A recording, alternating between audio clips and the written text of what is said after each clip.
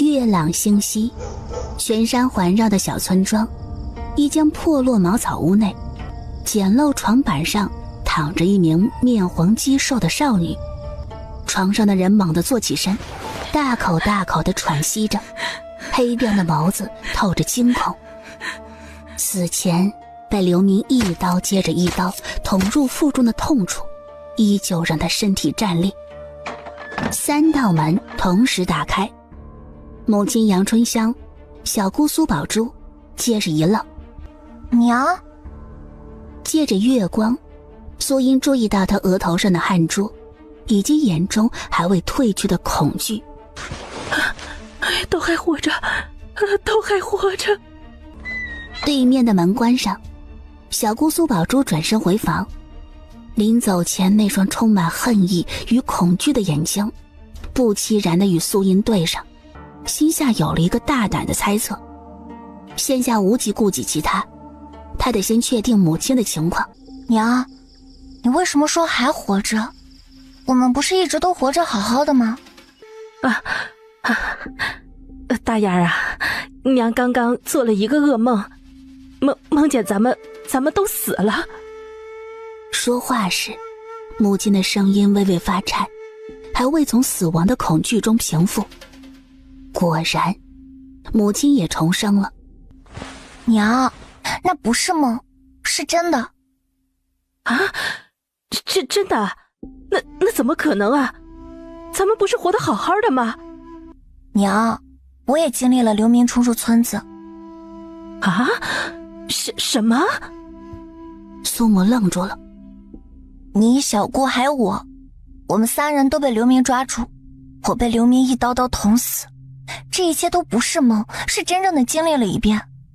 只不过老天爷开恩，让我们重新回来，改变了自己的命运。苏音尽量用他能理解的说辞，让他明白这件事并非单纯的做噩梦。他叫苏音，来自兰星华国，带着记忆投生在古代一户姓苏的农家。2岁时，一场高烧让他彻底失去了关于兰星的记忆。直到16岁那年，村里被流民冲入，家里人将他与母亲、小姑3人抛弃，任由他们被流民凌辱。在反抗过程中激怒了流民，被几个流民一刀一刀活活捅死，灵魂飘荡在空中，亲眼看着那群暴徒将他身体分尸。村中的青壮男人一个接着一个倒在血泊之中，一栋栋房屋燃烧着，火光中伴随着妇孺凌厉的惨叫声。少女们死前被痛苦折磨，死后被无情分尸。曾经安静祥和的村落，一夜之间成了炼狱。重生？对，就是重生，重来一次，重活一次。苏母抱着女儿嚎啕大哭，宣泄着自己的恐惧，自己的难过，被家人抛弃的难过。娘，别怕，现在一切都还来得及。苏母平复心情后，泪眼婆娑地看着女儿，不知道是不是自己的错觉，自己的大女儿大丫好像变了，变得不一样了。大丫儿啊，咱们得马上告诉你爹、你爷爷奶奶他们，告诉村里人啊。娘，你冷静点，你准备怎么告诉他们呢？难道你想要说你重生回来了，村子很快就要被洗劫了？你觉得爷奶他们会不会觉得你疯了？村里人会相信你说的话吗？村里神婆只怕会说你是被鬼附身，到时候将你绑在了架子上，当成鬼怪活活烧死。大丫儿，那咱们该怎么办啊？娘，重生这件事情谁也不能说，记住了，是谁也不能说。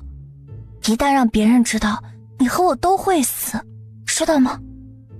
苏音严肃地说，上辈子他们的死亡，爷爷奶奶、大伯他们功不可没。苏母不住点头。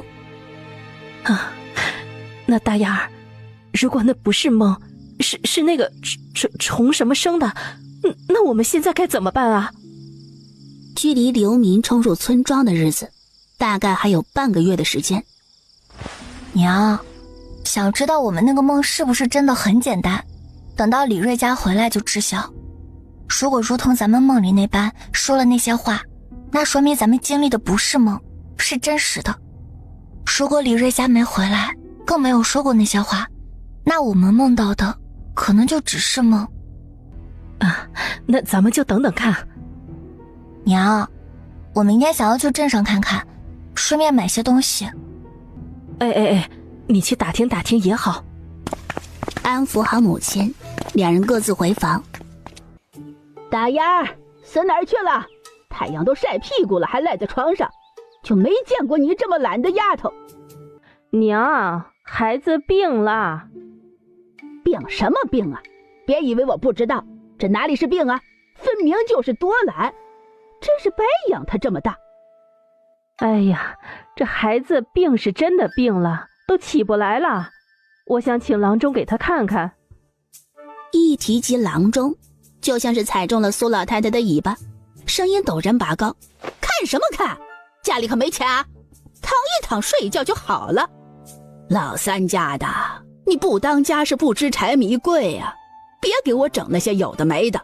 我们老苏家的孩子可没那么娇气，生个病就要请郎中，想请郎中，哼，下辈子投身到官宦小姐家去，我们家里啊没门儿。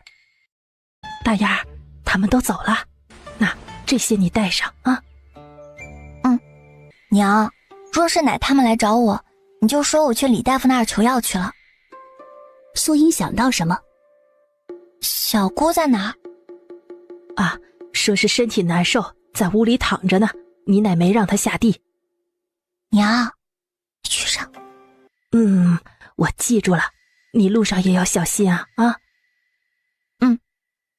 苏英出了院子，朝着县城所在的方向奔行。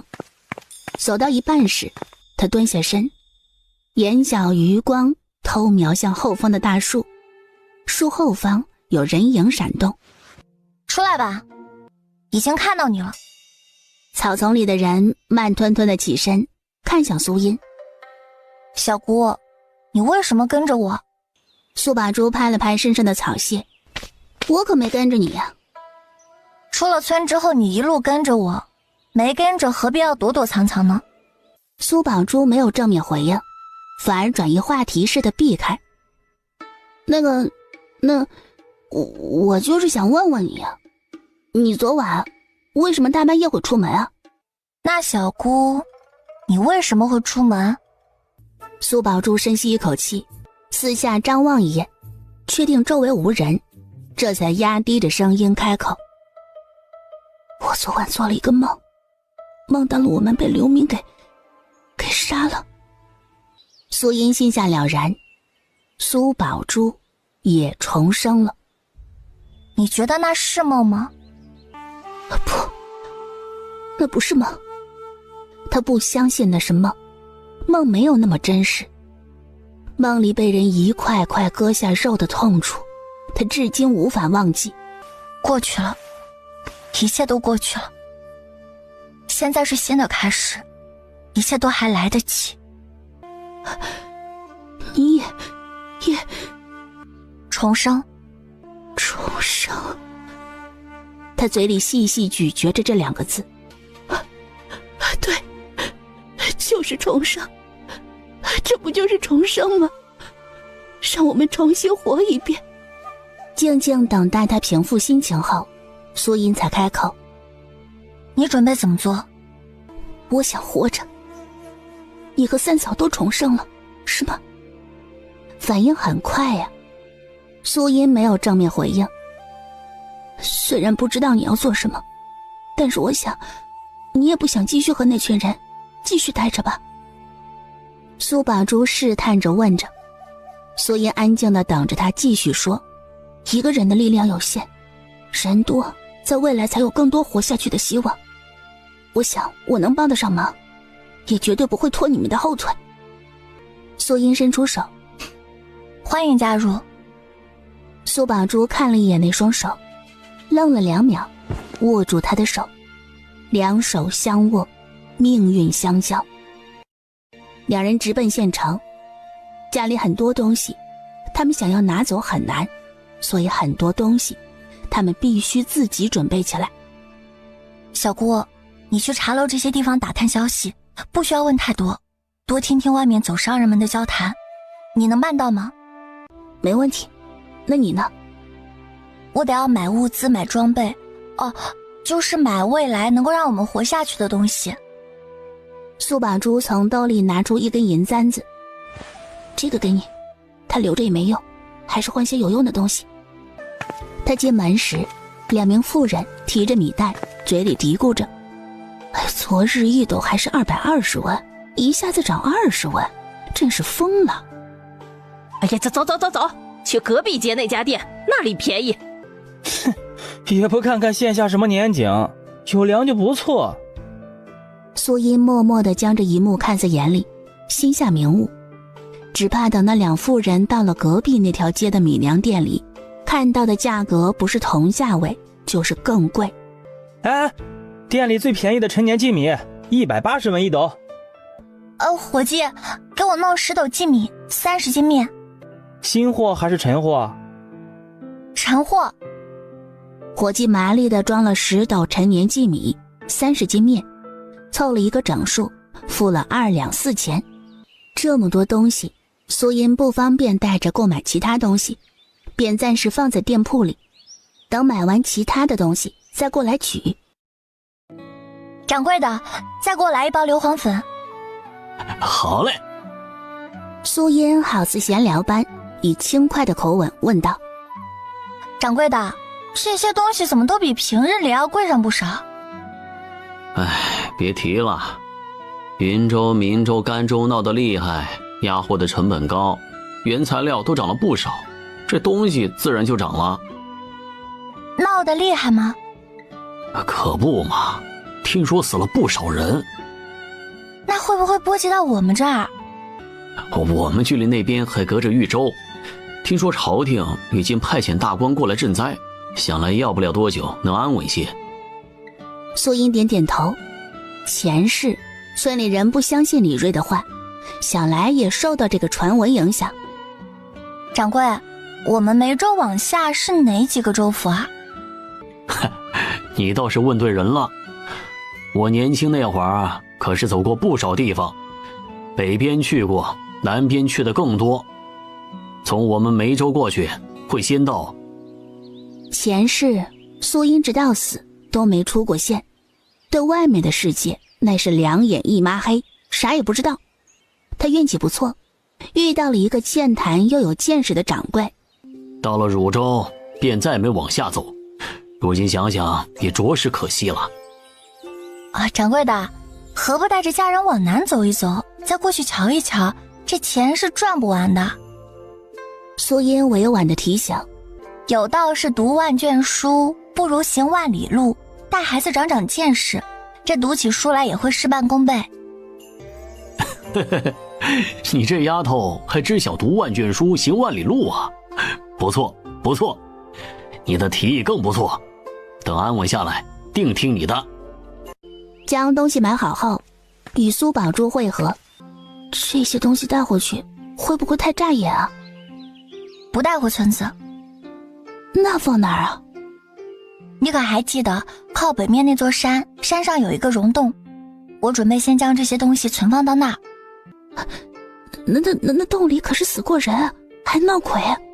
人可比鬼更可怕。苏宝珠想到前世死亡的场景，顿时不再犹豫。你打听的如何？可是我们2个州的明州那一带闹蝗虫，干旱的厉害。不过听说朝廷已经派遣了那个叫什么巡抚的官老爷去那边赈灾，茶馆里的人都找讨论那巡抚的事儿。还有呢？没有其他的。刚出城门口，苏音注意到路边的乞丐。那乞丐有什么问题吗？你有没有发现县城里的乞丐比之前要多了？还真是。苏音神色变得凝重。希望流民来的速度没变。一提及流民，苏宝珠的脸色变得煞白。两人不由得加快步伐。靠近溶洞时，苏宝珠的面色变得恐惧，有些不敢靠近，但见苏音大步往前走，只能咬咬牙跟着往前走。你小心点儿。他话音刚落，就听到苏音嘴里发出一声惊呼。我操！漆黑的洞里，一具白骨猛地映入眼帘，猝不及防之下，苏音被吓了一跳，苏宝珠也被吓了一跳。怎么了？没什么，洞里有一具尸骨。啊！苏音，要不我们换个地方？苏宝珠见苏音没有回应，正觉得奇怪，就听到苏音开口：“你等会儿。”借着火光，苏音仔细地打量了那具尸骨，身上的布料大部分已经腐烂不堪，但从剩余的布料碎屑明显能看出是丝绸材质，可见这具身体的主人生前富裕。苏宝珠在下面等了很久，不见动静，有些担心。苏音，下呢，我这就下来。苏音背着尸骨和银子从上方的洞里下来。你背的是什么？人骨。苏宝珠下意识地往后退了2步，但看到那木匣子，忍不住好奇问道：“那是什么？”你自己看看。苏宝珠狐疑，捣鼓了半天才打开木匣子。这银子，好多银子。这银子是他的，我们既然拿了人家的钱，理应帮他安葬。苏宝珠从惊喜中回过神，不住地点头，看向尸骨的眼神不再害怕，而是感激。对，银子你说的对。前面就是李家村，夕阳下，山村袅袅炊烟。苏音突然停下脚步。怎么了？苏音走到田埂里，往自己的身上，尤其是腿上抹上泥巴，脸上也涂抹了一点。你这是？我们现在回去，你娘定然是要刨根问底，我们先来对一下说辞。苏音将自己打算说了一遍，苏宝珠不住点头。进入村子，苏音将自己的手扶在苏宝珠肩头，一瘸一拐地往家里走。路上遇到人都是一脸好奇。大丫儿，你这是怎么了呀？啊，去山上采药摔了一跤，这腿给弄伤了。哎呀，这腿最要紧，养不好以后容易遭罪呀，以后走路可得当心着点啊。哎，姑侄两人刚靠近家门口，就听到堂屋里传来苏老太中气十足的声音：“那2个死丫头到现在还不回来，干脆这辈子别回来了。我们老苏家怎么养了这么2个好吃懒做的赔钱货？”哎呀娘，您消消气儿，那2个丫头玩累了自然就回来了。哎呀，只是苦了您的这份心了，以为他们生病心疼他们，让他们好好养着，没想到他们还跑出去玩了。哎呀，也不知道帮家里干点活儿，这样子以后可怎么嫁人呢？咯吱一声，两人推开庭院的门。苏母最先注意到女儿的惨样，紧张地冲上前。哎呀，大丫儿，你这是怎么了？娘，我没事儿，就是上山采药，不小心摔了一跤，脚给弄伤了，还好遇到了小姑，不然都不知道要怎么下山。苏老太听到动静，走出堂屋。你这个死丫头啊，好端端的上山采什么药啊？一点头疼脑热的又死不了人，怎么没把你摔死？娘，大丫也是想省点钱呐，都怪我这个当娘的没用，没钱给女儿看病才会如此的。她挽起袖子，默默地抹着泪。娘，孩子他娘有什么错啊？你骂我打我就是了，你别气坏了身子。苏老太瞧着3儿子护媳妇的样子，顿时气不打一处来。好你个老三，我只不过说了一句，你们这一家子干什么？这是想说我老婆子苛待你们一家。苏老三懦弱地低着头，不敢吭声。苏音垂下的嘴角不屑地撇了撇，这不明摆的事儿啊，整个李家村，谁能不知谁能不晓？还用得着宣传吗？好了，都别说了。老三，你带你媳妇孩子回去规整规整。好的，爹。苏母搀扶着苏音回到简陋的柴房屋，苏父去打水，屋里只剩下母女两人。娘，外面可能真的要乱了。啊，那可怎么办呢？你别急，那都是我猜测，也不一定准，一切看李瑞哥的事。不过我们得要先做更加充足的准备。苏母稳下心神。哎，娘都听你的。娘，等会儿呢，你和爷奶说一声，就说送我到外婆家住几天，那边有治疗跌打损伤的药。可你的脚？苏音朝他摇摇头。啊，没事就好。苏母松一口气。那行，过会儿我就告诉你奶他们。正在这时，苏父端着木盆进来。你去堂屋吃饭去吧，这边有我就行。苏父犹豫地看看闺女，又看看媳妇儿。你赶紧去啊，记得帮闺女拿点吃的啊。行，闺女你等着。苏英看着老爹离去的背影，这个爹什么都好，对媳妇儿好，对女儿好，但同样对父母言听计从，用他上辈子的话来说，就是典型的愚孝儿子。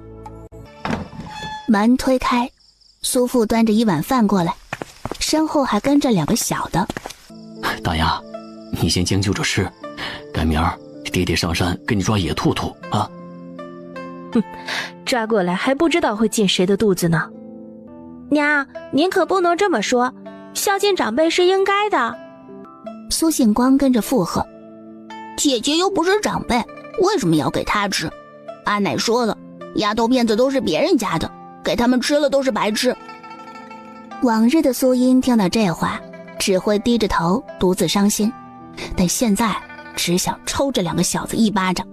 别听你阿奶胡说，茵茵是你们的姐姐，她不是外人啊。两个小子不以为意地撇撇嘴。阿奶说了，你一天天的不干活，就没必要吃白饭。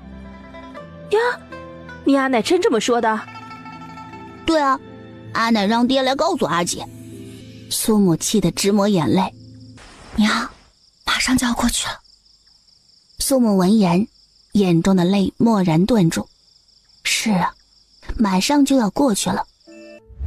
翌日，苏母请示了苏老太，果然，苏老太高高兴兴地同意了，巴不得将无法干活、只能吃白饭的苏音赶到舅舅家。离开村子足够远后，苏音终于能正常行走。两人返回山洞，取走银锭子，赶往县城。注意到小姑那紧张的模样，苏音忍不住提醒：小姑，你这样反而会让人怀疑，你别老是往背篓里看，咱们就当是没这笔钱。我这不是害怕丢了？放心，不会的。我们今日要买什么？买衣服。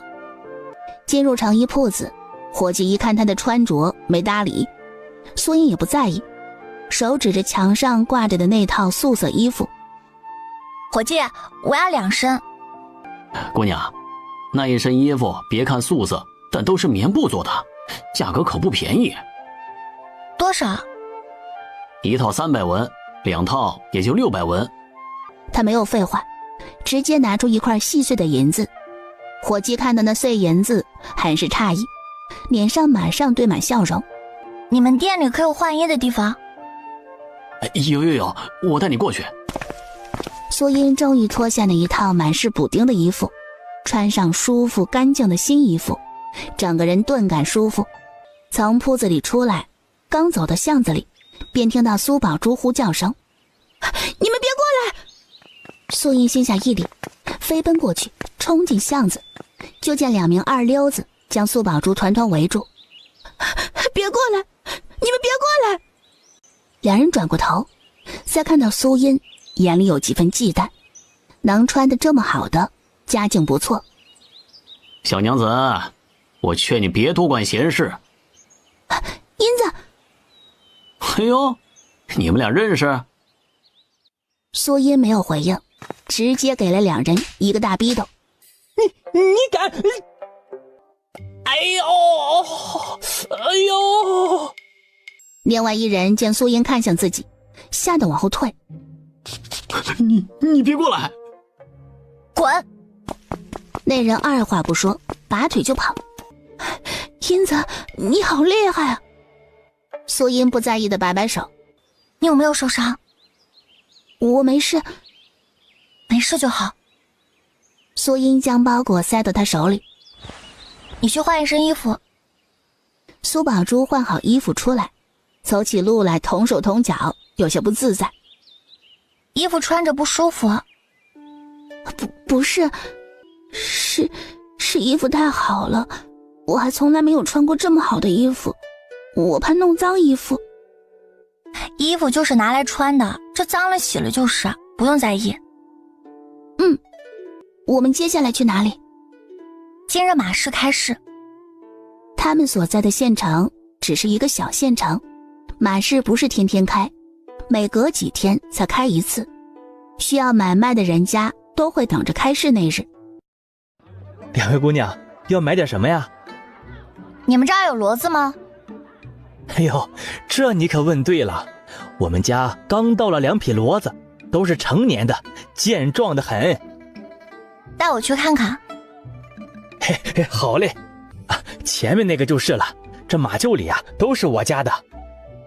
马厩有马，有牛，有驴，有骡，品种倒是齐全。你看我们这骡子，是不是很壮实呀？苏英检查过后，确定这骡子没什么大问题，这才开口询问。多少钱？55两。有点高了，50两。不行，50两我们就亏了。你诚心买，我也给你一个诚心价。54两。太贵了。哎呀，54两真的是最低价格了。这样吧，我给你额外赠送3袋草料。老板，这样吧你也不用给我便宜，你给我套一个板车外加3袋草料，如何？两人一阵讨价还价后，最终老板一脸肉疼的应下。两人牵着骡子先去了一趟布衣房，购置了几件厚实的衣服和被褥、麻布，又买了好些油布，再去之前李掌柜的药铺里购买了不少药品。你在这里看着东西，我去就回。你去哪里啊？苏英手指着对面的铁匠铺，铁铺老板见有客人上门，即便是女子也没怠慢。姑娘，你需要什么？你们铺子里可有长刀？有，这些都是，你看要哪种？有短刃吗？有。苏英挑选了3把短刃，将挑好的2把横刀、3把短刃放在面前，又挑选了一个不大的小铁锅。老板，算算多少钱？近2年不太平，价格上涨，这个价格也涨了不少。铁匠铺老板怕价格吓到客人，提前打了预防针后才开口报价。这横刀500文一把，短刃算你260文一把，锅呢也算你便宜点，100文，总共1两8080文。1两如何？哎呀，哪有那么多赚头啊？这样吧，那80文给你抹了。老板不用便宜，你送我2把柴刀如何？1把柴刀差不多50文，2把柴刀也就100文。行吧。付了钱，带上东西离开。这次购买的东西多，白日里不方便行动，等到夜色渐浓后，才敢往那座山上走。苏英在洞里找了一处相对平坦干燥的地方，在上面铺上了一层干草，再将草席放上，准备就这么凑合着睡个几日。第2日一早，赶着骡车前往舅舅家。苏英表姐，你怎么来了？他将目光落在那辆骡车上。这是……苏英将骡车赶入庭院。舅舅呢？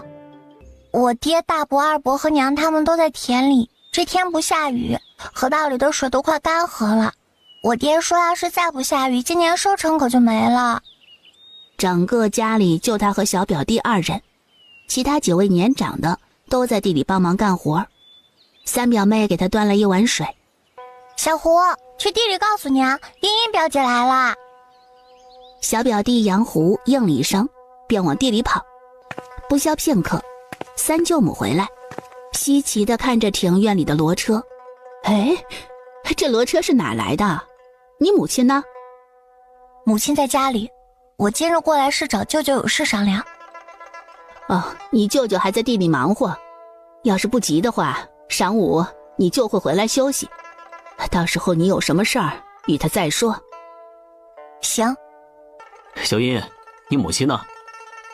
在家里，母亲让我过来同舅舅们商量一些事情。见外甥女一脸严肃，三位舅舅也跟着上了心。说吧，什么事？是不是你母亲被那一家子欺负去了？小舅舅着急问道。不是，大舅、二舅、小舅舅，前日我去了一趟县城，碰到了一名豫州来的商人。我听那商人说，云州那一带已经乱了，很多流民往我们梅州来，这些流民见人就抢就杀，那些人都已经饿疯了，听说了好几个村子都被屠。听那行商的意思，只怕很快就会流窜到咱们东土县，我们得要早做打算。你阿姨阿奶怎么说？阿姨阿奶不信，我的话他们从来都不信。三个舅舅一想到苏家那一家子的德行，一点都没怀疑。娘怕舅舅们不知道，所以让我来通知你们早做打算。事情太过突然，让三位舅舅有些不知所措。苏英继续道：这件事情太过重大，我也无法保证那商人说的就是真的。舅舅，你们若是有时间的话，可以到镇上去问问那些行走的商贩，或许能够打听得更清楚。这件事太过突然，我们也没听到风声。也是啊，太突然了。你娘怎么说？她看舅舅们自己的意思。苏英又补充一句：现在流民还没过来，咱们还有时间，7日之后舅舅无论如何决定，务必派人过来告知一声。今日来的目的是为了先给舅舅一家消化消息，慢慢接受消息。三舅妈留苏英在家里吃饭，被苏英拒绝，她得赶回去。没那么严重吧？许是小英听错了。是啊，说流民真闹那么凶，怎么外面一点风声都没听见？堂屋里所有人都不愿意相信苏英那个消息是真的。即便流民来了，咱们村团结一些，这将人堵在外面不就行了？料想那些人也不敢硬闯。从舅舅家回去的路上，趁着时间还早，去了一趟镇上，直奔猪肉摊。姑娘，要来点肉吧？我们家的豚肉价格是镇上最公道的。大叔，怎么卖？35文一斤，要来点吗？这些我都要了，能再便宜点吗？你说这些都要了？对。若你都要，每斤便宜你2文钱。都要。摊主高兴地称重。56斤，总共是1两8钱48文。苏英利索地付钱，将东西放到板车上。大叔，我还需要2个后腿肉，30斤的肥肉。我帮你留着，你明日过来取就行。只是这个肉我帮你留着，你得先付一部分定金，也不多，就2、3钱。没问题。苏英给了2钱的定金，拿着猪肉回去。次日一早，苏英独自背上背篓，早早地前往镇上。摊主一见他来了，笑着招呼：肉给你留好了，2个前腿肉，还有上好的肥肉。苏英付了钱，刚一转头，就见着街对面站着大伯苏孝勇和大伯娘卢氏。苏孝勇注意到妻子的目光，顺嘴问了一句：你看什么呢？刚刚我怎么好像瞧见苏音那丫头了？你怕是看错了，那丫头还在她舅舅家养腿，哪会出现在集市上？哎，别磨叽了，赶紧买东西。这次能不能考上秀才，就看这一次了。一提及头等要事，卢氏将疑似苏音的人抛诸脑后。这时，苏宝柱上山带来消息，李锐回来了。走，下山。将骡子拴在洞里，两人一前一后回到村里。刚一进村，就感受到村子里不一样的气氛。哎，你们说李家老三说的是真的还是假的？谁知道呢？外面都太平得很，哪里有乱的样子啊？依我看呀，李锐就是太大惊小怪了。万一是真的呢？哪有什么万一？难道你也准备抛家舍业离开？一说到这儿，许多人都哑声。故土难离，离了就是无根的落叶。李三小子，你是亲眼见着还是听人混说的？我是没见着，但是我有一朋友也是货郎，他是豫州人士，这件事是他同我说。他已经带着家人离开了，往南州那边避祸。我匆匆赶回来，就是想告诉大家赶紧离开这里，去南州那边避祸。李正说再不走可就来不及了，明日一早我便会举家迁移。李锐再混也不敢拿这种事来消遣大家。诸位听我一句，抓紧时间离开吧。李正叔，我有话要说。你想说什么？李正叔，我觉得李锐哥不是在危言耸听，我从舅舅那里听到了一些事情，我想与大家说一说。我就在驿站附近遇到了一个豫州行商的商人，那人说云州那边已经乱了，有流民要窜到豫州一带，他提前已经携带家眷离开，我就不太相信。进了县城之后发现粮价涨得太高太快，比去年要多得多，继而又观察到外地来的乞丐多了许多，再联想到那行商说的话，只怕梅州会受到流民的冲击。李正面色凝重。不会吧？难道真的要离开？咱们祖祖辈辈都生活在这里，这要是离开，辛辛苦苦买来的田地可都没了。是啊，到时候什么都没有了。恐慌的情绪弥漫在所有人的心头。正当这时，人群后方传来一道声响：一派胡言！哎呀，孝勇，你回来了。哎，孝勇兄，你比咱们都懂得多，你说说这事到底是不是真的？李叔、祖叔，小子不才，在东土县也有些人脉，认识一些人，听到的消息比那些道听途说的要准一点。李正和几位族老正为这件事拿不定主意。孝勇，你说说，这外面到底是个什么光景？方才还吵吵闹闹的村民自觉地闭上嘴，安静地等着他。他们说的过于危言耸听。我得到的最新消息，咱们巡抚大人准备整治云州等地的贪官污吏，还有那些哄抬物价的奸商。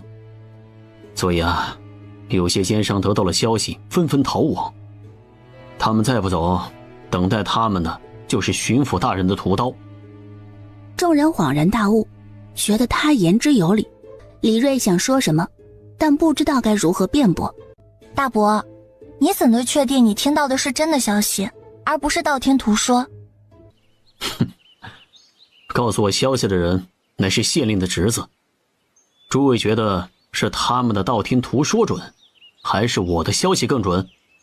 真是不知所谓。你们愿意相信便信，不愿意相信，跟着李锐家一同离去便是。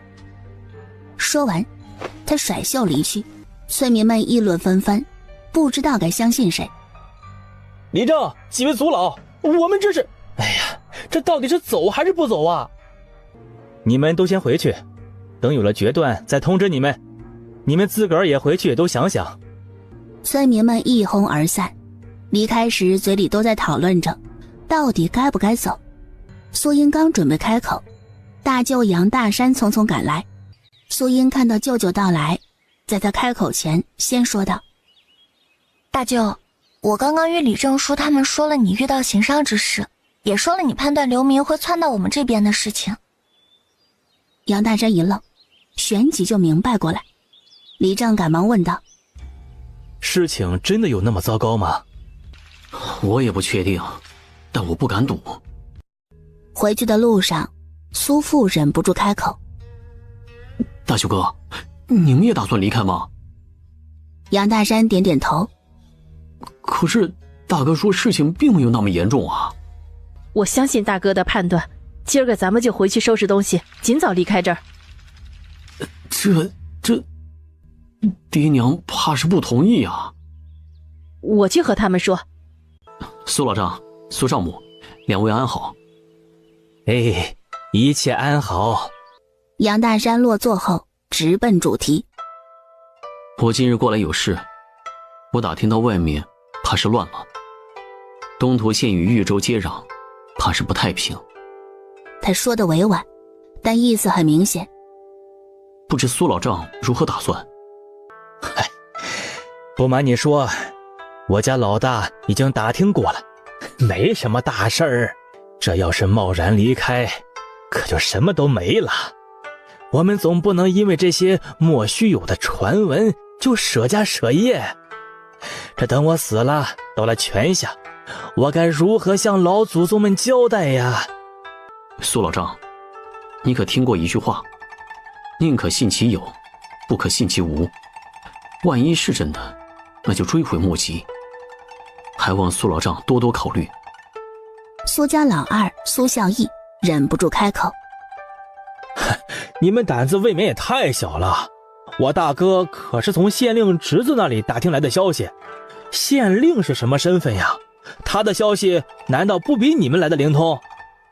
哎呀，我说大山兄弟，不要听风就是雨，你们呐，将心放在肚子里就行了，没什么大事儿。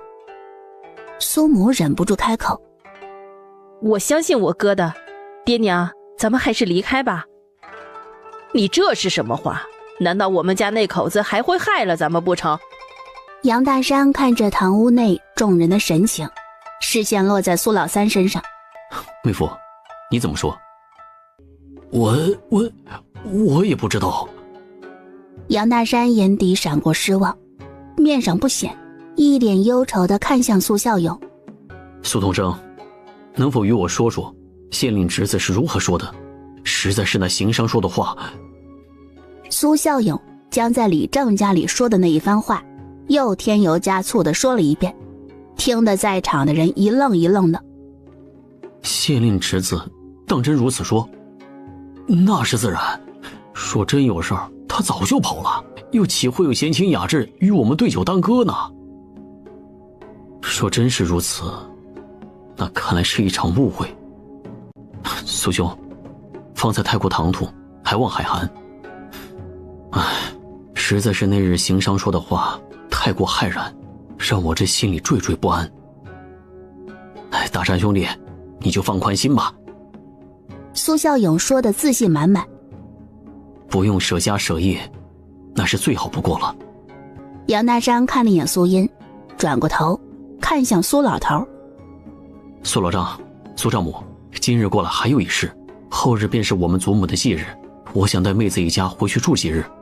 苏老太看向苏母：老三家的，你怎么说？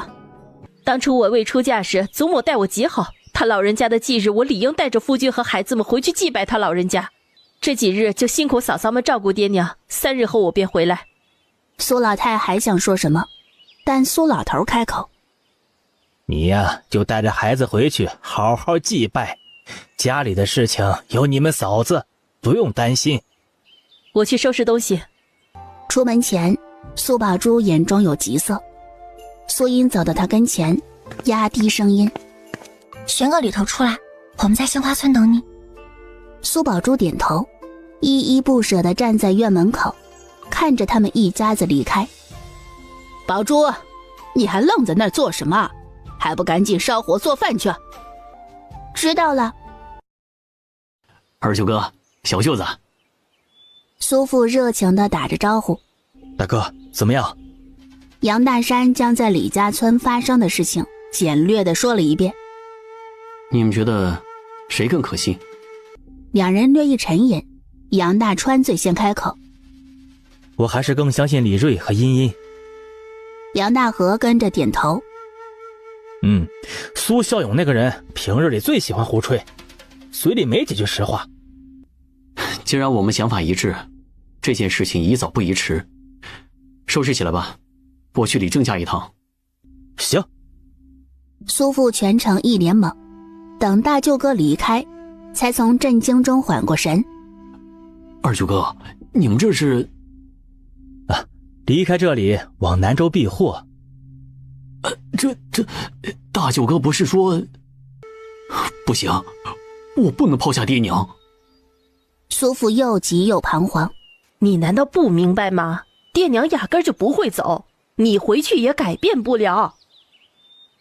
春香，那是我爹娘，我不能抛下他们。你抛不下他们，难道你要抛下我们母女4人吗？我……他下意识地低着头，不敢直面妻子。看着父亲的模样，苏茵心中叹了一口气，上前握住母亲的手。爹，我来劝劝娘。拉着母亲去了外面。英子，我不能眼睁睁地看着你爹去送死，你最有主意了，你帮娘劝劝你爹。娘，你难道忘记了吗？即便他们现在没走，那日也能安然无恙地离开。无论是爷奶他们还是爹他们，都不会死在那群流民的刀下。母亲的情绪平复些许，苏茵接着继续说道：我与爹说明我们去的方向，等到那日他们逃出之后，自然会想法子赶来与我们会合，到时候咱们又能待在一起，一家团聚。亲爹可以接纳，但苏家其他人那就别想。你说的对，方才是我急糊涂了。正在这时，2个小的急匆匆冲入堂屋。爹，大表哥说我们要跟着他们离开家乡，要去很远很远的地方，是真的吗？苏茵与苏母2人进入堂屋，苏父没有回应，倒是苏母先一步开口：以后你就跟着表哥他们不好吗？我不去。我也不去。阿奶果然说的没错，娘，你这是要抛弃苏家，你怎么能这么恶毒啊？我们是苏家人，才不要跟着你们走，谁知道你们会不会将我们卖掉？苏信光跟着说。这一句话成功让2个舅舅变脸。这话是谁告诉你的？阿奶说的。阿奶说的一点都没错，舅舅接我们来就没好心。苏母被气得说不出话，苏茵走上前，一巴掌落在苏信光的脸上。大丫，你这是做什么？爹，娘和舅舅对他们如此好，他们就是这样想娘和舅舅，难道他们不该打吗？他转头对着2个小的，面色阴郁。你们一口一个阿奶，别忘记了我们才是一家人。我们才不是一家人，你是别人家的。好好好，我们不是一家人是吧？你们2个蠢货，我告诉你们，在阿爷阿奶眼里，你们以为自己能比得过苏信志、苏信勇、苏信双吗？你们甚至还不如苏瑶、苏条2个女娃子，也就是你们口中迟早要嫁给人的外人。你们以为阿爷阿奶是真的喜欢你们？他们只不过是用你们来压榨爹和娘的工具罢了。你们非但是看不清楚，还愚蠢地做了他们的帮凶。你们真是蠢得够可以。如果有一天苏家人走投无路，信不信你们2个小的是第一个被他们给抛弃被卖掉的工具？2个眼下心盲的蠢货。你把他们当一家人，可别人只想着吸你血吃你肉。什么是一家人？一家人是相互扶持，那才是一家人。只想着利用你，只想着压榨你的，那不是一家人，那是吸血的蛀虫。一屋子里的人震惊地瞪大眼，就连嚎啕大哭的苏醒光也止住了哭声，整个人被骂得呆愣愣的。杨大川刚开始听着觉得外甥女骂得好，可渐渐的听着听着就觉得不对味儿，这好像有点指桑骂槐。我最后问你们一遍，你们真要跟着阿爷阿奶不跟着娘？苏信阳刚想开口，苏茵神情严肃：想清楚了再回答。我不要选，我要阿姨阿奶，我也要娘。你们必须要选一个。姐姐是坏人。苏父面有不忍，却被苏音狠狠一瞪，刚伸出手立马缩回。舅舅，你们去收拾吧，这边由我处理。爹娘，你们去帮舅舅一把。在苏父开口前，苏音补充一句：你明天回去也来得及。苏音招来表妹杨桃花和小表弟杨贵，让他们盯着苏信阳兄弟2人。你们自己好好想想，如果想要跟着阿奶，那明日就与爹爹一同回去。说完后，苏音不再管这2个小的，他找来小舅舅。小舅舅，你跟我去个地方。去什么地方？很重要的地方。茵茵啊，你带着小舅舅去哪里啊？马上就到了。小舅舅看着山头，看着前方出现的溶洞，露出惊骇之色。茵茵，那里不能去。小舅舅，人可比鬼更可怕。见外甥女如此大胆，作为小舅舅的人，杨大河心一横，硬着头皮往前走。这，茵茵啊，这是哪里来的？前几日捡到了一包银子，然后用这些银子购买了一些吃食。之前放到这里是想着在家里吃不饱，偶尔上山打打牙祭，能让自己吃顿好的。后面听到了那行商的事，我就想着要多买点东西，万一能够用得上呢。杨大河都不知道该说什么好，冲着外甥女举起一个大拇指。小舅舅，如果爹问起来，你就说这是你的东西。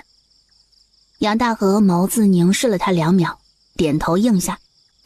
2人趁着夜色赶回杏花村。一入村子，村里灯火通明，所有人都在议论着刚收到的惊天消息。真的要离开吗？这家里的田地和屋子可就没了。哎呀，命要紧，那些户妇都逃了，我们再不逃，到时候也是个死。到外面或许还有活路。哎呀，走吧走吧，只要人还活着，这些东西还会有的。命没了，那就什么都没了。杏花村李正比李家村李正果决，与族中长老商议一番后，便定下了迁移南方避祸的决定。东西整理好后，所有人早早休息，明日一早便会出发。你们确定了要跟着爹回去？苏母双眸通红，不舍得这2个孩子。新阳、新光，跟娘走好不好啊？不好，我们要阿奶，阿奶能给我们好吃的，娘你不能。苏母还想劝，被苏英拦住。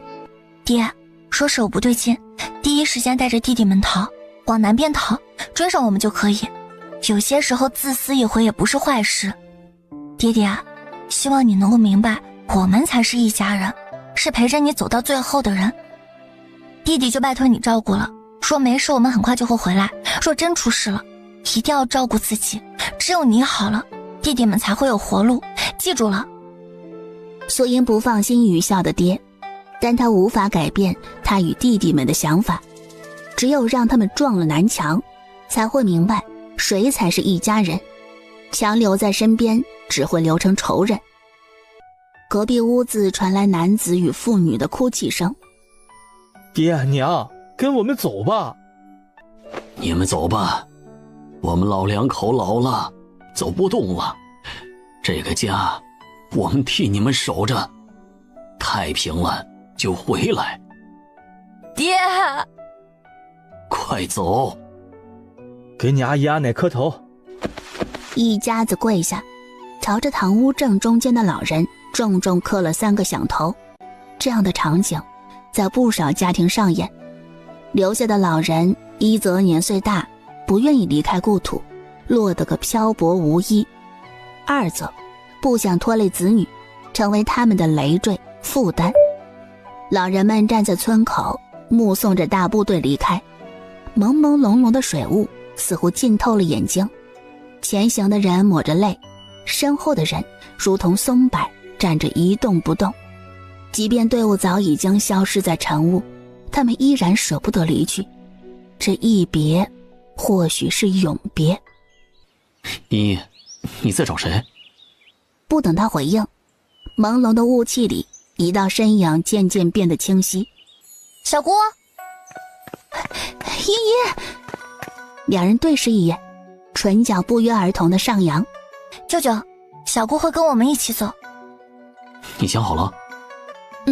想好了。那个家可没什么值得他留恋。英子，我想想都不甘心。苏英侧头，一脸问号。苏小勇，放心，我给他留了一个好东西。哎，你赶紧说说。他托人在后日的酉时一刻，将一份请柬送到大伯手中。请柬内容也很简单，以大伯时常挂在嘴边的好友名义，邀请他去郊外的庄子参加诗会。啊，茵茵，你太厉害了！苏家，你说什么？你媳妇儿和你女儿跟着他们走了？老三啊，你是不是蠢啊？你就这么眼睁睁看着你媳妇儿离开？我生个叉烧都比生你强。现在你马上回去，将他们带回来。两个妯娌在听到这个消息，好半晌才回过神。弟妹疯了吧？小叔子，你确定弟妹是跟着他们去逃难，还是他们在诓骗你啊？实则是将弟妹介绍给其他有钱的官夫。二嫂，你在胡说什么？哎呦，小叔子别生气呀，嫂子我就是猜测而已啊。毕竟昨日杨家大郎口口声声说带弟妹回去祭祖，可转眼就带着他们走了，这满口谎话的，谁知道他们和你说的是不是真的？万一学隔壁村二麻子那一家一样，来一个二卖女儿，也不是没那可能啊。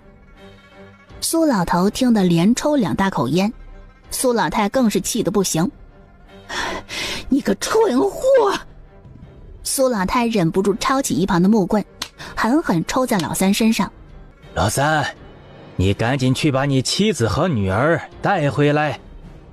老二，你跟着老三一起去，若是杨家不同意，你们直接说报官。等到老二和苏父两人赶到杏花村时，早已人去楼空，这让一直不太相信李瑞说的话的老二产生了质疑。老三，你说李瑞说的会不会是真的？不知道。我就不该问你，真是浪费我的口水。通过苏孝义的嘴，李家村的人也都知晓了杏花村的人都走。这一下，之前还犹犹豫豫的人家也准备结伴离开，去追赶李瑞他们。他们的举动让余下的人变得惴惴不安。娘，我们也要不要准备起来啊？我这心里有些不安。你什么意思啊？你这是相信外人，也不愿意相信自家人。我这不是……县太爷侄子说的，哪还有错？不听我儿子的，那些人迟早会后悔。苏老太嘴上这么说着，但心里也有些不得劲儿。见到一身酒气从外面回来的大儿子，忙凑上前。哎呦，儿啊，娘问你啊，咱们留在家里真的没事吗？娘，你就放宽心，别学那些蠢的。哦，对了，不是有人出售良田，你趁着这个机会压低价格多买几亩，等他们知晓消息错误回来时，你就是地主婆，让他们羡慕去。苏老太被儿子这么一说，眸光发亮，觉得他说的没错。走了约摸3个时辰，杏花村杨里正喊停，原地休息。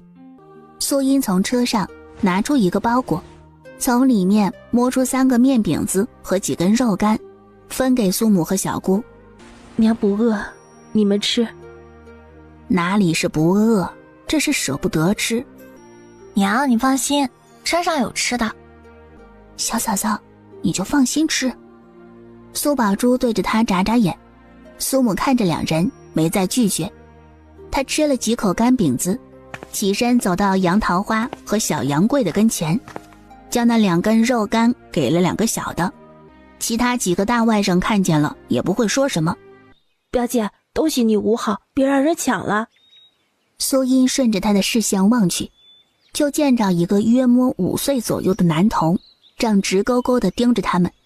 男童见他们看着自己，冲他们做了一个鬼脸，跑到夫人面前，扯着对方的衣袖撒娇：娘，我也要吃肉干。大壮乖啊，咱们吃面饼，面饼也好吃。我才不要呢，我要吃肉干。大壮将面饼扔到地上。娘，弟弟不要了，我可不可以吃一口，就一小口？这话就像是触怒了夫人，抬起手一巴掌打在他脸上。吃吃吃，整天就知道吃，你是饿死鬼投胎啊！家里就这点吃食，你不紧着你阿爷他们，你倒是会享福。赶紧替你弟弟扇扇子。女孩顶着红肿的脸，委屈的不敢哭，拿起蒲扇给弟弟扇扇。大丫姐真可怜。小杨贵低声感叹一声，一看这种情形，也知道这孩子在家里的日子不好过。李正家长子杨金走来：大山兄，我爹让你过去一趟。什么事啊？商量后续的路程怎么走。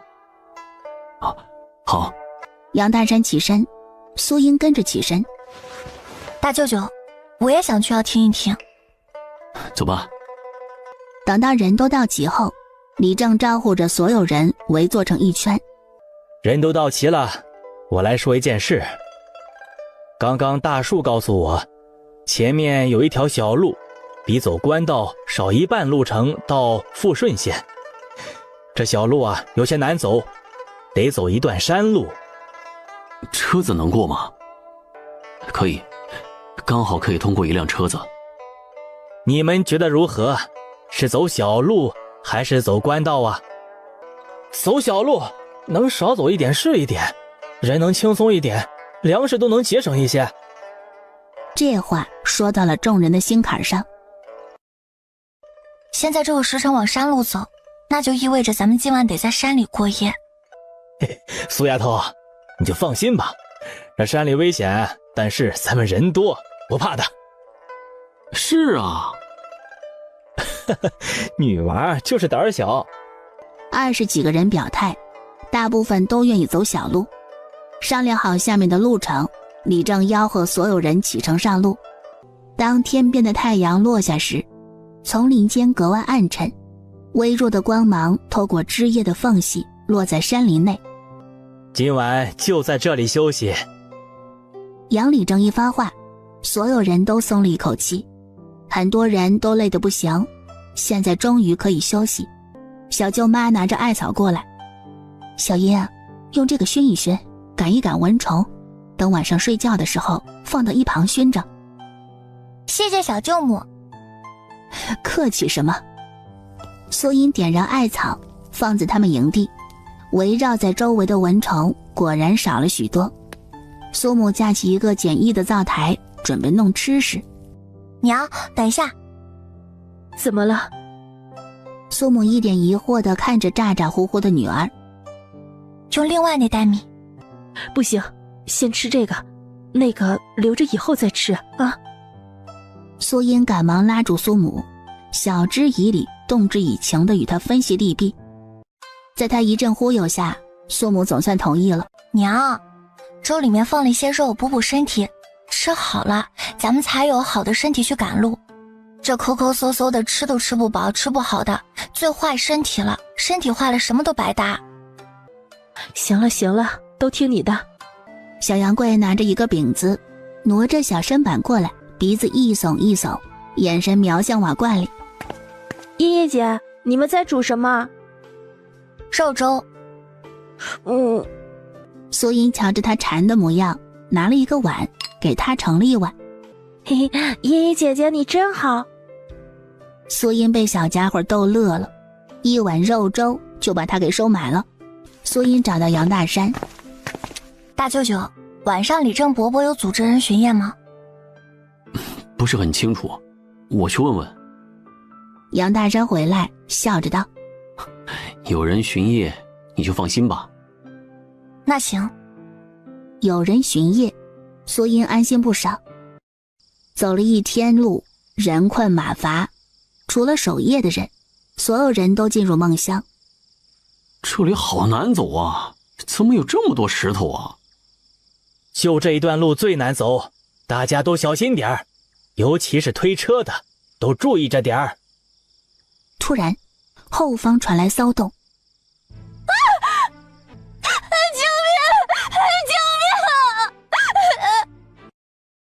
苏音猛地睁开眼，噩梦吗？他拍了拍脸，怎么啦？做噩梦啦？算是吧。梦都是反的，别放在心上。苏音轻应了一声，倒也没纠结这事儿。第一天露宿野外，许多人都不适应，加上晚上蚊虫多，没有几个人能睡得安稳。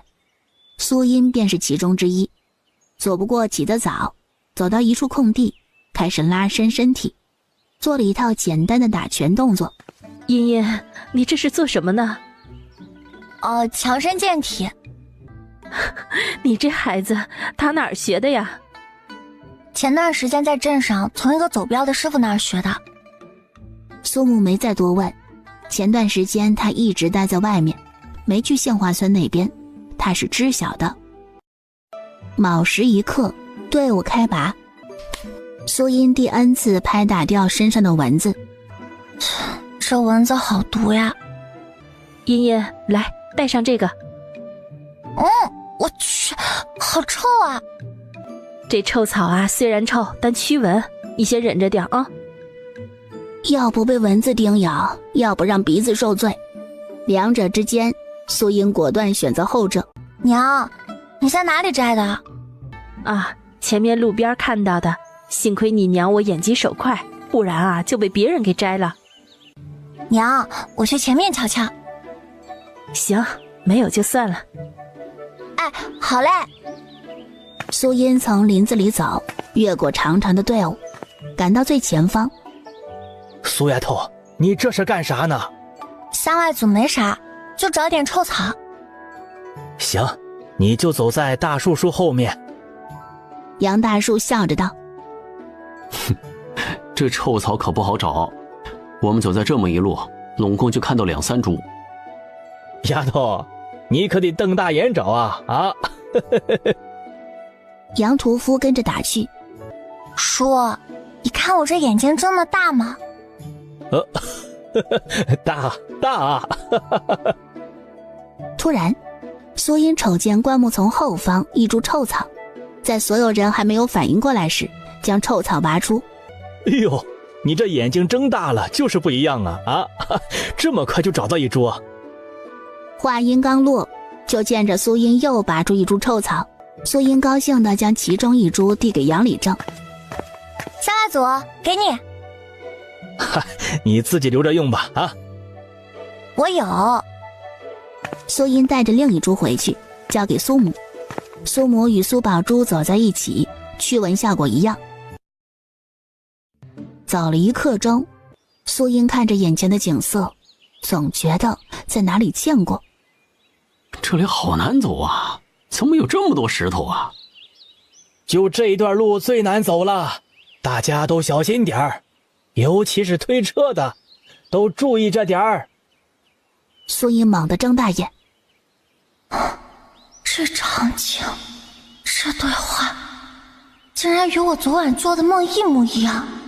莫不是警示，又或者说是预知梦？等会儿看看便是。苏音想到了队伍后方会窜出猛虎，转身往队伍后方走。娘，我去后头看看。行，注意安全啊。根据梦境显示，猛虎最先窜出的位置是在尾部，他走到队伍的后方。苏音找到了二舅舅。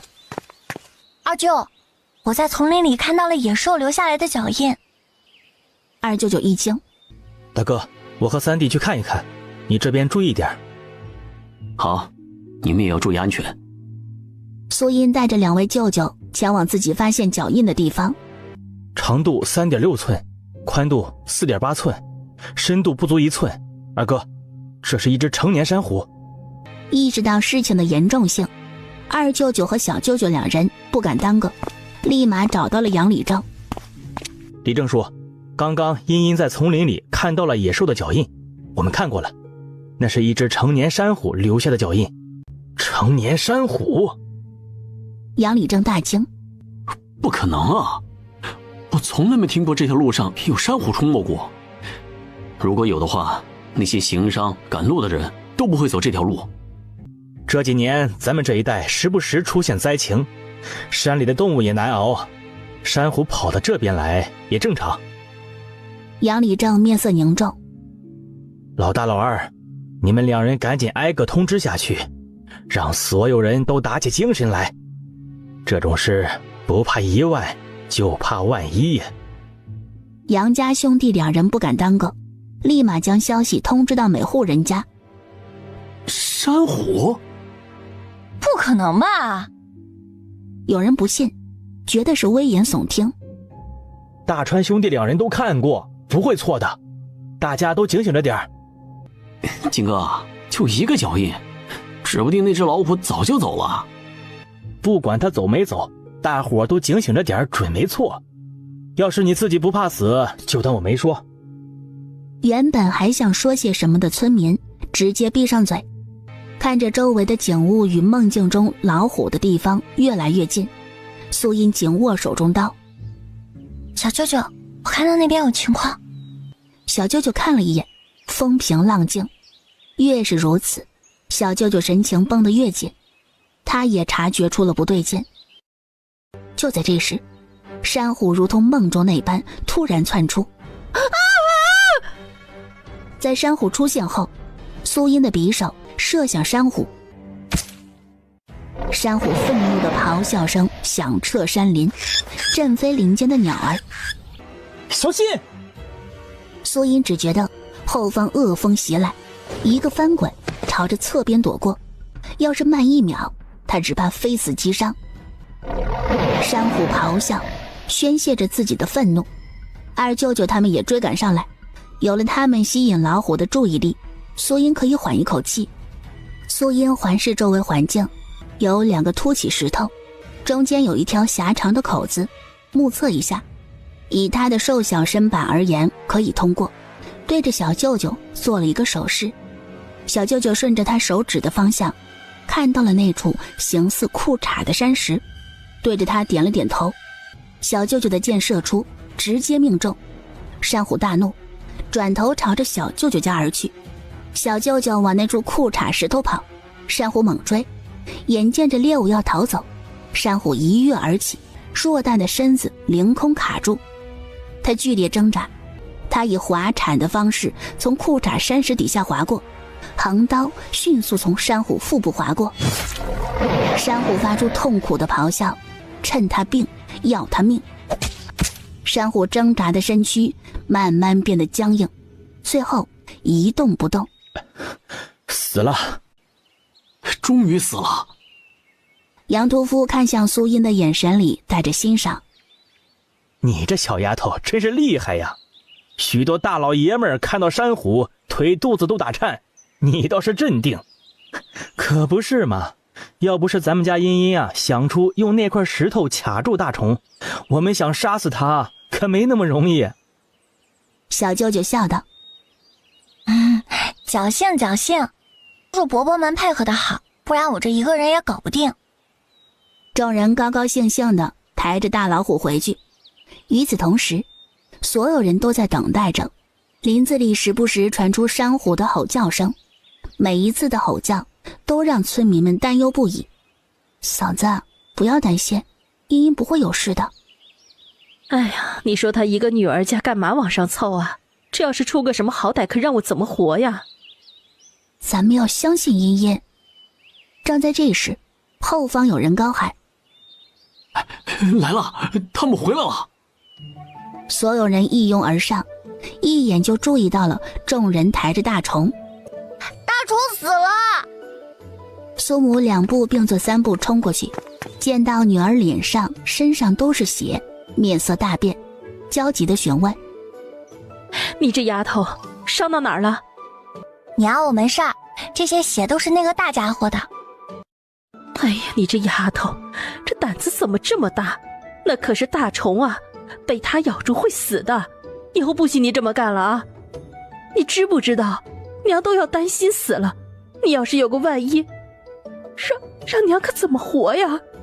苏音一把抱着苏母：“娘，刚刚太紧急了，我没想那么多，以后我不会了，一定考虑好了再出手。”“再出手？”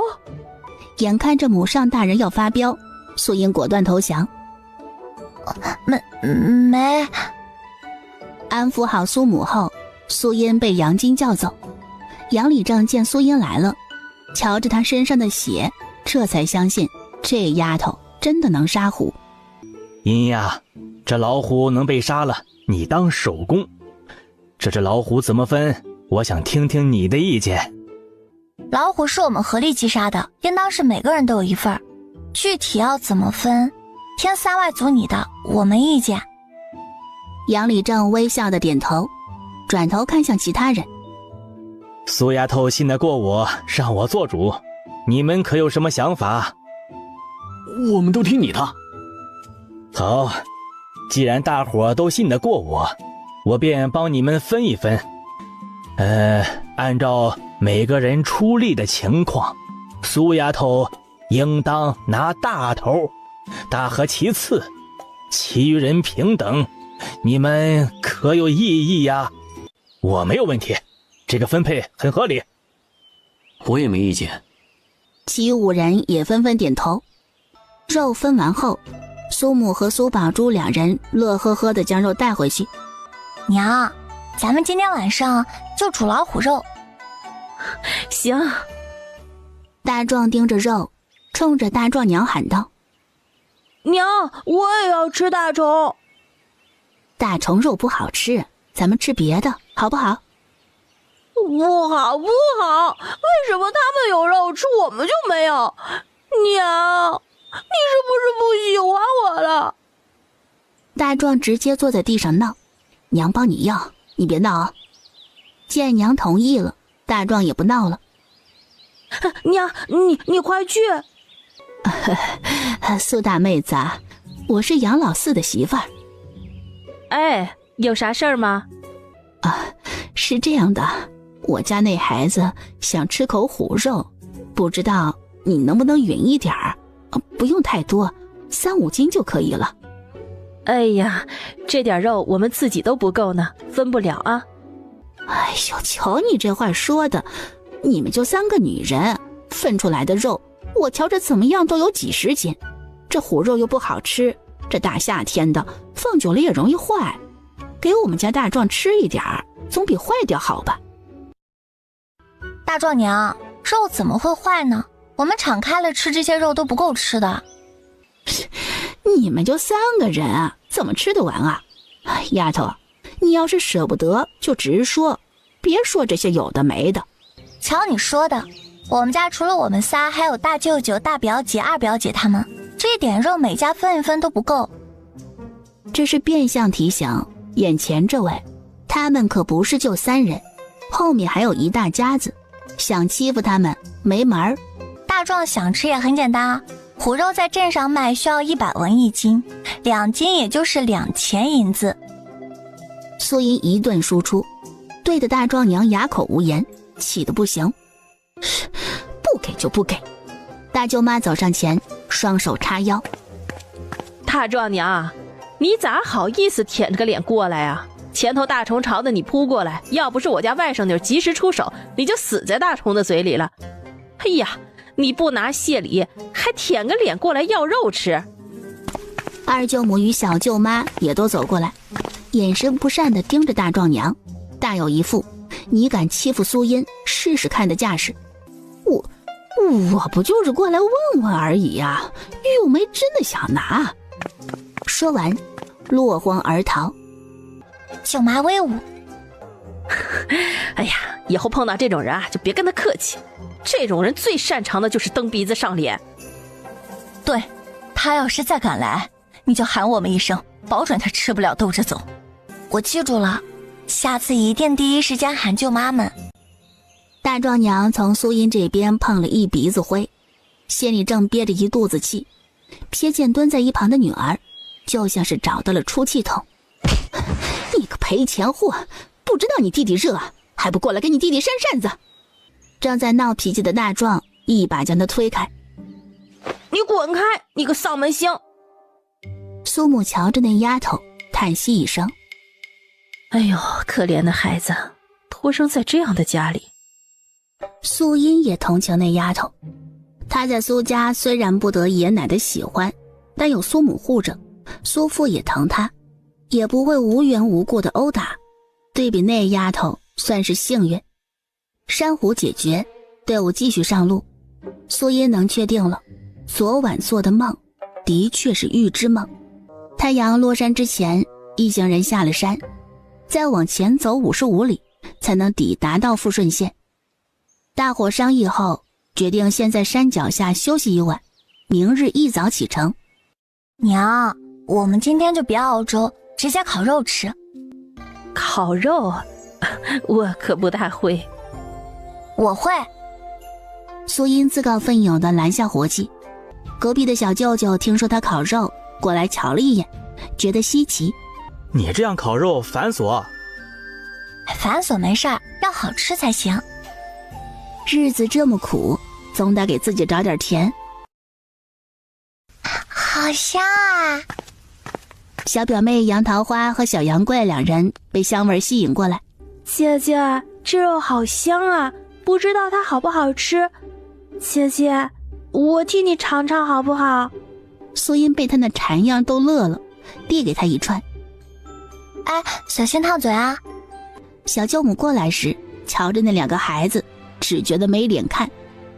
哎呦，你们这两个死孩子，家里不是有烤肉啊，还跑到姑母这里来蹭吃蹭喝。娘，茵茵姐姐烤的肉好吃。小舅母又好气又好笑，回去提溜着一串肉过来。那一串肉少说有5、6斤。行，让你们的茵茵姐姐帮你们烤。两个小家伙高兴地直拍手。吃饱喝足，烤着火堆，不为取暖，而是为了驱赶野兽。一夜无事，苏音期待的预知梦也没有出现。寅时5刻，天还蒙蒙亮，营地四周响起了叮叮咚咚的声音，不少妇人已经起来做招食。早上吃的简单，粥配上咸菜，这咸菜是大舅母送过来的。用过招食，队伍在卯时启程，朝着富顺县出发。队伍刚走到官道上，身后传来一阵马蹄声，就见着一队马车匆匆从队伍旁边飞奔而过。马车溅起的尘土让人不适。这些人怎么回事？驾马的速度这么快，你不怕撞到路上的行人？有村民不满地嘀咕着。大舅，我总觉得这情况不对。的确有点不对劲了，似乎有什么东西在后面追赶他们。对，就是这个感觉。哒哒哒的马蹄声再度从后方响起，远处又有一队人马朝着这边而来。对方也看到了他们这支队伍，稍稍放慢了速度。苏音站在一侧，朝着队伍挥挥手。领头的护卫警惕地看向苏音。有事？这位大哥，可是豫州出事了。那人没有回应。别误会啊，只是瞧着诸位行色匆匆，故此一问。领头的护卫看了一眼他们的队伍，又看看他们这群人，虽然穿着破烂，但胜在干净整洁，每个人脸上和神情都带着光彩，与豫州那边遇到的流民完全不同。云州、甘州等地的灾民在豫州发生民变，暴民正朝着梅州而来。杨大山等人惊得瞪大眼。不是说朝廷派遣了巡抚过去吗？为何会民变？这个我就不知晓了。那些暴民已经屠了许多县城村落，你们最好快些离开此地。多谢。等他们一走，周围几家听到原委的家庭都慌了。这可如何是好？我们是不是也得赶紧走啊？杨大山与苏音寻到了杨礼正，将情况说了一遍。苏丫头心细，方才我也觉得奇怪，但是没想到事情严重到这种地步。那可是民变，这意味着乱世即将到来，社会动荡。这么慢悠悠的走，必须得下快小城。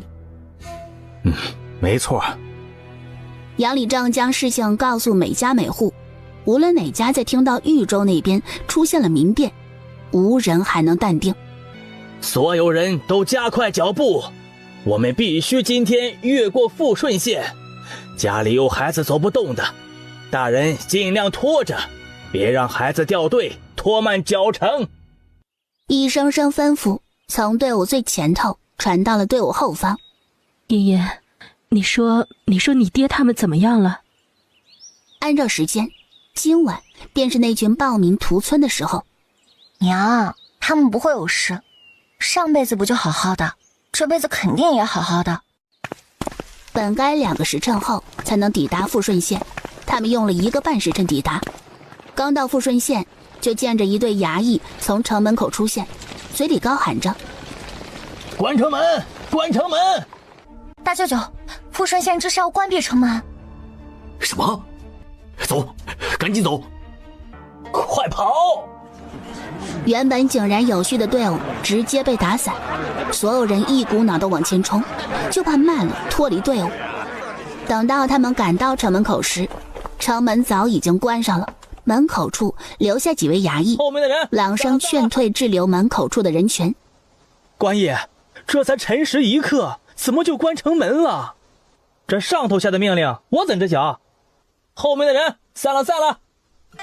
官爷，行行好，我得进城给我孙子请大夫啊！哎，去，你即便进去了，请了大夫也出不来。杨礼正走上前，在衙役呵斥前，悄咪咪地将几个铜板塞到他手中。衙役的脸色瞬间缓和不少。官爷，我是杏花村的李正，后头那些都是我们村的人，我们准备去永清县，不知可否通融，让我们过一过呀？哎，不是我不通融，是上头已经下了命令，谁来都不开门。那可否告知这突然关城门的缘由啊？民变了，县太爷为了保证县城百姓的安危才会做出决定，你们呀且快离去，免得遇到那群暴民。多谢。杨礼正一回来，众人围上前。如何？对方可通融？杨礼正摇了摇头。那为何突然关城门？这是在防暴民，这里很危险，我们得赶紧离开。众人哗然。之前听到民变，不少人总是怀着希望那只是那些人的猜测，或者说小题大做。但富顺县却清楚且赤裸裸地将事情摆在眼前，让心存侥幸的人再无半分侥幸。乡外族，苏丫头有事儿？苏音点头。路上我们遇到的队伍，他们的速度都很快，一路疾行，可见是后面暴民的速度不会太慢。我们现在拖家带口，很多人家都是单靠着人力拉着所有家当，按照我们现在的速度，暴民很快就会追上我们的。苏丫头，你提醒的对，有些东西是时候做出取舍了。既然有了决断，杨礼正也不是拖拉之人，立马将所有人聚集在一起。李正，咱们不是要赶路？是啊，得赶紧走了，万一被暴民给追上，那可如何是好？杨礼正抬手，议论声渐渐变低。你们也都看到了，现在情况非常紧急，那些富户都逃的逃，咱们这些小老百姓得靠着双腿逃出去，走路慢，比不得富户们的马车，更别说大家伙都是靠着人拖着一车子的家当。这2日走来是有多累，走得多辛苦，都不必我多说。现在情况危急，后面的暴民随时都会追上来，咱们要是还是走得这么慢，迟早要被暴民给追上，到时候别说东西了，就是命能不能留住都是未知数。我说的是不是这个理儿啊？李正，你这是要我们把家当都丢了？不是让你们把家当都丢了，是把不需要的东西都扔了，带一些重要的东西就行。这些东西都是重要的东西啊，扔哪个都不行。这话说到了许多人心里。是啊，这些东西都是要用到的，没什么可丢的。大不了咱们推得快点，绝对不会耽误赶路。妇人叽叽喳喳说着，不知道是在说服李正，还是在说服自己。哎呦，这天杀的，老天爷不长眼啊！哎，小命要紧，等以后稳定下来再置办吧。哎呀，这世道人都活不下去了，就别心疼那些物件了。大壮娘跟着一起骂，骂着骂着，眼角余光瞥见坐在一旁吃饼休息的苏音3人，视线移到了他们的骡子上。大壮娘朝着苏音3人走去，一靠近，脸上立马堆满了谄媚笑容。苏丫头啊，这一路走来，婶子我算是看出来了，你是最有本事的，我家那口子都不如你，他要是有你这个本事，我晚上做梦都要笑。苏音没有说话，直接当耳旁风。哎，现如今这日子难，从家里带出来那一点家当，本就是家里抠抠搜搜挤出来，你说这扔掉是不是很可惜？苏音依旧没有说话。苏丫头啊，婶子能不能给你打个商量？我家多出的行李放你骡车上，我瞧着这骡车还能放不少东西，邻里之间的互相帮助不是啊？你是个心善的，想来不会拒绝的，对吧？苏音压根不吃他这一套。我拒绝。你！大壮娘瞪眼，万万没想到这丫头拒绝的如此生硬，都不带一点委婉。你这丫头怎么不知好歹啊？你是在说你自己吗？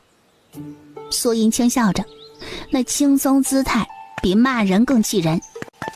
大壮娘，你又来欺负我家外甥女。大舅母听到动静马上赶来，眼神不善。小舅母、二舅母跟着一同出现。哎呀，之前我说的话你是半点都没放在心上啊？啊？有我们在，你就想欺负我们家茵茵？是不给放就不给放，凶什么凶啊？哼，还好意思说是邻居，真遇到事情都指望不上你们。大壮娘甩袖离去，大壮爹瞧着他碰了一鼻子灰，非但没安慰，反而埋怨着。我就说了行不通，你偏要去受气。但凡你是个有本事的，也不会让你媳妇儿受委屈，你还好意思怪我？眼看着夫妻2人要吵起来，一直当透明人任由着他们胡闹的大壮爷爷奶奶出声制止。都别吵了，现在什么时候？咱们在逃命呢。你要是有本事，也同桂花村李儿媳妇一样，去娘家拿钱给你相公买骡子牛。大壮娘撇过头不说话。他们这边的闹腾并没有引起大伙的注意，所有人都忙着事情，可没时间去管他们一大家子那点屁事儿。大伙将不要的东西都放在道路两侧，有人若有需要也方便拿去。启程！从日头一直走到日落，杏花村人都没停歇。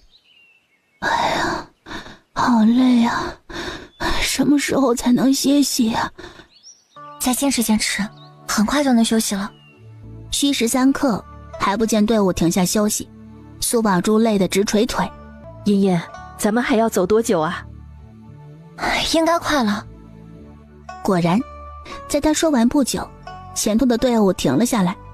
所有人在知道可以休息了，一个个赶忙寻找地方安营扎寨。娘，今晚上的晚饭咱们吃干的吧？行。娘，煮粥的时候上面放几块虎肉。苏音倒不是吃不下干饭，而是肉得吃掉，再不吃完就坏了，更别说留到后头吃，太扎眼。苏宝珠看着他的操作，忍不住问道：这样能好吃吗？不知道，试试看。随着时间，锅里米饭和肉开始煮熟，米香与肉香混合一点点香料的气味一同飘出，闻着感觉还挺不错。三人早就饿得饥肠辘辘，饭一出锅，三人迫不及待炫饭。好吃，茵茵，还是你会做饭。苏音也觉得很好吃，也不知道是饿极了觉得好吃，还是他本来就很好吃。大壮瞧见苏音一家有肉吃，又开始闹腾，天天吃肉，吃不死你，姓苏的没一个好东西。大壮乖啊，等到了下一个镇上，娘给你买肉包子吃，保准比他们现在的吃得好。苏宝珠一脸满足地摸着肚子，突然一个小小的身影凑到他们跟前。宝珠姑姑，真的有那么好吃吗？好吃啊，你今日咋没来啊？娘不让。下次姐姐给你留点儿，你娘肯定不会说的。真的？当然啊。小杨贵高兴了，殷勤地帮着他们收拾东西。弄完后，三人也累得不行，躺在草席铺盖的地上合衣而睡。赶了一整天的路，所有人都很疲惫，营地里四处响着如雷的鼾声，有人睡得香，有人却难以入睡，原因无法，担心家里的人。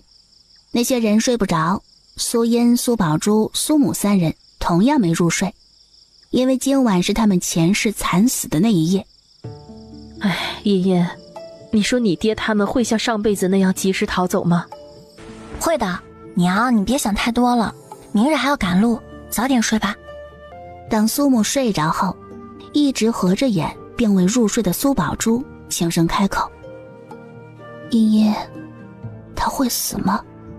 死对他而言或许是最痛快的事，生不如死才是最好的惩罚。怎么说啊？苏音小声与他分析。苏宝珠听完后眸光大亮。李家村酉时一刻时，大伯苏孝勇收到了请帖，欣喜若狂。家中原本因着村里不少人的离开而忧心忡忡，如今见着那请帖，提着的心彻底放下来。苏孝勇在收到请帖后，大房媳妇卢氏和二房媳妇李氏屁颠跑到村中与人分享这个好消息。留在村中的人在听到这个事儿，一个个脸上露出了笑容，尤其是跟着苏家人以最低价格购买田地的人家，更是笑得合不拢嘴。等听到信儿回来后啊，指不定肠子都悔青了。可不是嘛，到时候李瑞家的还有苏家三房的就哥几个，指不定要被他们戳着脊梁骨骂，以后的日子不会好过。之前听到苏家老三媳妇女儿还有苏宝珠那丫头跟着走了，我这心里还担心着，差点也跟着离开，幸亏我家男人不走。还是咱们聪明，知道该听谁的。爹，刚刚苏家那边传来消息，苏家老大去参加诗会了。这个节骨眼上，镇上那些富家公子哥们还有闲情逸致举办什么诗会，定然没事。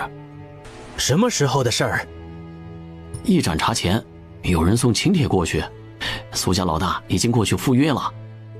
爹，你这下可以将心放到肚子里了。说着，他看向老五和老三。依我说啊，之前就不应该听你们的，将家里不少粮食放到山里去。现在没事了，还得费力气将那些食物和家当搬回来。大哥，你没听过一句话叫防患于未然？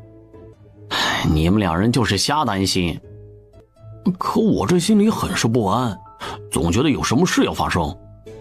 李李正看着这两个儿子，你们两个带着自个儿媳妇儿和几个孩子去山上住几天，什么时候觉得山下安全，什么时候下来。爹，爹。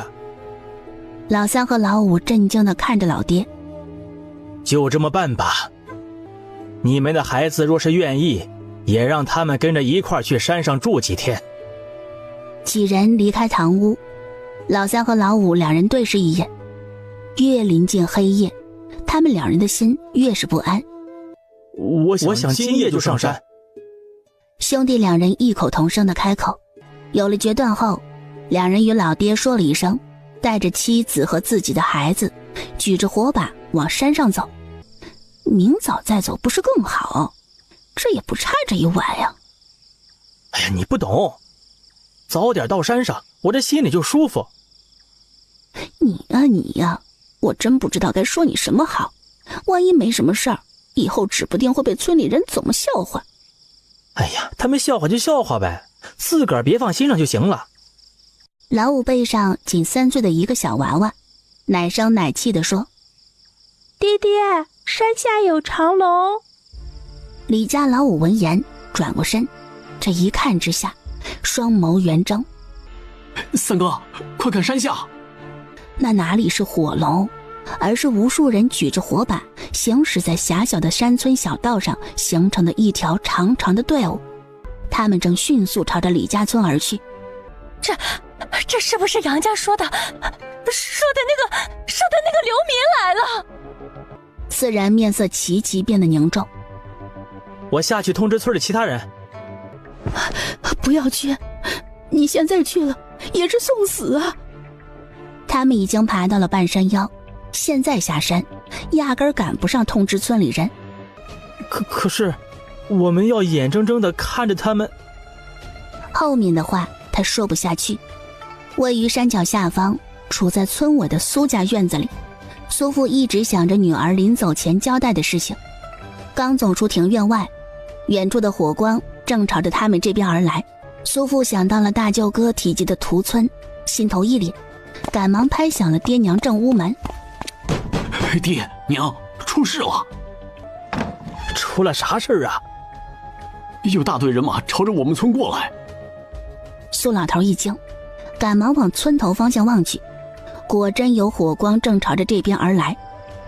赶紧叫所有人起来，收拾东西往山上跑！苏父赶忙拍响了二哥和大嫂的房门。赶紧收拾东西跑！苏老头见他们动作慢，冲着几人喊道：就带上最贵重的东西，带上粮食，其他东西都不要带，赶紧走！娘，爹还没回来，咱们走了爹怎么办？经过苏瑶一提醒，众人这才想起家里还少了一人。不行，不能走啊！孝勇还没回来呢，咱们走了他怎么办呢？大嫂，你不能这么自私，难道你想让我们留在这里等死？你要等死你自己等着，可别拉上我们。爹娘，那可是孝勇啊，是咱们老苏家光耀门楣的希望啊！要是他回来后找不见咱们，可如何是好？苏老头和苏老太两人心疼自己的宝贝儿子，正在为难之时，瞥见了牵着牛的老三。老三，你留下来等你大哥，若见他来了，带他来找咱们。苏父刚准备点头，脑海里蓦地想起了女儿说的话，视线看向尚且年幼的儿子。只有你好了，弟弟们才有活路。这句话不断在脑海里回荡。爹娘，我们先离开再说，再这么纠结下去，那帮人来了谁也走不了。苏父第一次没有顺从爹娘的意思，直接拒绝了。是啊，先离开再说。三弟留在这里，一旦被那群人发现，小命就没了，更别说等大哥了。爹娘，咱们路上做个记号，以大哥的聪明，看到后必然会跟上来。大嫂，你要是担心，你留下等大哥好了。卢氏顿时不敢说话。二老纠结了一会儿，拍板：走。苏家人牵着牛车，借着月色往山上走。睡眠浅的人家听到村口的狗吠声醒来，有人提着灯出来，在看到村口方向的火光时，吓得三魂七魄皆飞。不好了，流民来了！这边的动静吵醒了隔壁几家，纷纷亮起了一盏盏油灯。李二麻家出了什么事儿啊？不知道，我出去看看。二麻，出了什么事啊？流民来了！只一句话，让他瞬间清醒过来，吓得转身就跑，敲响主屋的门，喊家里人起来。快收拾！有小子跑到庭院外查看，长长的火龙距离村子只有几百米。爹娘，他们马上就到了！李二麻冲着还在收拾东西的女人们喊道：哎呀，别收拾了，走，马上走，那些东西都不要了。每个人身上都背着包袱，仓皇逃跑。隔壁家见李二麻走了，也不敢耽搁，忍痛舍家当，只带上贵重物品跟了上去。李二麻见男人手中举着火把，一把将他的火把打下，踩灭。你想成为他们的靶子吗？他对着跟上来的人说道：想要活命就不要出声，都看紧自己的孩子，若是他们的哭声惹到他们的注意，别怪我们丢下你们。在这个时刻，没有人反驳，妇人们都抱紧自己的孩子，行色匆匆朝着山里跑。100米的距离，顷刻间就到。第一户人家听到动静，刚走出门，一把锋利的刀从他面前划过，还来不及发出声音，人轰然倒下。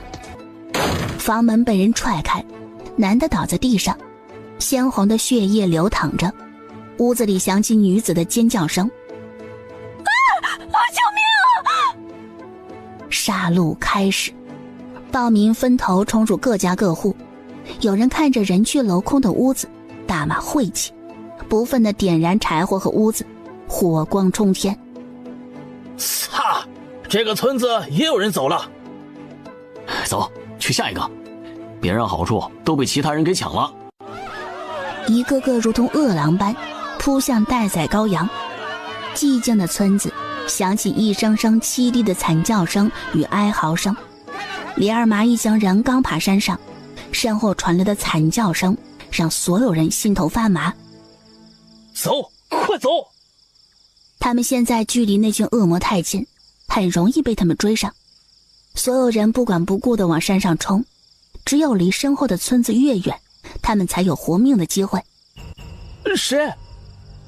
突然的出声让苏家人心头一凛。李正的老三和老五举着火把，警惕地看向来人，在看到是苏家人后很是惊讶。苏伯，你们怎么来了？山下出事了，那群流民来了。我爹我娘他们呢？我们逃上来的时候没瞧见他们，只怕是……后面的话不用明说，所有人都明白。爹娘！苏父苏孝忠开口：李三哥，这里不安全，你们还是先收拾东西逃吧。对，这里不安全，还是赶紧走吧。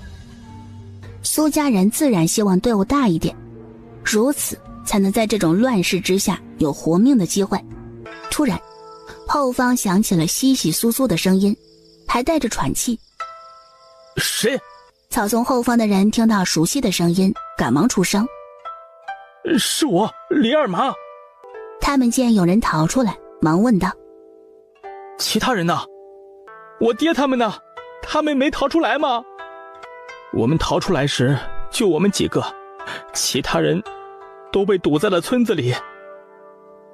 爹呀，你若是听从李瑞说的，该有多好呀！你为什么就听了苏孝勇的话呀？一提及此事，幸存下来的几户人家纷纷看向苏家人，眼神不善。若非他们听信了苏孝勇的话，也不会落到这般田地，如今却是追悔莫及。山脚下李家村已经成炼狱，一名暴民刚提起裤子，一刀斩杀了浑身是血的女人后，抬头望向后方的山脉，注意到有红色的光点，他眼睛微微眯起。妈的，那群逃跑的老鼠，这是往山上跑了。那人找到了领头的将领，大人，我瞧见山脉上有火光，那些人必然是逃到了山上，那些人身上必然有钱财粮食。走，去抓住这群老鼠。头领带着一群人朝着山里进发。山里人注意到火龙朝这边而来，面色大变。妈的，被他们发现了，别嚎叫了，赶紧跑！一场你追我赶的杀戮戏码在深夜的大山里上演。李家村外，苏孝勇从阴沟里爬出，再看到前方冲天的火光，又见着那熟悉的山村，瞳孔骤然睁大。我这是……谁在那里？那人在看到苏孝勇时，眼里迸发出嗜血的光芒。这里还有一条漏网之鱼。苏孝勇身子微颤，拔腿就跑。你是跑不掉的。鲍明提刀追赶，眼看着对方要追上自己，苏孝勇想到了某人曾经说过的话，在敌强我弱的情况下，就得利用身边的东西削弱彼此的差距。前往永清县的官道上，昨夜苏音一夜无梦。苏宝珠瞥见他手臂上的红点，你咋这么招蚊子啊？可能是我的血比较香吧。还真有可能，我睡你边上都没咬几个包。去。苏母正在和面摊饼子。先将之前的吃完，锅里还有粥呢。之前的葱油饼好好吃。现在没葱，有葱的话就简单了。哎呀，有吃的就不错了，还挑三拣四的。苏宝珠心虚地吐了吐舌头。逃荒的这几日，比他在家里吃的还好。他越发觉得当初跟上苏音是多明智的决定。杨丽正催促着各家收拾行李出发。晌午时分，日头正晒，大伙儿躲在树荫底下休息。大舅舅瞧着田间的麦穗，忍不住感叹：他们这边的麦穗不行，都枯黄了。他们这边比我们那边还严重。劳作的农夫们注意到他们，一群人朝着他们这边走来。我是杏花村的李正，暂时在此处休息，不会打扰诸位。莫要误会，我是本村的李正，过来并非是要驱赶诸位。管诸位这行头，可是从明州过来的？李正误会了，我们是东涂县人士。老哥哥，可否告诉你们为何会离开东涂县？难道诸位还不知晓，云州、闽州、甘州三地的灾民在豫州反了，正朝着咱们这边来。此言一出，那几人齐齐变色。这怎么可能？为何没听到半点风声？李正冷冷地扫了那几个说话之人。当真？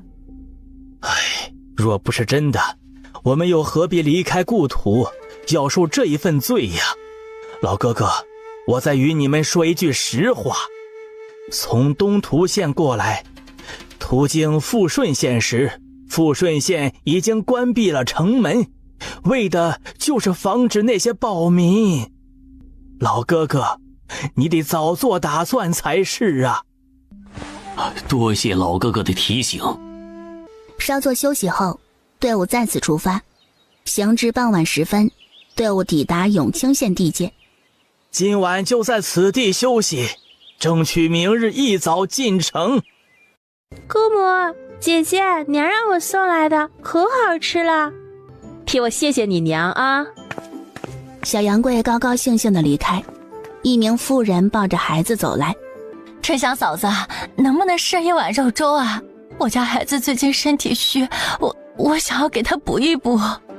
一碗粥而已，什么赊不赊的？谢谢，妞妞，醒醒，有香香的肉粥喝。怀中的孩子没醒，苏音注意到婉儿脸色不正常。徐婶子，你能给我看看妞妞吗？好。苏音伸手摸向孩子的额头、脸颊，非常烫。妞妞这是高热。高热，这可如何是好啊？先用湿帕子擦拭身体，给孩子降温。苏英将孩子抱过来，放在草席上。娘，用温水。哎，好。旭婶子，你给孩子扇扇。好。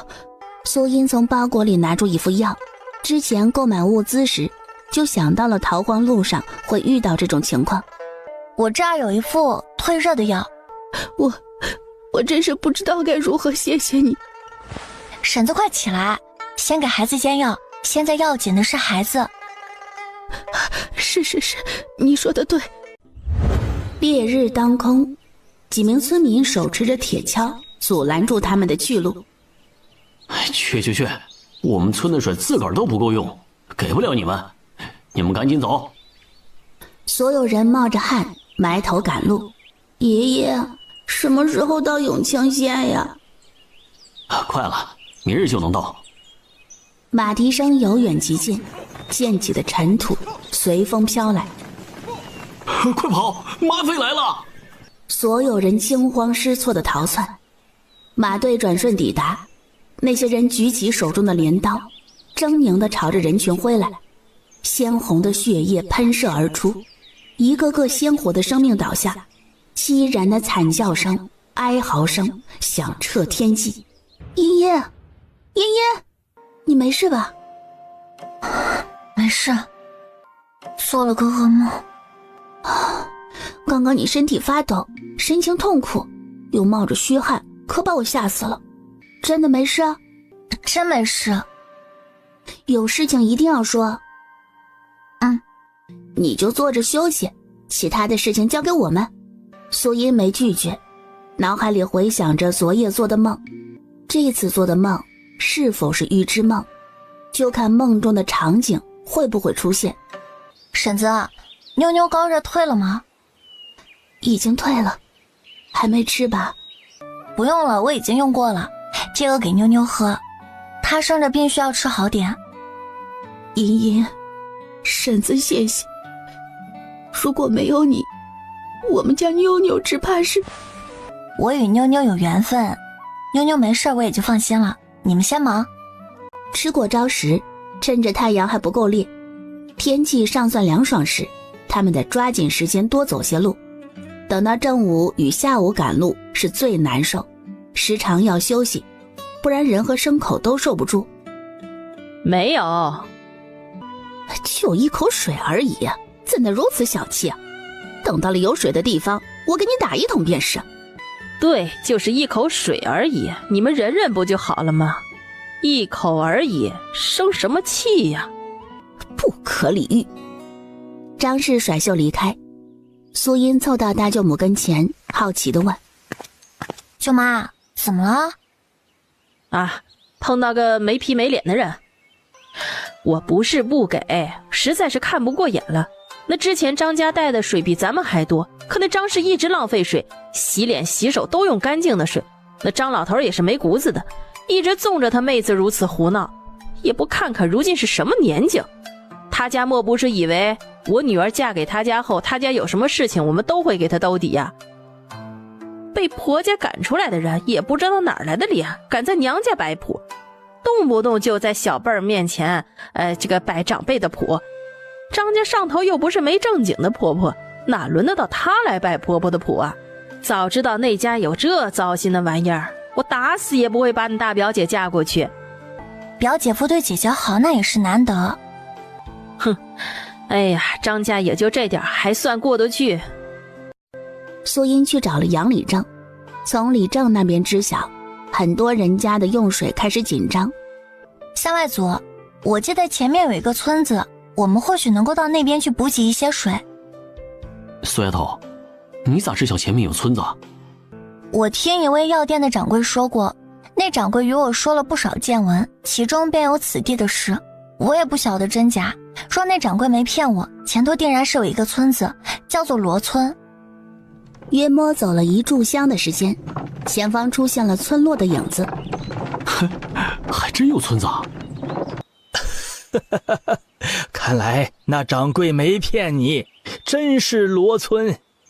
刚靠近村子，村里的孩童见到他们，嘴里大喊着：“外村人来了！外村人来了！”不多时，一名名青年壮汉手持着耙子、锄头，冲出屋子，朝着他们而来。苏音一眼就认出了站在队伍最前面的几名汉子，他们的长相在梦里出现过。昨日做梦是预知梦。诸位莫要紧张，我们没有恶意。我是东涂县的杏花村的李正，姓杨，请问贵村的李正可在？我是罗村的李正，姓罗。杨李正，不管你们来找我们村有什么目的，我们村都不欢迎，请你们速速离开。罗李正，我们过来只是想要补给一些水，还请你通融通融。去，我们村的水自个儿都不够用，给不了你们。你们赶紧走。对，赶紧走，我们罗村不欢迎你们。嘿，谁知道你们是来取水还是偷鸡摸狗的？杨立正，你也看到了，我们村不欢迎外人。罗李正，过来叨扰实属无奈。一路走来，河水干枯，久寻不到水源，村里好些人家无水可用，这天又如此炎热，再寻不到，我们都得渴死。贵村若能施舍几桶水，我们自是感激不尽。你的感激我们不需要，我们自个儿都缺水，可给不了。不知道哪家愿意卖1桶水给我，我愿意出2文钱。这话一出口，对面人群里有不少人异动，但都没敢说话，全部盯着李正。罢了，救人一命胜造7级浮屠。我们村的水也不多，只能卖10桶水，不过每桶水10文钱。多谢罗李正的援手，告诉村里其他人，谁家愿意买便赶紧过来买。消息传回去，不少人大骂：10文钱1桶水，你咋不去抢啊你？这也太贵了，要是2文钱还可以咬咬牙买1桶。本来还想买，但这价格太贵了，还是算了吧。我家还有一点水，还能撑一段时间。万一明日找到水源，岂不是白瞎了那10文钱？最后过来买水的人只有寥寥几家。哎呀，你这丫头，咱们带的水还有一些呢，还能撑几日呢，花这冤枉钱做甚？茵茵啊，你们没水了，我们这儿还有呢。对呀，我们这边还有一些啊。我就寻思着买1桶，有备无患。3人对苏音花10文钱买水的事儿一阵批评，苏音只能耷拉着脑袋，虚心接受3位舅母的关爱。3外祖，我刚刚想起了一件事情，之前与我说过奇闻异事的掌柜，有提及到在罗村附近有一座双峰山头，2峰之下有山泉水，那里的清甜最适合泡茶。苏丫头，你说的是真的？他若是没骗我，自然是真的。哎呀，肯定没骗你。之前罗村不就是最好的证明？就是不知道他说的那山泉水是否干涸了。应该不会，掌柜说那山泉水100年都不会干涸。既如此，那为何罗村的人还缺水不肯给呢？距离远，从那儿取水多麻烦啊。大树叔说的有理，我听掌柜说那处山泉水隐藏，甚少有人知晓，他也是听采药的人提及才知晓的。掌柜的还说，找到山泉水后，那边有一条小路可以抵达永清县。在他们说话间，后方出现了一批拖家带口与他们一般无二的逃难人。苏音一见着他们，心头一紧，一想到身后有一群杀神，苏音变得紧迫。3外祖，我们从山里走吧。往山里走虽然是路难行，但是树林里遮阴，又能取水，一举两得。我觉得行，我也没意见。其他人知晓山里有山泉可以取水，且还能去永清县，一个个都赞同。杨礼正看了一眼后方的人群，没急着走。咱们先等等，等他们走了再离开。杨礼正的顾虑所有人都懂。苏音一边走一边观察着从他们身边经过的人，眼神微微眯起。三外族，这些人并不是逃荒的难民，他们行走步伐沉稳有力，且精神饱满，常年劳作的人是无法与他们相比的。你再看，他们这支队伍大多数都是青壮年。杨礼正听着苏音的分析，越看越心惊。接下来苏音说的话更是让他的心提到了嗓子眼儿。一群训练有素的人伪装成难民，只怕是在掩人耳目，或者是在躲避什么人的追杀。通知下去，原地休息1刻钟。哎，怎么休息了？休息就休息啊，哪有那么多话呀？有的休息还不好啊？依我看，你还不够累的。赶紧休息吧，听说等会儿要改道。大人，后面那支逃难队伍停下了，他们是不是发现了什么？我们要不要……凭他们能看出什么？别在这种人身上浪费时间，别忘记了我们这次的目的。是。青年应下，心里有些遗憾。树荫下，小杨贵正趴在地上，手上拿着一根木棍，逗弄地面上的虫子。姐姐，地会响。一句话，成功让苏音面色骤变。苏音找到杨礼正，将情况说了一遍。杨礼正没有提出任何质疑，马上吩咐下去，往山林里走。快点走！这是怎么了？是不是出什么事了？哎呀，别问，赶紧走！那人见他急切，也不再多问。伪装成难民的队伍里，那名英质青年不经意间往后看了一眼。咦，那群人呢？大人，后面那支逃荒队伍不见了。那群难民行迹着实可疑。大人，要不我可以带几个兄弟过去探查探查。去吧，速战速决。是。他立马叫了几个臭味相同的伙伴，悄悄离开队伍，朝着苏音所在的方向追去。苏丫头，那掌柜可有说在哪里？周围有什么特征吗？应该是在山峰之间的山坳里。瞧着近，走着可不近呢。是啊，为了一口水，这多走点也是应该的。他们在前面艰难地赶路，以英质青年为首的5人已经窜入林子。他们应该往那边走。一路沿着他们走后留下的痕迹，5人很快追上了队伍。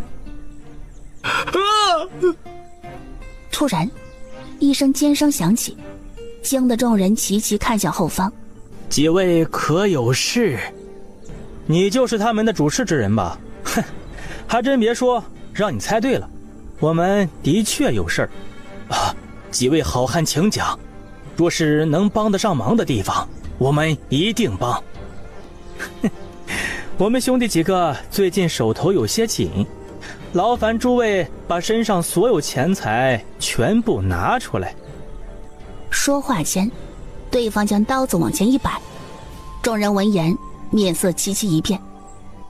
偷偷准备武器的人不仅仅是苏音，反应快的人都悄悄地给自己武装上。几位壮士莫要开玩笑了。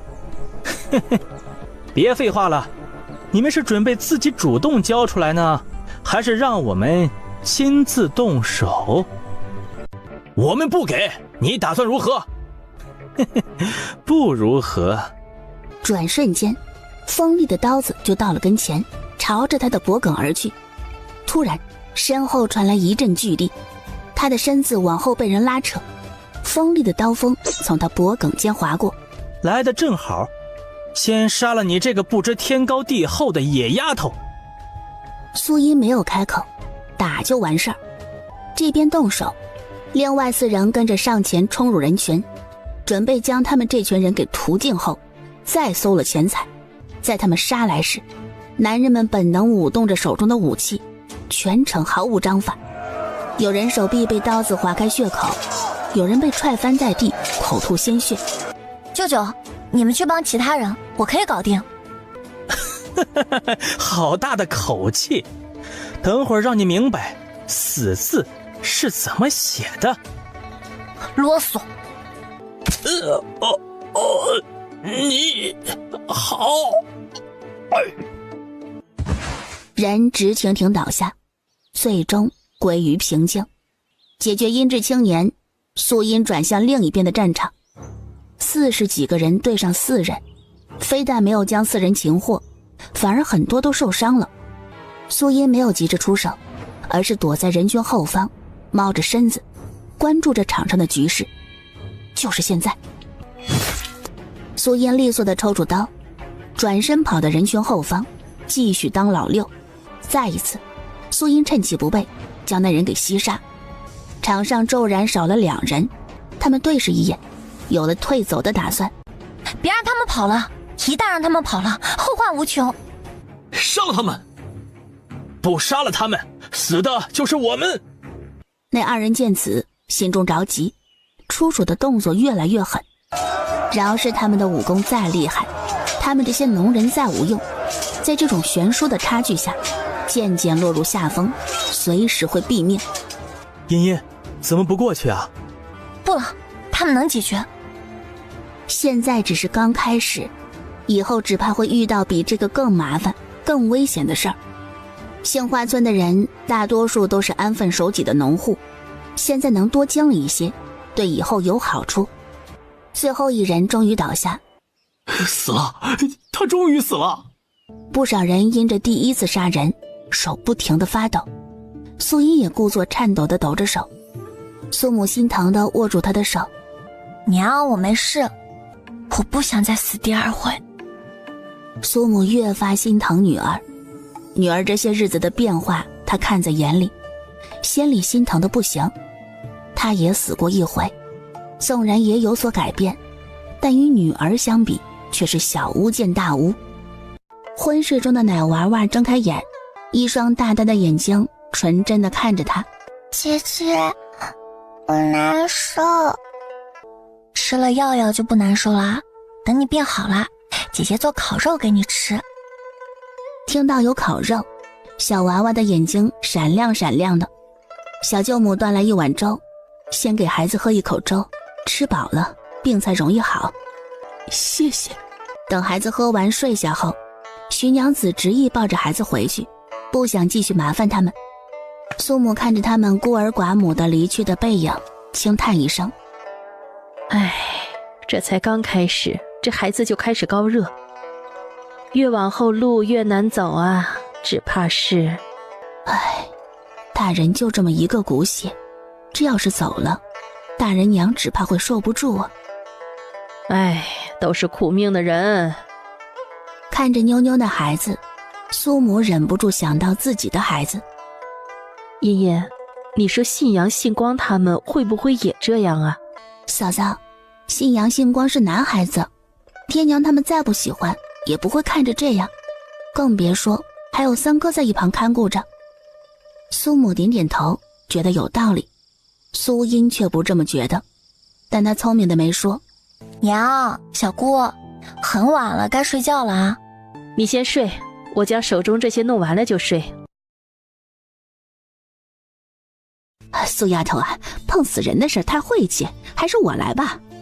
苏音没理会他，手中动作未停，将最后一具尸体搜刮后，苏音将收了的东西摆在杨礼正面前，将所有人的银子倒出，5人全部家当，加起来有27两。这次参与的人每人都有份儿。在场的人皆是一喜。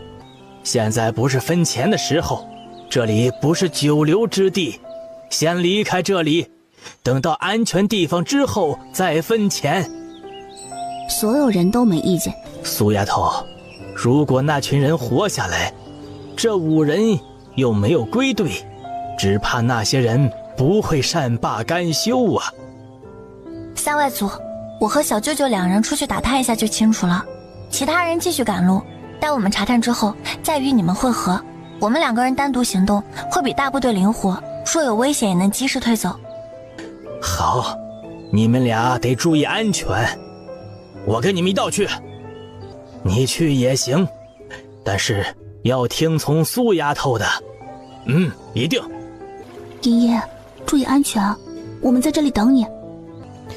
哎呀，你这丫头！娘，小姑，放心吧，不会有事的，我们就远远的看一眼，不会靠近那群人的。趁着现在天还亮着，赶紧走，早点回来。3人往前行走了一段路，突然一阵风飘过，一股淡淡的血腥味随风而至。有血腥味，应该就在前头。走了约莫1盏茶的时间，浓烈的血腥味扑面而来。前方100米处躺着密密麻麻的尸体，蒙住口鼻。一具具尸体搜查过后，没有找到有用的信息，正准备离开时，注意到与衣服混合在一起的一块布料，瞧这材质与衣服完全不同。他拿起一看，是一份舆图，这东西可是好东西。杨屠夫和杨大河2人也没闲着，时不时能听到2人的声音。哎，这个有不少钱呢。哎呀，这个有点穷啊，身上只有几个铜板。哎，这把刀不错。杨叔，这把刀不能带走，上面有标志，说是被人误会，恐怕会引来杀身之祸。杨屠夫立马将手中的短刃扔掉。此地不宜久留，咱们得要走了。 2人没意见，将东西一包裹，带着满满的收获离开。在他们走后不久，一队人马抵达此处。主子，东西没了，应该被劫杀他们的人带走了。这群废物！另一人回来，小心翼翼地回道：“主子，查到了，那群人朝着永清县方向去了。走。苏丫头，咱们这钱要不要给李正，让他一同分了呀？” 不用，我们这次出来也是冒着风险，有风险就有回报。说是让他们待在营地里什么都不做，却能拿银子，长此以往的下去，很多人会夺来，养成坐享其成的性子。那些做事的人，冒着风险得到的报酬还与人分，这对踏实肯干的人不公平。到时候咱们这个队伍就走不远，人心也就容易散，一旦遇到事情，很容易就被摧毁。 嘿嘿，你说的对。随着日头偏西，杨家人与苏宝珠越发担心。宝珠，你说茵茵他们会不会有事啊？嫂子，茵茵厉害着呢，她不会有事。你看之前那么凶险，茵茵一个人都能解决掉3人。小姑子，别担心，茵茵不会有事。哎呀，这按照路程，他们理应回来了呀。春香妹子啊，不是我说。 他没事要跑过去看什么看呀？出了事不是纯粹活该吗？那些人有什么好看的？大壮娘，你说的是人话吗？别忘记了，若非苏丫头，你还能站在这里说风凉话吗？不知道感恩就算了，还说什么晦气话？你的良心被狗吃了吗？我能站在这里，那都是靠着大伙儿，可不是她一个小丫头能搞定的。她要真是那么厉害，为什么不一个人解决？ 你敢打我？嘴巴这么脏，不该打吗？好个弃妇，怪不得你家男人不要，看我不修理你！这边的动静闹大，引起了所有人的注意。见众人都围上来了，一屁股坐在地上。哎呦！ 没天理了！苏家人欺负人啊！一个外嫁女仗着兄弟几个，就欺负人啊！我怎么这么命苦啊？只不过说一句话，就被人打嘴巴子！哎呀，别喊了，你也不怕把野兽喊来，到时候别叫屈。 人怎么死的都不知道。李正，你要给我做主，他们3个欺负我一个人，你看看啊，我都被他们打成什么样了。人家好端端的，为啥要打你啊？你自个儿干了什么事儿，你咋不说呢？我说什么话了？我不就是说了一句实话。那你倒是说说，你说了一句什么实话？我大壮娘，你倒说呀啊！你不敢说，是不是说了什么不该说的才挨揍啊？谁说的？我有什么不敢的？我不过就说了一句，苏英那丫头就不该出去查看，没想到他们就疯了一样乱咬人。你看看啊，我被他们给打的。的确，那话是有些不妥，但也不能出手打人呐。谁知道大壮娘她说的是不是真的？你们就这么笃定？我相信春香、杨贵娘他们绝对不可能是这么简单的事儿。你们怎么说？我来说吧，我过来时正巧听到大壮娘说，徐娘子将事情经过原原本本的复述一遍。周围人闻言看向大壮娘的眼神都不好了。我说的没错，能杀了那几个人本来就是大家的功劳。杨贵娘说她是我恩人，我自要反驳。哼，她自个儿要出去查看，出了事儿不是活该是什么？哎呀！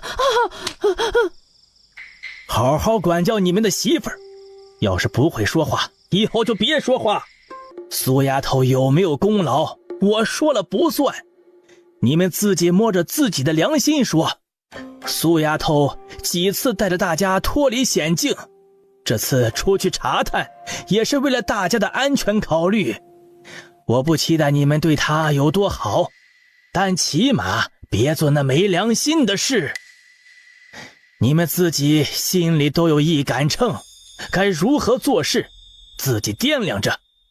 我不希望咱们杏花村的人都是忘恩负义的人。没有人注意到，在杨礼正过来评理时，苏音三人正好赶到。大侄女啊，你说的没错，这人呐不能太好，好到让他们习惯，到最后就是你的不是了。不要将那人的话放在心上，大伙心里还是念着你好的，别因为这一小部分人就寒了心啊！你没错，错的是那些没良心的人。人群里终于有人发现了他们三个，惊喜出声：哎呀，苏丫头他们回来了！哎呀，你这死丫头，让娘担心死了！啊，娘，疼！吃饭了没？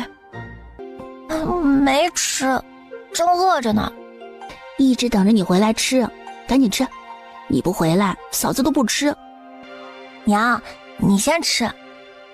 锅里有的是，不差你这一刻，你赶紧吃，等会儿你得过去告诉你李正外祖呢。你们仨累了一天，坐吧。外面是什么情况？那伙人可有回来的迹象？那些人死了，那死法应该是被人追杀而死。我们暂时呢也安全了，不过今日我们合围杀了那5个人的事情，最好还是不要被外人知晓，以免是惹上不必要的麻烦。你考虑得很周全，这件事我会吩咐下去，务必让村里每个人都守口如瓶。若是哪个人口不择言，将此事抖落出去，我会按照族规将人驱逐出族谱。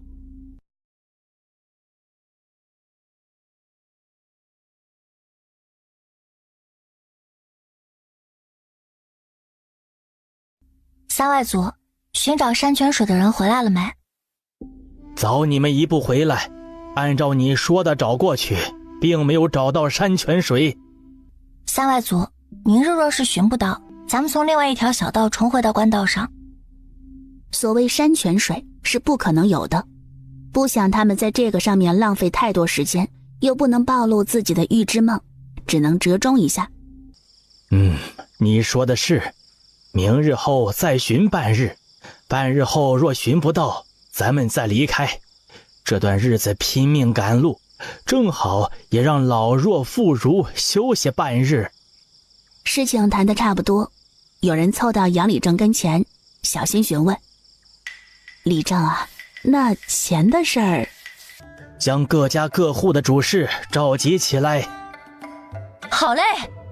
待到人齐后，杨礼正这才开口：“5个人，其中4个都是苏丫头所杀，尤其是第1个人，是苏丫头单独击杀。那人的东西理应归苏丫头，你们可有异议？”“没问题。”“反正我没有意见。若非苏丫头，我今日只怕要死在这里了。”杨屠夫感激地看了一眼苏音：“既然大家都没意见，那就继续。其他人的银钱总共5两，这次参与人数有43人，每个人可得3038文。余下的刀有需要的可以购买，没有人购买的话，等到永清县后换了银钱再统一分。至于那些金疮药，就给受伤的人用。这么安排，有人可有意见？”没有人提出异议，事情就这么定下。早晨起来，苏音听到母亲与小姑的谈话：“水剩的不多了，骡子的水不能少，白日里咱们少喝一点。这事儿就不要让茵茵知道了，省得她操心。”苏音起身，两人吓了一跳：“起了？前头不是刚买了1桶水吗？”“别提了，被骡子一不小心给踢翻了。”“别怪他，都怪我拿下来时放的地方离他太近了。”“茵茵，你去哪里啊？”“接水。”“哪里？”苏宝珠眼珠一亮，立马也带上工具，就连苏母也跟着过来。“这里遍地都是啊。”“哪儿啊？”“你这丫头，赶紧说说哪儿有水啊？”“跟我来吧。”“喏，这就是了。”两人都不知道该用什么词汇来形容此刻操蛋的心情。“左不过无事，趁着现在天色还早，露水多弄一点，积少成多，能多一口喝的那也是好的啊。现在咱们这林密，早晚温差大，还能够看到点露水，到了后面咱们是想收都收不到。”这话说到两人的心坎上。“你说的没错，积少成多，多一口水也是好的。”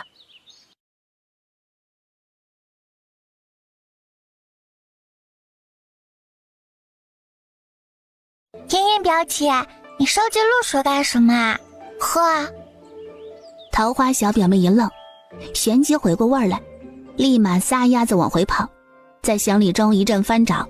“你在找什么啊？”“娘，你可见到了我的水葫芦？”“你要那个做什么？”“弄水。”“弄水啊？闺女，哪儿有水啊？”“那里啊，树叶上都是露水，我将露水收集起来，不就有水了吗？”“那露水顶什么事儿啊？收起来还麻烦。”“娘，你这话就说错了。现在缺水，能多喝一口水那都是好事。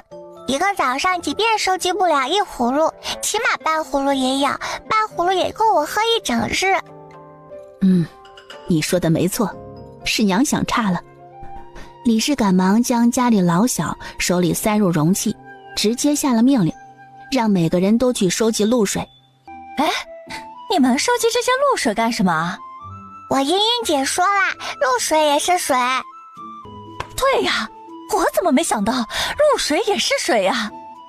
其他妇人见此，也纷纷加入队伍。“大壮娘，你咋不去呢？”“你就听他们说吧，那露水就那么一点儿，收集再多也就那么一点儿，白浪费那个功夫做什么？”大丫看了一眼杨亲，偷偷摸摸拿起自己的破碗，跟着加入收集露水的队伍。“姐姐，你看我收集了这么多的露水。”“咱们家小宝真厉害。”“该姐姐。”“谢谢小宝。”小杨贵红着脸转身就跑。“娘，那个赔钱货偷喝水，你快打死他！”“我没有。”“娘，赔钱货他还敢顶嘴，我看到了他偷喝水了。”“你还敢偷喝水？谁给你的胆子啊？我今日不教你，你以后指不定会惹出什么祸事来。”“娘，那里。”大丫看着娘亲手持着那么粗的棍子过来，吓得面无血色。娘，我真没有，我刚刚喝的是自己收集来的露水，我真的没有偷喝水。大壮娘，我可以作证，你家大丫没偷喝水，她喝的是自己收集来的露水。旁边几位妇人也跟着帮腔，替大牙说话。他收集来的露水理应给家里，他私自喝了，那就是偷。王大娘等人被大壮娘这歪理给气得不轻。娘，你快打死那个贱丫头，让她偷喝水，打死她！不要娘，我以后再也不敢了。住手！李正说啊，这是咋了？我教训自己孩子，可没做其他事儿。哼，你拿那么粗的棍子，这是要打死你孩子吗？啊，有你这么当娘的吗？我们不说，不代表我们不知道。你但凡给孩子多喝一口水，这孩子也不会去收集露水喝。你们不给吃不给喝，你们这是打算渴死大丫吗？啊，杨老六，你脊梁骨是软的吗？啊，还没老到眼瞎耳聋吧？老四媳妇儿，你就消停点吧，给孩子拿点面饼和水，别让外人觉得我们苛待女娃。你再这么败坏咱们家的名声，回头让老四休了你。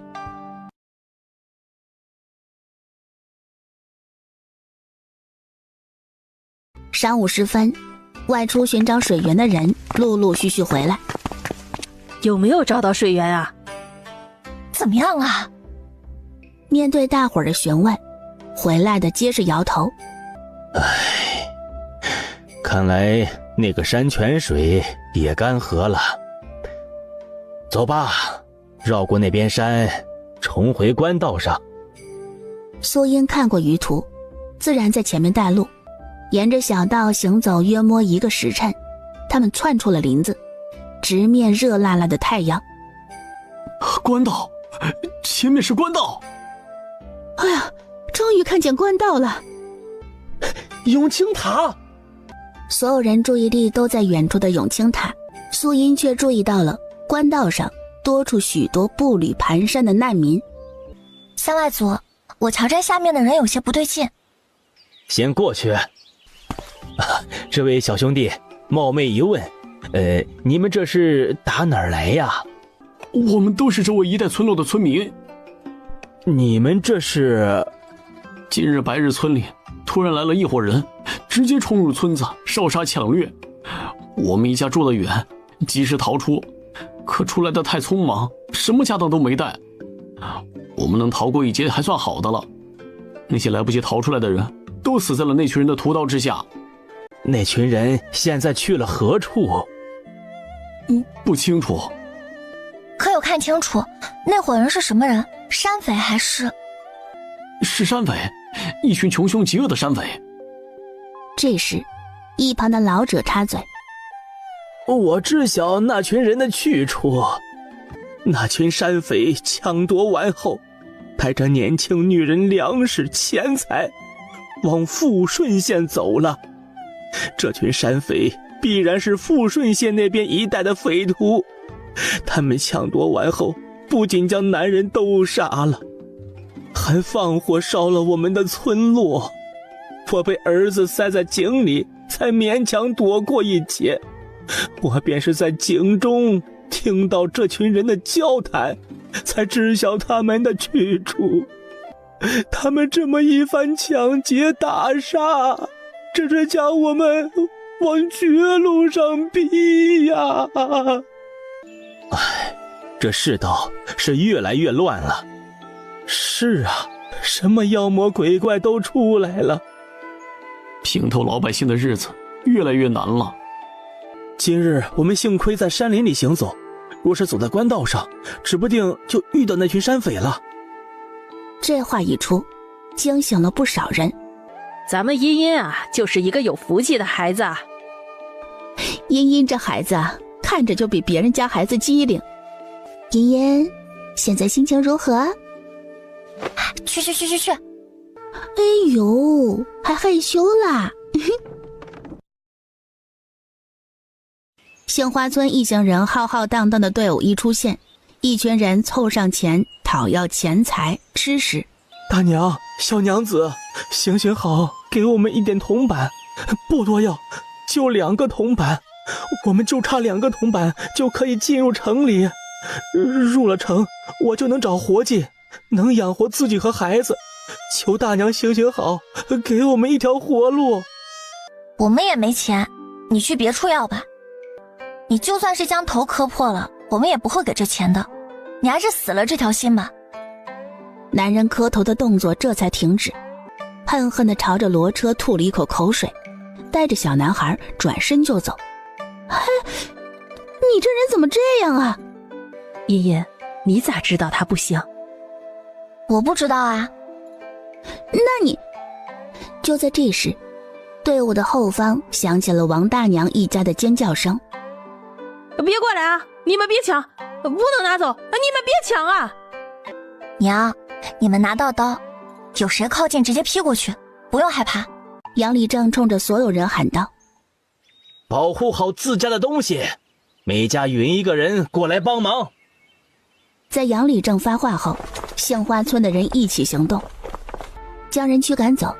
王大娘一家板车上的东西已经被人抢夺大半，只有少部分被家里人护住。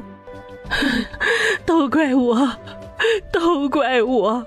如果不是我给了那2文钱，家里也不会遭殃。这些人咋就这么狠呢？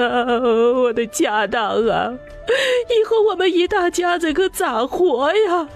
杏花村不少人叹着气，可怜王家人的遭遇。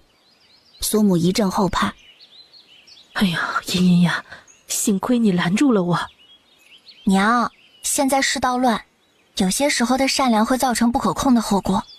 咱们帮人必须要在保证自身安全的条件下去帮。苏英这话不仅是说给母亲听，同样也是说给舅舅舅妈他们听。刚刚王家的事情你们都看到了吧？众人点头。王大娘一家发生的事情，算是给杏花村的人上了一堂生动的课。今日天色也不早了，按照之前的打算，我们在城外休息一晚，明日再进城采买所需的物品。但是现在你们也看到了外面的情况，今晚若住在外面，只怕会不安生。现在有2个选择，第一个按照原来的计划，第2个选择今晚就进城，找一家客栈住下，明天采购后下午继续前行。你们进城，外面不安全，王家的事情只怕会让那些别有用心之人再起贪念。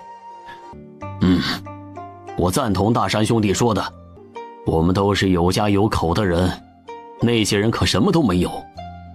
大壮爹不同意了。有人守着就行，今天进去又不能逛，还白白浪费1晚上的客栈钱。还是花点钱买安心吧。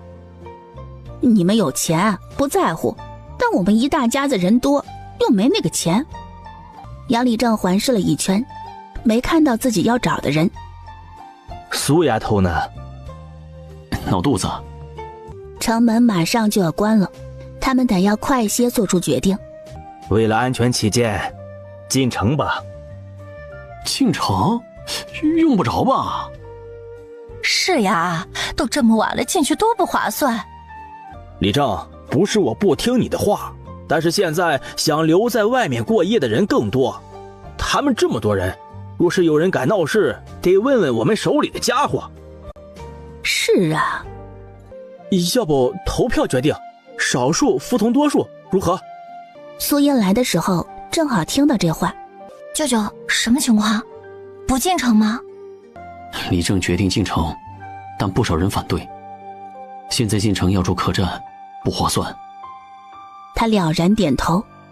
行，那就投票吧。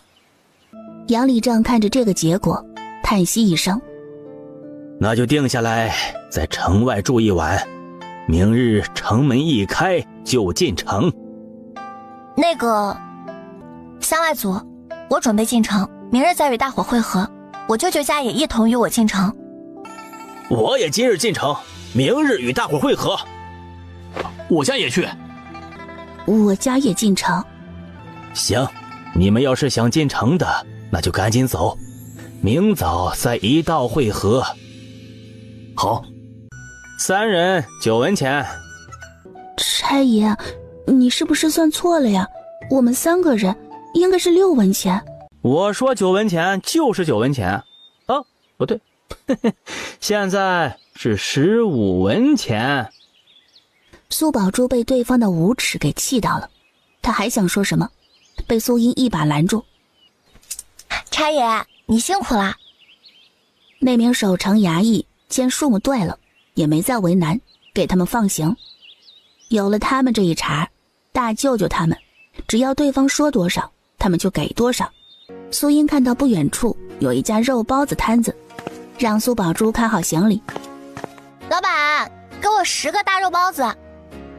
哎，好嘞，1个包子22文，10个包子总共2020文。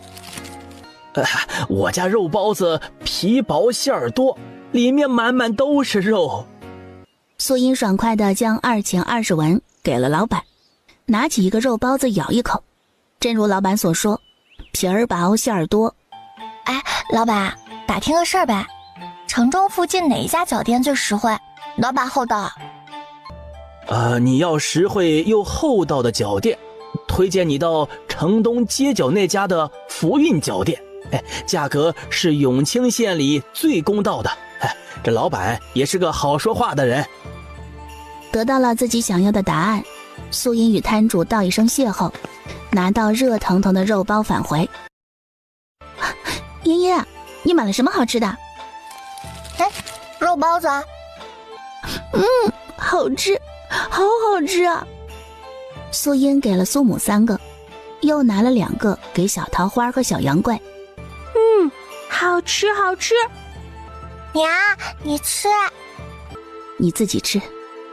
李氏清楚这是苏音那丫头给女儿的，她怎么好吃了？她这个做母亲的可做不出来抢女儿吃食的事儿。等到10家人全部进入城中，大伙儿开始商议去哪家客栈住店。我先说好了啊，太贵的我可不去。苏音早就考虑到了这一点。我刚刚和城里人打听到了消息，在城东那边有一家脚店，价格实惠，老板为人不错，我们可以去那边看看。如果觉得不行，咱们再找。可以。我也没问题，都听你的。其他几家纷纷表态没问题，唯有张老太还在那里喋喋不休。10户人家风尘仆仆地朝着城东赶，远远的看到门楼前挂着一个住宿的图案。是这家吗？是这家。几位客官是住店吗？对，住店。店家，你们家的房钱几何？店中呢有2种客房，独立客房1晚45文，另外有大通铺，1晚每人10文。几位客官需要住哪种啊？苏音看向大舅舅等人，几人互相交流眼神后，确定在这里入住。掌柜的，我要一间独立的客房。好嘞。劳烦姑娘出示一下户籍文书或录影。苏音拿出户籍文书，店主登记后将房号牌交到他手中。回到客房，苏音叫来了店小二，给我们打1桶热水。客官，是需要小桶的还是沐浴的大桶热水啊？各自的价钱是几何？小的1桶热水只需要10文钱，大的需要1钱银子。线下用水紧张，我们这水啊都是买的，更别提柴火什么的价格都往上涨，所以这价格会略高一些。先来1桶大的，劳烦小二哥了。苏母还想阻拦，那店小二人精的一溜烟跑了，不给他机会。茵茵啊，以后用钱的地方还多着呢，咱们得省着点花啊。1钱银子呀，你知道能买多少东西呢？娘，你别担心，我有钱。苏母与苏宝珠两人在看到那金闪闪的金元宝后，眼睛瞪得溜圆。嘘，小声些。茵茵，这打哪儿来的？还记得我们之前出去探查的那批人的事吗？从那里捡到的。两人恍然大悟。那你小舅舅他有捡到吗？没金子，有其他。啊，那杨屠夫呢？苏英跟着点头。你赶紧放好，这件事你千万不要再对其他人说了，知道吗？我知道。苏母满意的点点头，话锋一转。虽然你手头上有钱，但是花钱也不能大手大脚的，以后的日子还长着呢，用钱的地方啊也很多，咱们能省则省。以后啊，万不可花1000银子买热水了啊，这可太糟践钱了。娘，我知道了。知道就好。房门外响起店小二的声音：哎，客官，水好了。一桶桶热水倒入木桶里，房间内的温度也随之升高。娘，你先洗。苏母没有同意，她可没忘记这丫头方才说的，先来一桶大的。这丫头指不定还想买第2桶、第3桶，她是万万不能同意。哎呀，你赶紧洗吧，我觉得我身子还挺干净的，用不着洗。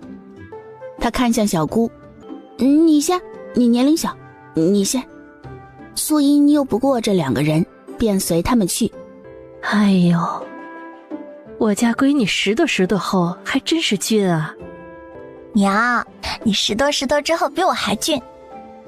哎呀，我这都一大把年纪了，没必要。你先出去要点吃的，哎，可别点太贵的啊，知道吗？知道了。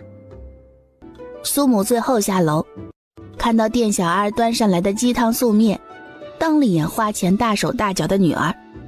下次啊就点素面，娘就喜欢吃素面，别点鸡汤素面啊。娘，补一补才能够走得更长远，不能因为省下这一点熬坏了自己的身体。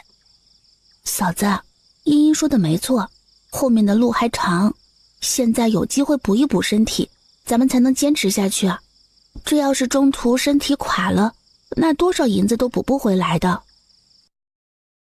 苏茵找到小舅舅，与他商量明日采买的东西。做完这一切后，才返回房间。娘和宝珠睡床，我睡地板就行了。不用啊，嫂子和茵茵睡床，我睡地板。哎呀，你们2个小的都不要争了，我睡地板，你们睡床，就这么定了。苏茵直接往地板上一躺，不给他机会。城门外，早知道与杨大山他们一道进城了。今日他们各家在李正的要求下都没有做晚食，原因无他，他们一旦拿出吃食，守在外头的那些难民就会围过来乞讨，你不给，对方也不走，就站在不远处直勾勾地盯着你。一群人走了1天的路，晚上就干饼子配着水将就对付一晚。不知谁的肚子响了，很快第2声、第3声跟着响起。他们倒是想喝个水饱，可水也没有多余的，不够他们喝，只能忍着。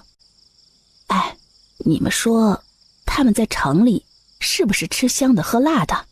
不会，顶多能舒服睡一觉，还能好好洗漱一番。那也不错了。那都是用钱兑出来的舒服，你要是花那钱，那肯定也舒服。几人漫无目的地聊着天，远处的树林里，一群人蹲守着，仔细观察着在城门口的情况。三当家的，白日里我观察过了，在这里的人都是一群穷鬼，稍微富裕一点的，就是傍晚前来的那群人，他们就在那边。有多少人？大概有200多号人吧，但是有几户人家提前进城，其余人都在那里。哼，有钱的都跑到城里了，城外这些都是3瓜2枣。三当家的，那我们是？里面的人准备的怎么样了？接应我们的人会在城门上放信号。行，等信号来了再动手，先将城外的这些蚂蚱炸一炸，再进城。哎，是。走。一群人呼啦啦窜出林子，直奔杏花村所在的营地。抢劫！有人来抢劫了！这一嗓子瞬间惊动了守夜的人，以及睡梦中的人。守在外围的男人们纷纷拿起武器，对准这群突然冒出的人。双方很快对上，凄厉的惨叫声伴随着人员的伤亡。老伴儿啊！爹！走，你们快走，快逃！三当家很诧异，这群人能抵抗这么久。见妇人小孩都逃入山林，杨礼正冲着还在抵抗的男人们命令道：走，快走！他们早就坚持不住了，但为了媳妇儿孩子咬牙坚持着。别追了，留几个人在这里善后，其余人跟我进城。黑暗的厢房内，躺在地板上的人猛地坐起身，走到窗边，打开窗户，往外眺望。不好，出大事了！爷爷，怎么了？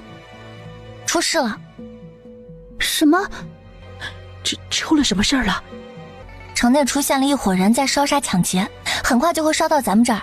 你们两人将东西收拾一下，贴身带上贵重的东西，其余东西能藏着就藏，藏不了就不用管。我去找舅舅他们。谁大半夜的敲门，吵死了，还让不让人睡觉了？舅舅，大叔叔，杨叔。是苏丫头啊。是不是苏丫头他们出了什么事啊？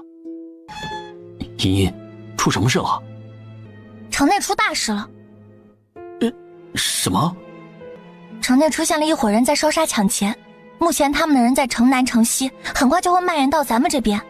苏音没给他们太多消化的时间，直接吩咐：先让大家伙都起来，将贵重的东西带着，其余东西暂时都先别管，我去找老板，你们也将酒店里其他旅客全部都叫醒。好。杨大河冲到隔壁的通铺房，拍响房门，将屋子内的人都吵醒。你大半夜吵什么？城里有一伙人在烧杀抢劫，很快就会冲到这边。你在胡咧咧什么？怎么可能出现这种事儿？跟着他出来的另一人抬头看向城南城西所在的上空，上方出现的火光，隐约听到的声音，面色逐渐变得惊惧。他说的是真的。苏音找到了店家住的屋子，就在后院，他直接翻墙过去，敲响了主屋的房门。谁？掌柜的，城里出大事了，赶紧出来！掌柜的，看看那边。不知为何，城内出现了一伙人正在烧杀抢劫，他们此时在城南城西，但用不了多久，必然就会波及到城东城北，我们得要早做打算。丫头，你准备怎么做啊？将店里所有的人都集合在一起，共同抵抗，方有一线生机。行。我这边需要你提供一些物品，用来抵御那些匪徒。行。掌柜，你赶紧将伙计的都召集起来，到前院去会合。好。苏丫头，我们现在该怎么办？未等苏音开口，张老太先一步嚎叫：哎呦，我这造的什么孽呀！我们花了这么多钱进城，就成了别人手里待宰的羊了。要是咱们在城外，也不会遇到这样的事儿。现在咱们可该怎么办呢？婆母，现在不是哭的时候，你先别说了，先听表妹怎么说。哼，她一个小丫头片子，有什么好说的？你给我闭嘴！现在都什么时候了，瞎嚷嚷什么？先听苏丫头怎么说。苏丫头主意多，指不定就能想出好法子，你就别在这里添乱了。现在我们唯一的办法就是联合所有人一起抵御匪徒的洗劫，只要我们保住了店子，我们的财产和人都有保障。就凭着我们这些人，能抵挡得住那些穷凶极恶的匪徒吗？还不如趁那些匪徒还没来之前，找个地方躲起来为好。躲？哼，你准备躲哪儿去啊？啊，那些人来了必然会搜，一旦被他们找到，你只有死路一条，还不如像苏丫头说的那样抵挡住他们。这都是你的猜测，你们要留下来抵挡土匪，你们抵挡，我可要走了。哼，老子也不陪你们玩这种过家家游戏了。大叔，别管他们，他们要走就让他们走。一部分旅客离开，还有一部分带着妇人孩童的旅客没有走。接下来我们能不能抵挡得住匪徒，就要看我们是否能够齐心协力。丫头，你要我们怎么做，我们都配合，绝无二话。对，你说就是，我们都听你的。苏英将自己所需要的东西一一报出，大部分店里都有。你们几个将店里的但凡是能够抵挡的东西全部都堵在前门与后门，你们几个将所有的油分别装入小竹筒内。每个人都领到了任务，所有人都动起来，就连半带的孩子也都在帮忙。苏英冲庭院里忙碌的人提醒，有一支匪徒正朝着这边过来了。什么？众人大惊，加快速度，所有人都准备就绪。随着外面那凄厉的惨叫声与哭泣声传入耳中，每个人的神经都变得紧绷，不少握着长棍刀具的手握得越来越紧，甚至有人额头上渗出冷汗。不要！救命啊！谁来救救我们？相公！他们来了！这一声让庭院里的所有人神经都绷到极点。头，这家脚店是最后一家了，搜刮完这家，我们就可以去后面的街巷了。一家脚店，都是没钱的穷鬼。嗨，谁叫我们运气不好，被分配到东街这边？要是去西街那边，当真是美滋滋。嘿嘿，听说那里翠香阁里的女人个个身娇体弱的。嘿嘿。别说了，说了心里就窝火。你们两个将门踹开。老子的腿！我的脚！头，这家酒店有防备。哼，有防备又如何？那些大户人家也防备着，严阵以待，照样被他们拿下。屋里的人，你给我听着，识趣的话，乖乖打开门。小爷们只是求财，将钱交出来，我们也不为难你们。倘若你们不识趣，等我们进去之后，鸡犬不留。给你们一盏茶的时间考虑，时间一到，就别怪老子不客气了。他们是不是去搬救兵了？不管他们是不是去搬救兵，咱们动手。好。什么东西啊？啊！不好，快！火苗一接触到油，瞬间点燃，大火从他们身上窜起。救命啊！山匪下意识地上前去帮忙扑火，当他们靠近时，才惊觉自己身上也有油。等他们反应过来时，已经迟了。咦，这些人还挺贴心的。二舅、小舅，别让那个人跑了！身形一晃，人轰然倒下。解决完这一小支队伍，杨大川到庭院里汇报情况。其实为了安抚众人的心，怎么样了？刚刚窜过来的这一支10人小队，已经全部被我们给灭了。真的吗？那是不是说咱们安全了？现在是暂时安全，如果没有人再过来，那我们必然是安全的。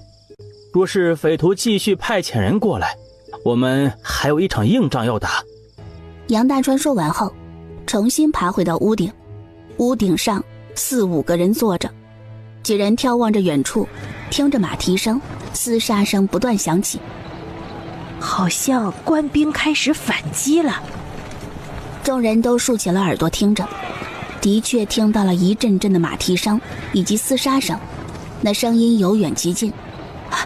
应该是官兵来了，守城的兵马反击了。几人欣喜不已。二舅，我下去一下。你下去做什么？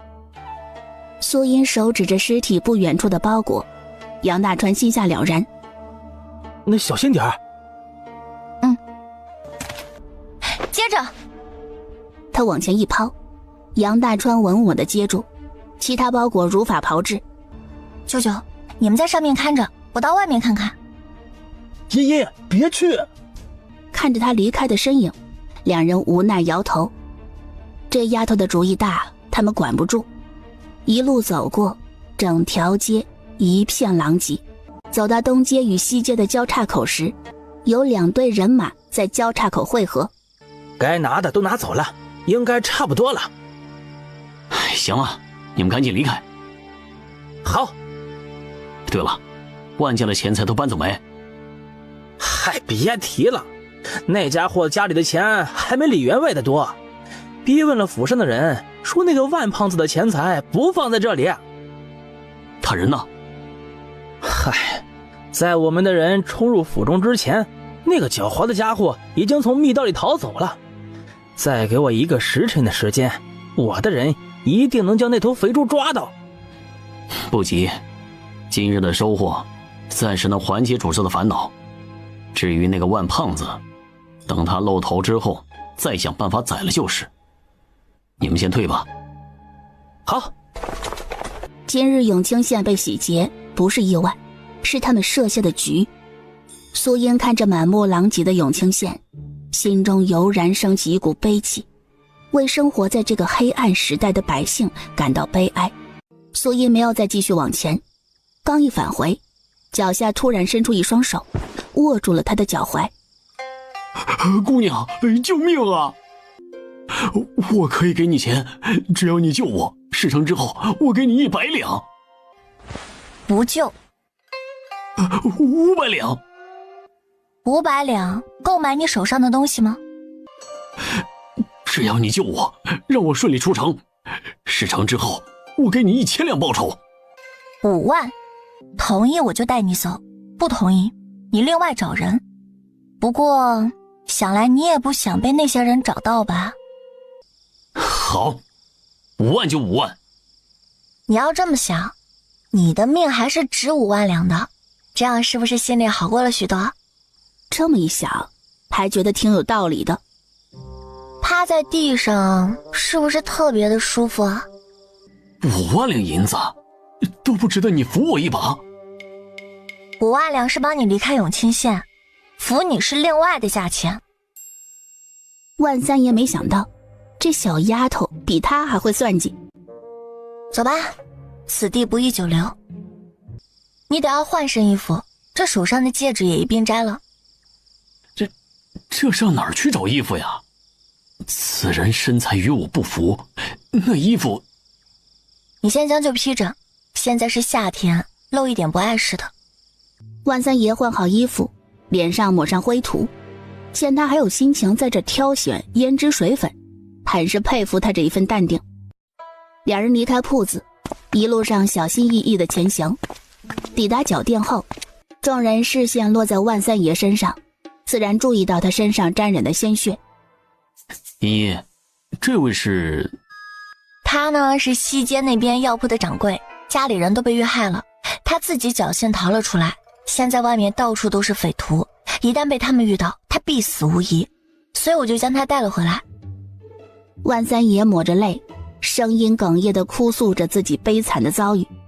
庭院里的人无不被他的悲伤感染，不少妇人已经偷偷抹起了眼泪。你身上还有伤，我先帮你处理一下伤口。万三爷瞄了一眼苏音，接收到信号后，乖乖地跟着苏宝珠离开。外面现在什么情况呀？苏音将知道的情况说了一遍，至于官匪勾结的事情，他没有说，什么该说，什么不该说，他心里门儿清。这么说，那些匪徒现在开始撤退了？我瞧着有这个迹象。若真退了，那我们就安全了。那人直接忽略另外一种可能，庭院里大多数人亦是如此，往好的方向想，坏的方向等发生了再说。所有人煎熬地等待着，一炷香后，厮杀消失，火龙亦消失，匪徒已经被驱逐，所有人待在家里不能外出，若发现可疑者立马上报。走了，那群匪徒走了，我们都没事。哎呀，真是太好了！老板打开店门，阳光随之洒落在众人身上。我们真的逃过一劫了。不少人抱头痛哭，那是喜极而泣的哭泣。苏英将杏花村的几位当家汇聚在一起，商量后续的事儿。永清县发生这样的事情，此地是不适合采买，不适合久留。等会儿大伙都收拾一下，我们马上离开永清县。好。不知道我爹那边如何？匪徒的目标是城里的富户，三外族他们不是主要目标，应该不会有事。收拾好后，我们立马就去找他们会合。素英回到了厢房，万三爷的伤口已经被包扎好。我们收拾好，马上就会离开永清县。你准备怎么把我带出去？明晃晃就这么带着我离开，这守城人会注意到，到时候会盯着你们。放心，我会想办法的。你这是……别动！半炷香后，万三爷看着镜子里那张丑陋的脸时，整个人都呆住了。很逼真，很真实。走吧。两人走出客房，还未踏入大堂，便听到里面传来了争吵声。你们有什么资格拿走啊？这是我们的人拿到的，凭什么给你们？哼，没有我们，你们能拿到什么？酒店的老板见到苏音，就像是见到救星，忙上前。哎呦，苏姑娘，你可算来了。这是出什么事情了？昨日你从外边捡回来的包裹，他们想要分里面的东西，你家这边的人不同意，这包裹是你的，你看这怎么处理呀？这些钱财都是匪徒们掠夺而来的不义之财，昨夜过后永清县的百姓必然死伤无数，他们当中有人没了父母，没了妻儿，就连家财也都没了，变得孑然一身。所以我准备将这些钱全部用来购买粮食，在城中施粥，帮着永清县百姓一把。徐老板，我们还得要赶路，无法在这儿久待，所以我想要拜托你一件事，麻烦你将这些钱去购买粮食，帮忙给受灾受难的百姓施粥。不麻烦，不麻烦，我替永清县的百姓谢谢你，你是好人，大好人。苏姑娘，你就不怕这些银子全部被掌柜的给吞了，或者他中饱私囊？我相信徐老板的为人。徐老板，这钱最好今日全部花出去，将施粥的消息今日也一并散出去。啊，我明白，我这就让人出去采买。那些东西与其让官府的人收入囊中，不如还给永清县百姓，能救几个也是好的。茵茵，为什么一定要让老板今日将钱花出去？财帛动人心，不怕一万，就怕万一。贪婪是原罪，谁也无法保证是否有人会铤而走险，三更半夜谋财害命。都排好队伍，挨个出去。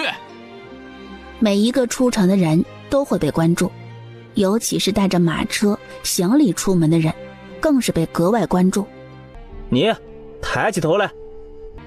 官爷，我家叔叔面容有爱，恐怕会污了官爷的眼。哼，让你抬起来就抬起来。啊，官爷别生气啊，我叔因为相貌和身材的缘故，打小被人欺负，有些怕人，你别见怪。叔，你抬起头来给官爷看看，别怕，官爷是好人，不会打你的啊。万三爷机敏地配合着说辞，身子微微发颤，慢慢抬起头。我去！哎呀，走吧走吧走吧！谢谢官爷。杨大川赶忙驾车驱使着骡车离开。张老太一过了检查，耷拉着脸。我就说不应该来城里吧，你看看这进城一笔钱，出城一笔钱，这么一个来回，什么东西都没买，还花费那么多银钱。哎，有些人呐，兜里没几个钱，倒是穷大方，怎么不见他可怜可怜我们呢？婆婆，你能不能别说了？嘿，我说什么你都要管了吗？你是婆婆还是我是婆婆？你一个小的都该管到我的头上来了。你可给我闭嘴吧！苏英自然听得见，但没在意，因为她已经被城外的景象给惊住了。我爹他们呢？声音惊醒了杏花村其他人，张老太面色发白，一阵后怕。三外祖，阿爹10户人家分开寻找，没有人愿意在那一具具尸体里找到他们熟悉的人。杨六叔，杨荣悲泣的声音传来，众人齐齐朝着远处的树林边上奔去，就见着在地上躺着3具尸体，每一具尸体在场的每个人都认识。怎么会这样？他们都到哪里去了？苏英环顾四周，看了周围的痕迹，走到林子内，许多灌木丛被折断，草丛里明显有人为走动的痕迹。三外祖他们应该是从这边逃走了。这里有血迹，他们应该是从这里逃走的。时间倒回到4个时辰前，杏花村人拼命地往丛林里跑，每个人只有一个念头：跑跑跑，只有跑得够快够远，才有活下去的机会。一路逃，很多人都逃散了。在杨礼正的主持下，陆陆续续将人找回来，一群人躲在一块巨石底下，拼命地喘息，平复心情。有没有看见我家男人？我家那口子也不在啊，有没有人看到啊？我家男人也不在。不要急，他们可能是往别的地方逃了。那可怎么办呀？杨礼正立马抽调了10几名伤势轻的青年，分批出去寻找3人。你们说杨六他们3个会不会没跑出来呀？周围人面色微微一变，但这话却没有人反驳，因为他们心里也有这个猜想。短暂沉默了片许，有人忍不住埋怨：为什么不进城？如果进城的话，或许不会遇到这种事。李正，这次为什么不进城啊？怎么能怪李正呢？当时李正说要进城，但是有人不同意。举手投票之后，1半以上的人都不同意。要怪谁，就怪自己为什么不同意，而不是怪李正。我记得是大壮爹最先开口反对的。真要说起来，应该怪大壮爹。说这话要不要脸啊？真想去城里住，怎么之前不跟着他们走啊？留下来干什么？没出事之前怎么不见你说话？现在出了事情，不怪自己，倒是怪到我家男人头上，真不要脸。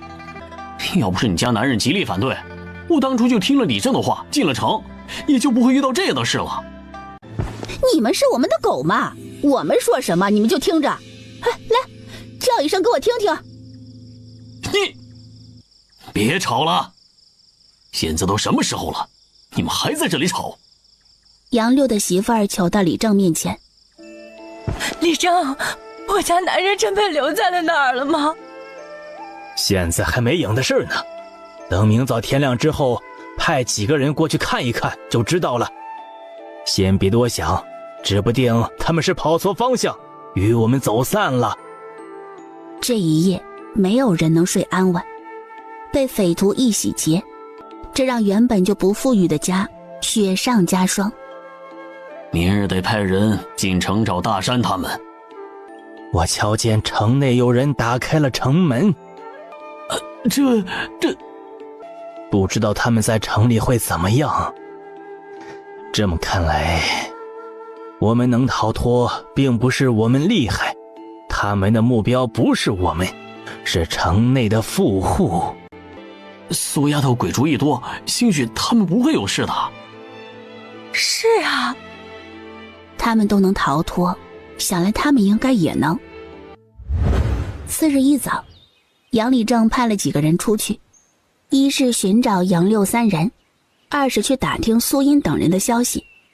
苏音这边顺着他们的痕迹走，走到一半时，前方有了动静，双方人马不期然地在丛林里相遇。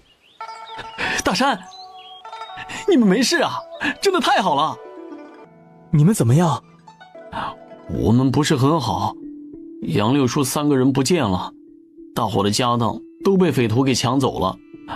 我们这几个人出来，一来是打听你们的消息，二来是找杨六叔。六叔他们3个不用找了，我们已经将他们给带来了。几人这才注意到，队伍的后方板车上盖着一块草席。六叔他们，先回营地再说。营地里的人听到动静，警惕地看向前方，在看到杨大山等人后，脸上露出了喜色。他们回来了！杨大山他们回来了！只是当他们的目光触及到最后那一辆板车时，脸上的喜悦慢慢消失。那是……掀开草席，在看到自家男人面无血色地躺在那里一动不动时，压抑的情绪在这一刻彻底爆发。你怎么就走了呀？就这么丢下了我们？你就这么丢下我们几个，你让我们怎么活？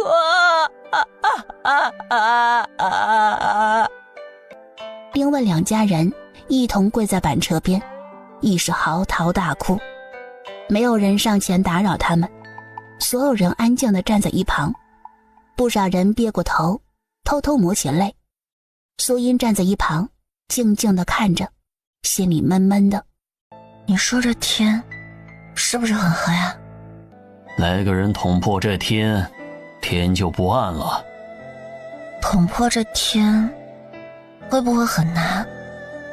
难呀。不是什么人都能成枭雄。杏花村的人将3家人扶起身，在李正以及几位族老的主持下，将杨六叔3人就地安葬。一路走好。等天下太平，等我们回家时，我们再来带你们回家。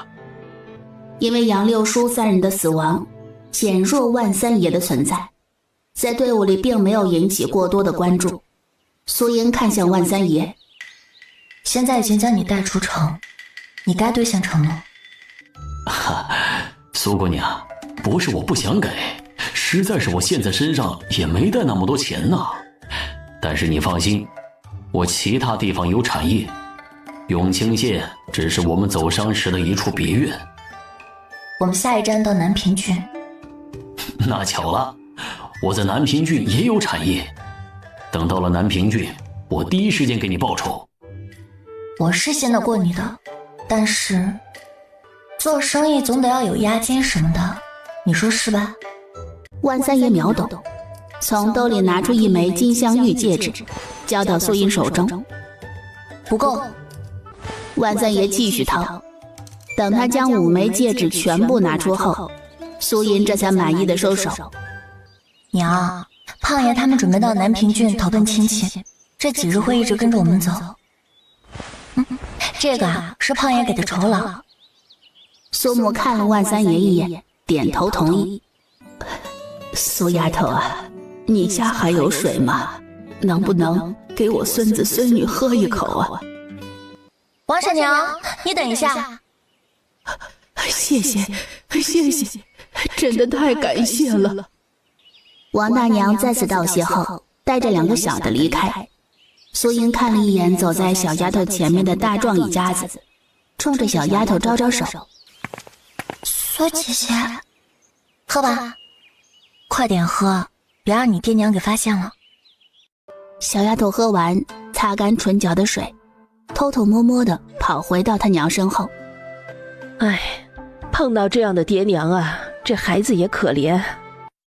要不是邻里之间看不过眼，时不时的偷偷给她一些吃的喝的，那丫头早就被饿死了。傍晚时分，一行人穿过林子，成功绕过永清县城，回到了官道上。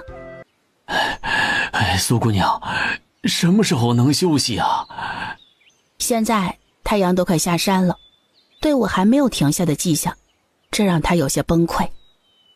胖爷，你知道这一带哪里适合我们这一大家子人扎营的地方吗？容我想一想啊，再往前走1刻钟会出现一条小道，往里走一段路有山神庙，今晚可以在山神庙扎营。庙不大，但庙宇门外有一块空地，正好适合你们扎营。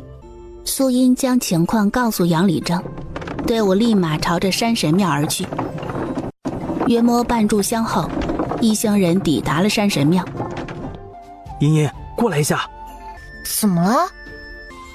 你现在也看到了，我们这群人里，只有我们10户人家东西都保存下来。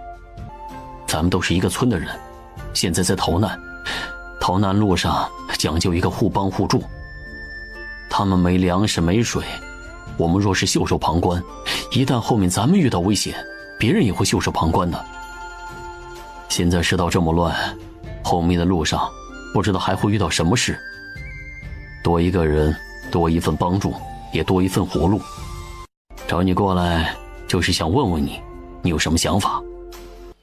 舅舅，你说的道理我都懂，也都明白，到了那时候我自然不会坐视不管，不过不是现在。我留意了一下大家伙身上带的东西，丢失的基本都是一些锅碗瓢盆的大物件，粮食虽然也有丢失，但是每家每户还是带出了一部分，所以粮食这一块我们不用急着给。倒是水，很多人都没有，我们得要帮一把。我们10户人家带的水就那么点儿，不可能敞开来给所有人用，每家每户保证他们能做一顿饭。那就按照你说的，现在缺少水，先给一部分，至于吃的方面，等他们没吃的再给。三外祖他们几家是怎么说？这事儿是3外祖先与我们说的，另外几家他应该也都说了。 10户人家都拿了一部分水过来，一同送到杨礼正那里，再由他分配。如今是个什么情况，大家伙心里都明白。这些水都是大山苏丫头张家从自家嘴里省出来的，这些水都是他们花钱买的，我希望你们都能记着他们这一份情。水不多，自家还有水的就别过来打了，若是让我发现过来打水，以后就别想大家伙伸手帮忙。你们这个理政不错呀。三外祖自然是不错，可惜年岁大了，若是再年轻几十岁，在这种乱世，指不定能做出一番成就呢。评价这么高，三外祖要是听到了，肯定会很高兴的。你这丫头也不错，不比你3外祖差。过奖过奖。你这粥里是不是加了其他东西啊？没有啊，就是粥和肉干一起煮。那不对呀，这粥里有几味，很新奇。哦，那应该是茵茵卤的肉干。能给我1根肉干吗？苏宝珠从自己的小布袋里拿出1根肉干，万三爷浅尝了一口，没错，是这个味儿。这肉干如何腌制的？这个可是我们家祖传秘法，不外传的。万三爷知道，在这个小狐狸面前，别想占便宜。有没有兴趣卖秘方？我给的价钱很公道的。多少？50两吗？500两。没兴趣，不卖。你这丫头是半点都吃不得亏呀。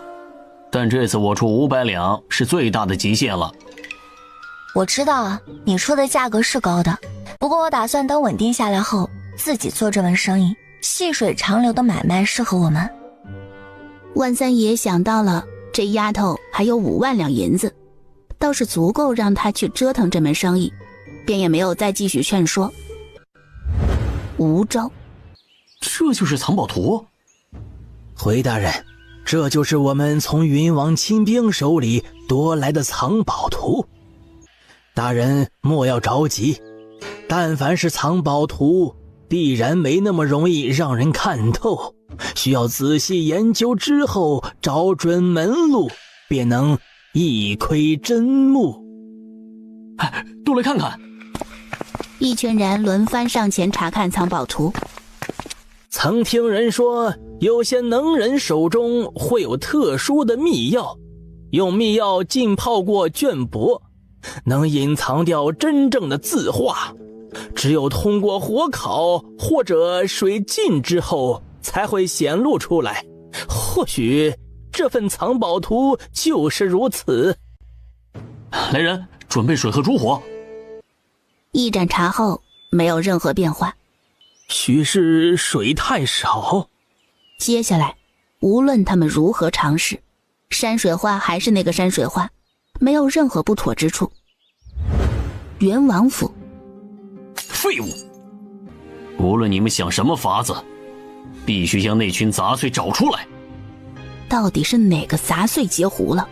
别让他找到，一旦找到那人，必将他千刀万剐。山神庙，吃过晚食，素音在附近溜达，顺便伸展筋骨。突然，灌木丛里窜出一个瘦小的兔子。烤兔肉，烤兔肉别跑！追了一路，素音可算将那兔子给逮住了。小兔兔，你可真是让我好一顿追啊！苏丫头，你抓到兔子了？侥幸抓到。太瘦了一些，都是骨头，不好吃。胖爷有的吃就不错了，咱们乡下人不挑的。那倒是。小桃花和小杨贵两个小的听到表姐抓到兔子，带着一群小伙伴屁颠屁颠的过来围观。别松开绳子啊，让他跑了。不会，我会看着的。苏宝珠也没管这些孩子，任由他们玩去。他好小哦，是不是还没长大呀？大壮见这边有热闹看，跟着挤了进去。他不自觉地舔舐了一下唇角。烤兔肉肯定很好吃。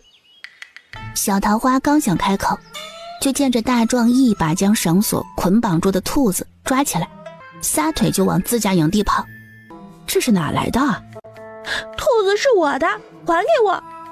他抬手一挡，下意识往前一推，小杨贵应声倒地，疼痛让他哇哇大哭起来。小桃花带着苏宝珠过来，正好看到这一幕。你个死丫头，你给我松手！你这个不要脸的东西，抢人东西还欺负孩子！两人的战斗发生的太快，快到周围人都还没反应过来。哎呦，别打了，别打了，有什么话好好说呀！别伤了和气啊！哎呦，你们都松开！哎呦，松开手！两人各自拽着彼此的头发不松手，任由他们怎么劝都没有用。李正，不好了，大壮娘和苏家小姑打起来了。前头带路的苏音有些忙，小姑怎么和大壮娘打起来了？苏丫头，你先带大伙过去，我去处理那边的事，你放心。好。都给我松开！他一开口，两人立马松手。说说，你们两人这般是为了什么？李正啊，你可要给我做主啊！这死丫头不知道抽了什么风，一上来就扯我头发，你看看，我这头皮都要被她扯下来了，也不知道这丫头哪来那么大的力气。哎呦，我这头啊！别嚎了，你说。那只野兔是茵茵抓来的，他们家将野兔抢走。杨贵过来拿时，这女人不由分说的欺负他，将他推倒。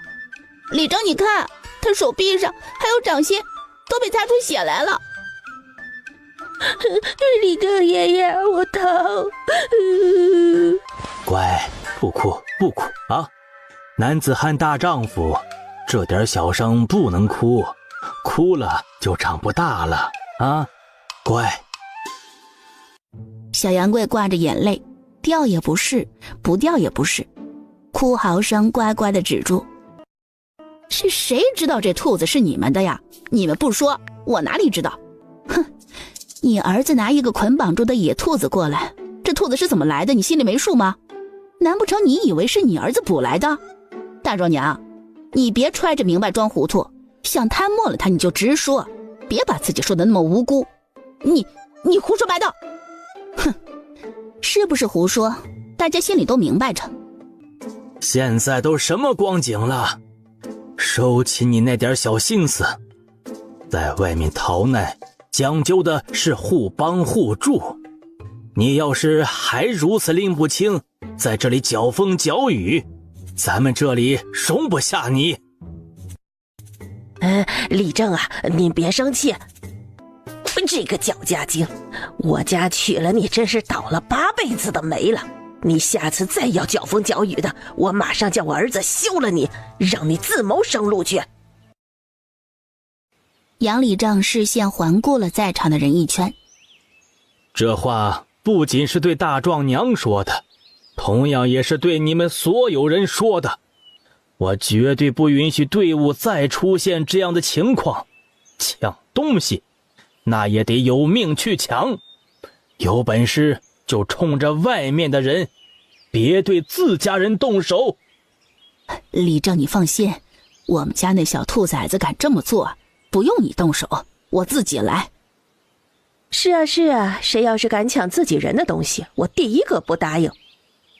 陆陆续续有人表态，大壮娘头低得更低。这件事儿就到此为止，以后谁也别再闹了。宝珠丫头，有什么事好好说，真受什么气找我就是。即便我姓杨，但也绝对不会偏袒杨家人。李正说，这次是我冲动了，对不起。杨立正摆摆手，让所有人散了。另一边，今日月圆，咱们再砍一根就走。行。一回到山神庙，女人们早就等着，等竹子一到，便着手处理竹子。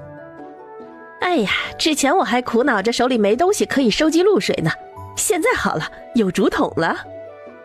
哎呦，可不嘛，这竹子来的真是及时。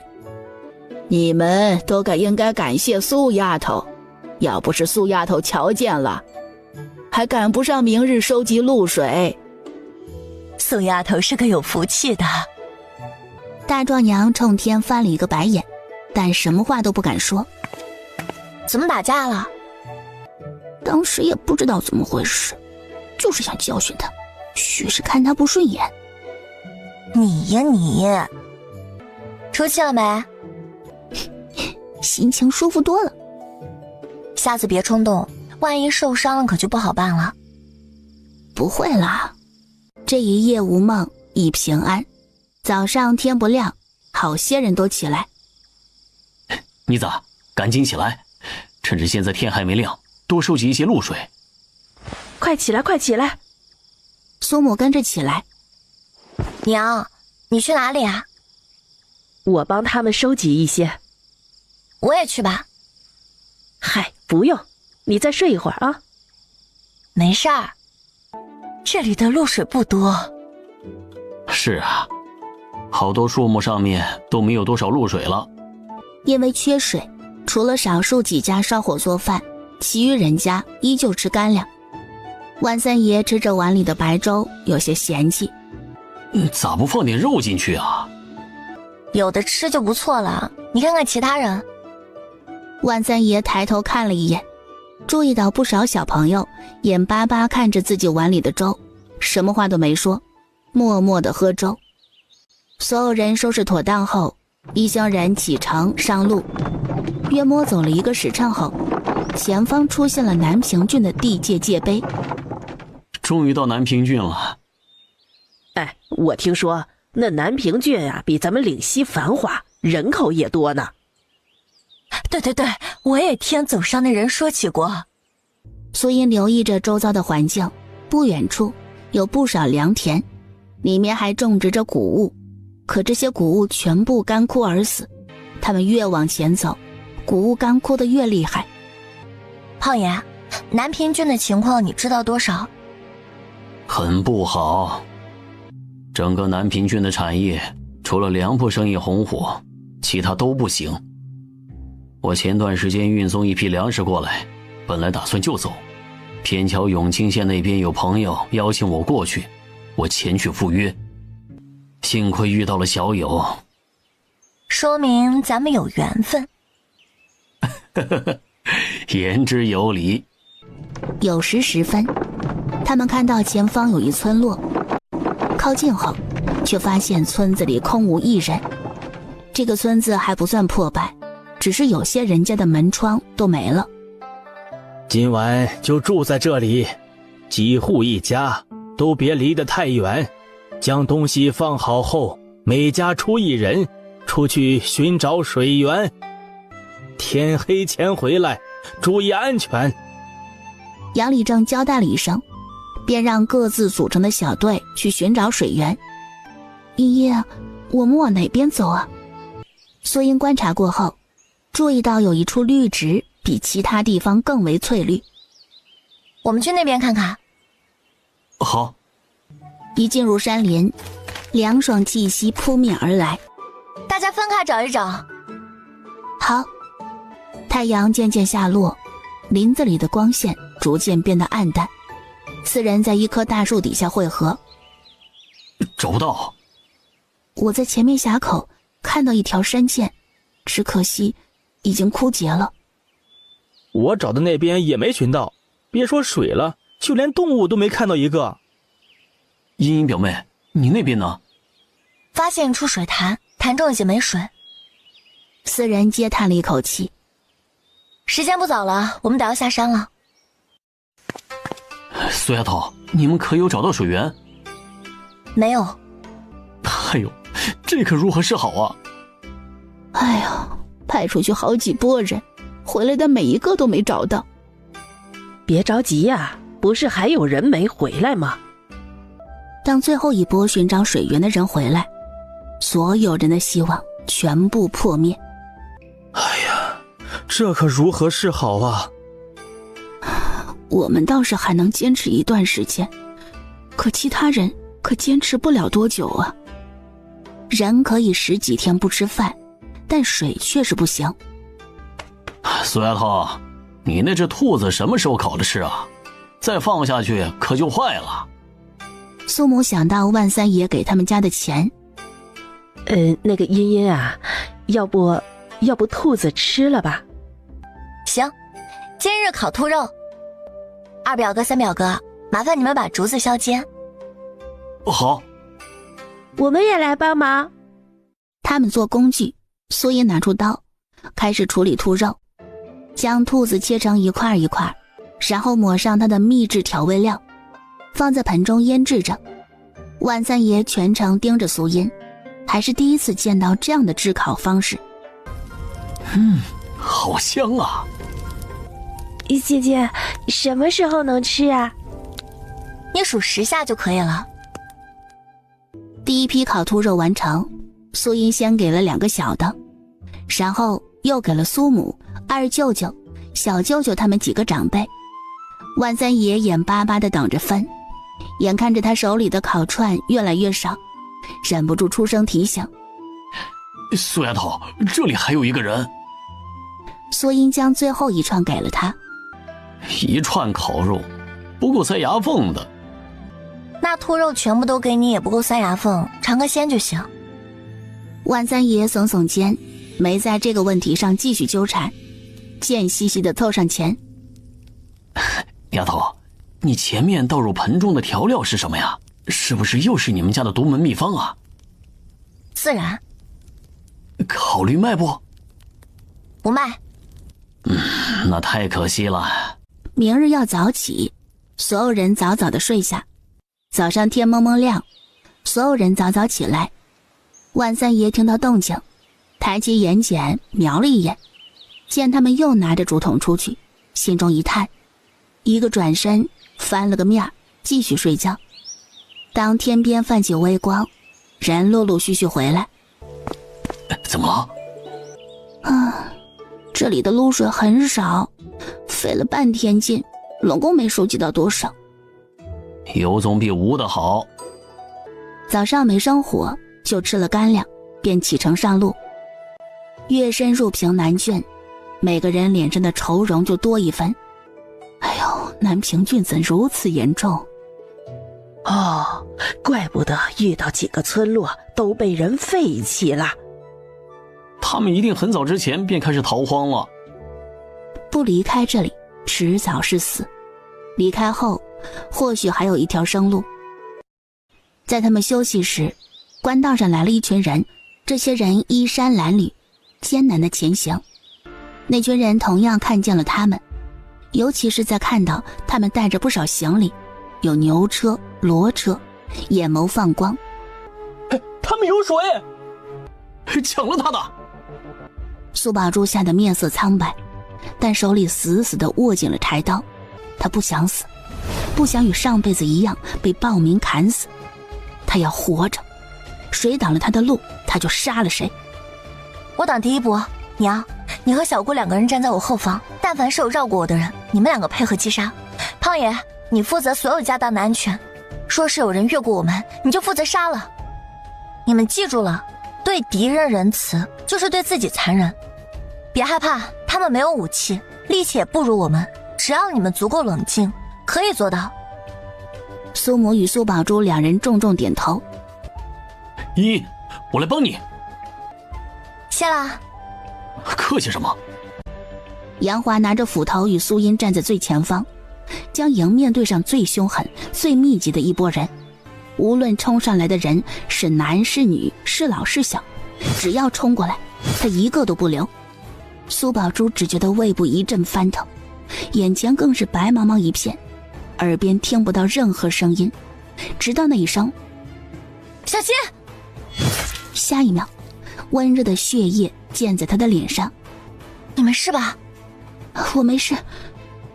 在战斗的时候不要分心。好。正在这时，有一名汉子从杨大川那边绕过，从后方过来，一把抓起骡车的东西，撒腿就跑。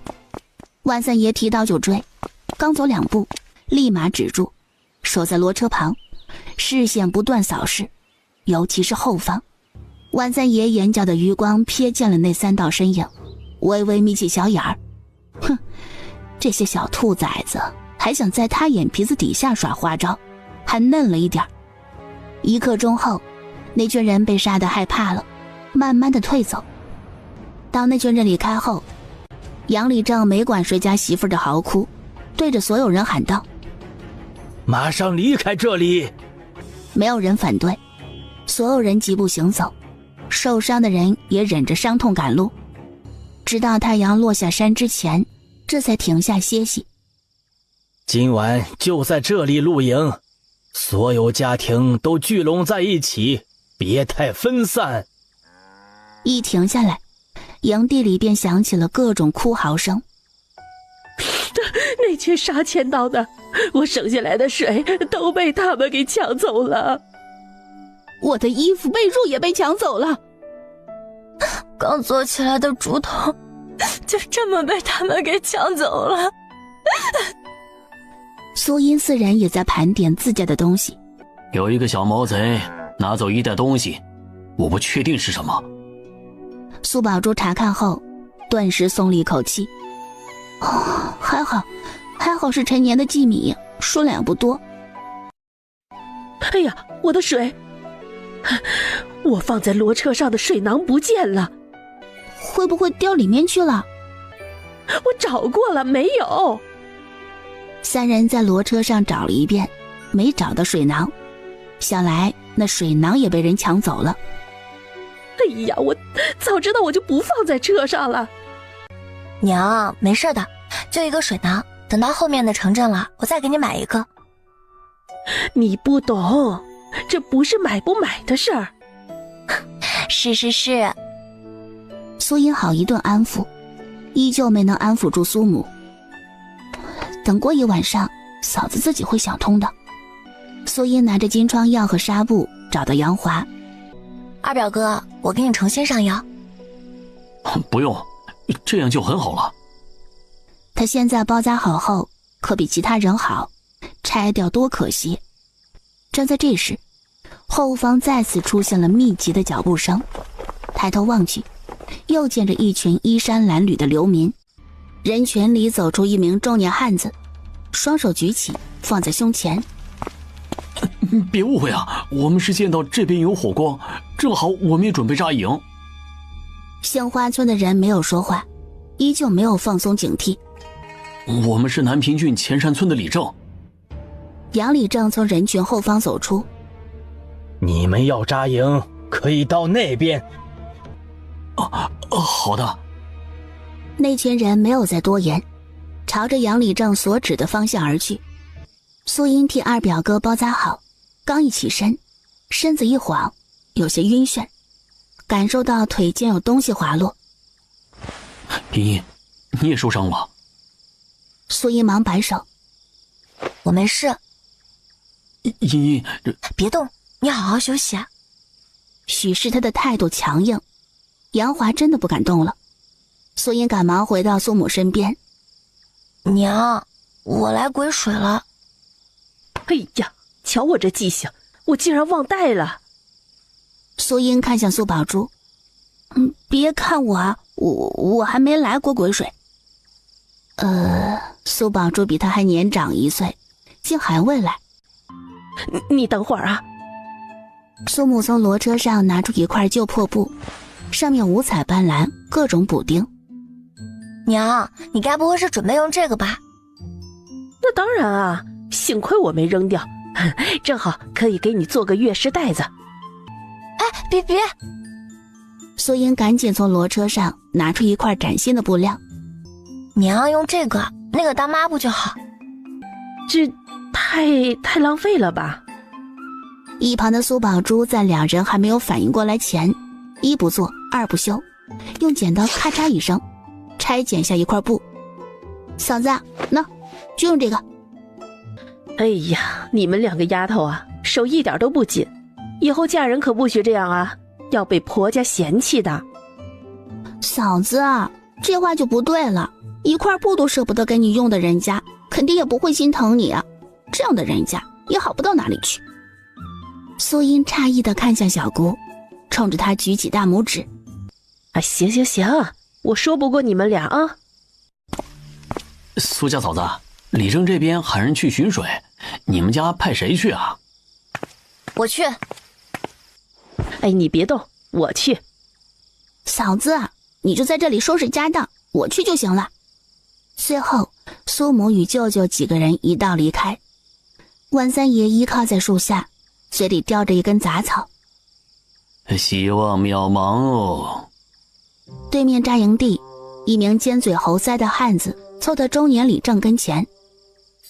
李正，对面那群人好像出去寻找水源了。咱们要不要也派遣一部分人出去寻找水源啊？行，你来安排。对了，让人留意那边的动静，我这就去安排。小心点儿，别惹上麻烦。中年李正看了杏花村众人一眼，这群人不好惹，尤其是瞧见他们身上多多少少都带着血迹和伤痕，这些人都是经历过事儿的人，可比普通的流民更凶悍。天彻底擦黑时，苏宝珠与舅舅们一道回来。娘，你怎么了？哎呀，没事儿，在山上不小心滑了一跤。我看看。哎呀，我真的没事儿。你脚有没有伤到？苏英不放心，脱掉她的鞋袜检查，果然脚踝处有红肿，她竟然一声都不吭。等会揉的时候会有点疼，你忍着点儿，不用点力揉不开，不容易好。哎，处理好苏母的伤后，万三爷可算是等得开饭。丫头，我瞧着你处理伤口的手法很专业，学过？哪能呢？以前看大夫依葫芦画瓢就罢了。那更厉害了。什么厉害不厉害的，都是没钱逼的。有了那钱呀，就不会学了，你说是吧，胖爷？万三爷呵呵一笑。杏花村的男人们围坐在火堆四周，杨李正声音低沉，语重心长地开口：今天咱们碰到的事儿，以后还会有，或许比这个更恶劣。今晚守夜的人要格外留心。前山村聚集地，李正，他们没找到水源，我们的人也没找到水源。不过我瞧着有车子的几家还有不少水。他看向苏音所在的方向，那几家里，这家人就3个女的，1个男的。那个男的肥头大耳，一看就有不少油水。前山村李正顺着他的视线望去，苏音似有所感，转头看向对面，两人立马收回视线，低着头说话。李正，你说我们后半夜要不要……有机会就动手。嘿嘿，好。另一边，茵茵啊，你在看什么啊？没事儿，我去找三外组。苏丫头，有事啊？三外组，明早我们尽早启程，与那群人拉开距离。你可是发现了什么？目前为止没有发现哪里不妥，但是这群人给我的感觉很不好，尤其是对方的李正。杨李正点点头。即便他们没什么问题，我们也要与他们拉开距离。等会儿我就通知下去，明早收集露水后马上就启程。杨福带着他爹下的命令挨个通知下去，都点头同意。徐娘子见苏音回来，顺嘴问了一句：明早怎么提前啊？那点时间只怕大伙儿都没有时间多收集露水。三外组想着趁着天还不热多走一点，也能够少出点汗，少出汗少喝水，也就是节约水。有道理。舅舅，等会儿换班的时候叫醒我，我准备守后半夜。不用，我让杨蓉替你。别，杨蓉哥要照顾孩子和媳妇儿，又是寻水源，太过辛苦，守夜还是很轻松的，我能坚持住。对面有那群人，苏音心里始终不放心。你早些睡啊。苏音躺在草席上，很快入睡。子时时分，杨大山叫醒了苏音。苏音起来，与其他几名守夜的村民待在一起。真不是他们怎么想的，万一真有事，只怕他们几个来不及反应。刚一说完，杨大叔意识到不对，忙补充一句：苏丫头，如果是你，肯定就不一样了。我也就是与镇上的一个走镖师傅偷偷学了一些时日。那位走镖师傅不得了，他叫什么名字啊？或许我听过。严永春。严永春？没听过。他好像是镖局请来的教导镖师们的，应该也是一位很厉害的大师。怪不得了，能教导镖师，那肯定是大师。我瞧你每日都会抽空打一会儿拳，那个我可以学吗？可以。真的？真的。那行，每日我就跟着你打一会儿拳。好啊。从巡逻开始，苏音便觉得背后很不舒服，那种感觉就像是被什么东西给盯着。他从来不会相信，这只是自己多想。大叔叔，有人盯着咱们这边。嘘，千万别四下张望，我们继续走，别让对方发现。是什么人？你可看清了？不出意外，应该是前山村的。两人回到守夜人的驻地时，其他4人都眯着眼，有些昏昏欲睡。杨大树上前叫醒4人。怎么了？与你们说一件事，等会儿你们听到之后，千万不要动，不要出声，更不要做出其他多余的动作。见杨大树如此严肃，4人跟着紧张起来。是不是出了什么事啊？刚刚苏音发现那边树丛后面有人藏着。哎呀，那现在该怎么办呀？现在我们不确定藏在那里的人有几个，这是第一。第二，我们不确定他们的行为是前山村整个村子的意思，还是个别人动了歪心思。如果是前者，那么这件事情会很麻烦，我们要当心他们突然发难。如果是后者，我们可以给他们来一个惊喜。他们是前者还是后者啊？我猜测后者的可能性更大，但是为了保险起见，我们要做2手的准备。第一，偷偷叫醒村中的人，让他们做好准备。第二个呢，是我们引蛇出洞，让躲在背地里的人出手，我们再一举将他们给拿下。5人点点头，表示赞同。2位叔叔，你们先照常巡逻，不能让他们发现异样。你们呢，就朝着他们所在的方向去，让他们无法抬起头查看我们这边情况。我们4人分头悄悄叫醒一部分人。好，6人分头行动。苏英去了自家那边，走到大舅舅跟前，捂住对方的嘴巴。嘘，大舅，前山村的人要干坏事，你这边悄悄起来叫小孩救他们，别声张。苏英将他们的计划快速说了一遍。杨大山不住点头。行，接下来的事情我来办。好。哎，你说要是再找不到水可咋整啊？谁说不是呢？我昨天才喝几口水。也不知道前面能不能找到水源。哎呀，要是找不到，2人有一搭没一搭地聊着天，一直压着躲避的这里的人不敢露头，直到2人收到信号，在离开前，其中1人还撒了一泡尿。躲藏在树丛后面的人差点忍不住动手。擦，这2人可算走了。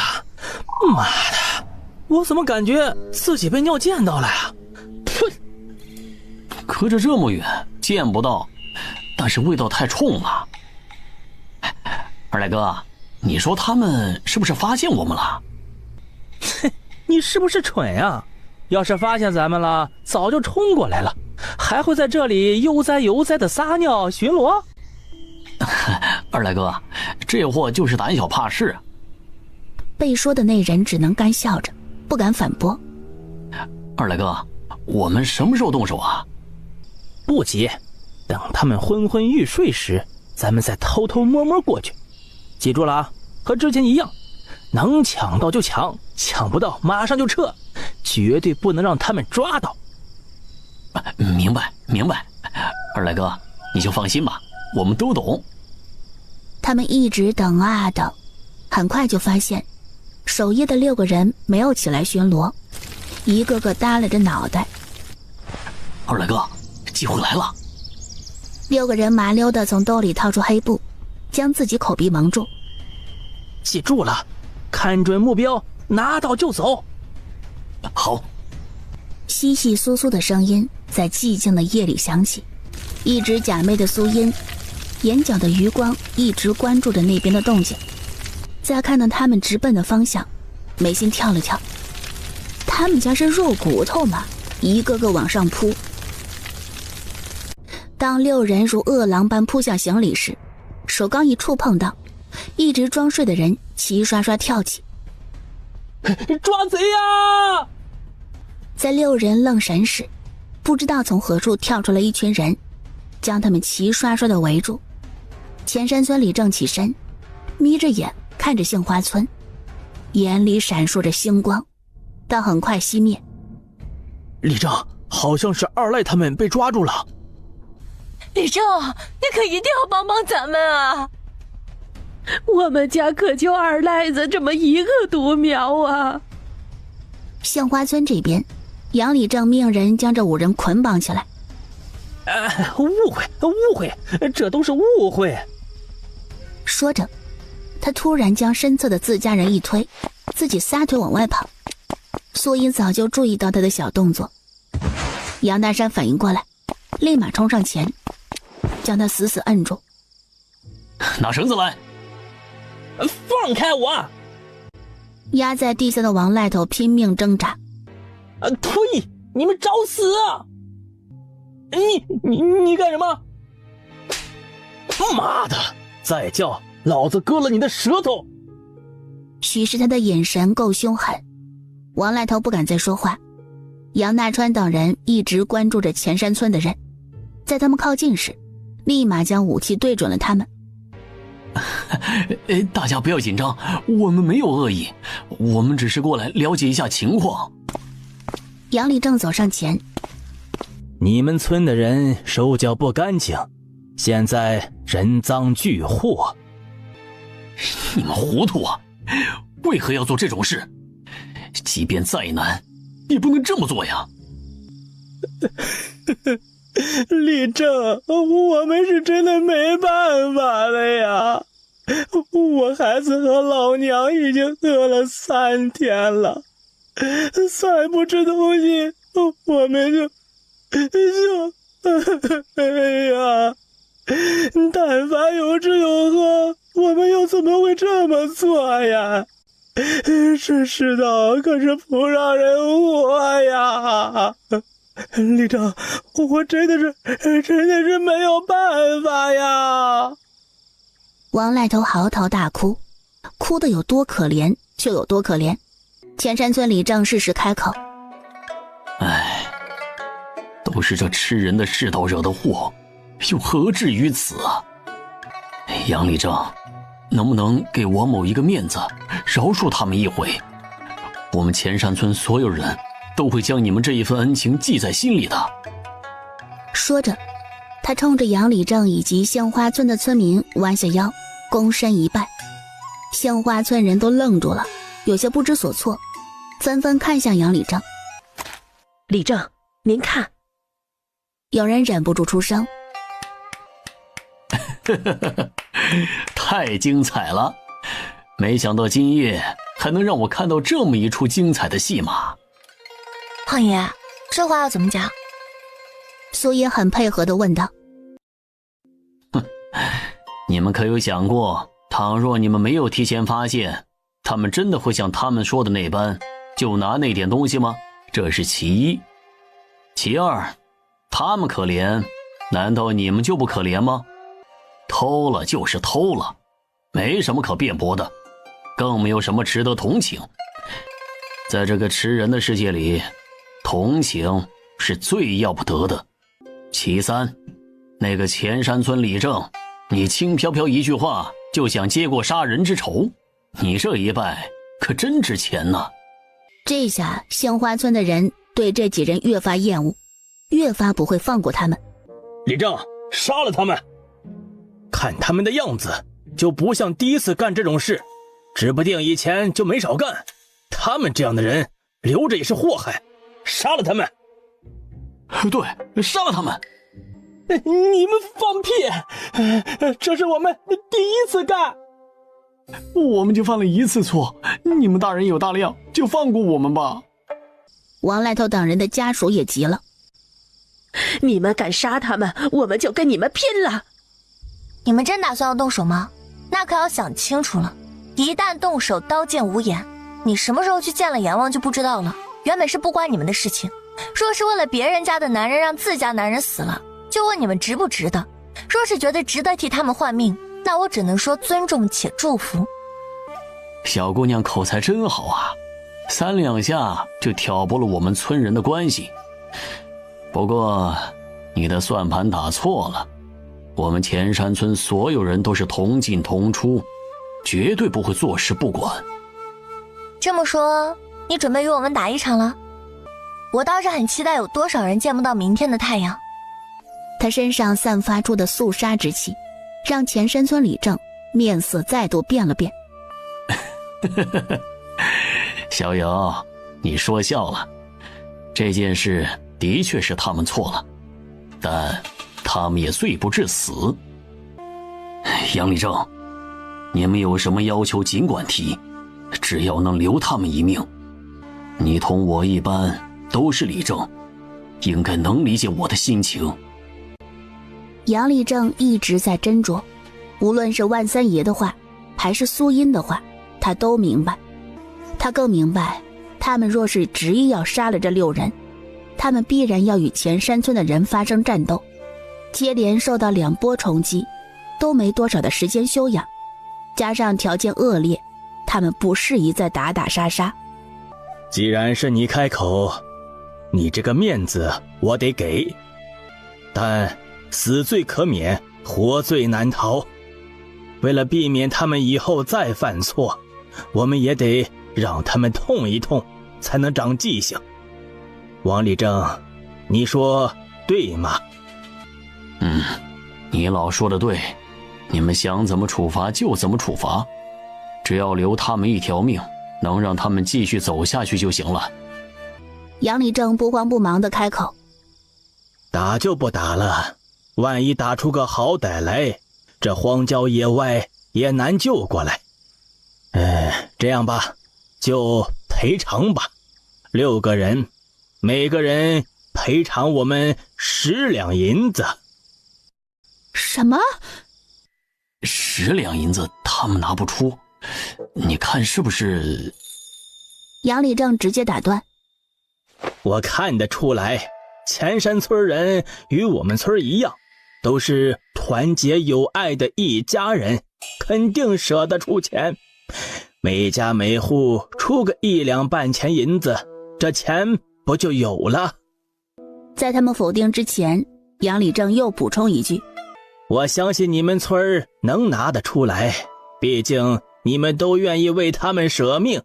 现在只是拿出个1两半钱的，自然不在话下。1两半钱就能买一条命，还是很划算的，你说对吗？杨立正，你说的对。前山村有人忍不住开口：立正，我们……闭嘴！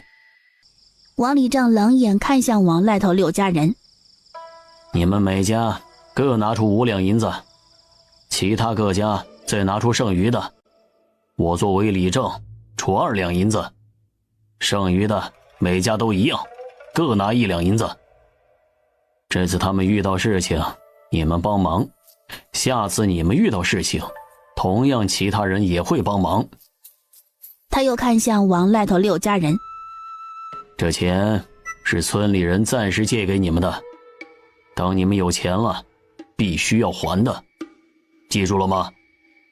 我们会记着，绝对不会忘记。等安定下来，我们一旦有钱了，就第一时间还钱。虽然他们这么说，但其他22家人心里还是不舒服。前山村抠抠搜搜的凑够了60两银子，杏花村人这才将那6人放了。这回他们算是偷鸡不成蚀把米。明日还要赶路，都去休息吧。杨立正一发话，所有人都各自回去。现在我们与前山村的人闹了矛盾，后面的路要格外小心，你们所有人都得打起精神。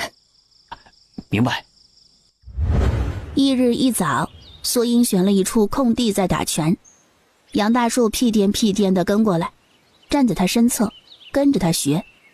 在他打拳的时候，杏花村的人、老人、小孩都起来去收集露水。前山村人注意到他们这边的动静，尤其是看到他们拿着竹筒往山里走，只觉得奇怪。他们怎么都拿着竹筒往山里走啊？哎呀，谁知道呢？难不成他们找到水源了？这话一出，前山村的人眼眸瞪得豆大，一个个激动不已。走，赶紧拿上东西，跟上他们，不要与他们靠得太近，免得与他们起冲突。小姑姑，那群花旦更来了。哎，这群人啊，就像是狗皮膏药。大伙都小心点儿。杏花村的人相互提醒，没敢太分开，相互结伴采集露水。那一点点露水收集起来能有多少？这不是瞎耽误时间吗？有人嘀咕着，失望地转身就走。第一个人离开，很快前山村不少人跟着离开，当然也有少部分人留下，同杏花村人一样，开始收集着聊胜于无的露水。娘，你腿上还伤着，不要动。昨天上过药，已经好多了啊。稍微动一动，不打紧的。不行，头几天不养好，会让它越来越严重的。在苏英强硬的态度下，苏母只能坐回去。苏丫头，早食吃什么？烙饼？别了吧，我们喝粥怎么样？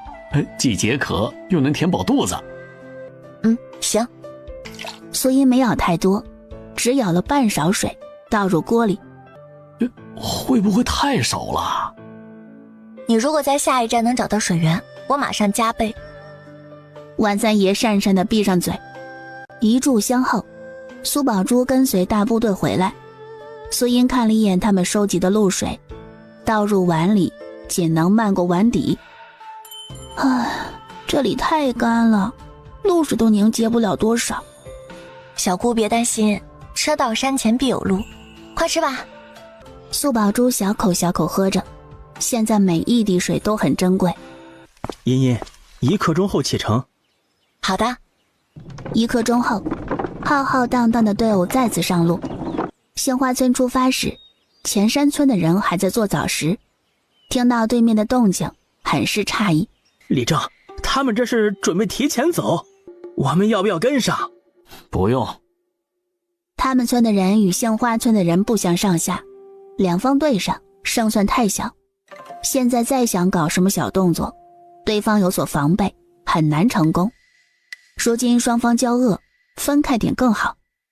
苏莹往后看了一眼，确定前山村的人没有跟上，稍稍松了一口气，真怕那些人像是狗皮膏药一样贴上。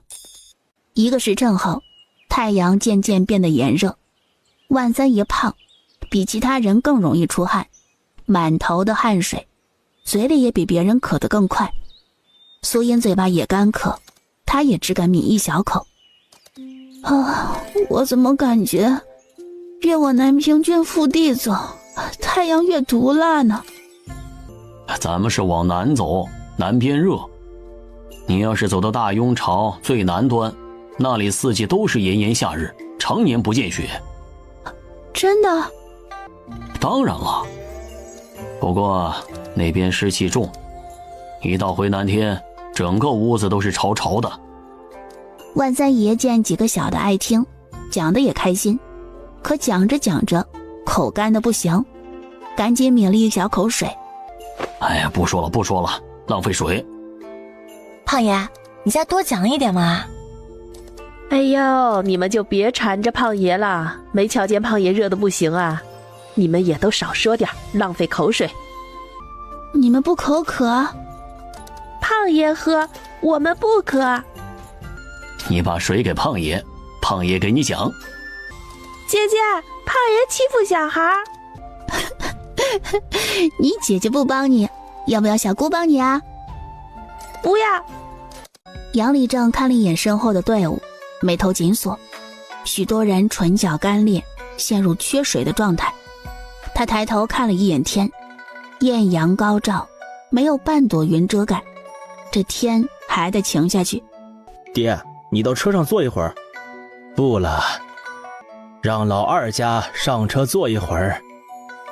杨福知道他爹在担忧什么。爹，或许前面能找到水。他们从永清县带出来的水也用得差不多了，他这边刚想着，大壮娘带着大丫过来。李正啊，你看看我们一大家子水都用完了，之前分水的时候我们就没拿到，现在是不是应该给我们一份啊？分水是分给没水的人，你家有水还想让别人给你水？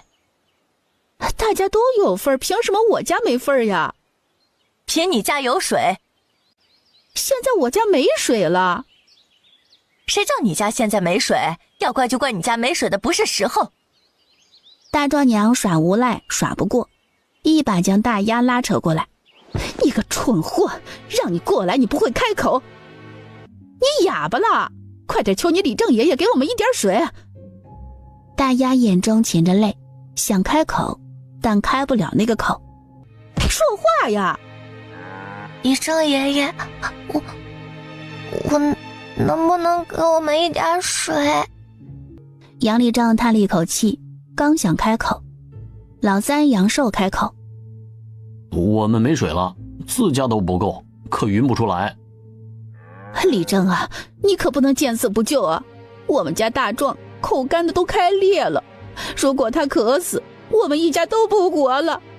你就行行好，给我们一点点，就一点。没有就是没有，你说破了天都没有。大壮娘见李正从头到尾都不开头，心中憋着一肚子气。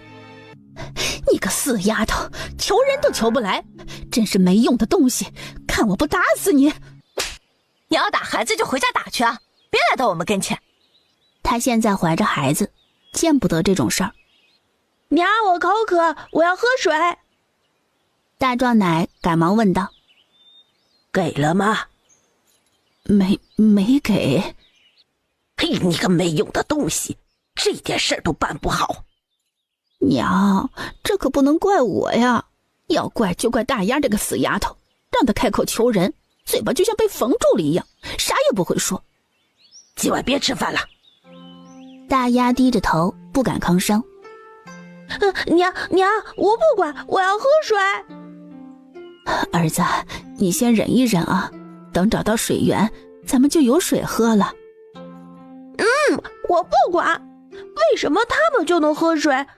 娘，你到他们那里去拿。一见是那一家子，大壮娘面露为难之色。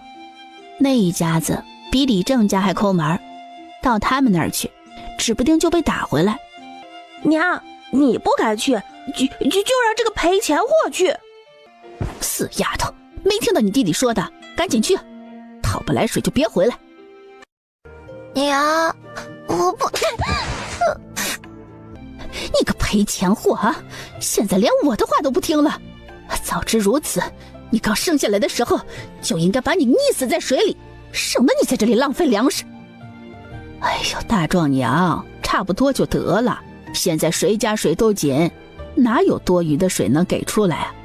我问你拿，你肯给吗？自己不敢去，干嘛为难一个孩子？我教训自家孩子，要你管啊？在我面前我就管。眼看着两人要掐起来，双方的男人赶紧出声阻拦，才没让事态发展下去。一直走了2个多时辰，到了晌午时分，杨礼正这才让人休息。现在日头正大，休息一炷香再走。老二啊，趁着这个休息时间，你带几个人到附近转转，看看是否能找到水。爹，你看看周围这一带的树木都干成什么样了，肯定没水，还不如让二哥他们好好休息，节省一点体力，少流点汗，也不会渴那么快。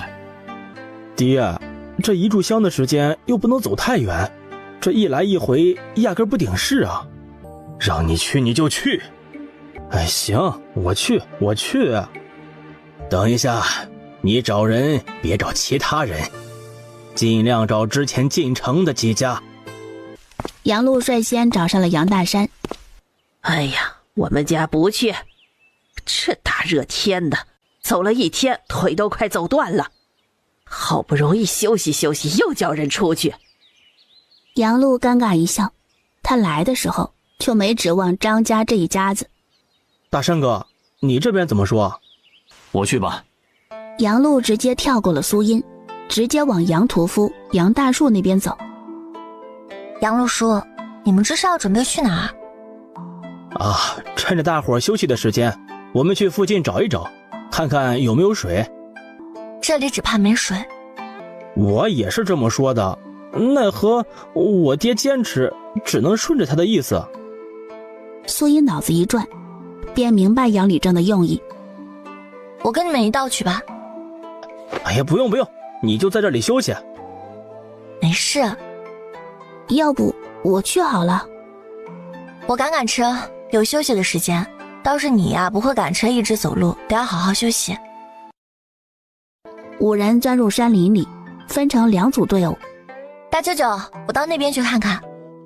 距离太远了，时间上恐怕来不及了。在周围这一带找一找就行。苏音招呼2人上来。大舅舅、杨叔，你们上来看看，看出来没？不就是一棵树吗？没看出来有什么特别的地方呀。那棵比周围其他树木更为粗壮，枝叶也繁密翠绿。说着说着，杨大山眼眸逐渐睁大。你是说？我不确定，但是可以去看看。杨大山说的，杨屠夫是听懂了，但也仅限字面上的意思，压根儿没想到其他。他一脸懵逼地看着打着哑谜的救生二人。哎呀，你们别打哑谜呀，倒是和我说说那里有什么，该不会是有水吧？不确定，但是概率会比其他地方要大。那还等什么呀？走，赶紧过去看看。若是真的找到了水源，那可是救了一村人的命啊！三人越靠近那棵树附近，明显感受到周围的凉爽，植被也比其他地方茂盛。一定有水，一定有水！距离那棵树越近，杨屠夫与杨大山两人越紧张。苏音亦是如此，只能在心里祈祷那里能有水，无论多少，只要有水。滴答滴答滴答，滴水的声音犹如仙乐，落入三人耳中。找到了，我们找到了！走，我们赶紧回去通知他们。茵茵，你留在这里，我们俩先下去。大舅，你们回去后啊，与三外祖说一声，要防备前山村和其他流民，千万不能让其他人知道，这里的水就这么一点，一旦被其他人知晓，会很麻烦的。两人急匆匆地离开，走回的步伐都变得很轻快。寻找水源的另一组人，杨璐与杨大树两人在山林里走了一段路，掐着时间点往回走。快下山时，不见三人。他们还没下来吗？会不会先下山了？有可能。杨璐抬头看了一眼天，时间差不多了，走吧。两人一回来，众人一瞧见他们的表情，大抵明白了，但还是有人忍不住问询一句：可有找到？没有。众人叹气。大山他们没回来吗？没呢，你们先回来。他们怎么还没回来呀？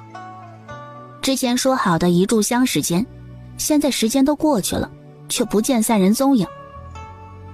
可能他们有什么发现呢？有人抱着美好的幻想开口：这种山险地貌，没那个可能，指不定他们三个会遇到什么危险了。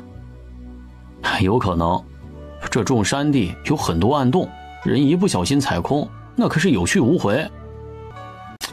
不会说话就别开口，别整日净说些有的没的。等一等吧，他们应该很快就会回来。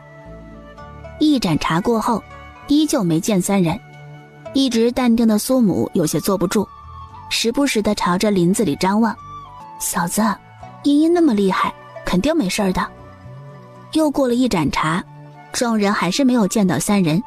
这下大部分人都坐不住了。他们该不会真的出事了吧？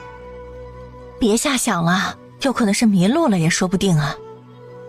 杨礼仗神情肃穆。老大老三，你们两人带一些人去找他们。好。两人召集了10来人的队伍，正准备出发。杨大山与杨屠夫两人正好从林子里窜出。众人一见两人，断松一口气，但很快发现少了一人。大哥，我家茵茵呢？茵茵怎么没跟着你们一起回来啊？苏丫头呢？茵茵没事。那她怎么没跟你们一道回来呀？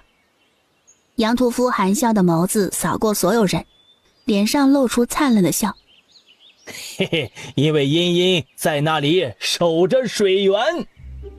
大山，这是真的吗？你们真的找到了水源？真的，这处水源是茵茵找到的。那就好，那就好啊。杨立正开始组织人手上山，每家每户留一部分人手在这里看守行李，其余人拿着盛水的工具上山。三外祖，来之前茵茵提醒了一声，我觉得挺有道理。他说了什么？我们要防备前山村的人，我们必须想办法躲过他们的眼。倘若将他们留在这里，其他人离开，我怕前山村的人会觉察到。第二，关于我们找到水源的事情，绝对不能泄露出去。那边的水源并不像我们想象中的多，它只是从石缝里渗出来的水滴，随时会干枯。你说的没错，茵茵考虑得很周全，让其他人待在这里等着，的确扎眼，也不安全。杨礼正喊住了准备上山的男人。山上的水很少，绝对不能让其他人知晓，否则别说水了，人可能都保不住。前山村的人就在我们身后，路上还有其他逃难的人，我们必须要防备。所以所有人都躲入山林里，不要出来。谁要是干坏了事情，别怪我不留情面。众人纷纷点头保证。我们这么多人，还有这么多东西，藏到什么地方？我知道有一个地方不错，那边有一块巨大的山壁，正好挡住下面的视线。那里还有树木，还可以遮阴，地方也足够大。有了应对之法，杏花村的人马上将马车往山里赶。杨礼正看了一眼地方，人站在崖壁后方，正好能挡住官道上的视线。人只要不出去，下面的人不容易发现。留下来的人都待在这里，别乱走，等我们回来。有了水，一直压在所有人头顶的大山被挪开，每个人脸上都有了笑容。今天找水算是找对了。还是苏丫头厉害，如果不是苏丫头，指不定就错过了。可不是嘛，这都是杏花村的运气好，老天爷呀在帮着咱们呢。这话让在场的妇人和老人都露出笑。大壮醒来，看到小杨贵几个人蹲在山石下玩虫子，他凑上前想要参与，其他人不理他。你干嘛将他踩死啊？谁叫你们不理我？你们不理我，我就踩死他！哼，咱们别和他玩。其他几个小伙伴纷纷离开，不理睬他。大壮气哼哼地跑开。哎呀，这是谁惹我家金孙不高兴了？阿奶，他们不跟我玩。哼，他们不和你玩才是对的。你可是阿奶的金孙，他们没资格和你玩，阿奶陪你玩，好不好啊？我不要！大壮别跑，当心脚下呀！官道上，前山村的人速度不慢，一路上也是疾行。也不知道那伙人走到哪里了，起码与我们相隔有个10几里路。这次真的是亏大了。王赖头一想到被讹去5两银子，肉疼的不行。咦，怎么了？赖头哥，你看山上。看什么？你没看到吗？那个长得像剪刀手的石头左边有2个人在跑，其中还有一个是孩子。他眯着眼盯着山上的人，越看越觉得眼熟，尤其是跑在前头的孩子。突然他的瞳孔睁大，想到了什么。我说怎么看着这么眼熟呢？那不就是杏花村那帮人吗？他们怎么到山上去了？一句话让王赖头警醒，他立马跑到王礼正跟前汇报。李正，我刚刚发现杏花村的人。哦，他们是哪里人？李正，他们在山上。两人在山林间奔跑，王礼正眼眸微微眯起。也不知道杏花村那帮人会不会都在山上。你现在带着几个人上山查看，切记不要被人发现。好嘞。王赖头带着2名身手矫健的汉子一同钻入山林，朝着大壮所在的方向走。走到一半时，三人躲到山石，目光看向不远处的巨石后方，就见着杏花村的人躲在那儿休息，每个人有说有笑，不见昨日见到的那般愁容。这杏花村的人怎么这么少啊？其他人到哪里去了？他们怎么突然躲到这里休息啊？两名汉子有些不解，王赖头却想到了一个令他狂喜的猜想。或许有一种可能才能解释他们的行为，那就是他们找到水源了。什么？找到水源？就这种地方，怎么可能有水源呢？我的猜测是不是真的？验证一下就行。他将目光转向往回走的大壮爷孙两人，此时大壮乃弯腰耐心地哄着孙子。今晚啊，阿奶给你做好吃的啊。我要吃肉饼。哎，好好好，阿奶给你做。突然，两侧冲出两道身影。别动！你要是再敢动，我就杀了你孙子！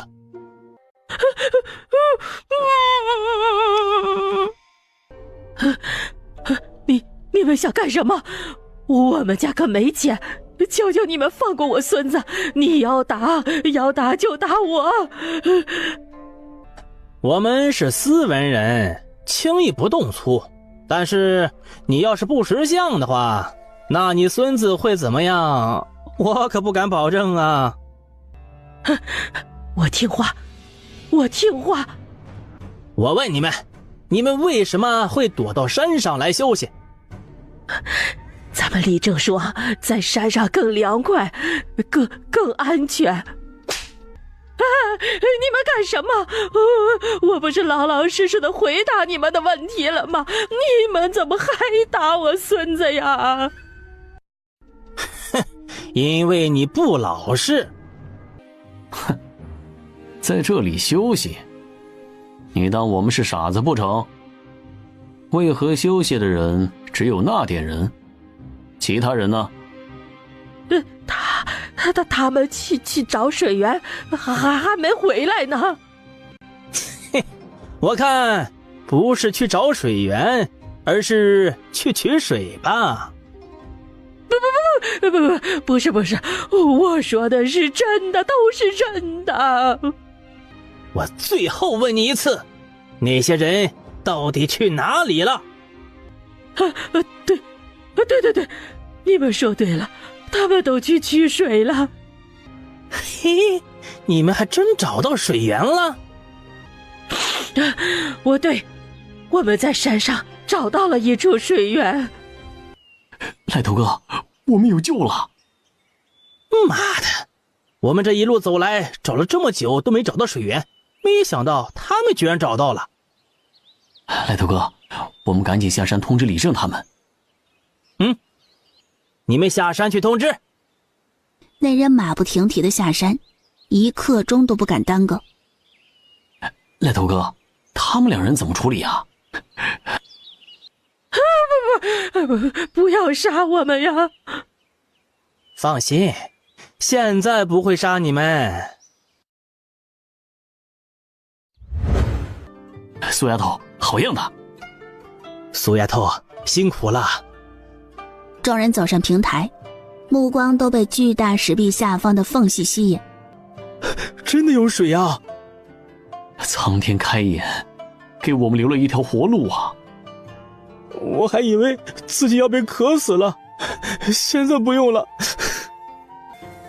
哎呀，别啰嗦了，赶紧取水。这样的流水速度，全村的人要将容器都装满，需要不少时间，起码今日无法再赶路。三外族，这里水流太小，以滴水的速度来看，想要将全村装水的容器装满，少说的要需要好几日。杨立正点点头，思忖着。我们无法在这里逗留太久。我这里倒是有个法子，但是有一定的风险。我刚刚观察了附近的地形以及这块石头，我猜测在这块石壁后方有一条地下暗河，或者说是泉眼，我们现在有个法子，那就是将这条石缝敲大一点。对哦，对哦，滴水的口子小，那就把滴水的口子弄大不就好了？苏丫头，这个法子可是有什么不妥？目前我只想到了2个。第一，我无法保证将石缝的口子敲大之后水会不会增多，或许它还保持原样。第二，我担心我们这边对石壁敲打会破坏里面的结构，万一这个泉眼被这么一震不再流水，那就得不偿失了。具体要如何做，就看大家的意思了。现在的情况你们都看到了，大伙都说说自己的想法。时间紧迫，我们不能在这里逗留太长时间，我觉得可以冒险一试。那个胖掌柜知道的事多，要不问问他？我们生意人有一句话说得很好，富贵险中求，越有风险的生意往往回报越大。苏丫头，那你呢？我个人偏向是干脆利索点，这仅代表着我个人想法，具体还是要看大伙的意思。杨立正点点头，你们都举手表态吧。大多数都选择冒险一试。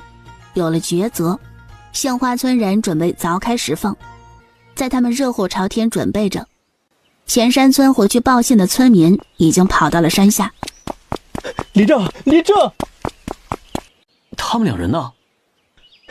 我们有一个好消息，杏花村的人找到了水源。真的找到水源了？你具体说说，山上什么情况？报信的汉子将他们上山后，见到杏花村的人，察觉到不对劲，再到他们抓到一对祖孙2人逼问他们情况的事情，原原本本的全部说了一遍。你们做得很好。通知所有人休息，每家每户都聚集在一起，让各家管事的全部过来商议事情。一会儿功夫，各家都汇聚在一起。王立正将寻找到水源的事情与众人说了一声，每一个人脸上都露出惊喜。根据王来头逼供出的信息，那处水源很小，恐怕没多少。不管多少，我们抢来就是了。没错，我家娃儿已经干渴到虚脱，现在走不了了，再没水，别说娃了，我们大人也要跟着一并倒下。李正，你怎么说，我们就怎么做。大家信得过我，我就拖大一回。接下来一切行动都听我指挥。每家每户来2个人，必须年轻力壮的。留下来的人，一看守行李，2防止被其他流民抢夺家当。我可不希望我们回来时家里面的东西都被人抢了。屠夫，你留下来看守，务必保护好大家的东西。李正放心。其他上山的人将自己的家伙事都带上，再带上各家装水的容器。在他们出动时，后方的官道上出现了一伙人，队伍的人数大概有100多号人。王立正直接喊停，等他们走了，咱们再上去。前山村的人都眼巴巴地等待着，心里盼着那伙人赶紧离开。随着他们距离越来越近，很快王立正发现不对，正想开口提醒时，对面的人将他们团团包围住。诸位，你们这是何意啊？可是有什么地方得罪你们了？那伙队伍里走出来一名年约20出头、斯文的青年男子。得罪谈不上，某想问阁下一件事。何事？某听说尔等寻到了水源，可否告知在何处啊？阁下听错了，我们并未寻到什么水源。看来阁下不愿意帮这个忙，那某只能得罪了。诸位，大家同为逃难的人，若是在这里厮打起来，只会便宜其他人。他们不敢。王立正脸色很难看，最终妥协。我可以告诉你，但那里的水我们要分1杯羹。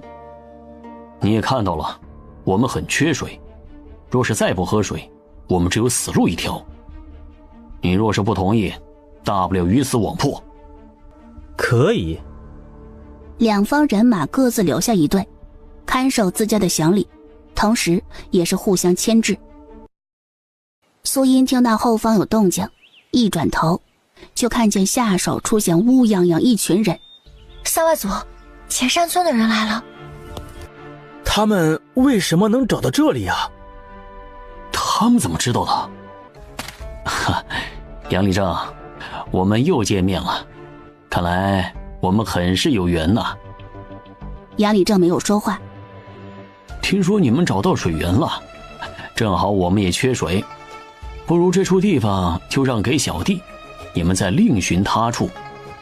放你他娘的屁！这是我们找到的，你们想要喝水，自个儿找去。哼，你们别敬酒不吃吃罚酒，一旦动起手来，就别怪我们不让你们见到明日的太阳。那就试试看。杨立正，别说我们不给你们一条活路，这处水源的确是你们发现的，我们也不好独享。这样吧，这水先让我们取，等我们取完水后，你们再取。这样一来，大家都有活路，又不用闹得那么难看。你觉得如何？不可能。那就别怪我们不留情面了。我看这件事情不是你能做主的吧？你说对吗？姑娘好眼力。斯文书生无视杏花村人对准的武器，径直走上前，看着石壁下方的虎堆，再看看那可怜的水滴。你们这是准备将这块地方凿开？对，我猜测这里面或许是有储存的水，又或许有泉眼暗河之类的。现在仅凭着石壁上的滴落的水太浪费时间了，所以我们准备将其凿开，或许有惊喜，也或许什么都没有，就连这最后的一点水都没了。确实是个好法子。前山村的人听完苏音说的，第一个不同意。你们这不是胡闹吗？若是没有，这不是将最后一点水都霍霍了吗？李正，我们得赶紧阻止他们，这好不容易找到一点水，可不能让他们这么胡来，这个太过冒险，我觉得不合适。你说呢？拍了拍手中的泥土，转头看向苏音。或许你的猜想是对的，冒险而已，值得一试。里面凿出水来，对我们三方都有好处。王立正只能尴尬地应承着。时间紧迫，你们的人都去山头寻找柴火，另外的人一同开凿。有道是人多力量大，有了他们加入，坚硬的石壁开始龟裂。杏花村的人忧心忡忡，杨立正拉着苏音走到远处。这石壁凿开后，谁也不知道里面什么光景。若是有暗河，那我们无需与他们多费口舌，各自取水便是。倘若里面只有小小的一处水洼，恐怕轮不到我们呀。苏丫头，你有没有办法说服那名书生，让他们站到我们这边呀？三外祖，你放心吧，我会想办法的。就在这时，繁茂的大树下发出了惊喜声。开了，开了！杨立正与苏音两人快步回去。有水！这个发现让在场所有人提着的心都松了一大半。继续走。里面的水多吗？看不清，但是能肯定里面有水洼，深度与大小不确定。如果里面的水不够你们三方人分的话，这对你们不利。万三爷看着三方人马，眯着眼睛盯着那位斯文书生腰间的佩剑。你认识？斯文书生腰间的佩剑有一个标志，普通人不认识，正巧我见过，还听说过。那个标志是属于南宫家的标志。南宫家以铸造兵器闻名，是一个传承了数百年的世家。大雍朝的兵部尚书就是南宫家的嫡系子孙。苏音诧异，知道这伙人有些来头，却没想到来头这么大。那位能交好就交好，即便吃点亏也别交恶。咱们这些人在他们眼里如同蝼蚁。明白。两人交谈之时，那边石壁上又有一块石头敲落。走。你猜对了，里面有一个泉眼，瞧着水流量不错。真是大喜，天佑我们呐！够我们分吗？足够，还有多余呢。杏花村的人都不由松了一口气，他们是最担心的，一旦发生冲突，他们人数不占优势，很容易吃亏。此地既然是你们先寻到，你们先取水。谢了啊！赶紧接水。杨礼正招呼着，杏花村人都接好水后一同下山。他们一走，王赖头想要上前接棒，却被一把刀子挡住了去路。在下赶时间，劳烦王礼正稍等片刻。可以，你先请。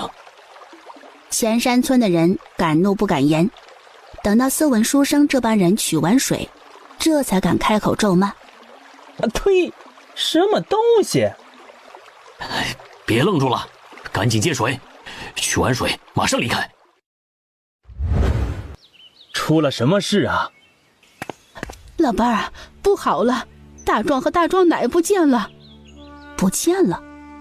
苏音与万三爷对视一眼。啊，他们怎么会不见了呢？人好好的待在这里，怎么就没了？那个死丫头呢？发现他们不见后，他便出去找了。李正啊，你一定要帮帮我们。你有这个时间，还不如出去找。寻人是可以，但是得有一个时间。若是半个时辰之后找不到了，所有人都得必须回来，我们必须下山。你什么意思啊？你想抛弃我们不管？我们可是一个村的人，李正可是说了，全村人必须互帮互助。现在我儿子失踪了，你们帮忙找一下。你居然还敢定下时间？你以为你是李正吗？在来这里的时候，三外族已经嘱咐过所有人不能离开这里，而你们不遵守规定擅自离开，那么造成的损失与伤害必须要自行承担。若是人人都像你们这样不遵守规矩随意乱来，造成不好的后果后，又让所有人来替你们擦屁股，我们所有人都不欠你们一家子的，没有那个义务为你们任性行为买单。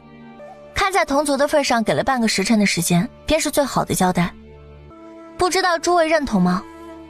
苏丫头说的没错，自己做错了事，就应该自己承担后果。哼，你们现在拖累我们所有人，耽误赶路的时间，我们浪费半个时辰，那都是顾念着同族之情。好，半个时辰就半个时辰，若是找不到，我们一家留下来继续找，绝对不会拖累大家，拜托了。行了，都别耽误时间了，每家派2个人出来分开寻找，找的时候注意安全。与此同时，斯文书生一行人下山时，路过大壮奶与大壮被捆绑着的地方，那里还有一名前山村的人看守着。少主，要救下他们吗？突然想到一个好玩的游戏，让人将他们祖孙放了。诺。谢谢恩人呐！大壮奶背起大壮，逃离似的离开。众人惊讶地看着一身狼狈的二人。你们这是怎么了？苏音注意到了大壮脸上的伤痕，那明显是巴掌印。内鬼出现了。是啊，出现了。爹娘，我以为我差点就见不到你们了。娘，这是怎么回事啊？你们2人跑哪里去了呀？我们就是出去找点吃的，不小心摔了。我瞧着你们的样子，可不像是摔的，倒像是被人打的。呀，你一个小丫头片子，你知道什么呀？不管是摔的还是怎么的，人回来就好。等出去的人都回来后，我们就可以启程了。启程？哼，在事情没有解决之前，倒不着急着走。事情？什么事情啊？人回来不就好了？大壮奶，我问你，大壮脸上的巴掌印是怎么来的？我们所有人都有眼睛，都不瞎，别想着糊弄。那大壮不听话，我打的。大壮，姐姐问你，你老实回答，我就将这个肉干给你吃，好不好？好好。你脸上的是被谁打的？是之前那个村子的人。他们为什么打你？大壮，别怕，在这里没有人敢打你，你可是杨家的宝贝，不是吗？对，他就是爷奶爹娘的宝贝，他们舍不得打自己。他们问我奶是不是找到水了，我奶就告诉他们了。陆陆续续回来的人，亲耳听到大壮的回答后，一个个脸色变得铁青，怒视着大壮奶。他们拿大壮逼我，我也不得不说呀。我要是不说的话，他们就要杀了我们。你们遇到这种事儿，你们也肯定会说的。不会，因为他们会听从安排，不会乱走，压根不会遇到这种事情。你说的假设不成立，也不存在。素音啊，你到底想干什么啊？非得抓着我们家一丁点错误不放。是，我们是得罪过你，我们和你道歉行不行？一丁点错误？那是一丁点错误吗？你们知不知道一旦山壁里没有那么多水，这意味着什么？意味着我们要与他们拼命，即便我们拼了命死了人都不一定能拿到水。如果拿不到水，我们所有人都会被渴死。你们不都是好好的吗？水也拿到了，这人也没受伤啊。这一次是我们好运，不代表着下一次我们也会有这样的好运。三外族，无规矩不成方圆，我们现在是在逃难，若是人人都像他这样，那我们这个队伍迟早要被害死。这一次是我们幸运，才避免了悲剧，若下次再遇到这种情况，没那么幸运了呢，我们将面临的是死亡的危险。好不容易从东图县逃出来，有机会到别处逃生，我不想因为一些任性妄为的人将自己陷入险境。李正，这次我们真的知道错了，好在大家都平安无事，你就饶过我们这一回，以后我们绝对不敢再犯。对，以后我们要是再犯，任由你们处置。错误已经犯下，你们就应该承担后果。离开前我就说过，谁要是泄露了水源的事情，必然要承担后果。这个队伍里容不下你们，你们自己逃难去吧。我们就犯了这么一次错误，你们就要赶我们走？我们一家子单独赶路，这是要将我们逼上绝路，不给我们留活路啊！老天爷呀！三哥，你这是让我们去送死啊！看在我们这么多年的情分上，能不能饶过我们这一回？叔祖父，你真的忍心看着我们死吗？老三，要不这次就算了，再给他们一次机会。下次他们要是敢再犯，再将他们逐出可好？再给他们一次机会吧。杨立正不由得看向苏音。好，可以给他们一次机会，不过我家会脱离。苏丫头，你这是做什么呀？有什么事情大家都可以商量着来，你们单独出去这太危险了。苏丫头，他们已经知道错了，你没必要与他们置气。但凡他们下一次还敢再犯，我第一个饶不了他们。六族老，你误会了，我没有与任何人置气，刚刚说的话我也是深思熟虑之后的。这一路走来，我很感谢你们的帮助，我觉得我们一家不太适合继续与大家待在一起。我害怕有一天自己在前面奋勇杀敌的时候，自家的人在我的背后捅一刀。我不害怕敌人，但我害怕来自背后的刀。我只有一条命，我不敢赌。这些话让不少人低着头深思。茵茵是我的外甥女儿，我不可能丢下她不管，我会与她一同离开。我家也是。3位舅舅都表示与他们一同脱离，这让其他人都有些慌神。一直不声不响的徐娘子突然开口：我也害怕被自己人背后捅刀子，所以我会跟着茵茵走。茵茵，你愿意带我们一家吗？欢迎。我家也跟着苏茵走。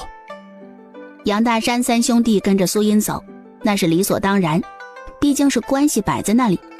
别胡闹！李正，我说的是真的，我是经过慎重考虑后的。他不相信大壮一家能彻底改变，他也不想将自己的命交到他们手中，所以他想赌一把。我们不跟着苏茵走。娘，你在胡说什么啊？娘，你别瞎掺和。他们愿意离开，他们自己走就行了，咱们家绝对不会跟着走。你是不是傻呀？他们人这么少，遇到点什么事儿压根儿就应付不了。路上那些穷凶极恶的人更喜欢打劫他们这样的，咱们要是跟着他们走啊，能有什么好下场？反正我不管，要走你们夫妻俩自个儿走。爹，张老汉没有吭声，沉默的态度已经说明了问题。你们呢？我们跟着亲家公走。如此一来，愿意跟随着苏茵家离开的人有6家。杨立正还想挽留，却被苏茵摇头拒绝。3外祖，我已经想得很清楚了。杨立正依旧不放弃。我们先下山，到官道上，你们若是改变主意都可以。苏茵点头。许道水原本是该高兴的，但队伍里的气氛很压抑。以苏茵为首的7家人很自然地走在一起，走在最前面。牌子弄好了没？好了。你倒是心善的，还特意做块牌子提醒后面的人。心善吗？或许有吧，也或许夹带着私心吧。直到将前山村人远远甩在身后，苏茵与杨礼正以及其他族老村民道别。3外祖，后续的路无法与你一道走。苏丫头，你真的考虑好了？我已经考虑清楚了，还是要分开为好。是我们拖累了你呀。你说的是哪里话？后面的路很长，如果遇到什么难处，记得回来找我们便是啊。苏茵不放心，提醒一声。3外祖，以后一定要看住大壮一家，另外尽早离开，与前山村拉开距离。前山村的李正阴险狡诈，保不齐会有人着了他的道。好，我记着。杨礼正是非常不舍得苏茵离开，但他也能感受到他的决绝。他也想一走了之，但是他是李正，不能这么做。既然担了这个名头，就得做好分内事。他们走得很快，转眼功夫便与杏花村拉开一段距离。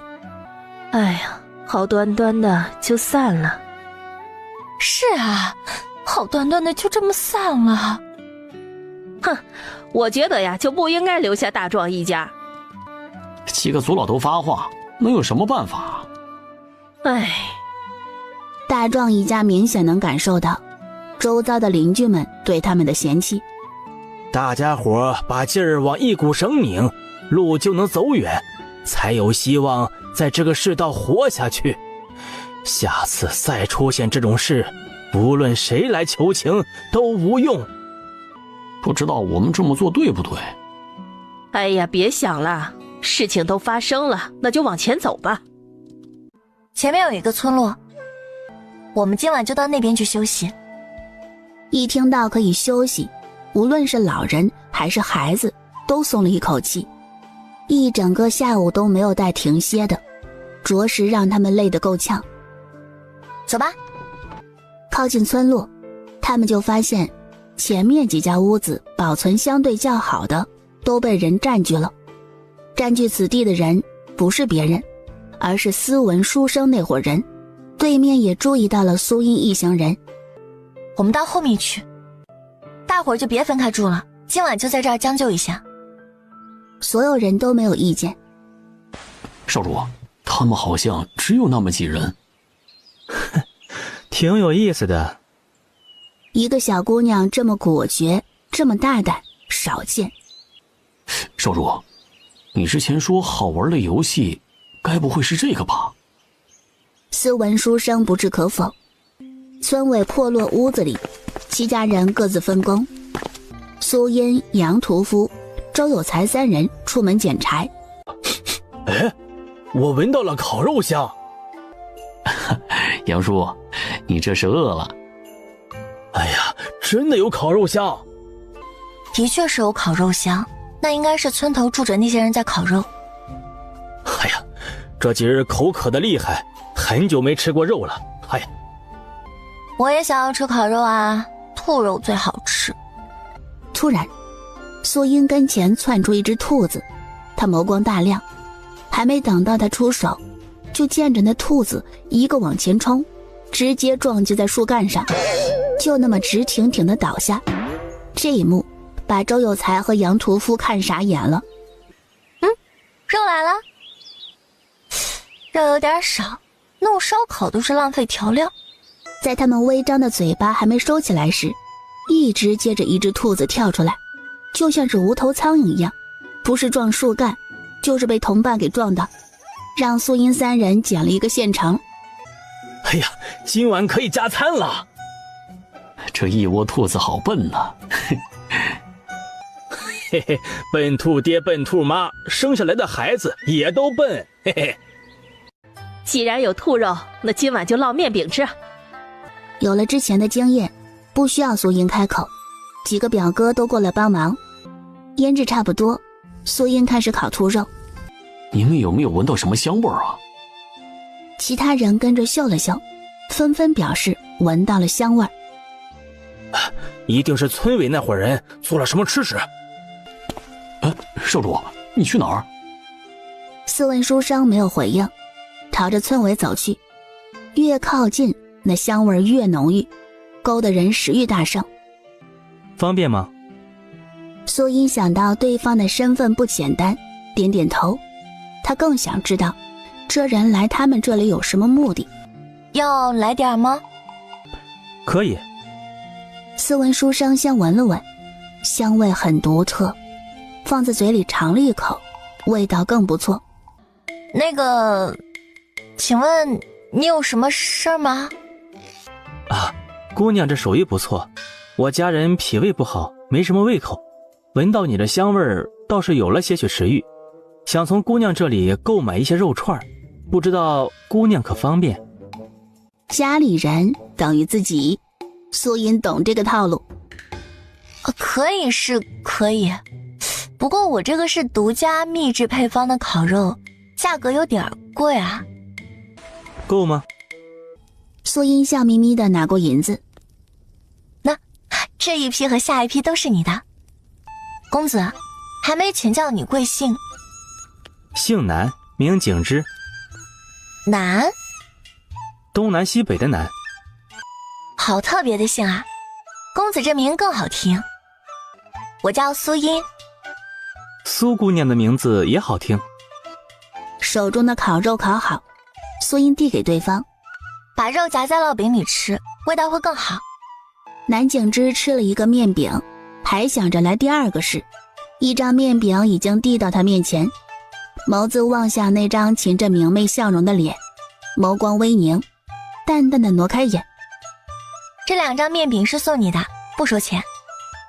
南景之笑着接过，一口气吃了20多串烤肉，3张面饼，吃得很饱。南景之起身告辞，苏音没有挽留。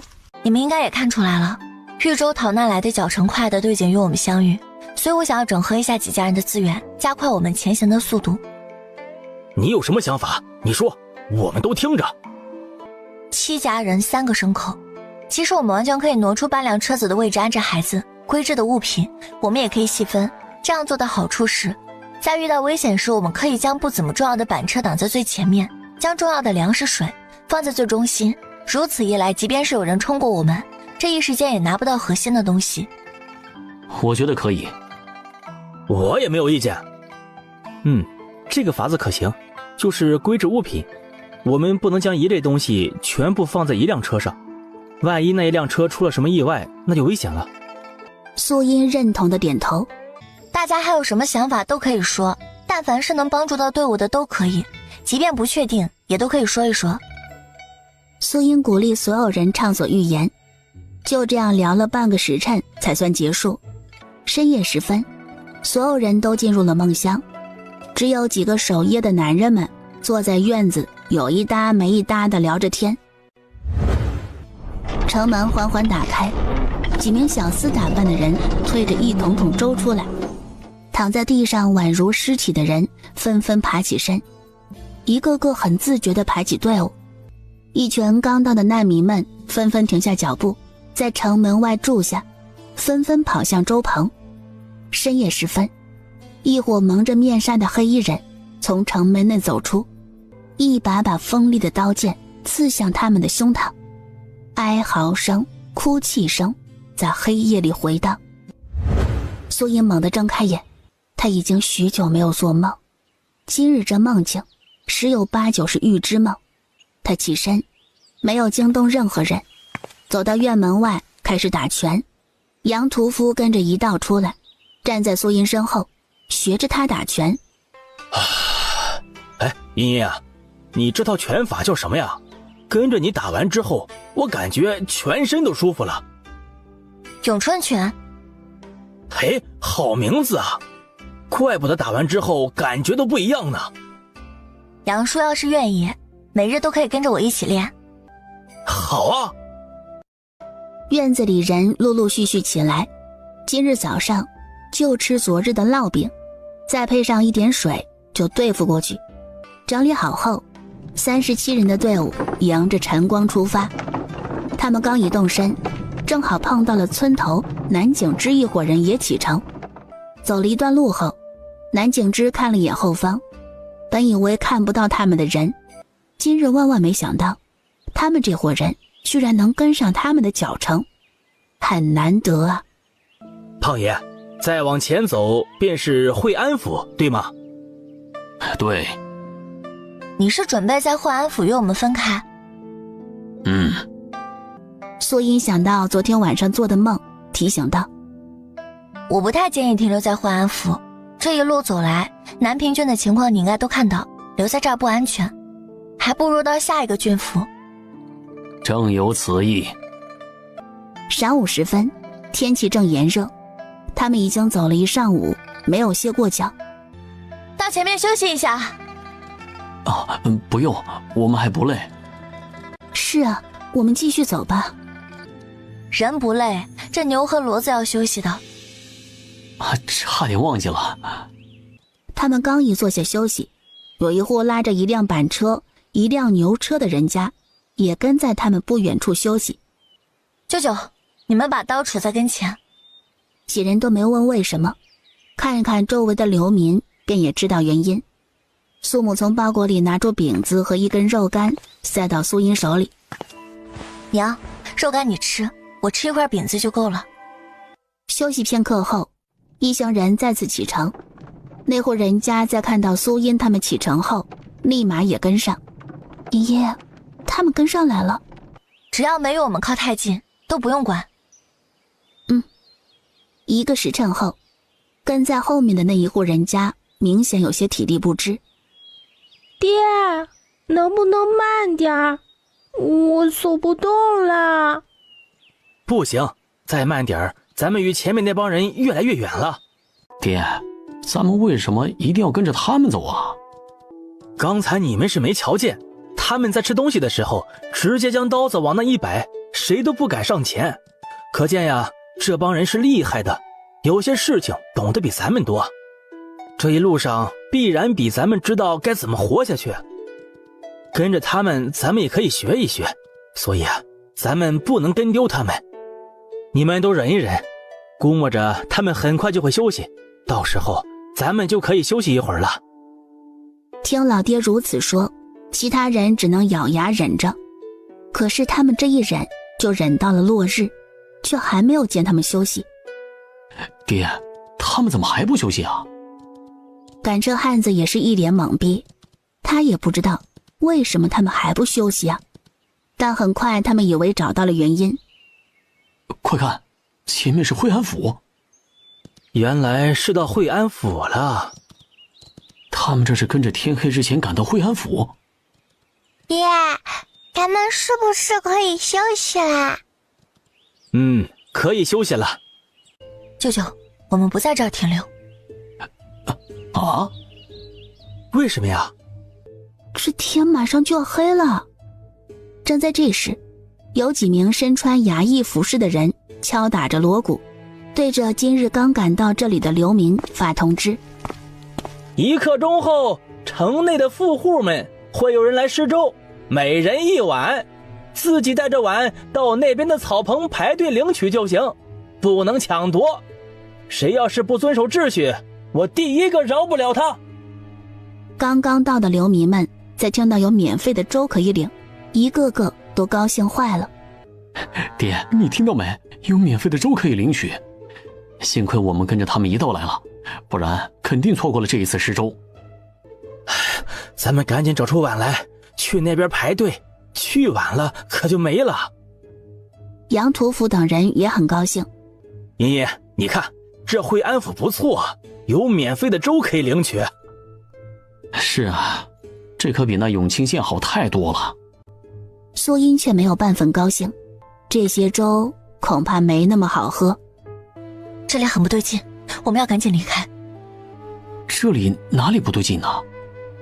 离开之后再告诉你们。好。这段时间他们都了解苏音的为人，他不是那种无的放矢之人。既然这么说了，必然是发现了他们没发现的问题。走。另一端，少主，那伙人居然走了，这天都要黑了，他们这是打算连夜赶路不成？南景之眯着眼，盯着他们离开的方向，视线收回，看向城门外的流民以及排起长长队伍的施粥队伍。哎呀，差点打眼呀！有免费的粥都不领，还真与其他逃难的人不同。通知下去，所有人集合，准备出发。少主，这天都要黑了。南景之冷冷地瞥了他一眼。诺。城门上，一队巡逻的士兵很快注意到了苏音一行人离开，他眯着眼，并未放在心上。队长，今天刚来的那批上百人的肥羊，他们有离开的准备。哪里？队长走上城墙前，就见着他们的人在收拾行李。队长，现在该怎么办呀？你派2名机灵的衙役过去询问一下，顺便挽留一下。实在留不住，也不要露出马脚。诺。诸位，怎么突然启程了？那边已经开始施粥了。2位差爷，我们赶时间，没办法在这里多停留，多谢2位差爷的好意。喝一碗粥再走也不迟啊，吃饱了肚子也好上路啊。还是将东西留给更有需要的人吧。诸位路上小心啊，最近山林里野兽时常在官道附近出没，你们赶野路的话可要当心了。啊，一定一定。少主，这里很不对劲。他现在才明白了少主的用意，但更让他惊讶的莫过于苏音一行人。走吧。当家的，你说他们怎么不在这儿住啊？这天马上就要黑了，这里既有地方露宿，又有免费的粥可以领，这咋就不待了，还要走啊？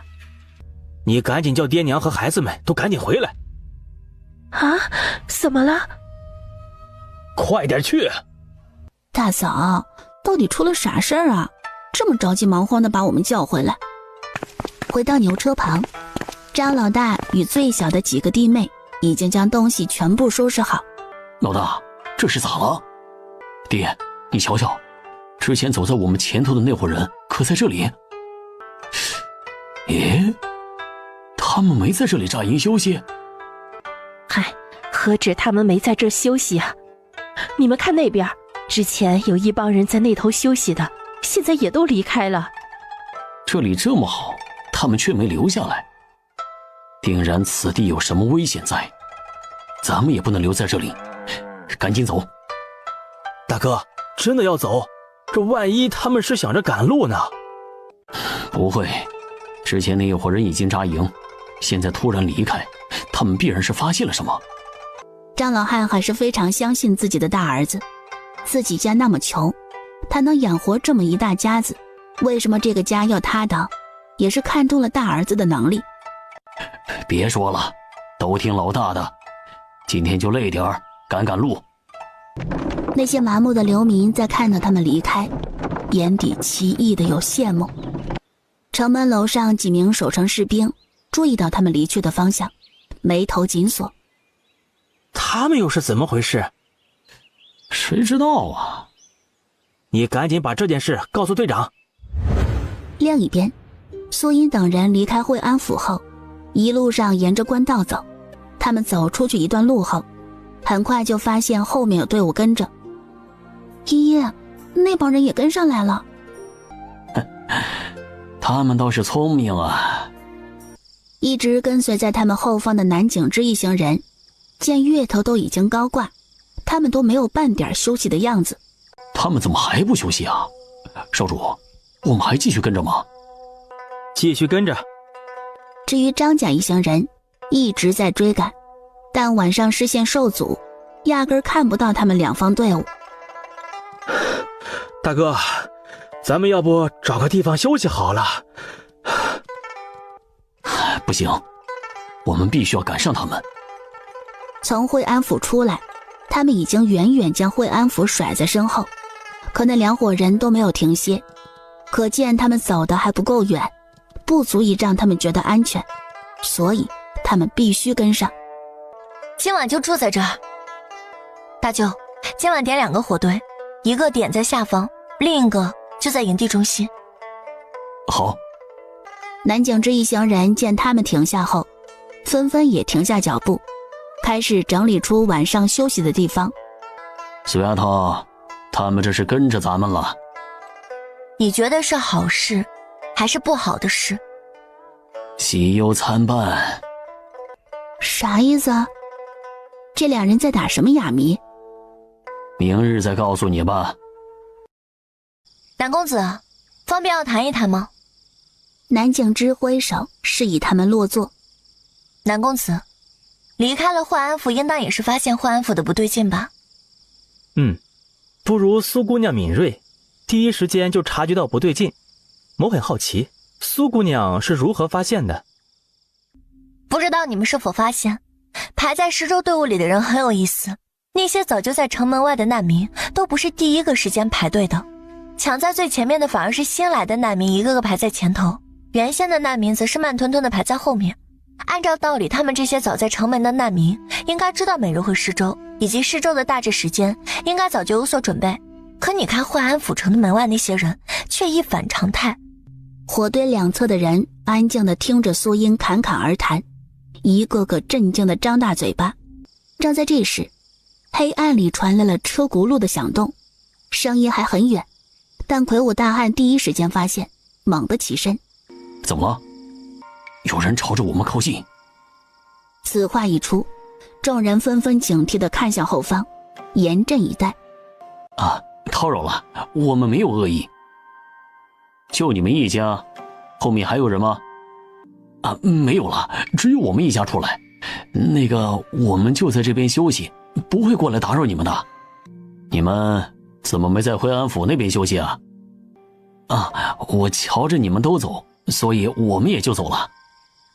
这个回答让人很意外。你们都不敢在那边停留，想来那边一定有危险。既然他们也来了，那么他们也得参与进来。我们这些人离开，他们一定会注意到，我现在担心的是那些人不死心会追杀而来。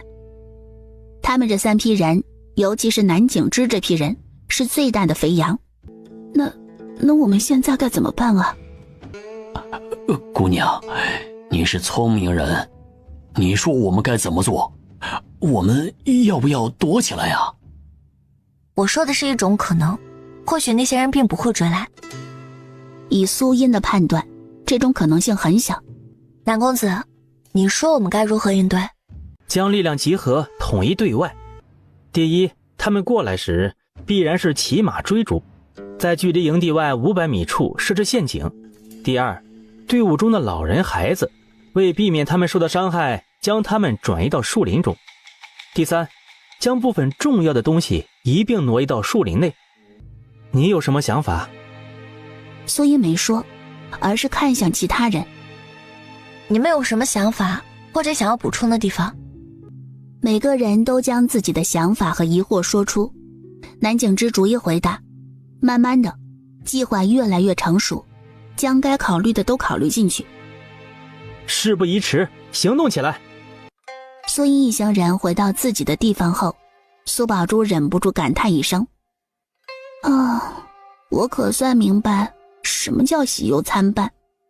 喜的是人多力量大，南景之那伙人战斗力高，面对穷凶极恶之人，他们有更大的胜算，以减少他们的压力。忧的是，倘若他们没有跟来，那伙人还不一定会追他们。在他们热火朝天的准备时，紧闭的城门打开，一行穿着便服，戴着面罩，20人一小股马队，直接穿过两侧的难民窝棚，朝着远处疾行。20人的骑行小队后方冒出一群身着兵族服饰的人，每个人提着刀，朝着新到的难民而去。这些人肆无忌惮地将他们身上的包袱全部翻出，丝毫不担心有人会醒来。偶尔没喝粥或者喝粥少的人，被惊醒后还没有出生之前便被对方砍下头颅，无论大小，无一例外。这群老鼠逃得还真够远的哎！逃得再远也无济于事。加快速度，追上他们！树林里，苏音蹲在一旁，时不时拍打着手臂腿上的蚊虫。防蚊虫的药膏。说是别的东西，苏音还会客气一下，但是防蚊虫的药膏，她是真的很需要。谢谢啊。没了蚊虫的烦恼，苏音注意力能集中不少。守在官道两侧的南武耳朵动了动，嘴里吹起了蟋蟀的声响。所有人心头一凛，神经变得紧绷。火光越来越近，伴随着马蹄声，这些人丝毫不减速，直接朝着这边冲来，完全不担心会惊醒他们。嚣张的姿态足见难民在他们的眼中比那围栏里的羔羊还容易屠宰。趴在官道两侧手中拿着绳索的人屏住呼吸，目光紧紧盯着疾驰而来的马队。当马匹冲过来时，两边的人同时拉动绳索，冲在最前端的马儿受到了冲击和惊吓，马儿失控，人重重地被马儿甩下，后方的人紧急刹停，刚一停下，一支支箭雨破空而出，发出咻咻咻声响。他妈的，杀了这些狗娘养的！第二波准备。随着他令下，埋伏在两侧的人将早就准备好的石头朝着马背上的人投掷。双方打配合，一个负责干扰，一个负责放冷箭，能射倒一个是一个。今夜的时间似乎变得格外漫长，外面的喊打喊杀声渐渐变小，到最后逐渐归于平静。他们都死了吗？应该是的吧。就在这时，急促的脚步声朝着他们逼近。月光下，一道身影走近，众人在看到是杨大山，一个个迫不及待地询问：怎么样了？我们是不是赢了？我们赢了。真的？千真万确，咱们可以不用躲了。太好了，我们胜利了！之前跟着苏音搜罗过尸体的杨屠夫与杨大河两人，这一次都不用他开口，两人屁颠屁颠的去搜身。南武的人很诧异，跟着一道搜身，倒是张家人没有动。苏音与南景之两人蹲在为首的首领尸体旁。这些佩刀都是兵部制式，鞋子也是兵部专用，这些人是惠安府城的兵卒没错了。云州三地大乱，没想到梅州的官场已经糜烂到这等地步。南景之声音低沉，透着一股浓浓的失望。南公子，大雍朝建朝多久了？还有2年，便是300年。300年，是到时候了。何意？没事儿，就是感叹咱们大雍朝已经过去了这么久。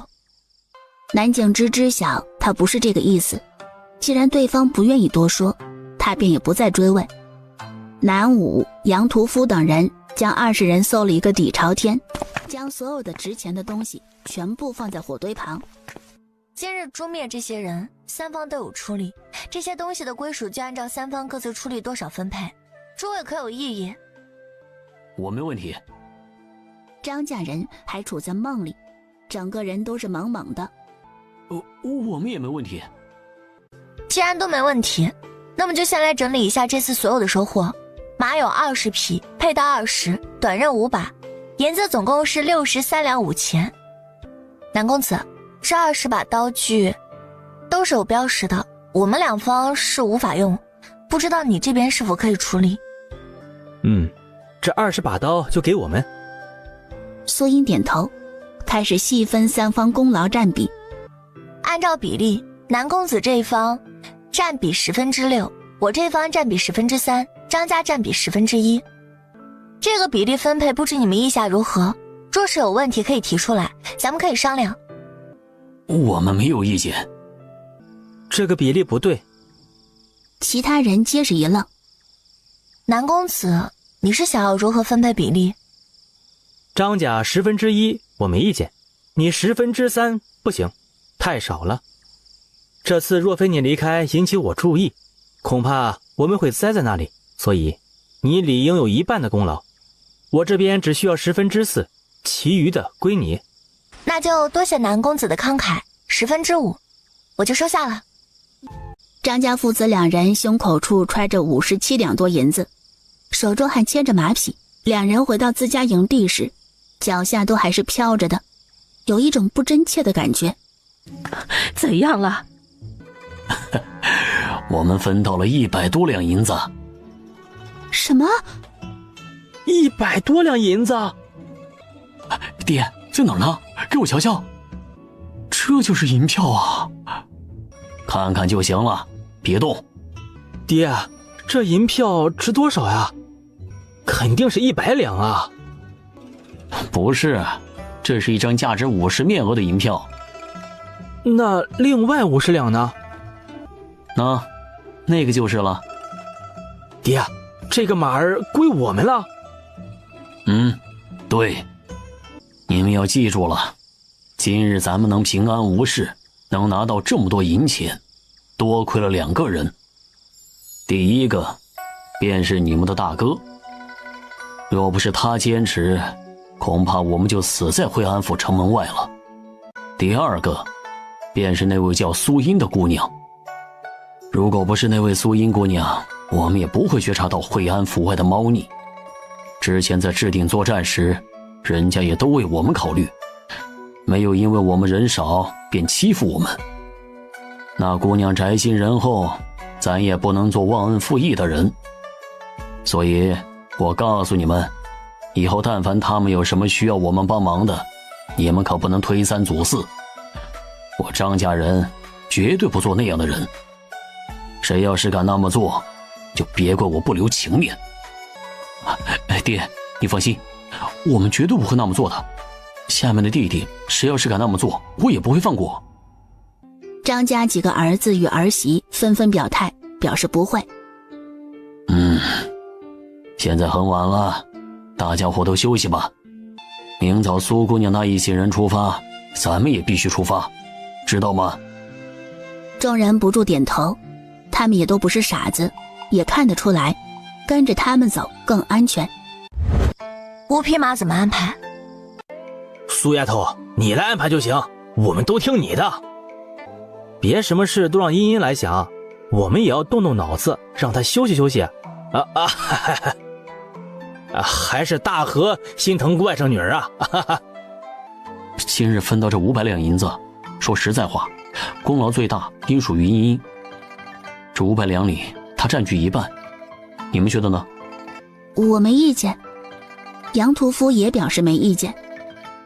其余部分，我们6家平分，如何？不行不行，我都是没出什么力，我不能要，你们分便是了。既然是在一起，那人人都有份儿。你和妞妞2人去做诱饵，那也是在出力，没道理不给你。是这个道理。我这儿不用一半，就分成10份，你们6家各拿1份，余下给我。那也行。我没问题，可以。徐娘子见所有人都同意，也跟着点头，心里却将这一份情谊记在心里。方才苏茵还没想到，只想着分战利品，但冷静下来后，危机感立马悬挂在头顶。怎么了？这地方不安全。那我们走。安全起见，必须要离开。我去通知一下其他人，你们开始收拾行李，该套车的全部套车。苏茵一走过来，南景之便开口：你是准备连夜赶路？对，保险起见，这里不能留。行吧，今日就连夜赶路。苏姑娘，有什么事吗？张老伯是这样的，那些人死在这里，惠安府的人若是迟迟不见他们回来，恐会起疑心，到时候派遣人过来，就会再升起事端。这里不安全，所以我们才需要连夜赶路。你考虑的周到，我们这就收拾东西，这就走。苏茵这边准备妥当后，开始赶路。张家人立马跟上了苏茵，南景之一行人多，所以走在最后面。3方人马浩浩荡荡的在夜里前行。这一夜，他们从黑夜走到天光蒙蒙亮，走到阳光洒满大地。少主，苏姑娘怎么还没喊停啊？我们都已经出了惠安府了，惠安府的人应该不会追来了。这里不适合扎营，他应该在找扎营的地方。不得不说，南景之很懂苏茵，或者说2个人在某个方面相似。茵茵啊，什么时候休息啊？周围的人听见都竖起了耳朵。前方若是有开阔的地方，便在那边休息；若没有，便选一块相对遮隐的地方休息。众人得了消息，立马打起精神。哇，那片草地上的草好嫩呀，这些牲口有口福了。这里居然有这么一片草，你们说那里会不会有水啊？你们看到的那片草地以前都是湖泊。刚刚还兴奋的几人沉默了，湖泊没了，那代表着这里的干旱。张家人在见到苏茵他们停下休息，一个个高兴的脚下都有劲儿了。可算是能喘口气了。城楼上守夜的人醒来，看着身侧的同伴，用手肘捅了捅同伴，开口询问道：李九他们回来没有啊？这个时间点早就回城了。回来了吗？怎么一点印象都没有？我难道昨夜睡得那么沉？那名守城兵下了城楼，去了营地。对于营地里的迷乱，早就习以为常。他转了一圈，没瞧见李九那一伙人。那群人该不会是得了好处，直接去了香翠楼吧？他朝着后方的茅房走，路过马厩，看着只拴着几匹马的马厩，脑子顿时清醒过来，意识到了不对劲。他不敢耽搁，顾不上小姐，匆匆地跑到后院正房，忍着总兵发火的危险，敲响了房门。他娘的，谁一大早扰人清梦？大人，出大事了！李九他们一行人一夜未归。你刚刚说什么？那个李九他们昨夜一夜未归。不可能！李九是他的心腹，不可能逃走。大人，马厩里没有他们的马匹。你带几个人去寻，太阳下山前回来回禀。是。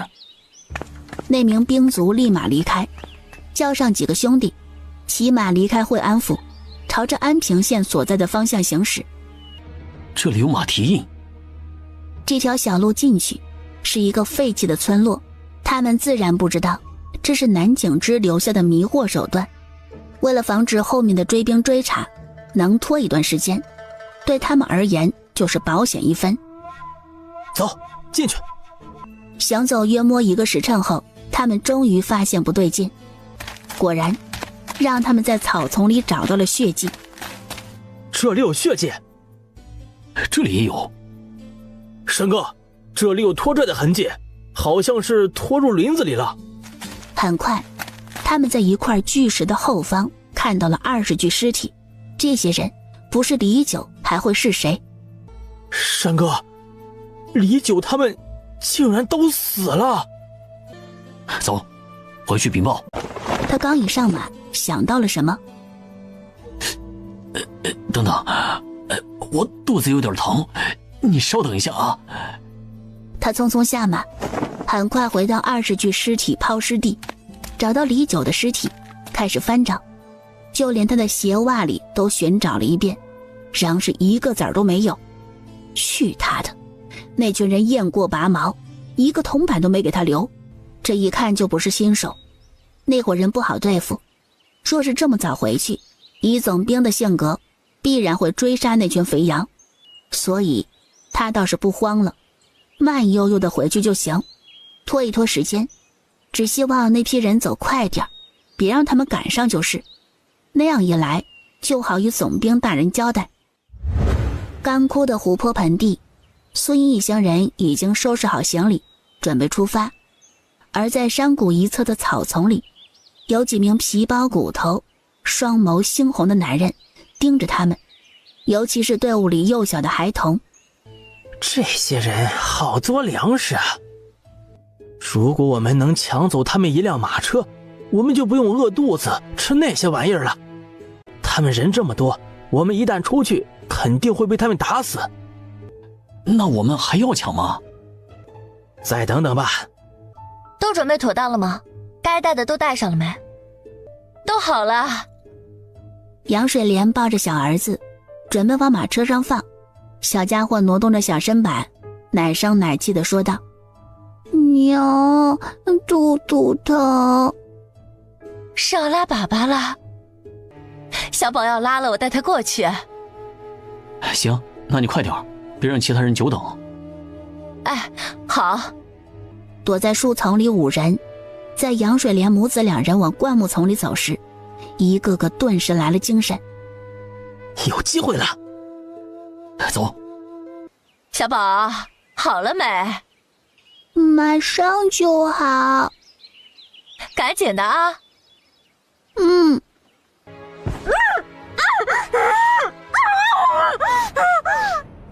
迅速捆绑住他的双腿与双手，将他扛在肩头，快速往林子深处跑。哎呀，这水莲怎么去了这么久还没回来？小宝这拉肚子的时间也太长了吧？有才，你过去看看。好的，爹。周有才往灌木丛后方走，往前走了10几步，没瞧见杨水莲母子2人。水莲，水莲，水莲！他面色大变，转身朝着官道走。不好了，水莲和小宝不见了。什么？该不会是人被野兽叼走了吧？你胡说什么？赶紧去找人！秀娘，你跑到前头，告诉你茵茵姐去。好。周秀娘应下后，拔腿就往前冲。哟，这是怎么了？我瞧着这样子，好像出事了。还真有可能啊。茵茵姐，我嫂子和侄子不见了。不见了。刚刚我哥去林子找嫂子和小宝，但是没瞧见他们人。我爹他们应该是去找了。茵茵姐，我嫂子他们该不会是被野兽给叼走了吧？别急，这个不一定啊，先别乱想。大舅妈听到自己的女儿和外甥不见了，着急的不行。舅舅，你们先走，我过去看看是什么情况。不行，我跟着你一道走。我也去。大舅妈你就留在这儿，我们会找到水莲表姐的。最后苏英将队伍托付给二舅他们，自己和大舅一道离开。是不是出了什么事了？有什么需要我们帮忙的吗？我表姐和她孩子丢了。我找人最在行了。那麻烦你了。恩人，你客气了。南景之看到折返回来的苏音，遇到麻烦了？人丢了。你带着队伍继续前行。那你呢？找人。南武担心少主的安危，派了2个人跟了过去。他们直接找到了杨水莲母子2人消失的地方。众人看着那一坨便便，他们离开的时间不久。茵，他们会不会是被野兽袭击了？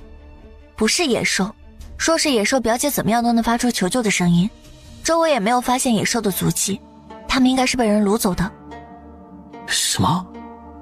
怎么会被人掳走？周家人只觉得不可思议。他们往那边走的。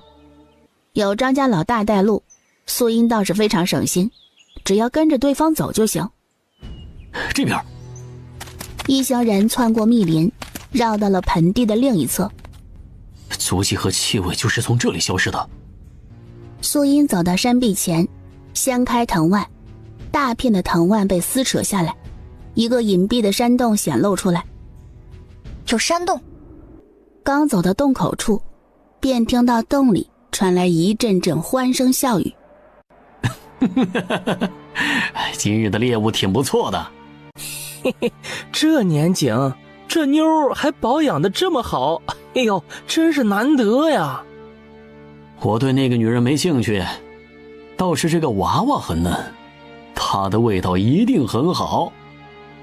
那女的先关到柴房里，等大伙玩腻后再动手也不迟。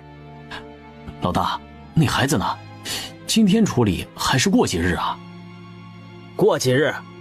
今日先解决之前的那几个。妈的，那几个臭娘们都开始发臭了，老子现在看到都反胃。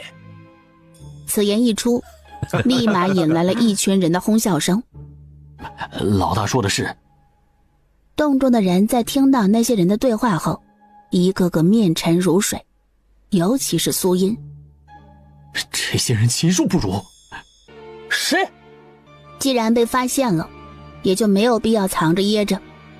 苏音一行人慢悠悠地走到洞外，之前掳劫的人一眼就认出了他们，是那母子2人的同伴。没想到你们能找到这里。我也没想到有人会在我们眼皮子底下掳劫人。小娘子能找到这里，就不怕走不了吗？啊，像你这种细皮嫩肉的小娘子，在我们这里可是很受欢迎的。没有人告诉你，你嘴巴很臭吗？老大，别和他们废话，杀了他们便是。哎，打打杀杀多不吉利啊，要和气生财。你们要找的人是在我这里，你们若是想要带走他们，只需要付100两就行，或者留下你们1车的粮食。没有第3种选择吗？没有。不，有第3种选择。话音刚一落下，他人直接冲过去，一记飞毛腿，直接将人踢飞出去。其他人反应过来后，一拥而上。大侠饶命！命令所有人都住手！都停手！停下来！看来你的手下都不听你的。领头男人又气又怒，但无可奈何。既然你这点用处都没有，那就没有留着的必要了。我知道安平县的情况，我知道很多秘密。安平县，他们下一站抵达的便是安平县。什么秘密？只要你不杀我，我就告诉你。你没有讨价还价的资格。他手中的刀子往前又进了一分，脖子上的鲜血流得更欢腾。女侠，我说，我都老实说。苏音收起刀子，他在刚喘口气时，一脚将他踹翻，自己转身去收拾其他人。至于他，等会儿再慢慢收拾。有人受伤倒在地上无法起身，有人直接死亡，没死的人将这群人都捆绑起来。苏英看到了大舅舅手臂上的刀伤，鲜血不停地流。周有才与张家老大也不同程度受伤。苏英一脚踩在领头男子身上。你们的金疮药都放在哪里？在那边的茅草屋里。苏英推开门，里面传来一股子恶臭味，眉头微蹙，忍着恶心，在一个柜子里找到了药品，种类还挺齐全。舅舅，你们先处理伤口。你表姐和小宝，放心，我们现在就去找。刚刚被你们掳劫来的2个人在哪里？在最后那间茅草屋后方的山洞里。妈的，若不是那几个蠢货掳劫了那对母子，我也就不用遭受这样的罪。距离洞口10步之遥时，一股难闻的气味从洞穴里飘出，这种气味很酸爽，尿骚味混合着粪便的气味，总之很无法用厌恶形容。那个，你要不要在洞外等我？小问题。爷爷，你可算是来了。没受伤吧？没受伤。洞穴里其他人在听到2人的对话后皆是愣住了，尤其是那位披头散发的中年男人更是激动不已。别害怕，那些人都已经被我们制服了，他们不敢也不能再伤害你们。有人忍不住崩溃大哭，以宣泄多日来的惶恐。苏音手起刀落，砍断了束缚住他们的绳索，将所有人都解放出来。轮到中年男人时，那男子一双眸子紧紧盯着苏音，苏音警惕地看着对方，手中的动作也随之停下。小姑娘，你不认识我了吗？是我呀，东土县药铺的李掌柜。药铺李掌柜？原来是李掌柜的。对，是我。苏音立马将他的绳索解开，缩在李掌柜身后的女人和一个5岁的男童露出来。这是我的妻子和儿子。苏音看着他的妻儿，虽然也很狼狈，但比李掌柜好太多，尤其是他的妻子，与洞穴里另外几名女子相比，简直是一个天上一个地下的区别。这里不是说话的地方，咱们先出去。好。好久没闻到这么好闻的空气了。突然，一名瓜子脸清瘦的女子跪在苏音面前，冲着她不住磕头。你快起来！求女侠替天行道，杀了这群恶魔，他们这些人不是人。求侠女杀了他们，这群人杀了我儿子，他们还将我儿子给煮了。我的相公、公婆、小叔子都被他们杀了，我的孩子。他们说的都没错，这些人不能称为人。若非我会医术，他们早就对我的妻儿下手了。被擒住这些匪徒一声都不敢吭，一个个低着头，不敢看苏音等人，就怕成第一个刀下亡魂。求女侠杀了这群畜生！想要报仇，自己动手。4名女子看着面前明晃晃的刀子，都愣住了。他们已经无法动弹，对你们也无法造成伤害，想要杀他们轻而易举，想要为你们家人报仇，自己动手吧。清瘦女子第一个反应过来，拿起刀，一步步走向其中一名匪徒。别杀我呀！我都是听大当家的行事，要怪就怪大当家的，我也不想这么干的，是他们逼着我干的。别杀我，求求你别杀我！我以后一定不做了，一定不做了。然而，无论这名匪徒如何求饶，清瘦女子仿若未闻。畜生，还我儿命来！那名匪徒身上足足被插了数十刀，身躯变得成了血窟窿。清瘦女子站起身，抹掉脸上的鲜血，将刀子丢给另外一名女子。不要杀我，我错了，我真的知道错了，不要杀我。女子没有理会，满含恨意的眸子死死盯着那人。你该死！女子一刀直接刺中匪徒的心口处，拔出刀子后，她再次刺入，一刀接着一刀，直接将自己心底里的恨意发泄出来，直到自己的双手再也握不住刀，整个人瘫软地跌坐在地上，眼中的泪水奔涌而出。爹娘，相公，我给你们报仇了。4名女子一个人解决完1名匪徒后，似乎用尽了全身的力气，整个人瘫软地跌坐在地上，有人哭，有人笑。苏烟没有打扰他们，让他们自我调节发泄。剩下的人怎么解决？杀了。女侠，你说过要留下我的。苏烟对大舅舅说。他留下。他妈的，他是我们所有人之中最恶毒的人，是他提议吃的，是他策划劫持人的，他凭什么能活着？我的妻儿也是被他逼着死了，这样的恶人凭什么能继续苟活着？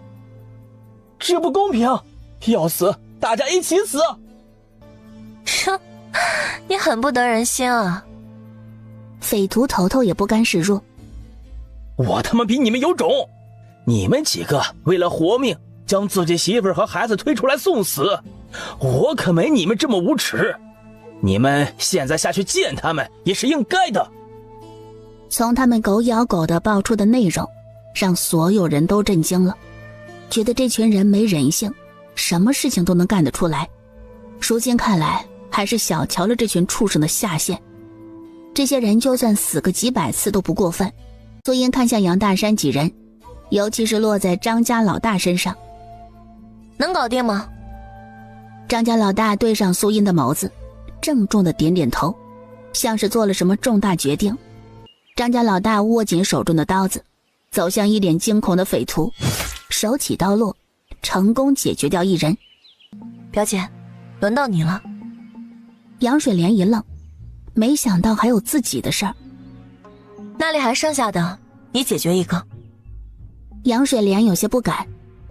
表姐，你看看他们，现在这世道女子也要狠，也要学会用武器保护自己。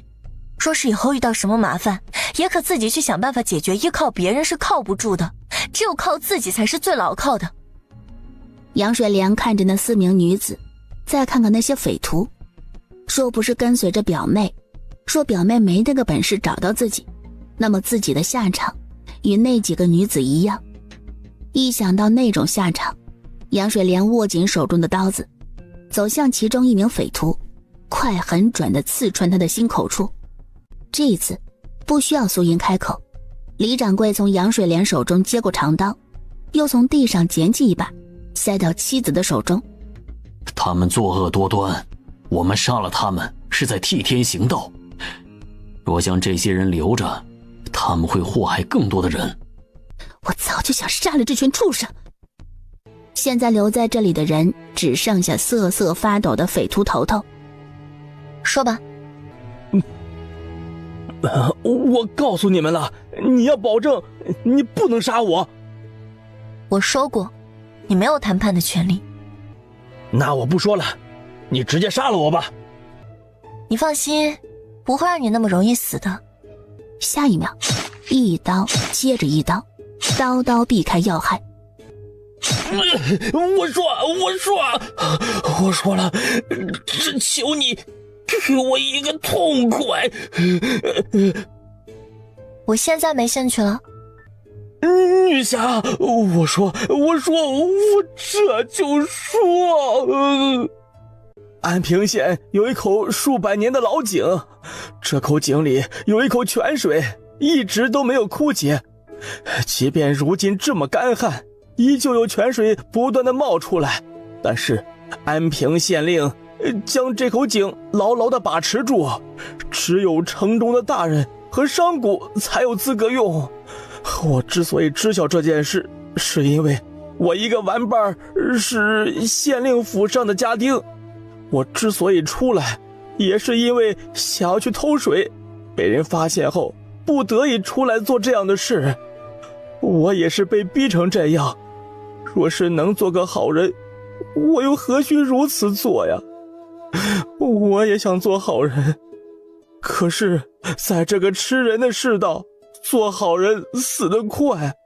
我想活，所以我做了恶人。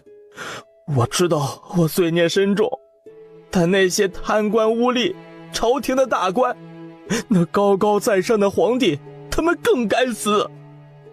最后那一句话带着对这个世道、对大雍朝无尽的愤怒。找找看，这里有没有什么值钱的东西？那间屋子里面有不少的药材，可以带上。姑娘，那间屋子里的药材都是我的，你别误会啊，我不是想要回。苏音不在意的摆摆手。我当时瞧见了，还觉得奇怪，这些人准备的药材如此齐全，原来是李掌柜的。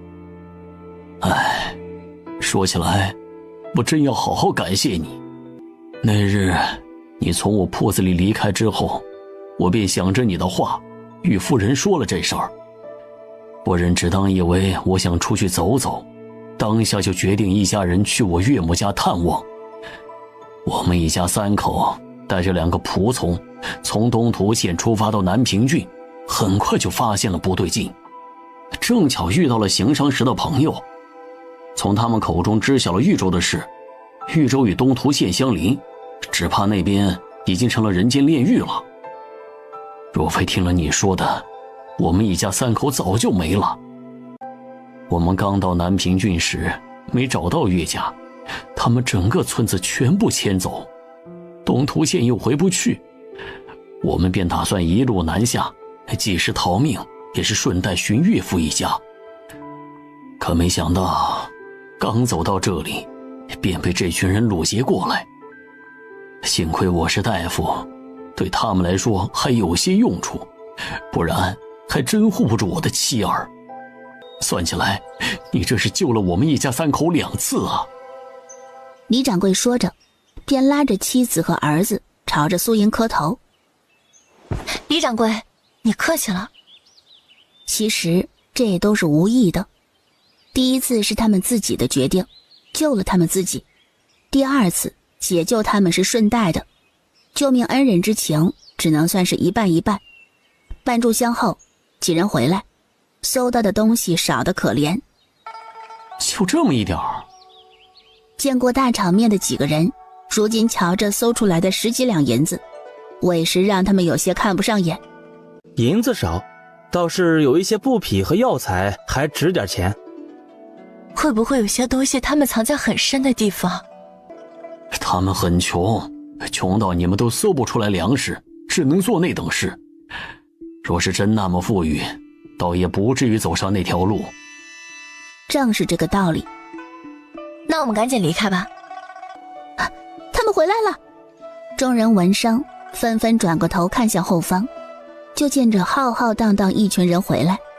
苏英看向几人，我会将你们带到安平县，等到了那边你们可以自行离去，或者现在想要离开的都可以。他不可能带上他们所有人。苏姑娘，我虽然没了家当，但我是大夫，我能治病。若是队伍里有人有个头疼脑热的，我都可以解决。只求你们能庇护我们一段时间，待到我们找到栖身之地，便会离开的。我们不会吃太多的东西。对于李掌柜一家，苏音是想留下他们。第一，他们队伍里确实需要一个大夫；第二，李掌柜走过很多地方，对后面的赶路非常有帮助。这2点都是他们这支队伍里最缺少的。4名女子瞧见了，也跟着祈求：四姑娘，求您也收下我们吧，我们已经没有亲人了，也不知道能去哪里讨生活。4人见苏音没有说话，纷纷下跪，冲着她磕头：求姑娘给我们一条活路。苏音下意识地看向南景之，南景之这货接收到了他的信号，直接屁股一转溜了。我操，好现实的男人。你们也看到了，其实我们也不是什么大富大贵之人，东西也有限。在山谷里我说过一句话，求人不如求己。在抵达安平县前，4位不妨好好想想未来的路你们该怎么走。困难是可以帮一把，但别人帮不了你一辈子。4位好好想想以后的路该怎么走。小姑，给他们4个拿点吃的和喝的。好。4人早就饿得不行，在拿到吃食后狼吞虎咽。慢点吃啊！李掌柜一家3口看着他们吃烙饼和水，忍不住咽了咽口水。苏音拿了3张烙饼和1竹节水递给他们一家3口。谢谢谢谢。李掌柜的儿子刚想吃烙饼，姨娘赶忙阻止：先喝口水，润润嗓子再吃。等他们吃完后，队伍启程，李掌柜一家与4名女子跟随在苏音后方。他们会同意咱们留下来吗？有希望会被留下来。现在所有人都难，苏姑娘说的也是现实，食物也好，水也好，都是非常的紧缺。爷爷，他们7个人你准备怎么办啊？将他们收留下来吗？若是你会怎么做？李掌柜一家倒是可以收留。李掌柜是大夫，能治病，现在大火逃荒不久，身体还能扛得住。说是后面在荒郊野外有个什么病痛，也有人治。至于那4位，他们虽然可怜，遭遇令人同情，但是毕竟是4张嘴，粮食也不多，水更是用得紧紧巴巴的。我的意思，等到了安平县后，让他们自谋生路。不错，这分析利弊分析得很好。越是这种时候，头脑越得清醒，不能因为一个好心就将自己拖入了泥潭。娘，你想要说什么？他们4人死里逃生也算是幸运的，可这以后的路只怕是难走，也不知道能否活得下去。娘，我还以为你想要劝我留下他们呢。你娘是这么拎不清的人吗？这都什么世道了，咱们家又不是什么大富大贵的人家，哪里能养得起那么多的人啊？若是以后遇到你爹和你弟他们，咱们吃饭的嘴可够多了。太阳下山，苏音在官道上选了一处地方停下。他们一停下来，后面的张家与南景之一行人也都停下。那些零零散散逃难的人见他们都停下休息，也纷纷跟着休息。大家都默契地做着自己的事，没有打扰其他人。云姨，那7个人你打算怎么处理啊？大舅，正好我也有事情要与你们商量。苏音叫来另外6个当家人，坐在一处僻静的地方。他是想让李掌柜一家加入，但也得问问另外几家人的意见。这个李掌柜与我们是同乡，在县城开了一家药铺。我是买药的时候与他认识。李掌柜不仅是会医术，而且他见识广博，去过很多地方，这其中就包括咱们此行要去的南方。我的意思是呢，想要将他一家留下来，一则是为了后续的路做打算，有人认识路，知道情况，会让我们省事很多。二则呢，人总归是要吃五谷杂粮，会生病，尤其是在这逃难的路上。有一位大夫在队伍里，对咱们而言是一种保障，这是我的想法，不知道你们是怎么想的，怎么看的？我赞同，我们队伍里有老有小，有一个大夫在，不至于生病的时候六神无主。李大夫既是大夫，又认识草药，见识又广，这正是我们需要的。对于李掌柜一家人的去处，7家人一致同意他们留下。他们一家3口的吃喝，我们7家人一同承担，你们意下如何？没问题。6人纷纷表态赞同这个方案。苏丫头，那4个女的你打算怎么办呀？你们觉得该怎么处理？杨屠夫想了想，他们的确可怜，但这一路上可怜的人很多，咱们也帮不过来呀。是啊，帮不过来。另外几人沉默着，表示了自己的态度。与你们想法的一致，等明日到了安平县，让他们自谋出路。7个人的去留已经商量好。杨屠夫开口询问，你们说这安平县会不会像其他几个县城一样都紧闭城门呢？这一路走来，这些城门都关着，这些官老爷们不管咱们老百姓的死活，也不知道哪个县城或者府城会让我们进去。现在流动的难民越来越多，只怕那些城池越来越难进。苏英起身去找南景之谈事情。聊2句。南景之拍了拍手中的灰尘，站起身，两人走到僻静的地方。那个土匪头头所说的话，你觉得有几分可信度？一半一半。你对安平县有多少了解？了解不多，只知道安平县令是个胆小怕事的人，政绩平平，为官也平平，整个人很平庸，没有什么出挑的地方。谢了。回到营地，李掌柜终于寻到机会。苏姑娘，有时间方便聊一下吗？李大夫，你找我有什么事情？苏姑娘，我想跟你借点粮食与银钱，你放心，我会赚钱还给你的。你准备要借多少？5两银子，时薪计米，陈年计米就好。可以。谢谢你，真的太谢谢你了。回到营地，苏英从包袱里拿出5两的碎银子，又舀了大概10斤的陈年计米。李掌柜借的，等赚到了银钱会还。苏宝珠这下放心了，她真担心苏英就这么白给对方，那她会心疼死。4名女子见到了，互相对视一眼，有人按耐不住，也找上了苏英。苏姑娘，我能不能也向你借一点粮食啊？张娘子，我可以借粮食，但你以后准备要怎么归还？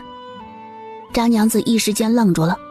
苏英继续说道，李掌柜是大夫，他可以替人看病赚取诊金，他认识药材，会炮制药材都可以赚钱。我之所以会借给他，便是因为他有这个能力归还。那么你呢？你有什么能力让我相信你能归还？对不住，是我莽撞了。张娘子狼狈地离开，其他3名女子见她失败而归，刚刚升起的念头熄灭了一半。她不肯借。张娘子点头又摇头。什么意思？她会借，但是有一个前提。什么？你们若是有像李大夫那般有一技之长，他会借给你们。若是没有，他不会借。李大夫有能力赚回，他才敢借。我没什么一技之长。算了，等明日到安平县后，我便将自己卖了，只要有一口饭吃就行。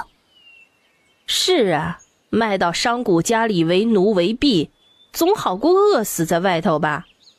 天蒙蒙亮时，苏英早上起来开始打拳，杨屠夫也跟着一道起来，站在他身后跟着一道打拳。南景之起来时，就见着苏英那边几个人指手画脚的练拳，那拳法看着还挺有型。他试着比划了2下，眼眸微亮，顿时来了兴致，屁颠屁颠地跑了过去。可以跟着你们一道比划吗？可以。他的大方让南景之对他越发欣赏。万三爷起来时，瞄了一眼打拳的队伍，胖胖的身子一转，嘴里嘀咕着：“这玩意儿不适合我们这种胖子，我就不去凑热闹喽。”半炷香后，苏英歇下，其他人也跟着停下，各自回去吃早饭，准备赶路。10几里的路程很近，队伍没走多久便看到了安平县。让所有人意外的是，安平县城门是开着的。城门居然是开着的！距离城门口越近，听到的消息越多。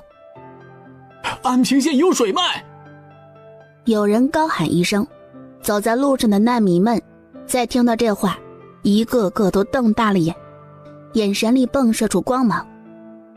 娘，你听到了吗？那个人说安平县有水脉。那里有水！零星赶路的难民们不由得加快脚步，朝着城门而去。爷爷，县城里有水脉哎，我们要不要进城买一些啊？不着急。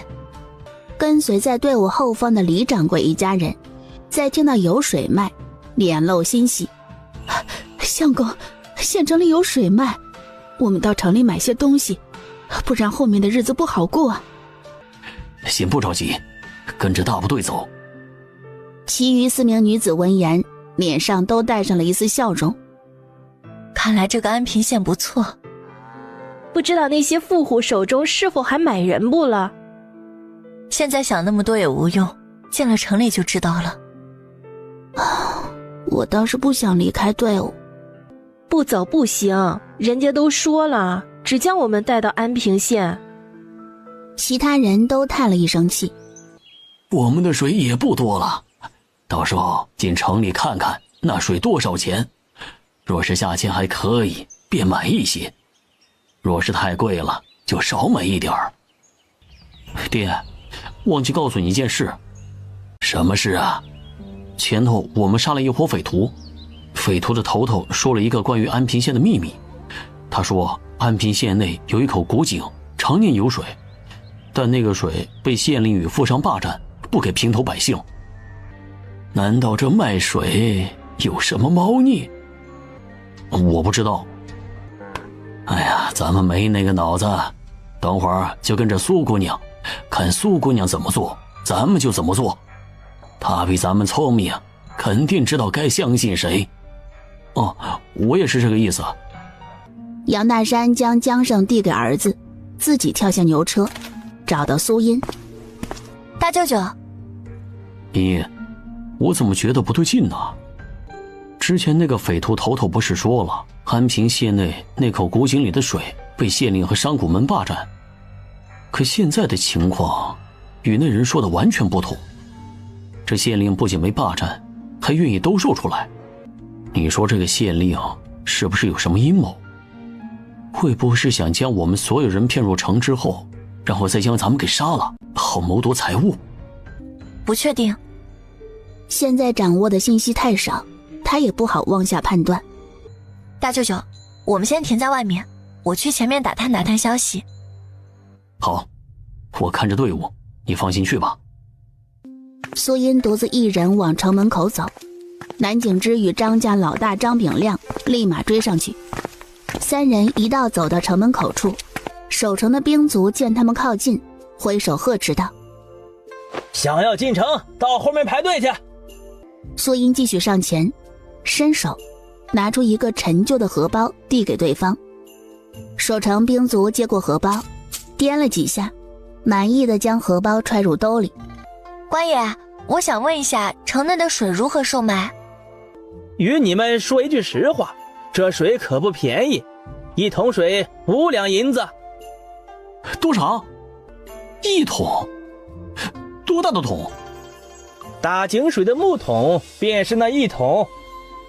张炳亮被这个价格吓得够呛，5两银子都可以买好些粮食，够他们一家20口人吃上1季了。5两1桶，你便是想买都买不到了。刚刚县令大人已经改价了，改成了8两1桶。8两1桶？你呀，还别嫌贵，就这8两1桶，城内的人都抢着买，还不是每个人都有资格买，必须要城内的百姓才有资格买，3日才有一次购买的资格啊。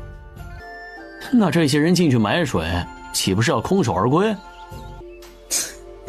怎么会呢？让城内的百姓转卖给你们不就行了？无非多花点钱而已。张炳亮算是明白了，8两1桶的水，他们都没资格买，想买还得出高价。官爷，这进城的费用是多少？3文。谢谢官爷。3人返回，南景之开口：这件事你怎么看？有点便宜那个土匪头头了。他为什么要骗咱们？很简单，若是我们相信了他的话，自然会对县令的举动存疑，到时候不敢进入城内购买水或者其他物资，也算是小小的报复我们。常言道，人之将死，其言也善，可那位没那么好心。苏姑娘，我能问一下，你是怎么判断的吗？首先，土匪头头这个人明知道活不了，对于杀害他的人，以他的秉性，他未必会这么好心。他说的话可信度只能相信一半甚至更低。其次，在接收到的信息与对方冲突后，是县令有所图谋，还是他的话是陷阱？答案就在之前我询问守城兵组织中。不知你们注意到没有，他们虽然凶悍，但眼神不似会安抚守城的兵丁，盯着难民的眼神犹如盯着猎物。言行举止符合油条老兵，却不是浑身带着戾气的兵卒。其实还有一点苏叶没有说，那就是自己昨晚没有做梦。苏姑娘，我真是长了见识，受教了。3人回去后，将了解的情况向众人说了一遍。这未免也太贵了吧！哎呦，这简直是抢钱呀！哎，买不起，买不起呀！我家里的水还够用，现在不缺，我家就不买了。其他几家也纷纷表示家里的水还够用，倒不必购买。茵茵，咱们买吗？暂时不用。那咱们还进城吗？进。苏茵看向其他几位，各家若是需要采买的，便要抓紧时间。正午时分咱们必须要出发。说是不想要采购的，可以在城外好好休息1个时辰。这里要说几点：第一，后续的城池会不会开放未可知；第二，以8两1桶水的形式，估摸着城中东西价格会很贵，你们要考虑清楚。我想换个车厢，另外再买一些粮食。我家粮食也不够多了，也得进城买些。苏茵看向万三爷：胖爷，你去吗？我就不去了。大家速战速决，不要长时间逗留，必须要赶在正午时分出城。好。每个人的目的不同，购买的东西不同，便各自散开。4位想买什么呀？车厢。啊，我们家的车厢有很多种，大小不一，价格也都不同。几位想要购买秀气一些的，还是稍微大一点的呀？每种都要介绍一下尺寸以及价格。嘿，好嘞，我们边看边给诸位介绍。伙计热情地拉着4人往里走。这个小一点的车厢呢，售价是200文。这款中等的车厢呢，售价是500文。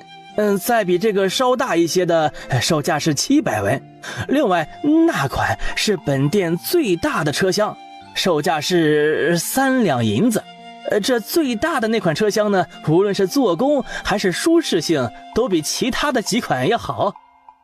我们要购买4个，可否要便宜一些？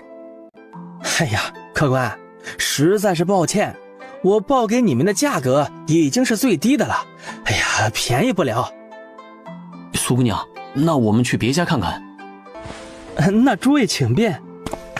兜兜转转一圈后，4人最终还是回来了，各自付了钱，让伙计套好马车，将马匹放在专门看管牲口的地方。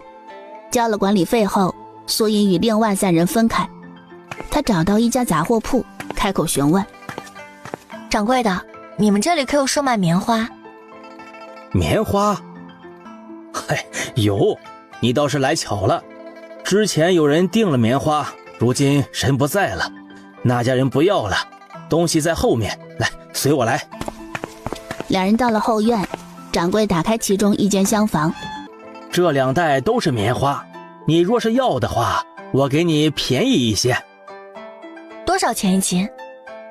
我给一个最优惠的价格，230文一斤。贵了。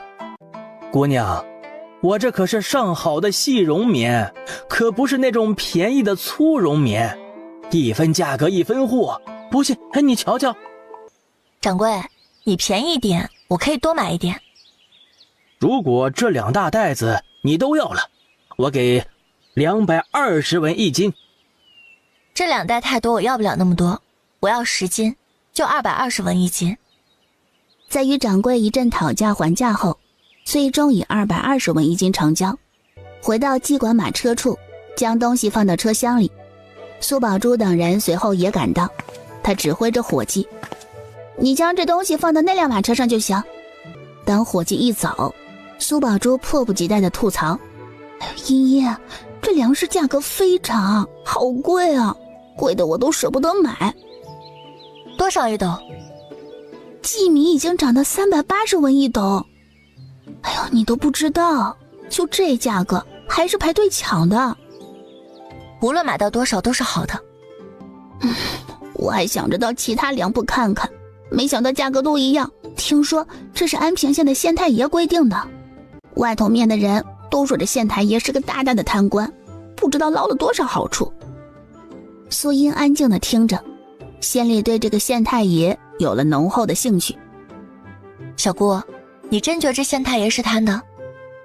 那可不嘛，粮食价格定的那般高，若不是我们多了有钱，还真买不了多少粮食。以后你就明白了。啥？苏宝珠不明所以，他不讲，让他自己去体会，只有切身体会过，才能明白其中的弯弯绕绕。人都到齐了，一行人不敢耽搁，立马出城。出了城后，与大部队会合。小桃花和小杨贵2人围着马车转悠，眼睛闪亮闪亮的。哇哦，我们有马车了，可以坐有棚子的马车了。娘，我们都有马车了，带车棚的。娘，我们的日子是不是越过越好？是，日子越过越好了。大人们听到这话都是会心一笑，细细一想，还真是跟着苏丫头是真跟对了。那可不，我早就看出来了，这苏丫头是个有本事的，跟着她准没错。前几次跟着他出去，兜里都鼓起来了，若是跟着大部队，荷包指定要越来越扁。张家人都收拾妥当，但没走，等着苏音的一行人。等到苏音一行人开始启程时，张家人立马跟上。至于那4名女子，在抵达安平县后，苏音帮他们交了入城的钱，又另给了4人每人半钱银子，让他们有时间替自己好好谋划未来的路。现在路面比较宽平，你来赶一会儿，我去车里缝制点东西。行。苏音钻进车里，从后方拿出棉麻布，准备开始裁剪。茵茵呐，你这是要做礼衣？不是，我另外做一点用的东西。什么东西呀？哦，你莫不是要做个垫子？哎呀，不是的，娘，你等会儿就知道了。你这丫头神神秘秘的。苏母瞧着她做出的夜饰带，嘴巴微张。你这丫头用这上好的棉麻布和棉花做这个，这员外家里都没你这么奢侈吧？他用手指轻点苏音的脑门，知道女儿的性子，他是拦不住，只能嘴上说说，心里虽肉疼，但也没有阻止。张炳亮赶着车，张老汉坐在一侧，两人瞧着苏音的队伍距离自家越来越远，张老汉忍不住催促道：加快点脚步。哦，行。他这边一加快，后面的牛车也要加快，其他走路的人自然也要加快步伐。刚开始还行，但随着时间推移，体力的消耗让他们走得越来越力不从心。哎，你去和爹说一声，放慢些脚步。这一路我都是小跑着，再这么下去，我吃不消呀。老二看着妻子满头大汗，咬咬牙赶到前面的马车。爹，能不能慢点啊？咋了？走不动了？速度太快，赶不上了。真是没用。你看看苏姑娘那一行人都能走那么快，你们咋就不行呢？爹，这每家每户都有马车牛车，大人都是轮流走，自然走得快了，我们不行啊。行了行了，我和你老娘下来走，轮到你们上来歇一歇。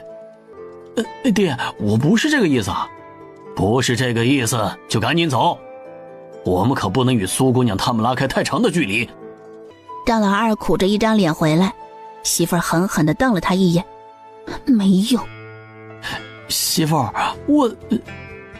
张老汉虽那般说，但也明白自己想要追赶上他们，不落人后有点难。他们的条件比自家好太多。慢点吧。好嘞。等会儿我让二弟上来赶车，我下去走走。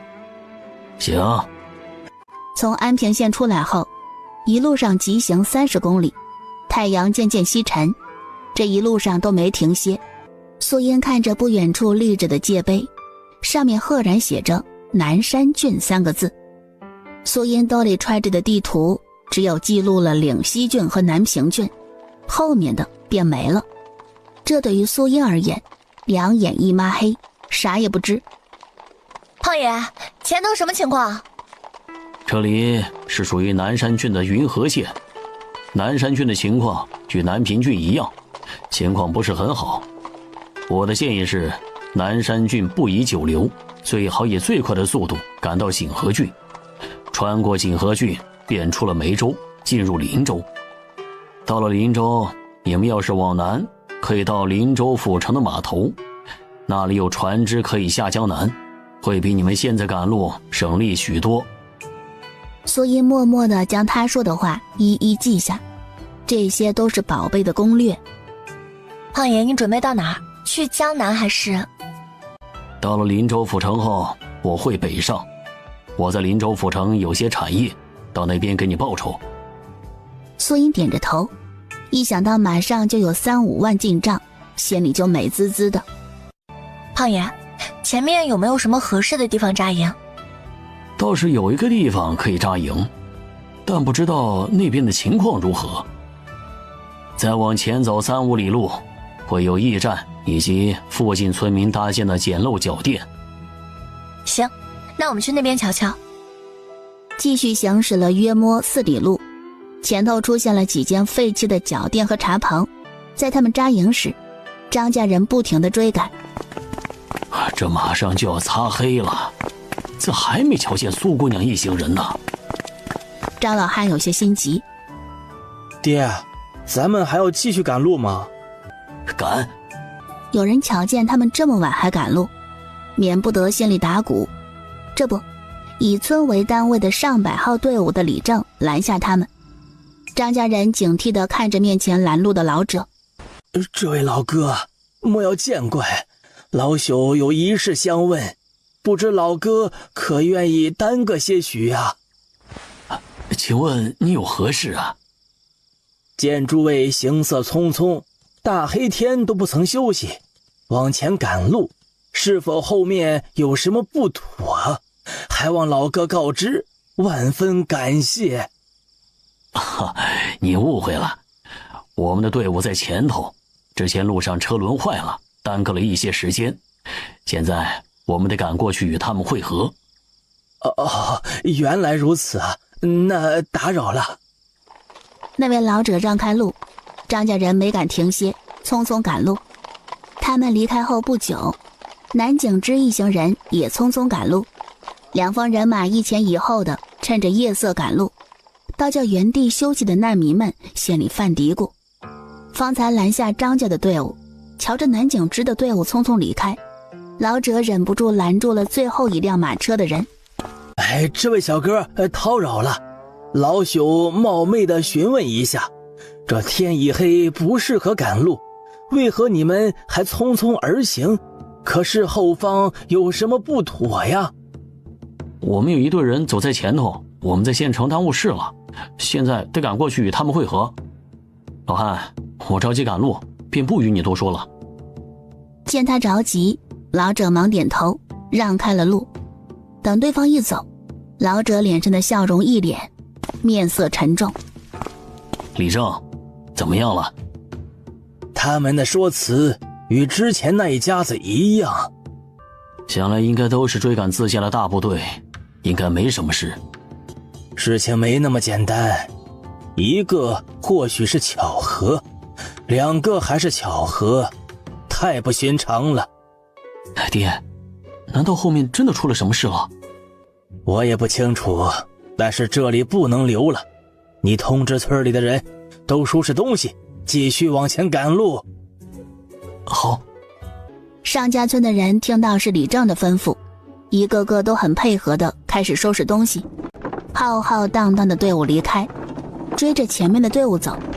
其他零星的队伍见到前前后后3批人连夜赶路，心里都泛起了嘀咕，这都是第3批赶夜路的了。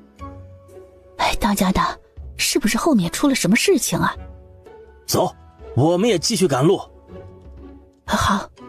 随着跟风的人越来越多，原本早就扎营休息的难民们一个两个都坐不住了，纷纷收拾包袱连夜赶路。大家走，自己也跟着走，总之跟着大部队走准没错。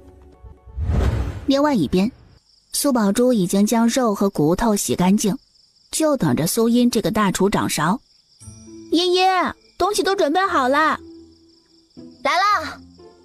连日的赶路，风餐露宿的，再强壮的身体也容易出毛病，补一补身体是很有必要，否则透支身体的本钱，最后苦的是未来的自己。小姑，等里头上了热气，就小火慢慢的炖煮。好。今日的晚餐不仅苏音一家丰盛，其他几家都非常丰盛，原因无他，刚进城采买过，大人们多多少少都会买点好东西给一家人补一补。唯一吃得紧巴巴的便是李大夫一家，5两银子看似很多，其实买起东西来真的不够用。苏音拿了一个碗，舀了一碗野蘑菇的骨头汤送了过去。李大夫看着那骨头汤想拒绝，但现实让他无法拒绝，只能不住的道谢，心中记下他这一份情。喜心，快过来。爹爹，娘吃喝。听着儿子如此懂事，让李大夫夫妻2人既心疼又欣慰。娘不喜欢喝，西西你替娘喝了。爹爹也不喜欢吃，细心替爹爹将爹爹那一份都喝了。可是骨头汤很好喝，这娘你们真的不喝吗？细心喝啊。好吧。茶棚里所有人都在吃着晚食，好吃的食物让每个人脸上都多了幸福的笑容。尤其是万三爷喝了一碗肉汤，整个人仿佛都在享受。好喝。苏母不得不承认，自家女儿的厨艺比自己好。苏音吃着蒸肉，有些怀念从前的日子。官道上有一队以10几户家庭组成的队伍朝着这边走来。李哥，那边有房子。走，到那边扎营。那里应该都被人占据了。哼，被人占据了又何妨？等到地方，还是按照老规矩。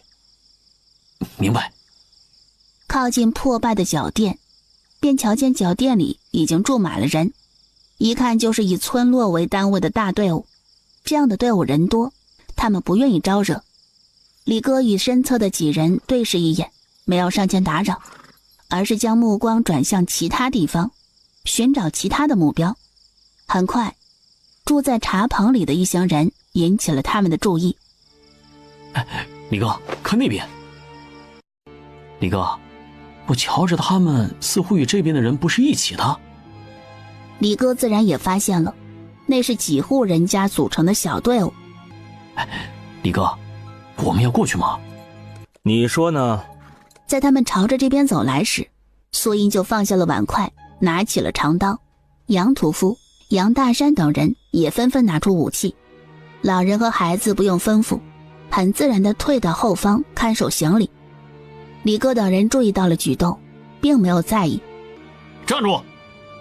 诸位，劳烦你们挪个地方，这里我看中了。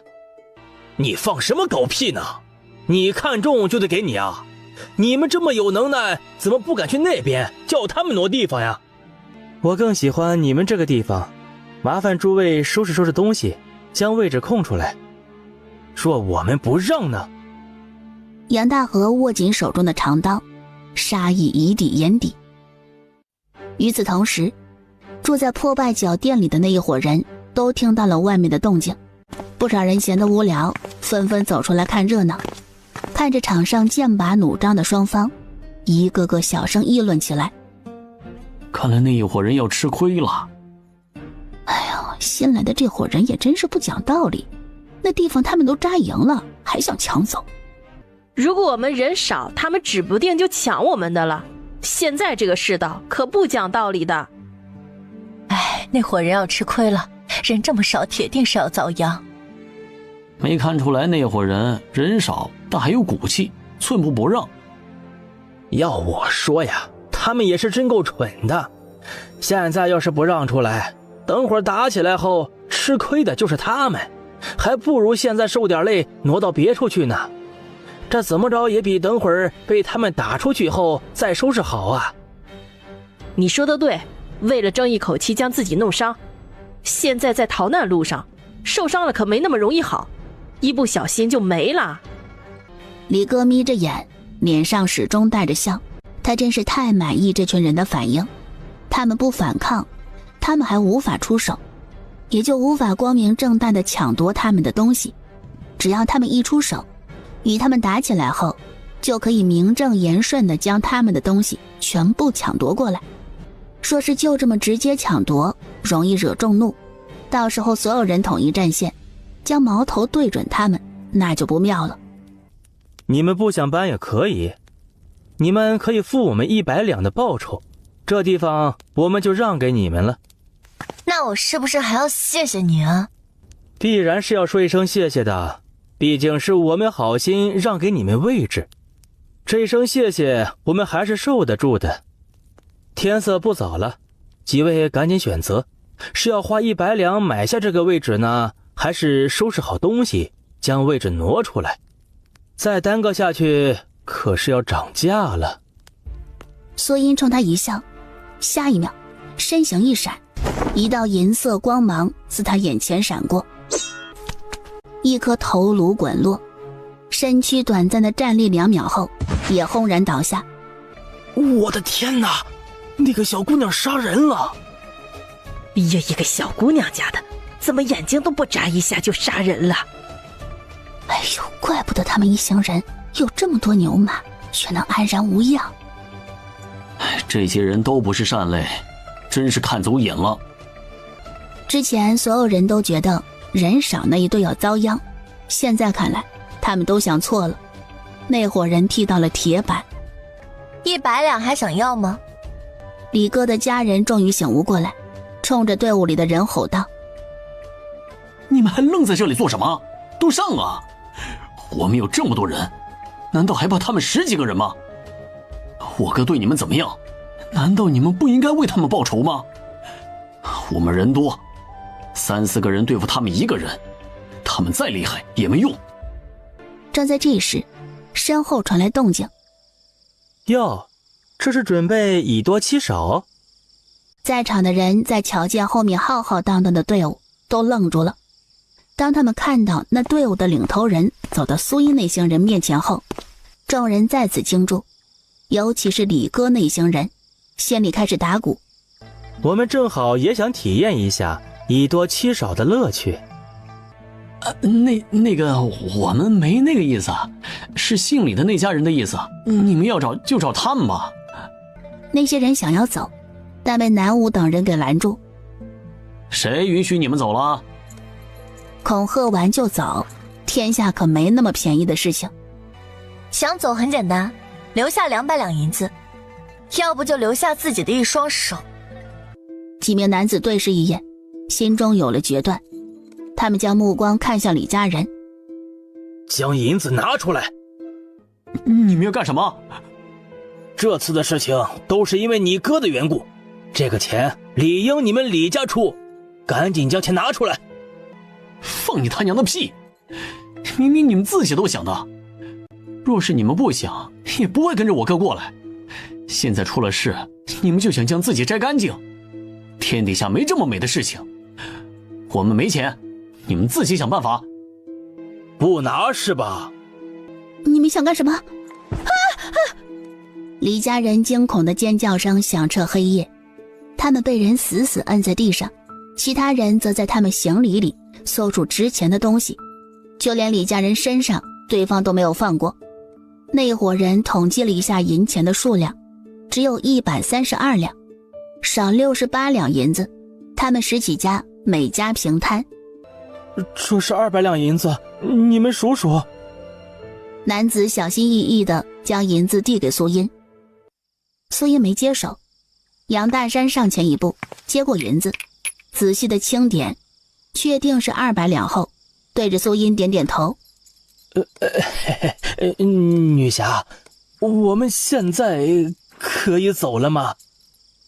苏音挥挥手，一群人如蒙大赦，灰溜溜的跑了。你们来的还真是凑巧，见者有份。不用了，我们也没做什么。是啊，我们也没做什么，这钱你自己收着。苏姑娘，这钱我们可不能拿。有一句话说得好，叫什么无功不受禄啊？对，就是无功不受禄。见他们态度肯定，不似客套，苏音也没再矫情，将银子收下。行吧，那我就自己收了。200两银子有不少，苏音没打算独吞，留下50两银子，以后南景之或者张家人有事情，可以用这笔银子给他们应急。剩下的150两银子就由他们这方8户人家平分。李大夫拿着18两银子，觉得有些不真切。苏姑娘，这银子我们是一个团体，既然是一体，那就都有份儿。李大夫拿出其中6两银子推到苏音面前。后面你们用钱的地方多，这个钱你先放着，到了下一个城镇你们用钱的地方还要多，等以后有了钱再给我也不迟。他现在不缺银子，没必要要回来。大舅舅、二舅舅、小舅舅还有几位表哥们，从明日开始你们同我一起打拳。之前苏音都是随便他们愿意学习打拳，他便耐心的教，他们不愿意，他也不强求。但现在苏音想让这些青壮年都练起来。几人点头，没有反驳。苏姑娘，我可不可以也参与啊？可以。翌日一早，苏宝珠看着一群男人站在苏英后方跟着侄女打拳，那一招一式特别霸气。这里有我就够了，你也去练一练，练得好啊，也能像茵茵那般厉害。好。苏姑娘那么厉害，应该是练了这个。有一半，另一半也得靠自身，是否够坚定，是否够狠。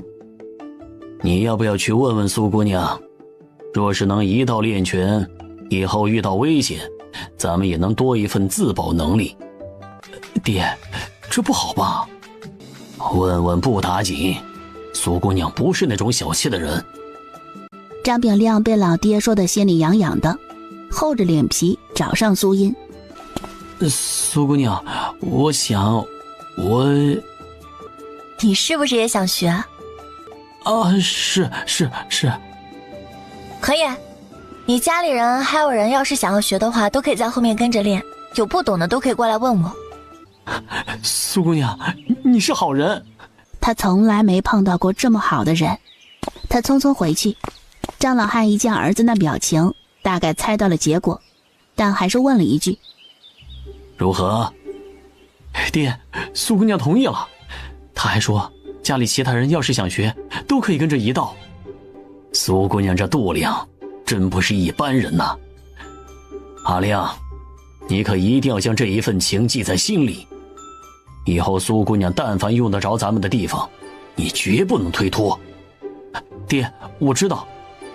你赶紧叫你弟弟几个都过去学，还有那几个半大的小子也一道过去。老婆子，我记得你腌制过一坛酸菜，等会儿你给苏姑娘送过去。那酸菜人家恐怕不要。不管人家要不要，这都是咱们的一份心意。张老婆子没让儿媳妇过去，自己亲自去了一趟，将酸菜送到苏母手中。这几日多亏了苏姑娘的照顾，家里没什么好东西，希望啊你们别嫌弃。哎呀，张婶娘，你这太客气了，不用的。两人推来推去，几个回合后，最终苏母将东西收下。隔壁住在废弃脚店里的人看到不远处一群人正在打拳，很是好奇，不少男人在那里瞧着，时不时指点一下。他们这都是跟着前头那小姑娘打拳。怪不得昨日那姑娘那么厉害，这是有几分真本事在身上呀。看出来了，这些人都不是好惹的。哎，你们说话小声点，千万别招人嫌恶。有个半大的小子看着他们打拳，很是好奇，也跟着在那里比划。别瞎比划，你知不知道你这行为叫什么？这叫透视，要让人瞧见了，他们可是会来修理你的。虎子，别惹是生非，李正可是说了，这些人都不是好相与的。半大的小子恋恋不舍地收回手，看向苏音所在的方向，带着浓浓的羡慕。打了半个时辰的拳，每个人汗流浃背。这拳打下来还真是累呀。可不嘛，比我上山砍柴还累人。瞧着就那么简简单单的几个动作，怎么做起来比挑水劈柴还累呀？我们的身子僵硬，不如年轻人呐。舅舅，你先别坐着，站起来松松腿脚，这样肌肉才不会这么酸痛。众人立马有样学样，学着苏音放松身体，揉捏双腿和胳膊。苏姑娘，教你这个手法的肯定是个老师傅吧？是啊。这是个好法子，手法都很专业，一看就是这方面的高手。打完拳，各家招呼着自己孩子和男人回去吃早食。吃完早食，所有人收拾好东西上路。住在破落脚店里的那一批人，在苏音他们离开后，也跟着一道上路，只是与他们拉开一段距离。与此同时，位于东南方向的一条官道上，躺着一具具尸体，偶尔能看到依靠在树干上的人还会动一动眼皮，但人早已脱力的说不出话，眼里透着死寂。这些人都在等死。官道上行走的人一个个步履蹒跚，依靠着手中的拐杖，一步步艰难地往前挪动。其中一户人家格外惹人眼，队伍之中有老人和孩子，如果苏音在这里，定然会认出来这家人是谁，正是从暴民手中逃出来的苏家人。阿奶，我饿。他偷偷摸摸地从怀里拿出一个馒头，咬咬牙，撕下一块馒头，塞信之的嘴里。阿奶，我也饿。阿奶，饿。苏老太看着信勇、信双两兄弟，将剩下的那些馒头掰成3份，分给3兄弟，并且叮嘱道：“你们小心点儿，千万别让其他人瞧见了。”爹，我们饿。苏孝忠也饿，已经2天未进米食，但他不能倒下。再坚持坚持，只要我们找到了你姐他们，就有吃的了。可是姐姐比咱们早走好几天，咱们能追得上吗？能。苏孝忠自己也不知道，但还是得给2个儿子希望。爹，哥，大堂哥他们在吃东西。爹，我饿，能不能让阿奶也给我们一点吃的？苏孝忠受不住孩子哀求的目光，牵着2个孩子的手，朝着苏老太走去。娘，给孩子一点吃的吧，我可以饿肚子，但是孩子还小，身体受不住，你就行行好，给他们一口吃的吧。吃，哪里来的吃的？我也想给他们吃的，但你让我从哪里找吃的给他们？难道我有吃的还会不给他们吗？你是不是要为娘我割肉给他们吃啊？娘，我不是这个意思。眼看着苏老太又准备撒泼，想要糊弄过去，苏信阳及时出口：阿奶，我都瞧见了，你给大堂哥他们吃的，为什么你能给他们吃的却不给我们？我也瞧见了，阿奶，你偏心。你们看错了，没吃的。不信的话，你问问信志他们哥仨。我们没吃东西，你们不要在这里胡闹，冤枉阿奶。阿奶做事最公平了。才不是，阿奶就是偏心，已经偷偷给你们塞了好几回吃的，我都瞧见了。没有，你是饿晕了，看错了。信栓的唇角还有馒头屑呢，那就是证据。这下人证物证俱在，直接让苏老太下不来台。苏老太也不装了，直接摊牌：我是给他们吃的，那又怎么样？东西是我的，我愿意给谁就给谁。你们要是有本事，自己弄吃的去。阿奶，你蛮不讲理，之前爹寻到东西都给了你。我是他娘，他孝敬我是应该的，现在还轮不到你来说三道四。你有什么不满直接说，用不着用2个孩子来说。娘，我不是那个意思。不是这个意思是什么意思啊？你是不是心里不满了，觉得我拿了你的东西？我一把屎一把尿的将你拉扯大，让你孝敬一点吃的，你就这么记着？没有我，哪来的你呀？你早就不知道死在哪里了。这边的动静引得不少难民侧目，不少人的目光在几个孩子身上流转。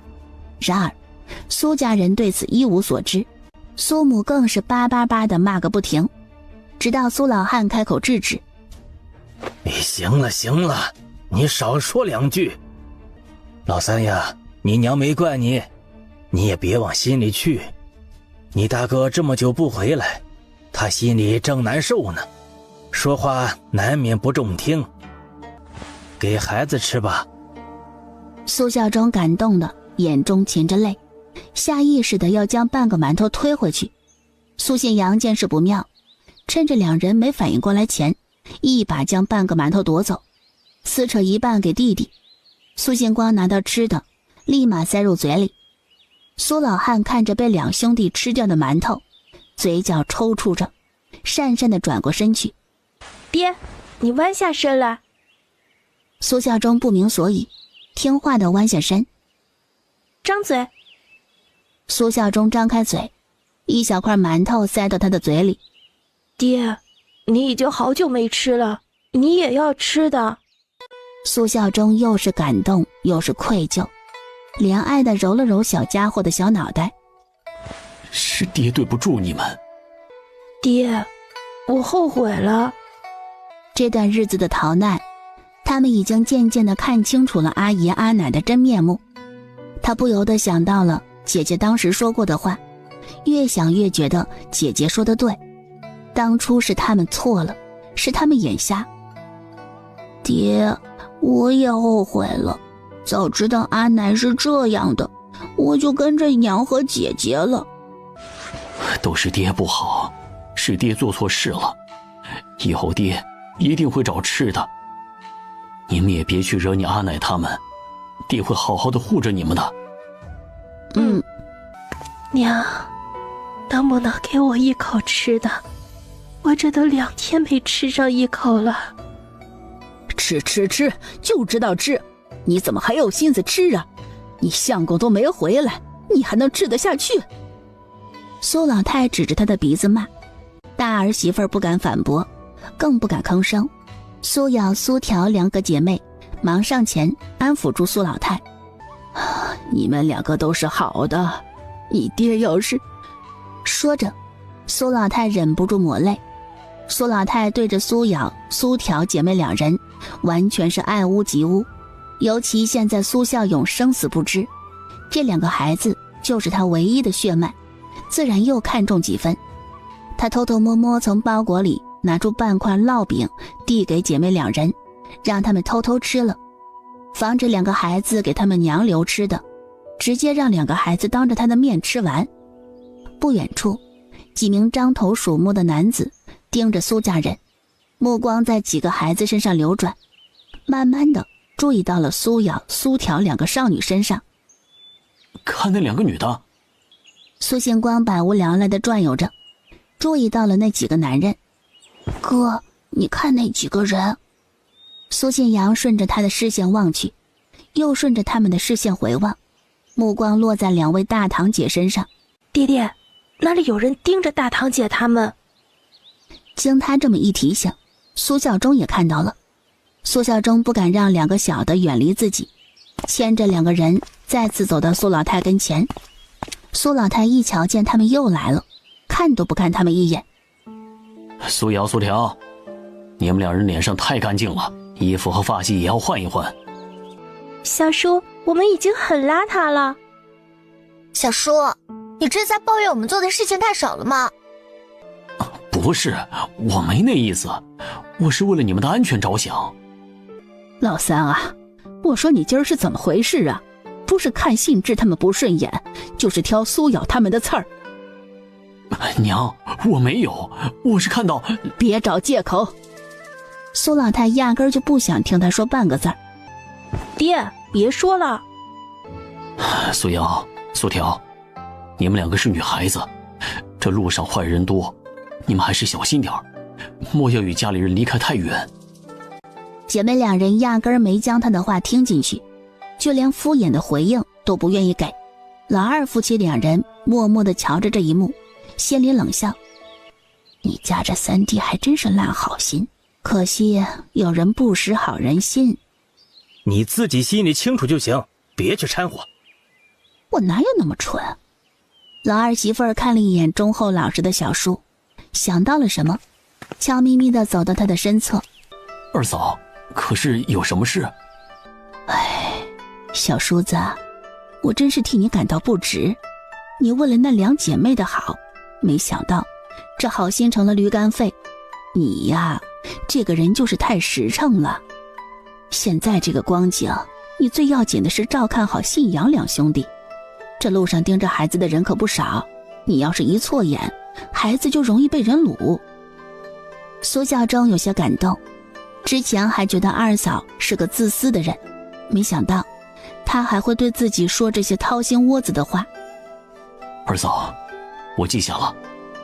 老二媳妇儿瞧着小叔子这模样就放心了。爹，我怎么觉得二伯娘怪怪的？我也这么觉得。你们两个不要瞎想。他环顾四周一圈，注意到有不少目光盯着自家孩子，立马将重心都放在了自己孩子身上。至于两个大侄女，他是不准备管了，他已经将自己该做的都做了。休息的差不多了，赶紧走。苏家人动起来，继续前行。不少躲在树荫下休息的难民也一个个都动起来。苏老汉夫妻两人走在最前面，老大一家与老二一家走在中间，苏孝忠走在最后面，负责保护所有人。突然，身后传来一阵女子凄厉的惨叫声：还我儿子！救命啊！求求你们救救我的孩子，他被人抱走了！有没有人来救救我的儿子呀？官道上死气沉沉，所有人都沉默着，没有人出声，更没有人帮忙。众人默然地看着女子痛苦的哀嚎。信阳、信光，你们两个人千万不要离开爹的视线，一定要跟紧大人。两兄弟不住点头。爹爹，他们为什么要抢走那婶娘的孩子？他们是不是准备将那孩子卖了换吃的？你这个傻子，他们才不是将他抢走卖了，而是将那小孩给煮熟了吃。爹，大堂姐说的是真的吗？大堂姐是逗你们玩的。唉，那个婶婶真可怜。他有什么可怜的？要怪就怪他自己不长心，都这种时候了也不看顾好孩子，让那些人得了手。要我说啊，是他娘害了他，可怜的是那个男孩。别听你们二堂姐瞎说。一路走，每个人已经累得说不出话，每个人面如菜色，唇瓣干裂起皮，嘴里的干渴烧得喉咙发痛。苏孝忠想要吞一口唾沫润一润喉咙，但半天都分泌不出一口唾液。两个小的也好不到哪里去。哥，我口渴。爹，我去求求阿姨阿奶。爹陪你们一道去求。你们过来干什么？娘，能不能给信阳与信光两个人喝一口水啊？前头不是给他们喝过了吗？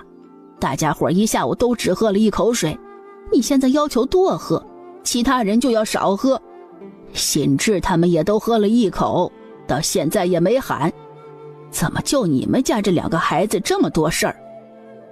那葫芦里压根没水了。信光，你什么时候变得与那没良心的姐姐一样，喜欢睁眼说瞎话？你自己贪嘴，把你爹和你哥的水都喝完了，还赖上阿奶。我没有，那葫芦里本来就没有水，我没有说谎，我真的没有，我喝的时候里面没水了。你就可怜可怜这两个孩子，给他们一口水喝吧。要不这样吧，明日我不喝水，这一份提前给他们哥俩，行不行？阿奶，爹爹要是没了力气，一路上这么危险，阿爷和二伯恐怕是护不了你们的。我和小弟要是有什么意外，阿爹肯定不会独活。爹，你说是不是？爹会护着你们，你们要是有什么意外，爹也不会独活。苏老太很生气，这爷俩是在威胁他。爹娘，你们就给两个小的喝一口水吧。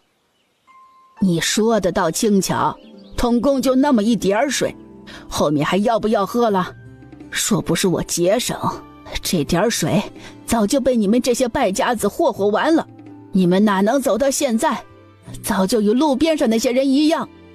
哎呀，娘，我们都记着你的好，这个家没有你呀，早就散了，你别生气呀。他们这不是心疼孩子吗？哎呦，弟妹这话说的，感情就你们心疼孩子，娘就不心疼孙子啊？我不是这个意思，大嫂你别乱说。一直跟随在他们身后的一伙人注意到了苏家人的动静，见那两个妞就站在外围，所有人的注意力都在那个老的身上。几个人对视一眼，完全不用商量，齐齐奔向苏家人。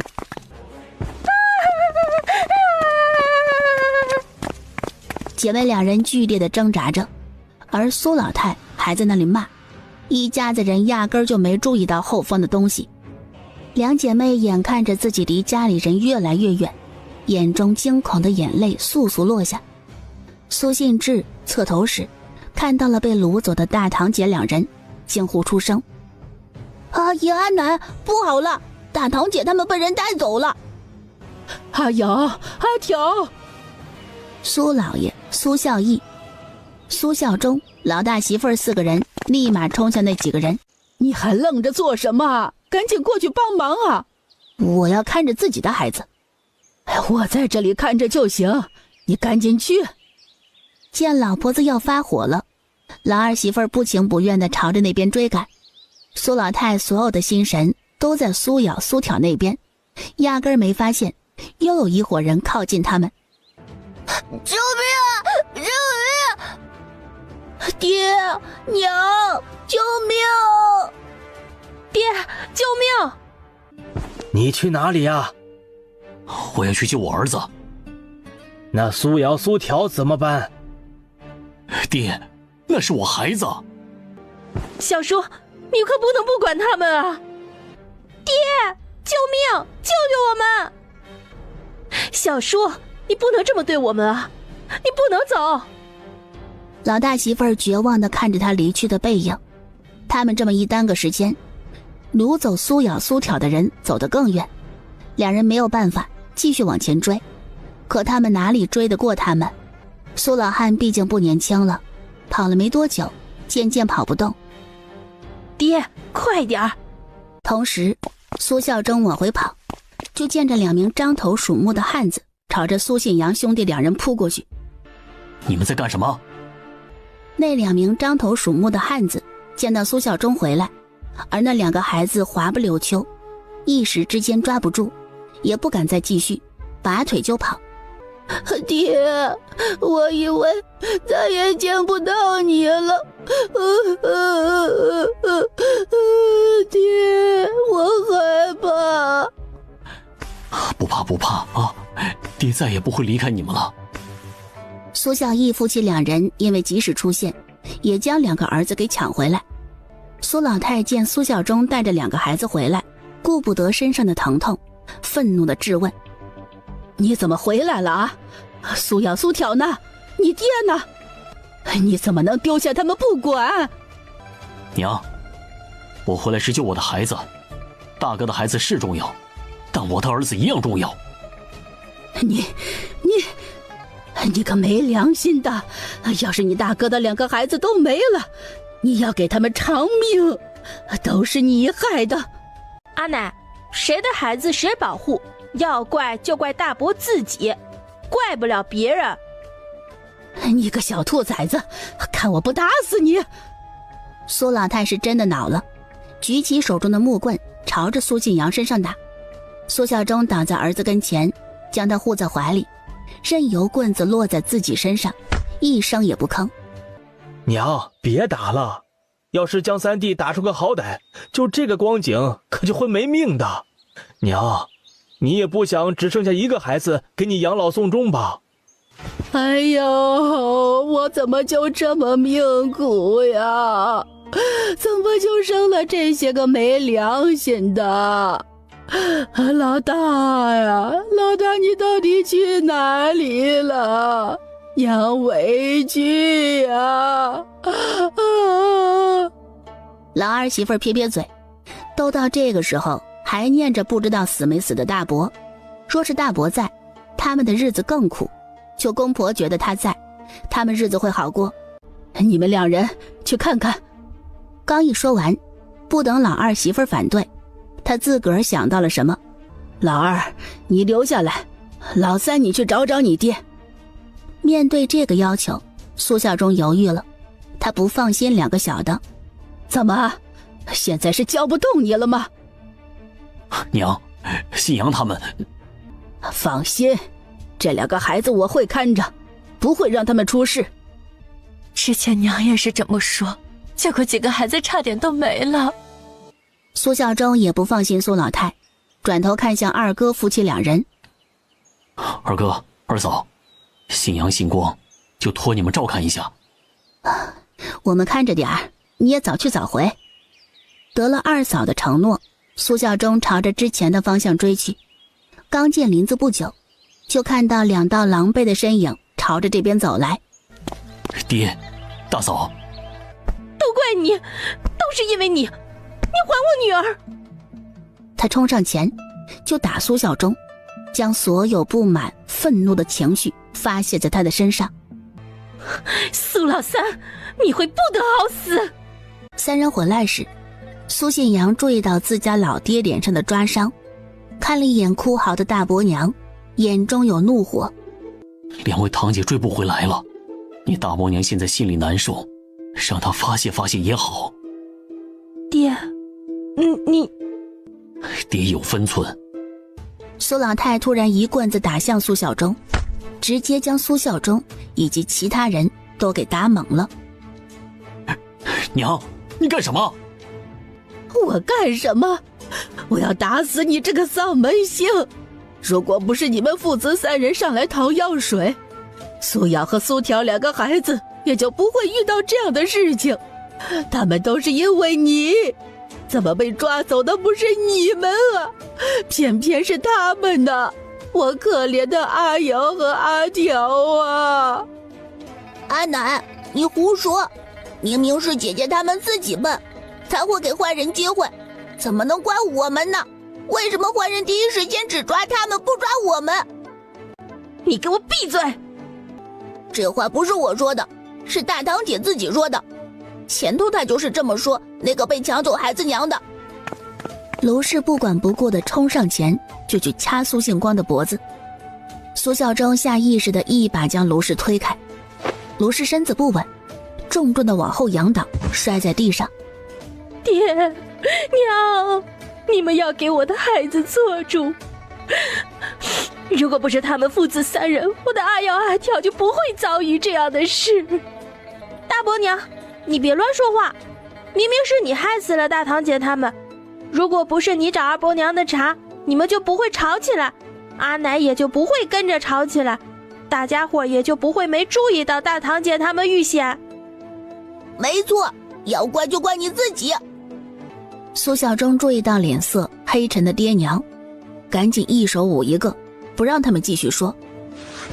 别说了，今晚谁也没吃饭，即便饿得肚子咕咕叫，谁也没敢提，就连最受宠的苏信志3兄弟也都听话的饿肚子，生怕招惹了阿奶阿爷的眼。翌日一早，一行人再次启程，苏老太给家里都分了一点食物和一点水。轮到苏孝忠父子3人时，苏老太直接不给了。娘，阿奶，你们不是很能耐？哼，饿一天也死不了。爹，苏老汉没有说话，这态度摆明了默认老婆子的做法。父子3人饿着肚子跟着队伍走，3人落在最后。爹，我走不动了。苏信阳刚一说完，人直挺挺地倒下。哥哥！信阳！这边的动静引起了前头苏家人的注意。在见到苏信阳倒下时，苏家人皆是一脸冷漠。爹，哥哥一定是饿晕了。苏孝忠也想到这点，他抱着孩子冲到苏老汉与苏老太面前。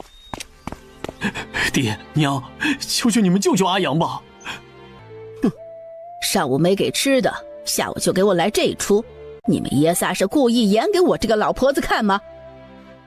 娘，没有，阿阳是真的受不住饿晕了，你就行行好，给他一口水行不行？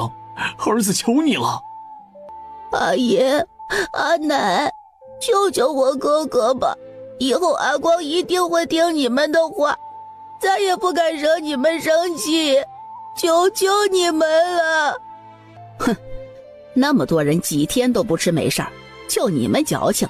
昨日还不是很机灵，会跑会跳，还会顶嘴，怎么就饿了一顿就寻死觅活给我这个老婆子看？你们这点小心思，别以为我不知晓，要食物门儿都没有。爹娘，你们这是要逼死我们是吗？你说的这是什么话？苏老太没松口，但气势上莫名的短了一截，最终还是苏老汉出口安抚：给他们一些吃的喝的。老三呀，昨日的事情都是因你们而起，今日小惩大戒，但现在你们却……无论是阿阳晕倒是真还是假，作为祖父都不会见死不救，但仅有这一次，今日吃的喝的，你以后寻到吃的必须双倍还上。我知道了。阿阳，有水喝，有吃的了，吃了就好了啊。小半个馒头吃完，竹筒里的水全部喂入。苏信阳身体依旧虚弱，苏孝忠直接背着他往前走。阿光，哪里难受一定要告诉爹，知道吗？我晓得。苏家人已经离他们好些远，父子三人只能加快步伐追赶。还未赶到苏家人时，前方出现了骚乱。前方有水！那一声喊让后方被缺水的人眼睛都发出了可怕的绿光。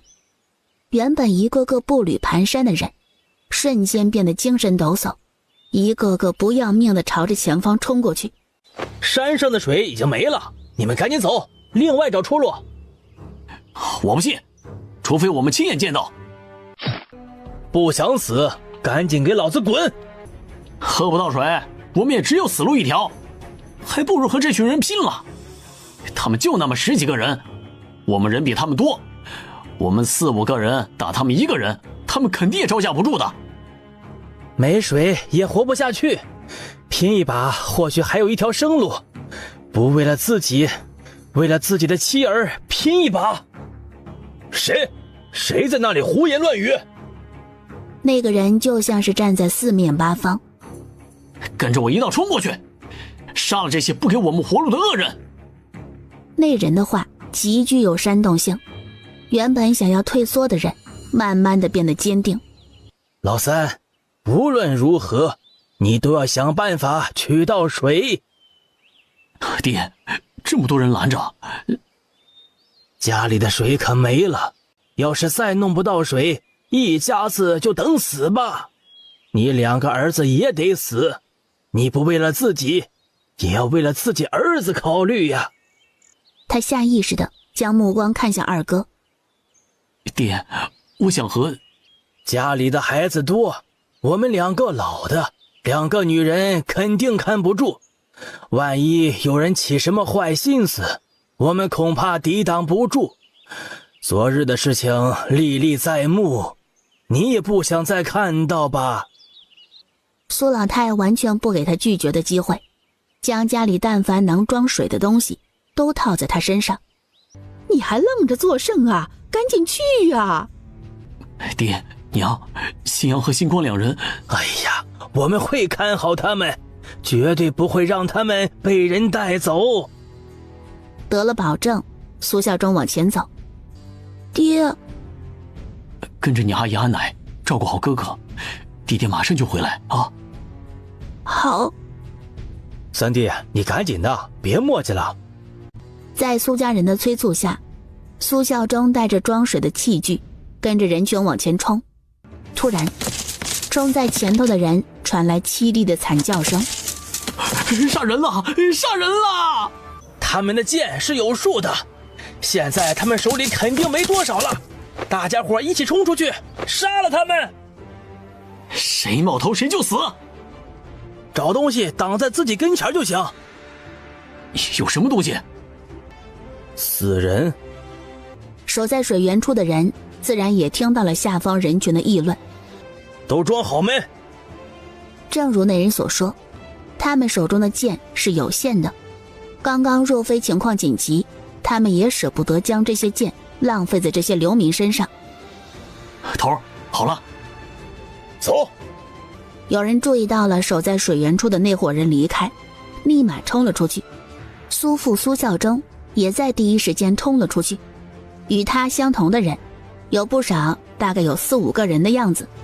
他们冲出去后，有人注意到这些人没着急，反而静观其变，心里打着让他们试水的主意。苏孝忠一边灌水，一边注意四周的动静。在第一批人冲过来时，趁着所有人的注意力在水源时，快速地往山下跑。往山上跑的难民有人注意到他们3人，目光对准了他们。你们赶紧去，山上的水还有很多呢，要是再慢点可什么都没有了。那些人看看身侧不断往上跑的人，最终放弃了对付3人，继续往山上走。水取到了没啊？一句话成功吸引到正准备上山的难民们的注意。没有，上面太吓人了，死了好多人，我还不想死，所以我下来了。我怎么就生了你这么一个不争气的东西？哎呀，别说了，先离开。苏老汉给老伴一个眼神，等几人走得足够远，苏老太这才兴致勃勃地打开水囊和竹筒查看，见到里面的水后，笑得一脸褶皱。查看第3个竹筒时，脸色顿时沉了下来。怎么只有这么一点儿？娘，水就那么一点儿，大伙都在抢，若不是我眼疾手快，这点水都抢不到。哎呀，行了，有水就不错了。老三呀，家里人多，你弄到的这点水着实有点少了，下次有这样的机会，你得多弄点儿。你二哥是个不顶事儿的，家里就靠你了。他的手重重地拍在他的肩膀上，一脸我很看重的神态。爹，我想喝水。爹，能给阿光喝口水吗？食物的事情不归我管，你问你母亲去。娘，那个水能给阿光喝一口吗？喝什么喝呀？今天不是给你们父子3人的食物和水了吗？娘，那个是给阿信救命的。你们愿意给一个人吃，那是你们的事情，你们自个儿不分配，怎的还有脸继续伸手？家里其他人都与你这样，那还得了？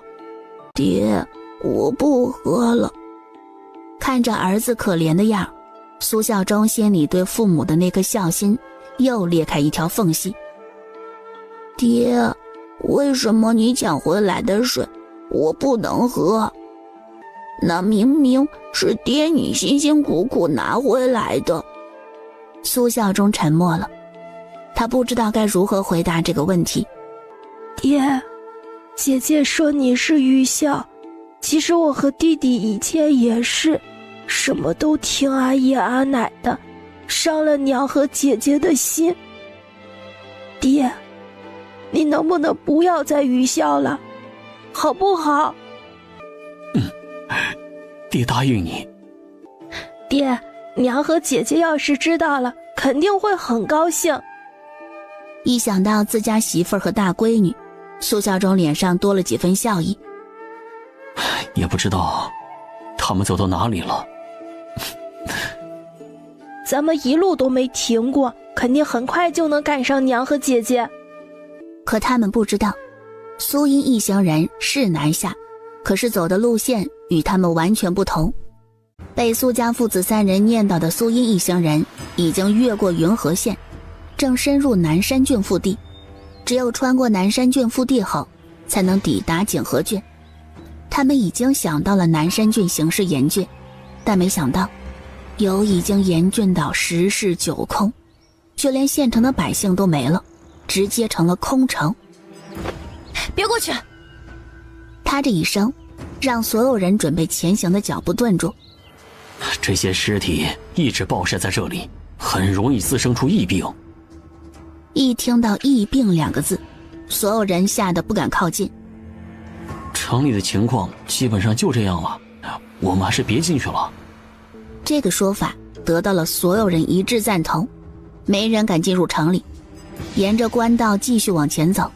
这样的情形让所有人心头发慌。景和郡的情况只怕不容乐观。面对已经人去楼空的县城，苏英心中的震惊不亚于听到皇帝提前跑路了。苏英将万三爷、南景之、李大夫3人汇聚在一起。有没有其他路可以不通过景和郡，抵达下林州府城的渡口，或者是有什么路能够让我们抄近路前往林州？有，但很远，得不偿失。万三爷跟着点头。那要绕过另外一个州，那边的情况也不一定好，你们这么多人折腾不起。他们2位说的没错，最优的还是穿过景和郡，抵达林州，赶往林州府的码头。苏英自然知晓这样的线路最安全最短，但是他担心的是，一旦南景之离开的话，他们这些人恐怕会走得很艰难。我们此行也到林州，但不去林州府城，到了林州境内得与诸位分离。听到南景之一行人到了林州才会与他们分开，苏英提着的心放下不少。那还是按照原计划路线走。好。接下来前往林州的路上，你们最好与我们一道同行，别走那么快。苏音点头，他自然也明白，对着他说道：谢谢。南景之不在意地挥动着手中的折扇。商量完毕后，苏音有意让队伍与南景之一行人放在同步。张家第一个注意到苏音一行人速度放慢。爹，他们好像放慢了速度。哎呀，终于不用一路小跑着追赶了。哎呀，我这腿呀，真的是受不住了。好了，别啰嗦了。走在最前面的苏音看着前方官道两侧躺着的人，这些人之中，有些早已没了呼吸，有些还剩一口气，但也无力再前行。不少乌鸦、苍蝇、蚊虫落在这些尸体上。舅舅，你们找东西捂住口鼻，记住一定要做，不管再热都要做。好。苏音挨个吩咐下去。徐娘子笑着道：之前瞧着你做，早就跟着做好几个，你那边要是不够，我这里有。我那边有。张家人注意到了他们这边的动静，不等苏音过去通知，他们的人先过来询问。这是怎么了？尸体放在这儿暴晒，晒出气味与周围的苍蝇蚊虫都有可能是携带疾病。李大夫建议我们所有人都要遮掩口鼻。好。张炳亮不住点头，马上回去告诉家里人。哎呦，这东西从哪儿找的？随便找件不要的衣服裁剪下来，能捂住口鼻就行。你们这些娘们儿赶紧的，别磨磨唧唧的。没看到苏姑娘他们都已经带好了吗？南景之那边不用人吩咐，下面的人纷纷找出能捂住口鼻的布料。不是说南山郡和南平郡差不多吗？但我这瞧着南山郡更严重啊。很多人没能坚持下去，倒在这里了。在南平郡，他们或许还能坚持下去，到了这里大概就精疲力竭，没吃没喝的，人又能坚持多久？在苏音一行人穿越南山郡时，苏家人那边又出了幺蛾子。爹快去救救哥哥，哥哥被人带走了。什么？他们往哪里去了？他们朝那个方向走了。苏老汉夫妻两人见他要走，苏老太赶忙拦住。你现在去追也来不及了，现在这么危险，你就留在这里。娘，那是我儿子，我一定要将他带回来。爹，刚刚哥哥本来不会被人抢走的，都是大伯娘，她故意伸腿绊倒哥哥，才让那些人得逞的。爹，娘，是不是真的？什么真不真啊？你别听小孩子胡说。老三，你别误会，那都是信阳那孩子自己摔倒的，信光没看清楚，误会了。我没有，就是大伯娘害哥哥被抓走的。苏孝忠绕过苏老太，执意要去追。你追过去也没用，不要做无用功了。不管有没有用，我都要去找。我不可能丢下自己的儿子不管，你们不管他的死活，我要管。好。苏老太太也气狠了，不再管他。苏孝忠叮嘱小儿子要待在这里，飞奔似的朝着东边跑去，一边跑一边观察四周，就怕错过了。从日落一直追到天黑，都没有发现大儿子的踪迹，心越来越沉重，一种无力感压在身上，让他无法喘息。海洋，是爹没用，是爹对不起你，我没脸见你娘了。就在这时，耳边似听到若有似无的熟悉声。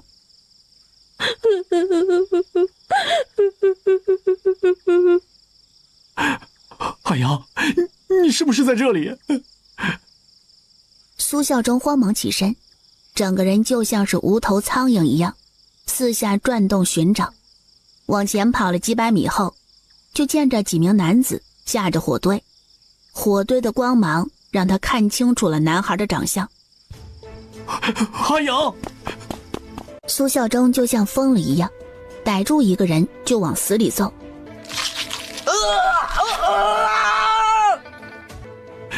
来呀，你们来呀！那伙人面面相觑，有人开口：要不算了？怕什么？我们有这么多人，他只有一个人。是啊，杀了他！他便趁着这个间隙突出重围，咬死其中一人。当第二个人被苏孝忠咬死时，其他人都发怵了。这伙人也不想成为死在他手中的第三人，纷纷避让开，让苏孝忠带走苏信阳。爹，不哭啊，爹带你回家，爹一定会保护好你的。哎呦，这么晚了，小叔还不回来，阿阳只怕凶多吉少了。哼，活该！我大哥和爹爹不会有事的。苏信光心中恐惧，就连辩驳的声音都显得底气不足。突然，黑夜里传来动静，苏家人警惕起来。当火光中出现一大一小的身影，爹，哥！哎呦，我的乖乖啊，还真把老三给找回来了。苏孝忠与苏信阳父子两人一瘸一拐，见到苏家人，苏信阳是欣喜，是激动，而苏孝忠是安心。人再也坚持不住，轰然倒下。爹！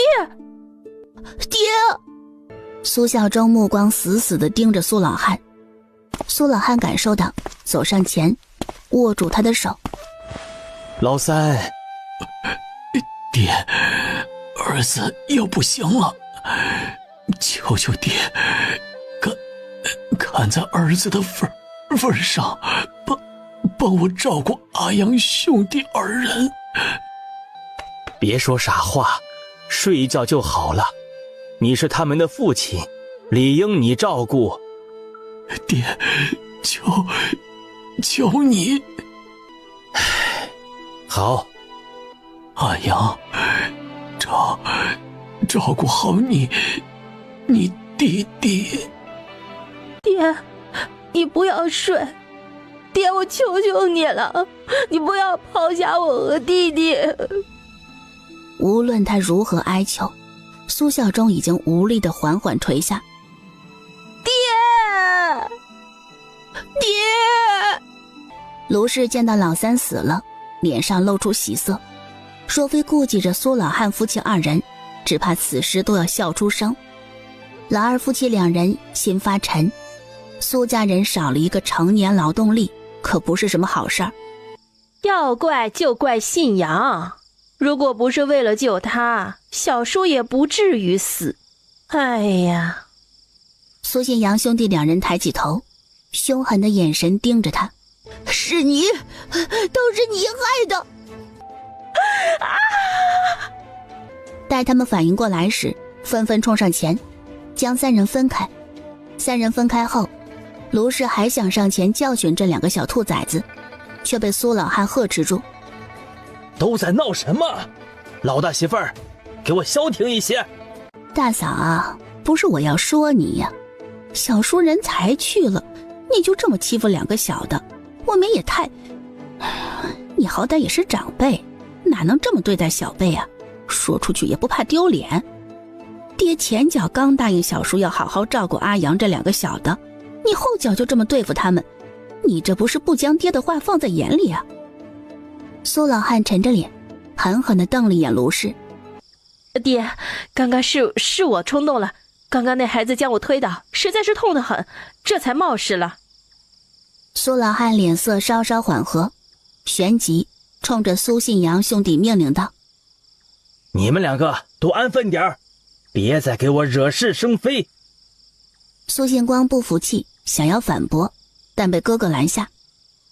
今天太晚了，都回去休息。明日一早，旁边挖个窝，给老三安葬了。苏信阳兄弟两人就守在苏孝忠尸体旁，他们最大的依靠已经没了，他们再也没有任何任性的资本。哥哥，我怕。不怕，以后由哥哥来保护你。嗯。一早，当他们刚挖了一个小坑时，后方传来了动静，无数难民争先恐后的往前跑，好似身后有洪水猛兽在追赶。他忙拦下一个逃难的人追问：可是出了什么事儿啊？哎呀，有匪徒抓人，你且放手，我要逃命去了。赶紧走。阿姨，那我爹呢？哎呀，管不了了。苏信光想留下来，苏信阳想到父亲临终的嘱托，咬咬牙，拉住弟弟的手，往前奔跑。这群老鼠逃得还真快呀！哼，再快也快不过老子的马。抓了多少人了？已有156人。还太少了。你们几个快马过去，今天不逮到300头肥猪，都别停歇。距离这群人100米外的树干上，苏孝征蹙着眉头，艰难地睁开眼。本该单纯木讷的眼神，此时眸中带着一丝迷茫，但渐渐的，那一丝迷茫逐渐被狠厉取代。他抬眸环顾四周，本该富丽堂皇的，如今被荒郊野外取代。他这是……正在这时，官道上出现了马蹄声以及男子的声音：老大，那里还有一个不怕死的。哎呦，瞧那样子是刚刚睡醒。下面的人很快上前，不由分说将苏孝忠架起，将他往后方的奴隶队伍拖拽。他也不急着反抗，任由那群人将他带走。哎呦，倒是难得碰到一个不反抗的。这位大哥，你这是给我们一条活路，我感激都来不及呢，哪里有反抗的道理？自个儿一个人走，迟早都是死，倒是跟着大哥们，或许还有一条生路，不是？这番话让押送的人大为震惊。哎呦，还是你小子有前途啊！啊，知趣。我说的都是实话，不然也不会坐在一旁等着，不是？哎，他就不用了。这不好吧？万一拖累了大哥被责骂，岂不是小弟的不是了？哎呀，无妨，我瞧着兄弟顺眼，是个实诚人，自是不会看走眼。苏孝忠一脸感动，小弟一定不会辜负大哥的期望。头儿，咱们真的不将那人捆绑住？万一他要是逃跑了，如何是好？这要是被首领知晓，定然要受罚的。嘿，无妨，他即便是逃了，老子也能将他抓回来。现在他落在最后，又没有绳索捆绑着，想要逃跑轻而易举，但他又不是蠢货，自然不会逃跑。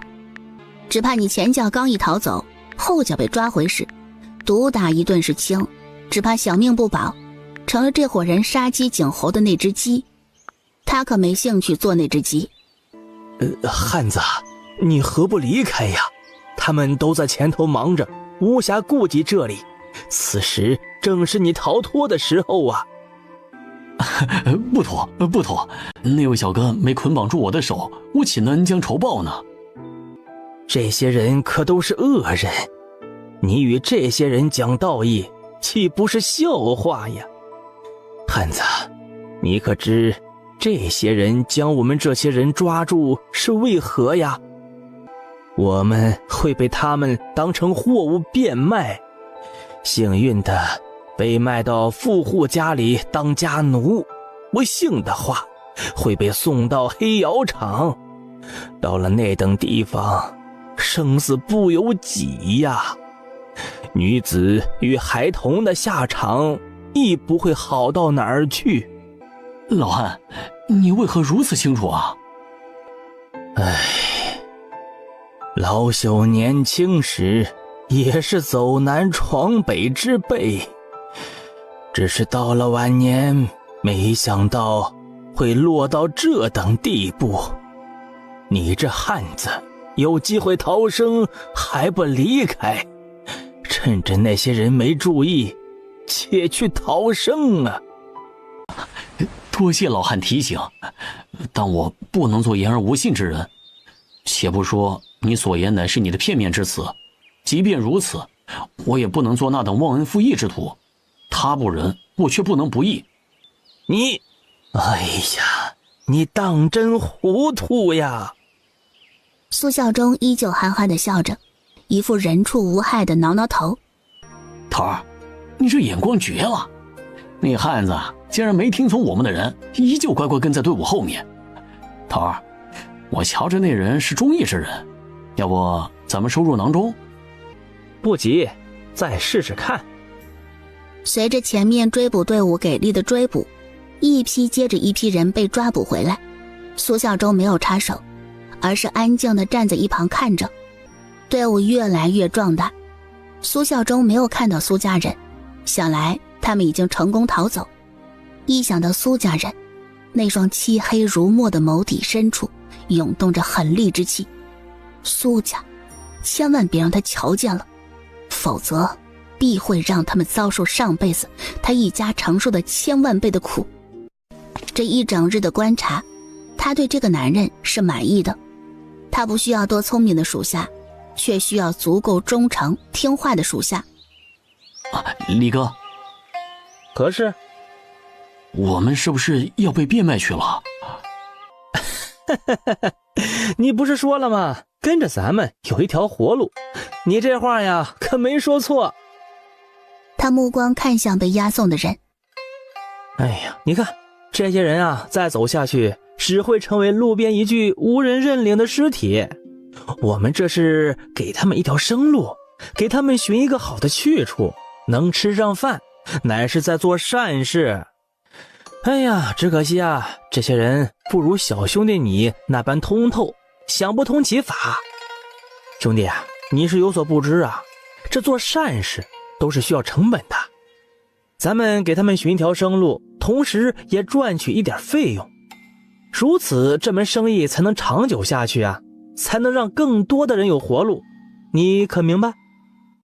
听着对方将良民强卖成贱民，还能说得如此冠冕堂皇，苏孝忠忍不住给对方举起一个大拇指。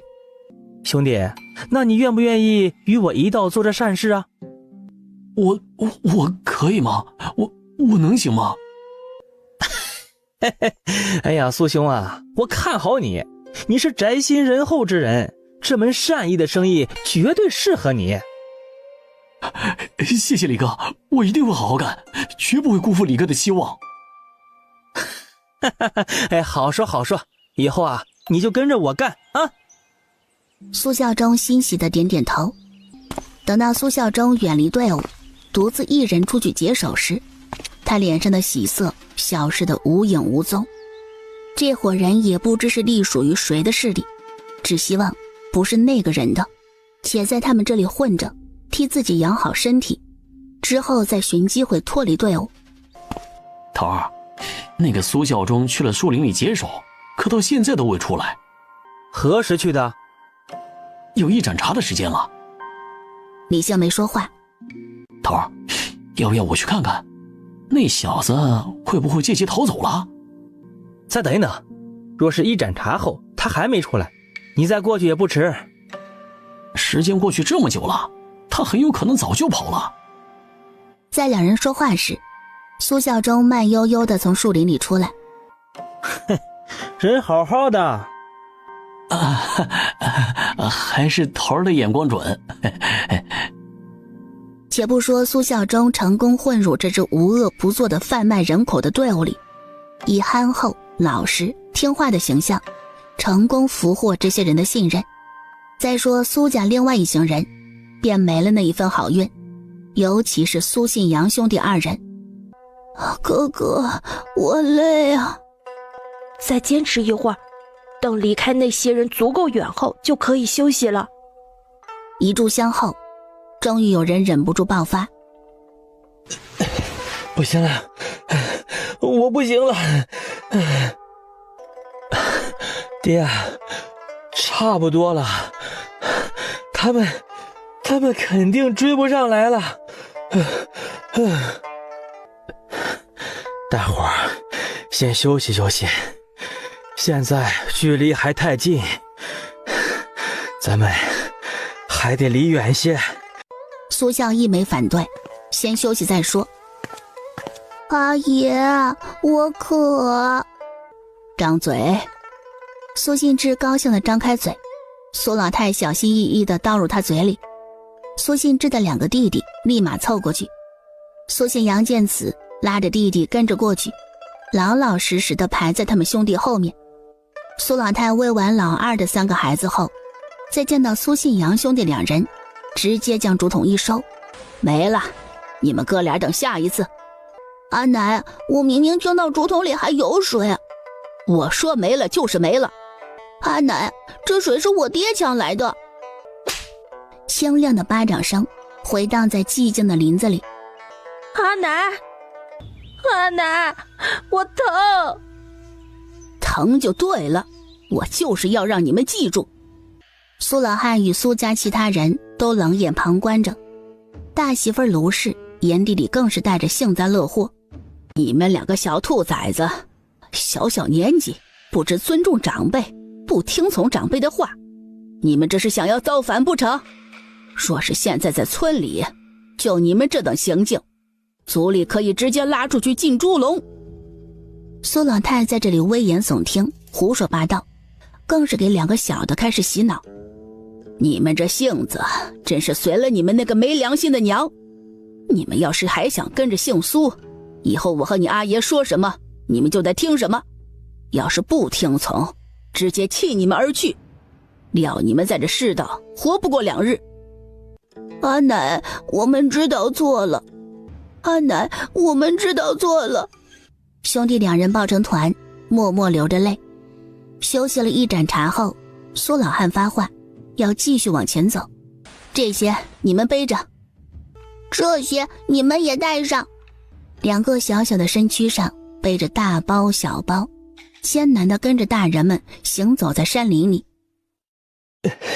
爹，咱们这是迷路了吗？啊！先找个地方休息，明早等太阳升起再辨别方向。哎，好。你们去捡柴火。他们不敢反驳，听话地往林子里走。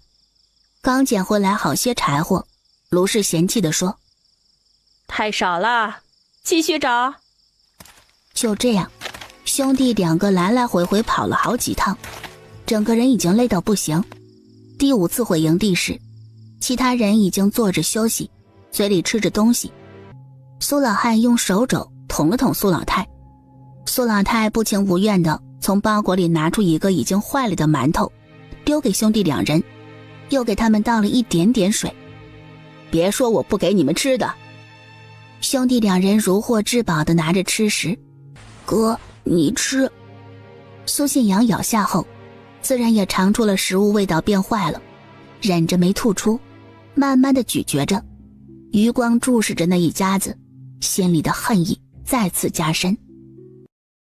唉，老头子，身上带着的食物不多了，现在张嘴的这么多，顶不了多久啊。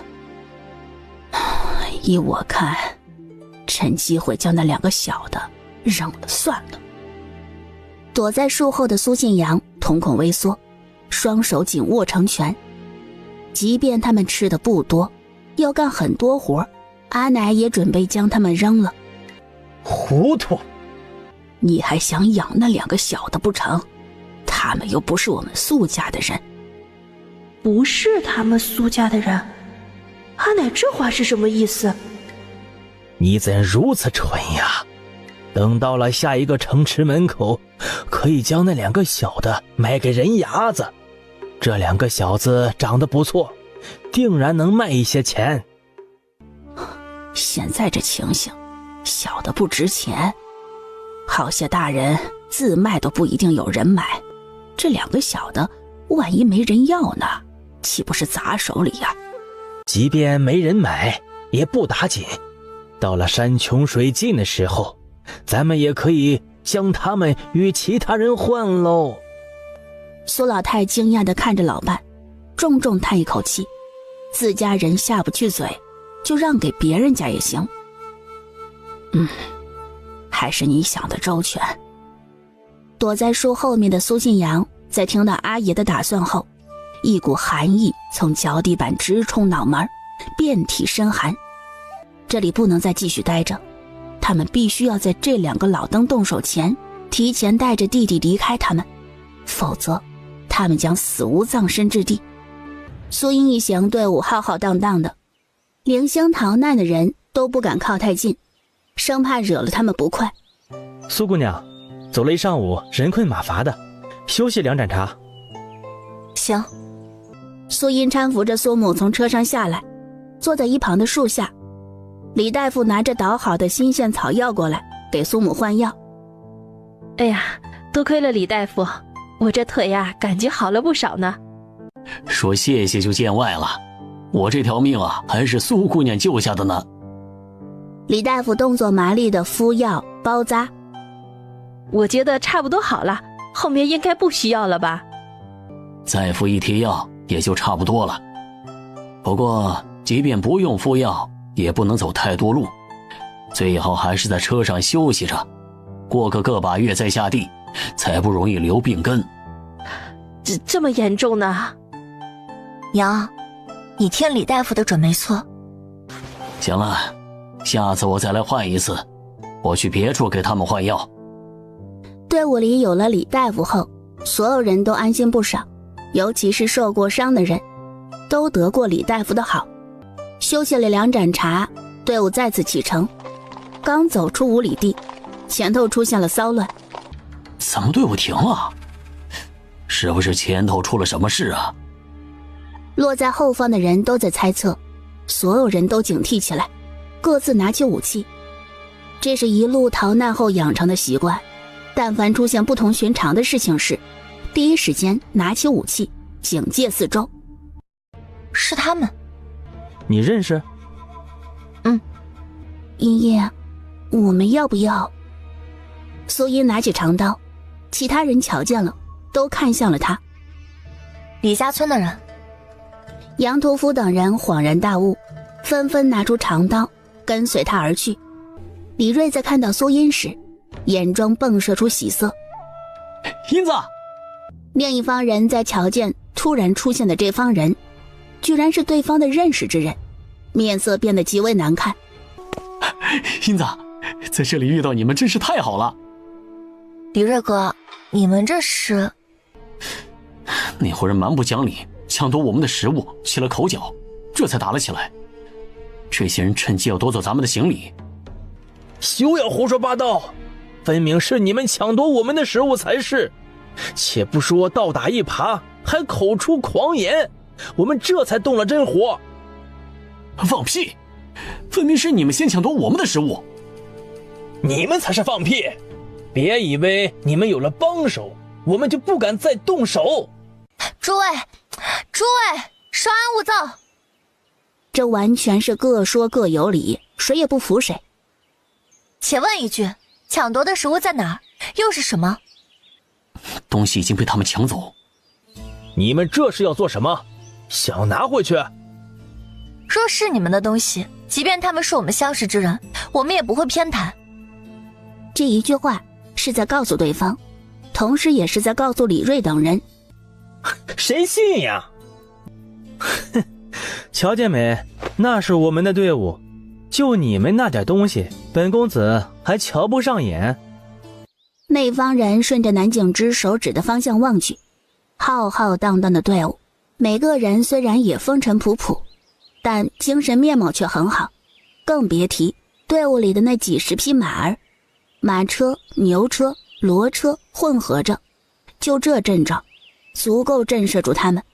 将东西拿出来，我们得证明自个儿的清白，非那种无理取闹的匪徒。便是这物。跟随而来的李大夫瞧着那烤肉，不由得上前一步。那方人刚想开口制止，就见着李大夫拿起那食物仔细端详起来。半晌后，他的面色瞬间大变。可是这肉有什么不妥？这不是动物的肉，而是人肉。这怎么可能？你们是不是想要独吞这块肉，故意说出这种话来吓唬我们？你们都是一伙的，我们才不会上你的当。其他人不信，但素音这行人都是相信李大夫所言。你说的是真的？那不是牲口的肉，而是人肉。人肉和动物的肉是不一样的。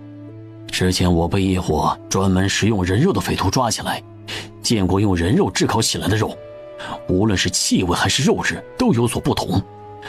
不同的动物肉质都不同，更别提人的。难道你们没发现这块肉的样子很像？经他这么一提醒，众人齐刷刷的目光盯着那块肉，脑子有了李大夫的提示，再仔细观察这块肉，越看越像，越看越心惊。这真的就像是一个婴儿的。后面的话不用说出，所有人都明悟。李想，你老实说，这块肉是怎么回事？我说话！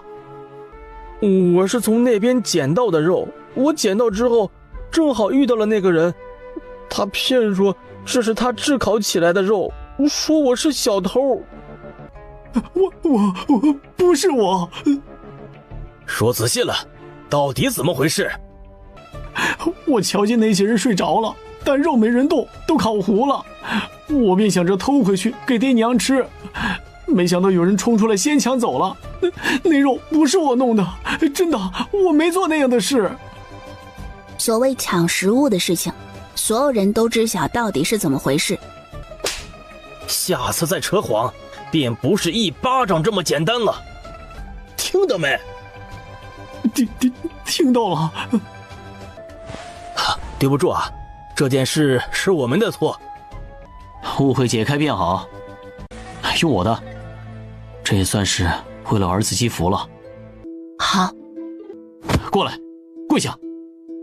李想不敢不听，跪在坟前磕了3个响头，并道了歉。素音对着坟头轻声低喃：愿你下辈子投生在一个和平、富饶、美丽的社会，不用过这等颠沛流离的生活。南景之侧耳倾听着他的话，对于他口中所说的和平、富饶、美丽的社会感到欣喜。世界上会有这种地方吗？英子，你们也是往南走吗？素音点头。我们能与你们一道吗？你放心，我们就跟在你们身后，绝对不会拖累你们。李瑞跟你说笑了，大家都是同一个村出来的，一道走便是。李瑞一行人很是高兴，在这里耽搁了一炷香，也算是让其他人与马匹休息了一会儿。走吧。浩浩荡荡的队伍继续上路，李瑞一行人跟随在苏音队伍后方，络腮胡子一行人在他们走后，便不近不远地跟在后方。这长长的队伍能震慑住不少不怀好意之人。苏宝珠邀请李瑞的妹妹李秀一同坐马车，一到马车上，2个年岁相仿的姑娘叽叽喳喳地说起这一路上走来的事情。这么险啊！我以为我们已经足够惨了，没想到你们比我们还……还好，我们没走你们那条路，大哥说的是对的。你们是从哪里过来的？这一路上都未曾遇到过你们。我哥回来那日，原本是打算明个一早就离开的，但是后头你舅舅不是说了遇到行伤的事儿，他想了想，便提前离开，当天晚上便带着所有的人离开了。我们是朝南走，途中我哥还遇到其他走货郎，便结伴一道走。因着大家都害怕被流民追上，便朝小路走。到了富顺县后也没停留，直接从富顺县穿过。当初苏英一行人抵达富顺县时，正好赶上了富顺县关闭城门，不得已绕道而行，真的是失之毫厘，差之千里。那你们的水呢？这个呀，我就不得不夸一夸我大哥了。我们进到山里不久，身上带的水很快就用光了。那个时候爹娘大伯他们可担忧了，但我哥那可是聪明，叫他找到了水源。你哥是怎么找见的？这可是个秘密啊！我跟你们说了，你们可不能告诉其他人。我晓得，我保证不说。别说苏宝珠好奇，就连一直在做着针线活的苏母也好奇地停下手中的动作，安静地听着。那山上不是有好多野兽吗？我哥说了，山里是这些野兽的地盘，他们最是熟悉自家地盘的，他们能活下来，自是知晓哪里有水喝。我哥啊，就是顺着野兽的足迹去找寻，就能找到水源。不过呢，也不是每次都能找到，好些时候找到的地方都枯竭了。好在我们也找到了2处水源，我们倒是比其他人好，暂时没那么缺水。苏音听着小姑娘的话，心里不住地感叹，每个人有每个人的机遇，每个人也有每个人的缘法，各自衍生出不同的生存之道，也就成就不同的故事。唉，也不知道村里其他人怎么样了。不清楚。李秀突然想到什么。哎，怎么苏家就你们3个？其他人呢？难道……我爹娘他们都没走，留在村子里啊。我相信你哥说的，便悄悄地偷溜出来。哎呀，还是你厉害，这都敢。要是我可万万不敢。李秀与苏宝珠2人天南地北地聊着，时间悄无声息地过着。一行人走了约摸30里路，天色渐黑，寻了一处尚还算不错的地方，便开始扎营休息。哎呦，你们到远一点的地方捡石头，别在这边。苏音同他们随便取了几块石头，便返回营地。到了营地后，苏音让二表哥杨华帮忙捡些石头过来，自个儿去寻找南景之。有事？苏音点头。远不远？不远，就在前头的河床。紧要吗？紧要。那走吧。张炳亮瞧见3人往河床走，与自家老爹说了一声，便也跟了上去。瑞哥，你过去瞧瞧，看看他们是不是有什么需要。爹，他们一看就没什么需要。你这孩子平日里挺聪明的，怎的现在如此犯浑呀？这点脑子都没有。你过去问一问又不打紧，现在我们也跟着他们一道走，他们要是有什么想法或者打算，我们也得参与进去，总不能一无所知吧。在李瑞爹各种催促下，李瑞不得不起身，他一路小跑着追上4人。苏音，我爹让我来问一问，你们是不是遇到什么麻烦了？倒也没什么事，就是发现了一些东西，你一道过来看看也好。哦，好。 5人一道走到河床，苏音是见过了，很淡定，但其余几人就不那么淡定了，尤其是李瑞和张炳亮，2人已经被那场景恶心的胃部翻腾。南景之在最初的震惊过后，神色变得凝重，在他开口之前，南景之下的河床。等一下，新的。南景之这才接过口罩戴起，其余人见状纷纷戴上口罩。南公子可有什么发现？南景之摇头又点头。你们应该也看出来了，这些人身份不简单。河床上的尸体分属2方势力，其中一方你们应该听说过，是云州云王的，至于另外一方很神秘，没有任何标记。倒是那令牌很有趣，是吴王的。张炳亮与李瑞2人在听到云王、吴王这样的字眼，吓个半死。这些人可都是天上人，他们这些小民见都没资格见的。这2方人在这儿打斗，看来所图非小。我倒是听说过一个传闻，听说云王寻到了一张前朝的藏宝图，这些人指不定就是为了那张藏宝图在争斗。当然，这只是听说，不可考证。或许正因为这样的传说，云王的人才会遇到各方人马的劫杀。这件事牵扯很大，你们务必守口如瓶，免得惹火上身。你放心，绝对不会对外说的。我可以对天起誓。这倒不必了，自个心里有数便是。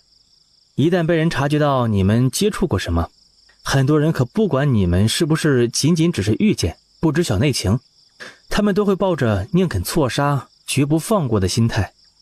这话把张炳亮和李锐两人吓得不轻。等会儿大家各自吩咐着自家人不要到河床这边，就说这里的尸体多，有病毒会传染人。等会儿要是有人问起我们在做什么，便说商议后续的行程安排，统一口径。遂而几人商量了一下口径，商议后5人各自回归队伍。可是出了什么事？没事，就是一道商议后面的路该怎么走。张老汉心有疑惑，但见儿子不明说，心下明白有些东西不能说，倒也没再追问。没事就好。张老汉笑呵呵地说。李锐一回到营地，遇到了张炳亮一样的情况，被自家老爹拉过去盘问。他们几个过去咋了？没事，就是商量后续的行程安排。那可又说了怎么安排？这一路上的情况都不太好，他们决定后面要加快脚步，以最快的速度离开南山郡，尽早进入林州。对了，之前有人搬运石头，看到河床那边有不少尸体，那些尸体都开始腐烂，最好别过去，容易让人生病。这种时候得病没药可以医治，那只能等死。你去与几位叔伯家说一声，尤其是小孩子，叫他们别到那边乱跑。苏英回来时，苏母已经在二表哥杨华的帮助下垒好灶台，开始做饭。英英，许久没吃你做的饭了。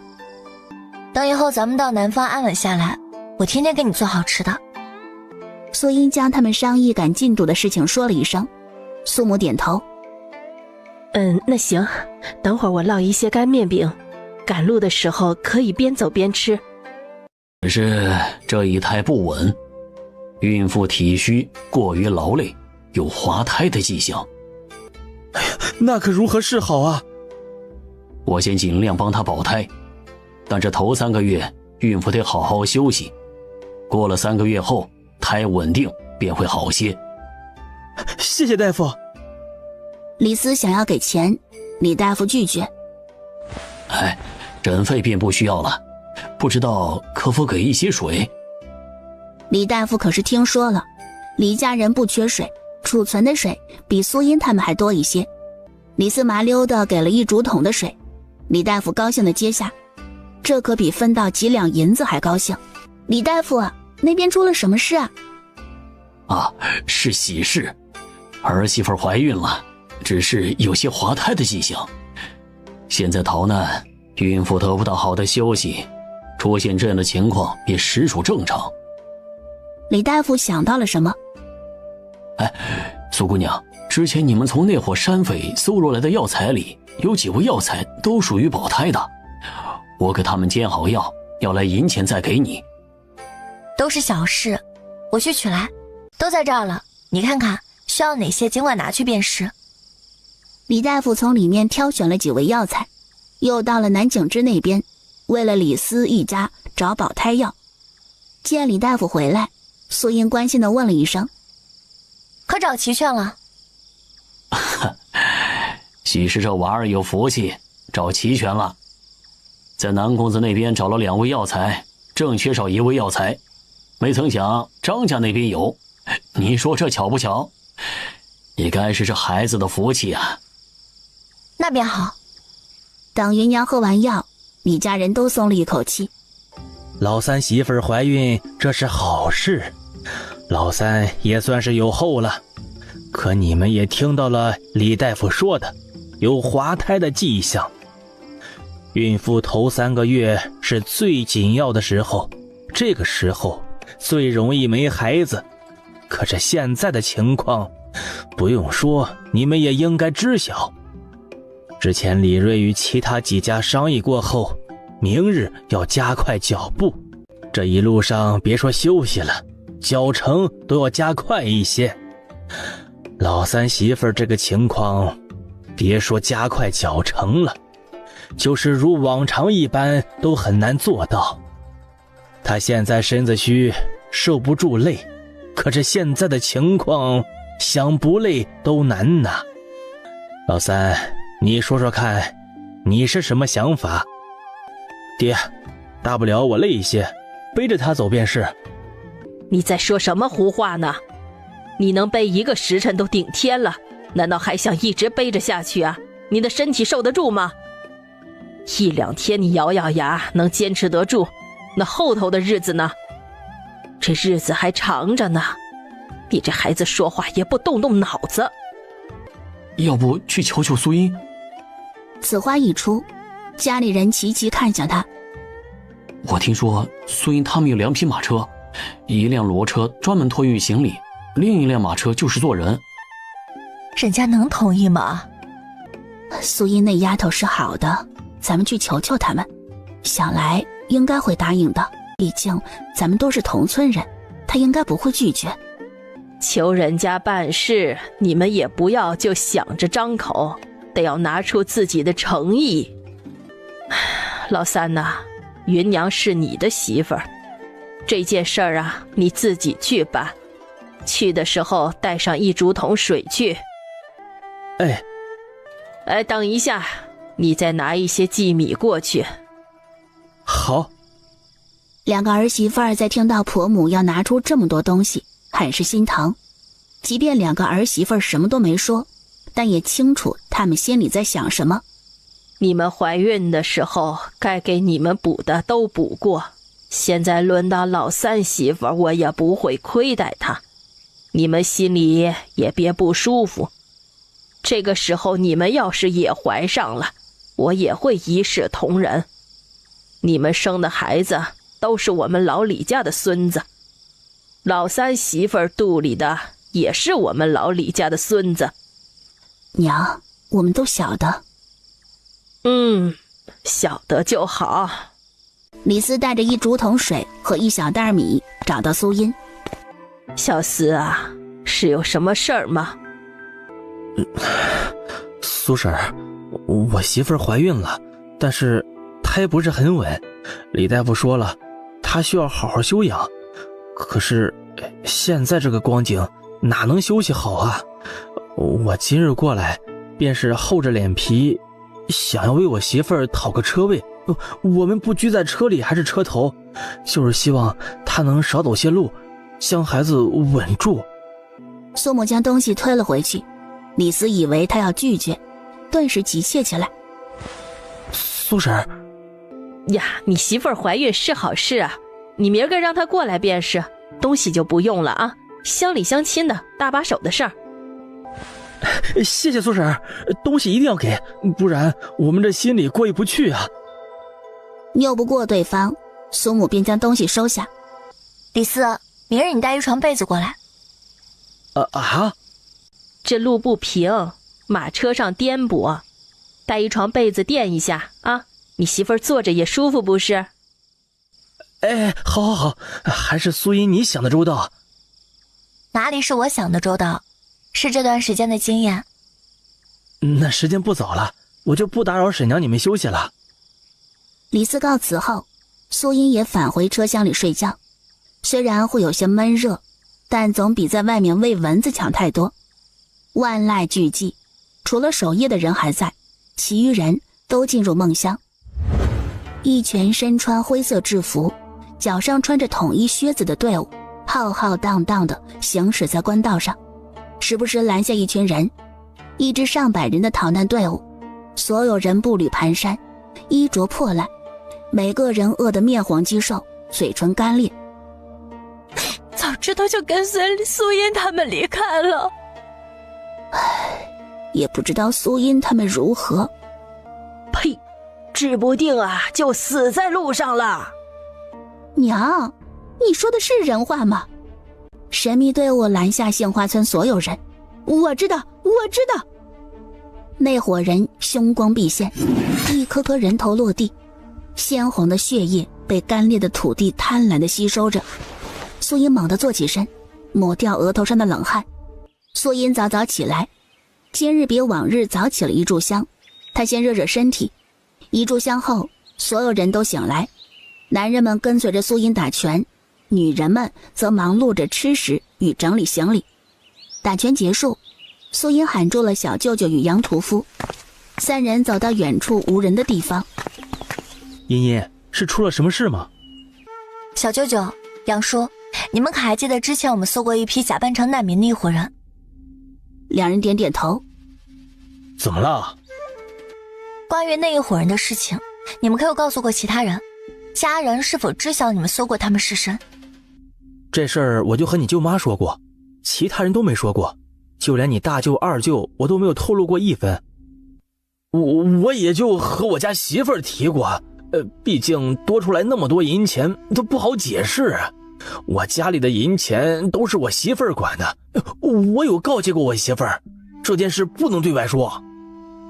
为了各自的安全起见，小舅舅杨叔，你们再去询问一下各自的媳妇儿。我这就回去问一问。我回去就问。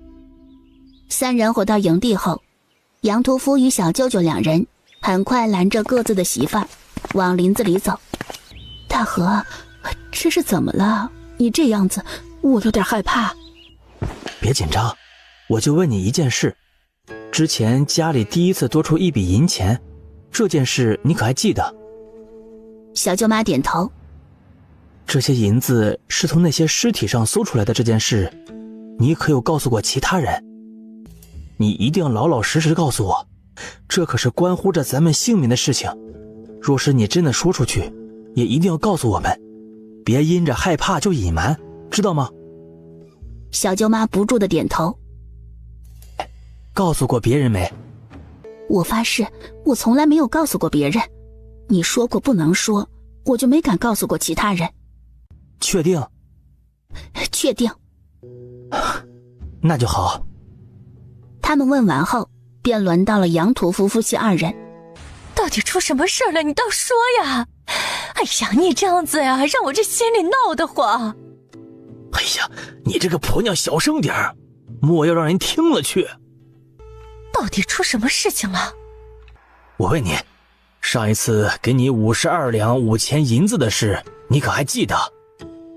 杨屠夫媳妇儿不住点头。这件事你可有向人透露过？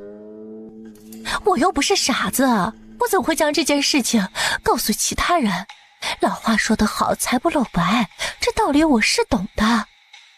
你确定？这件事关乎着我们所有人的性命，一旦让人知晓，我们小命可就不保。你要是无意中透露出去，一定要告诉我，我们好提前想法子。杨屠夫媳妇儿刚想点头，但想到什么，到嘴边的话顿住。你对方嘴里喃喃一声。李家村那边，李斯夫妻两人趁着天彻底黑下来之前，又从林子里寻来一些柴火。突然，芸娘腹部一阵绞痛，难受地弯下腰。芸娘，你怎么了？我肚子疼。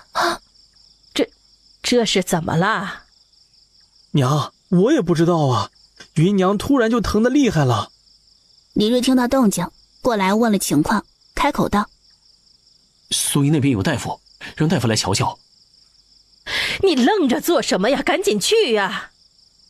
哎，李斯直接旋到苏音，说明了情况。苏音放下手中的东西，带着他找到李大夫。芸娘见大夫来，有些犹豫。娘，我休息一下就好了，没必要看大夫的。你别瞎想啊！李大夫得了示意，开始替芸娘把脉。半晌后，李大夫放下手，对着李家人说道：先道一声恭喜，你家儿媳妇怀孕了。猛地听到是喜事，李家人先是一愣，旋即满面喜色。杨虎，你们这是？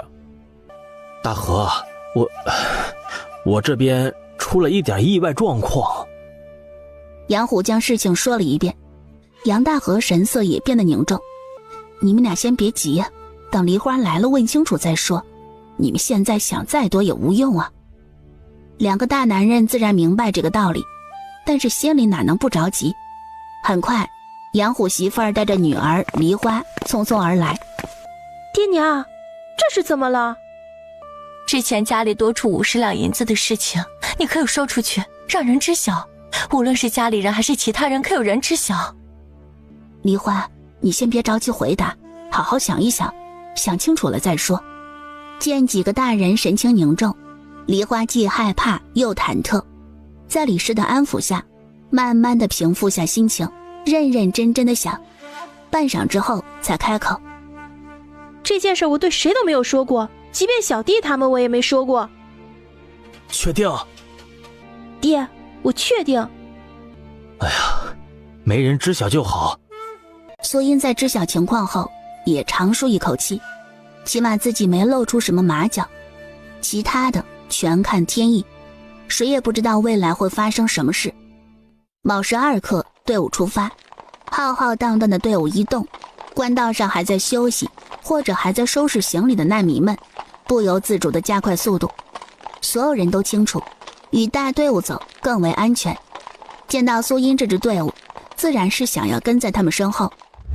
与此同时，杏花村的人也陆陆续续起来，每个人脸上毫无精气神，所有人蔫巴着，每个人身上的行李寥寥无几，每个人眼中已经没有了之前那种生气，整个人变得木沉沉。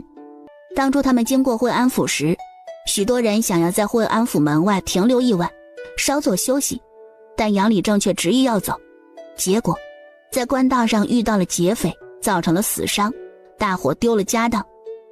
在不少人的想法里，倘若他们留在惠安府城门外，或许就不会遇到这伙劫匪，他们就不会变得如此惨。老大，你去催促一下大伙，赶紧上路，咱们走得快一些，或许还能赶上苏丫头他们。爹啊，你这么为他们考虑，可是他们却那么说你为他们筹划这么多干什么呀？这群人就是养不熟的白眼狼，当初咱们家就应该和苏丫头他们一起走。嘿，你这孩子，哎，爹明白他们心里不痛快，毕竟死了那么多人，家当都丢了，他们会怨怪也正常，是爹考虑不周。可是明明当初决定不在惠安府城门口停留，是经过大家伙一致决定的，凭什么到最后都要怪您呀？杨礼正重重叹一口气，做决定的几位族老都死了，就剩下他一个人，自然所有的怒火都会集中在他的身上。嗨，算了，我自己去吧。哎，你坐着休息，我去就是了。张婆，时辰不早了，得早些出发了。都没吃的，也没力气赶路，要不你家弄点吃食过来，我们就有力气赶路了。杨福脸上的笑容僵住，但没敢多说什么，直接往下一家走。每走过一家，或多或少会受到不少白眼。赶路，我看也别赶路了，直接等死算了，反正我们什么都没了。三叔，瞧你说的，不走就是等死，往下走或许会找到吃食，还有一线生机。哼，如果不是你爹做了错误决定，我们也不会落到这样的下场。说到底都是你们家害的。你要不要脸？你说什么？你敢再说一遍吗？哼，当初那个决定本来就是所有人商量过的，凭什么将所有过错怪在我爹一人身上？我可记得当初你也非常赞同，还说什么在惠安府城门口就想到那日在永清县的情形。怎么你自己说过的话这么快就忘记了？还有你自己懦弱，不敢承认自己的错误，你可真是无耻啊！你这里的动静立马引起了周围杏花村人的注意，自然都听到了杨福的话。这话不仅是对他说，同样也是对其他人说。好，杨福，你长本事了啊！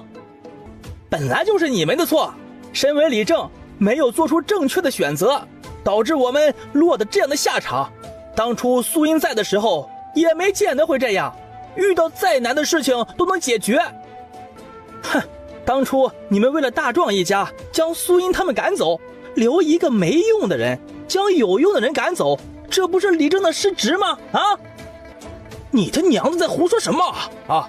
当日明明是我爹说过要处置他们，将他们赶走，是你们这些人要留下他们一家啊！现在倒好，你们变得清清白白，倒是我们的不是了，你们还要点脸吗？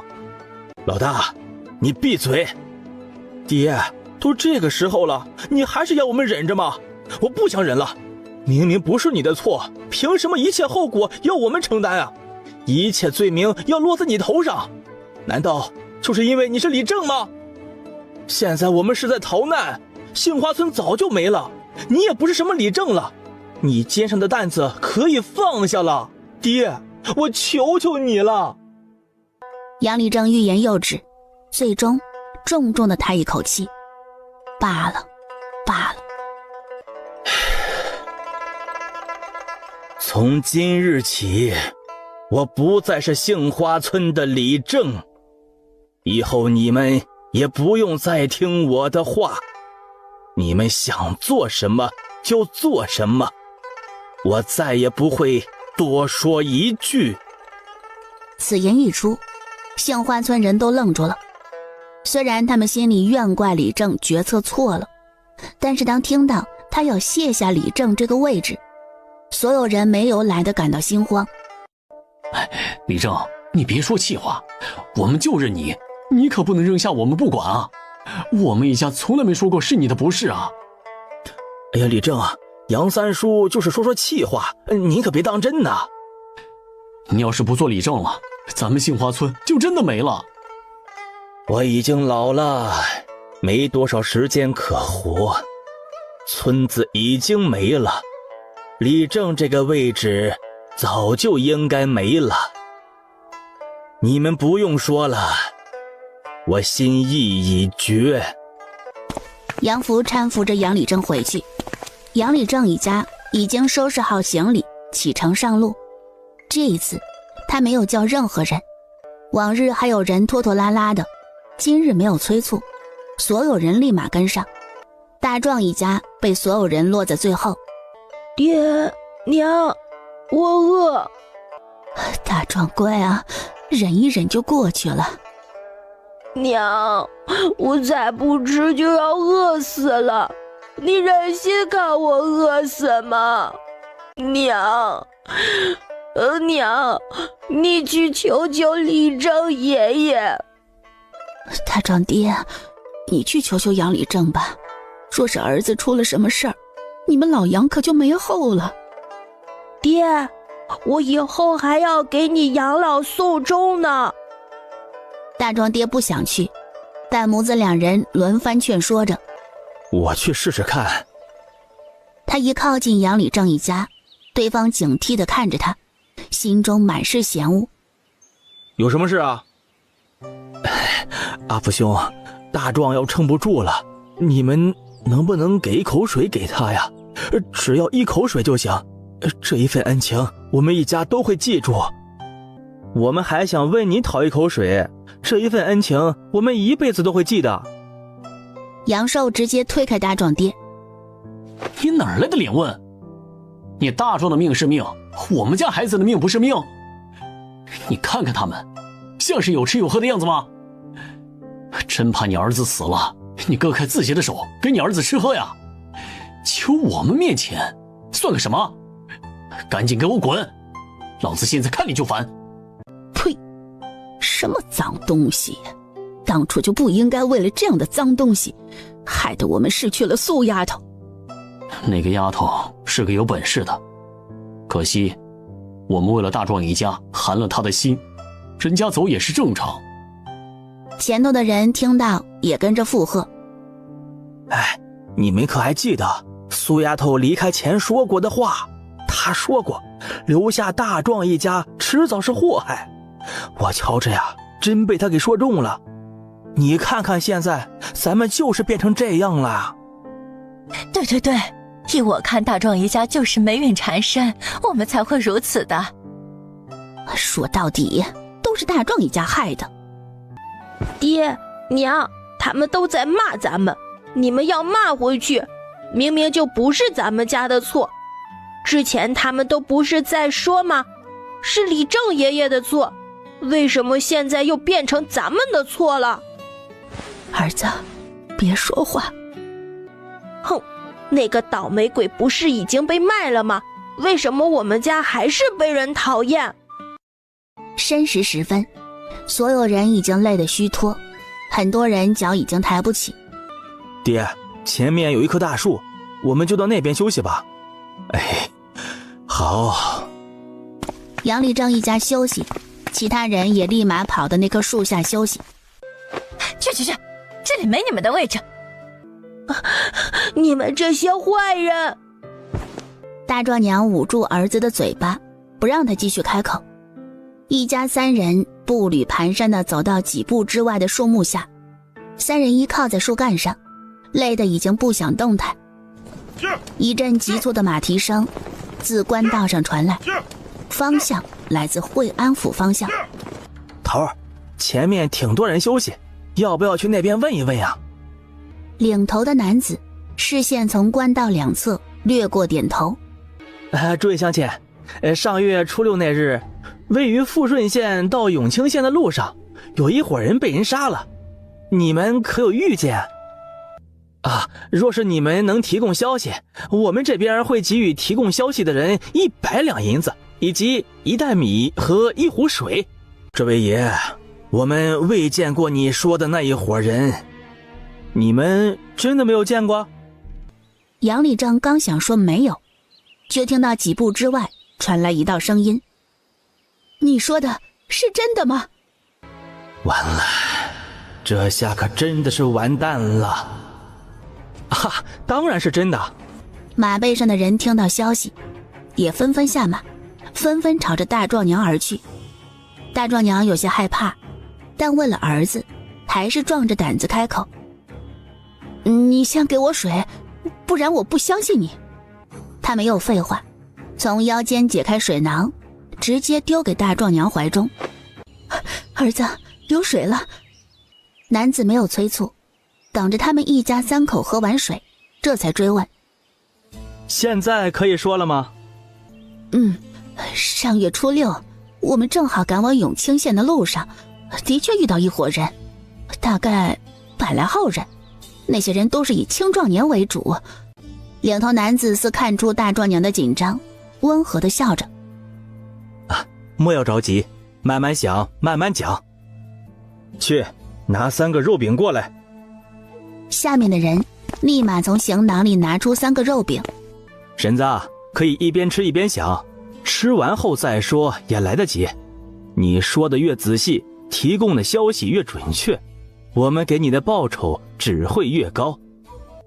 领头男子看似在给大壮娘一个好好回想的时间，其实眼角的余光一直观察着杏花村众人，他们的一举一动都落在他眼里。在大壮娘吃完后，他才慢悠悠地开口询问：都想清楚了吗？我们走在官道上时遇到了他们一伙人，起先他们是走在我们后头，后面他们超过了我们。可有瞧见是什么人杀了他们？没有。你刚刚说他们超过了你们，对吗？那你们再次见到他们是什么时候？没有了。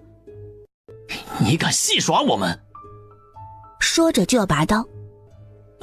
婶子莫怕，我这个手下脾气有点急，关心则乱了心神，莫要见怪啊。没事。你们走在他们后面，理应见过他们的尸体，我就想知道可有什么人亵渎过他们的尸体。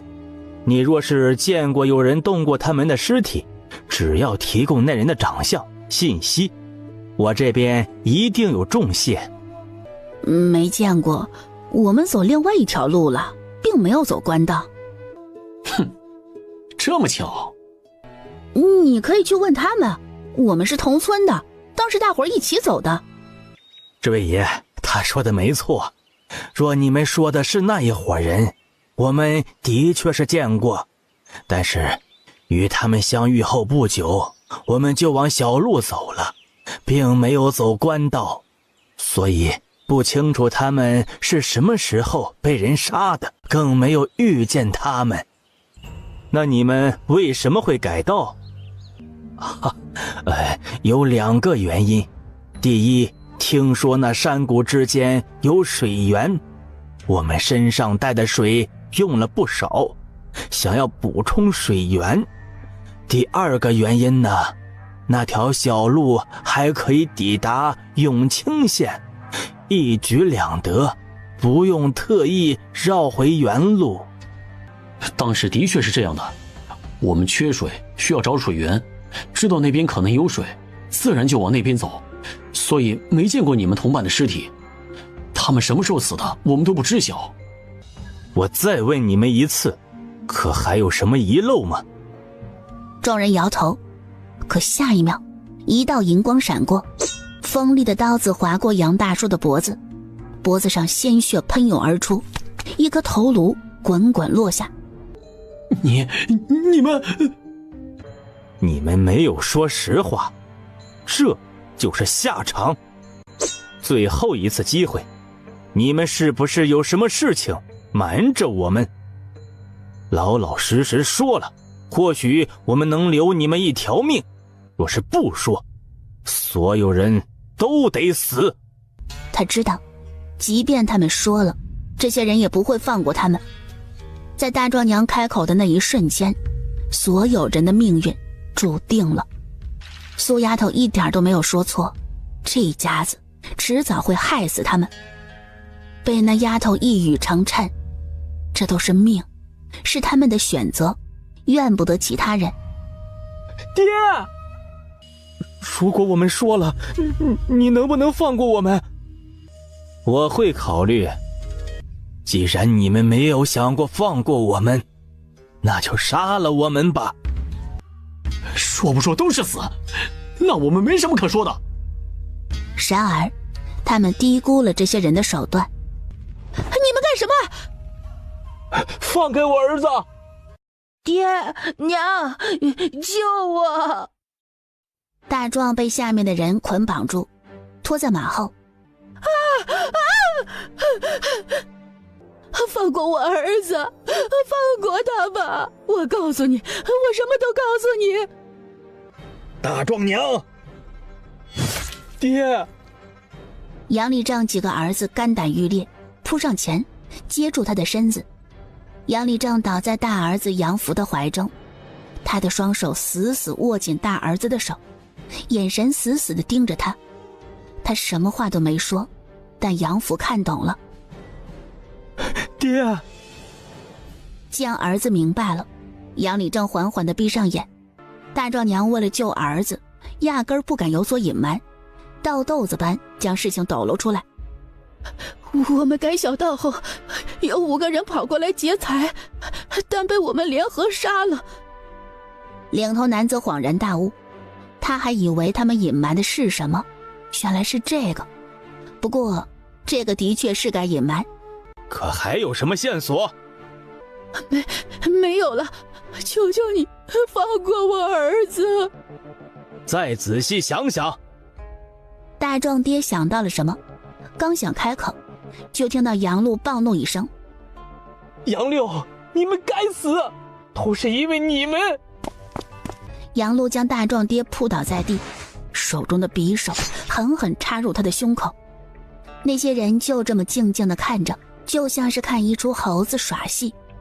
杨福趁着这个时候抱起儿子往林子里冲，同时对着其他人高喊出声：快逃，这些人不会放过我们！杏花村的人如梦初醒，一个个什么都不要了，拼命地往山林里逃。全部杀了！非杏花村的难民们在听到这话时，还没意识到这句话里同样包含了他们。杀戮在官道上进行着，被马儿拖拽着的大壮早已没了声息。儿子！我的儿啊！聒噪。大壮娘到死都紧紧地抱着自己的孩子。不要杀我们，我们什么都不知道啊！救命啊！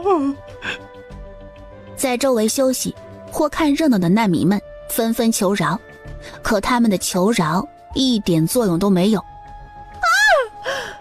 他们终于意识到，这伙人是不会放过他们。鲜血的腥臭味慢慢地笼罩在这一片山林，仿佛空气中都带着血腥味。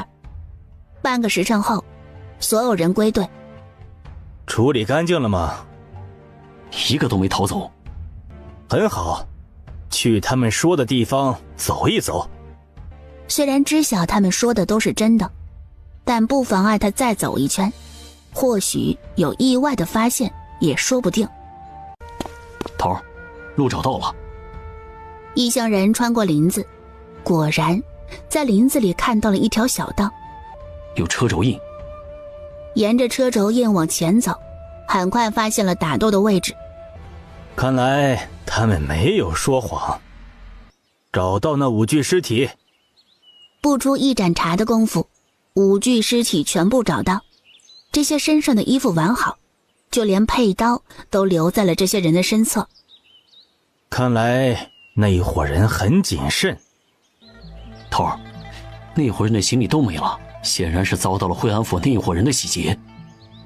领头男子没有回应，仔细打量着那5具尸体，忍着难闻的气味，视线来回在5具尸体身上扫视，眸子微微眯起，不对劲。头儿，是不是有什么问题啊？你仔细看这些人身上的伤口。经他一提醒后，副手认真地观察这些人的伤口，这一看之下，果然发现了问题。这人是被一刀抹去脖子，那2个人也是被人一刀贯穿心脏。出手的人手法狠厉果决，不像是凑巧，更像是训练有素的杀手。另外2具尸体倒像是被人乱刀砍死的，倒是符合那群农户的作风。这个发现让几人的脸色都变得凝重，可见他们见到的人并不齐全，还有漏网之鱼，而这个漏网之鱼有着杀手的潜质。该死！早知道如此，他就不该下令将这些人全部击杀，该留1、2个活口。你确定全部杀了吗？下属也明白过来，他倒是想说没有，可回去，万一有漏网之鱼。是。一群人匆匆而来，匆匆而去，再次返回那片山林。与此同时，断崖之下，一株参天大树的枝头上挂着一大一小。半个时辰后，杨福将自己与儿子从树上救下来。这里不是久留之地，万一那一伙人寻来，他们必死无疑。他将孩子背在身上，朝着南走。次日正午，寻找宝藏的那一伙神秘人再一次抵达屠杀之地。找！一具具尸体翻找过去，没有一个活口。往前搜索。如果有活口，此时必然往南走。头儿，前面有一个带伤的。带走。大人，饶了草民吧，我就是一个过路的，求求你们放过我吧。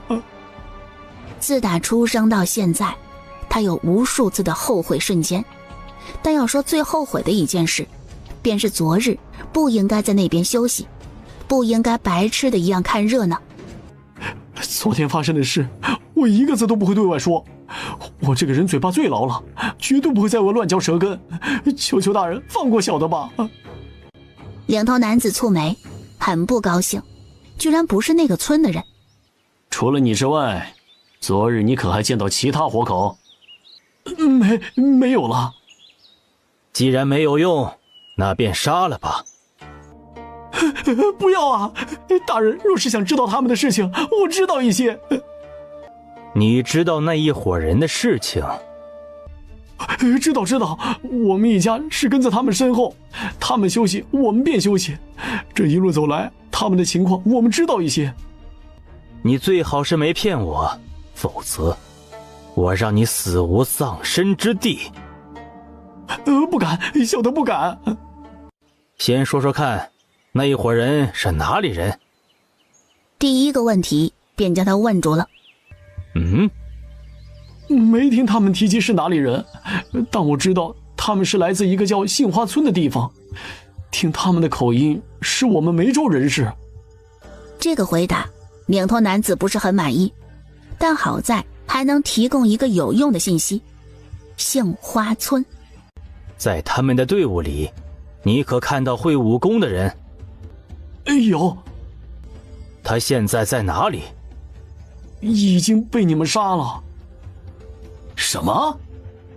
副手皱眉，一副你莫要与我开玩笑的不可思议表情。真的，就是那个上前回你话，在大人询问他们是否有遗漏，在他们摇头之后，大人你突然的出手杀了。你说谎，那个人压根不会武功。真的，我没有说谎。每日早上起来，我都能看到他在打拳，打得虎虎生威。这都不算有武功，那怎么样才算呢？在他们那个村里，我就见过他打过拳，其他人都没有。他们村的其他人都还想着与他学打拳呢。见他不似说假，从这里也可以侧面印证，曾经他们队伍里有人会武功，而那个学了3两招的男子才会每日晨起打拳，这越发肯定离开的人非同一般。你从什么时候跟随着他们？离开惠安府后的第2日，与他们碰到，当时他们很是狼狈，似乎被人打了。过了惠安府？又是这个惠安府，看来得去一趟惠安府，查一查他们打劫这伙人时是否遇到了阻碍。关于他们的事情，你还知道一些什么？事无巨细。我想起来了。说。那个村子里的人似乎很讨厌那个叫大壮的一家子，我听他们的意思，好像因为他们一家子人惹到一个人，导致那个人离开。谁？说。我记得他们在聊天的时候提及那人时都很佩服，那个人好像很有本事，且帮他们度过了不少难关。他的名字好像是叫……到底叫什么？我……闭嘴！你好好想。男子惊惧的点头，他记得杏花村的人都叫他舒丫头，而杏花村的人都姓杨，那么他的名字应该叫……他叫杨叔。杨叔？你知道他长相吗？长相？男子蹙眉，努力在思索。难道你没听他们提起过吗？有听他们提起过，但我自个儿没亲眼见过。你只要转述别人是怎么说的，其他的你不用管。杀鸡杀猪一刀解决，一点都不怂。这个与林子里那几具尸体的特征对上了。听一个大娘说，他长得很壮实，胃口很大。男子努力地思考着该如何编，而他这副表情落在他们眼里，就成了努力回想关于他的一切。身高大概到我肩头，我是听一个老婆子提及，说什么与他孙子一般高，但是却比他孙子厉害。他的孙子身高没有我肩膀位置。领头男子脑海里已经描绘出一个身材矮小但身体壮实的一个年轻男子。至于具体长什么样，我就不知晓了，他们都未曾提及。点到而止的描述反而更有可信度。领头男子能得到这么多信息已经很满足了。杏花村，武功高强，身材矮小，身躯壮实，胃口大的一个年轻男人。大人，我把我知道的都说了，能不能放我走啊？解决了。你言而无信，你无耻，你们会不得好。最后一个死字被一刀斩断。一个蝼蚁，有什么资格谈条件？哼！一群人骑上马，开始沿着官道上一路寻找杏花村之人。预知梦后，苏音一整日白日里都留意着官道上来往的人群。既然有人找寻，那么说明那伙人身上极有可能带着重要的东西，而那东西至今下落不明，对方才会大海捞针的一路在难民群里寻找。吃过晚食后，苏音找到舅舅他们，开口说道：明日再早起2刻钟。这么早？行吧。苏音一一通知下去。通知完自家人后，他与张家人说了一声，张老汉不住点头，满口答应，连原因都不问一声。他刚一走，明日要跟着早起的几个大孙子叫苦不迭。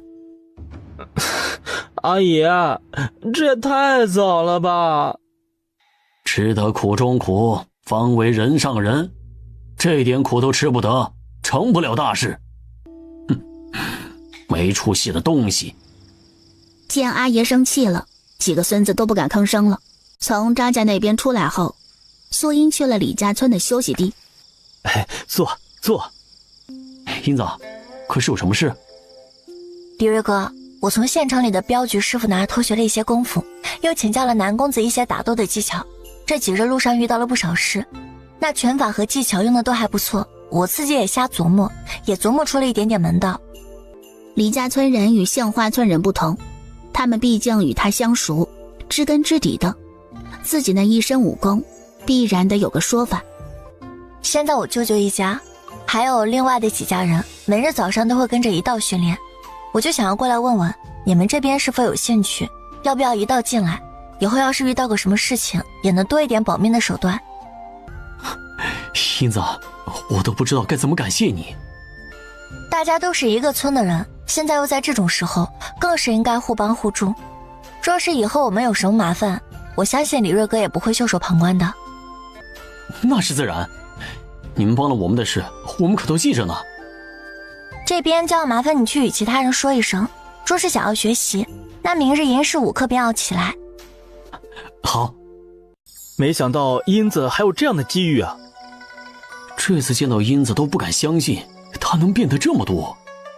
别说啊，英子变了许多，就连宝珠我都快不认识了。你们几个人明日跟着一道去学，现在这世道这么乱，有这个机会给你们，可要把握住啊！以前你们要是想学，那可都是要交好些银子，人家还不一定会教你，能不能成，就看你们自个儿的造化了。一家之主拍板后，李瑞家的几个兄弟都要去。爹，我去问问大伯、二伯还有小叔他们。你去的时候跟他们讲清楚利害关系，免得以后他们怨怪你没讲清楚。说清楚后，他们要不要去，你也别给别人下建议，让他们自己选。行，我知道了。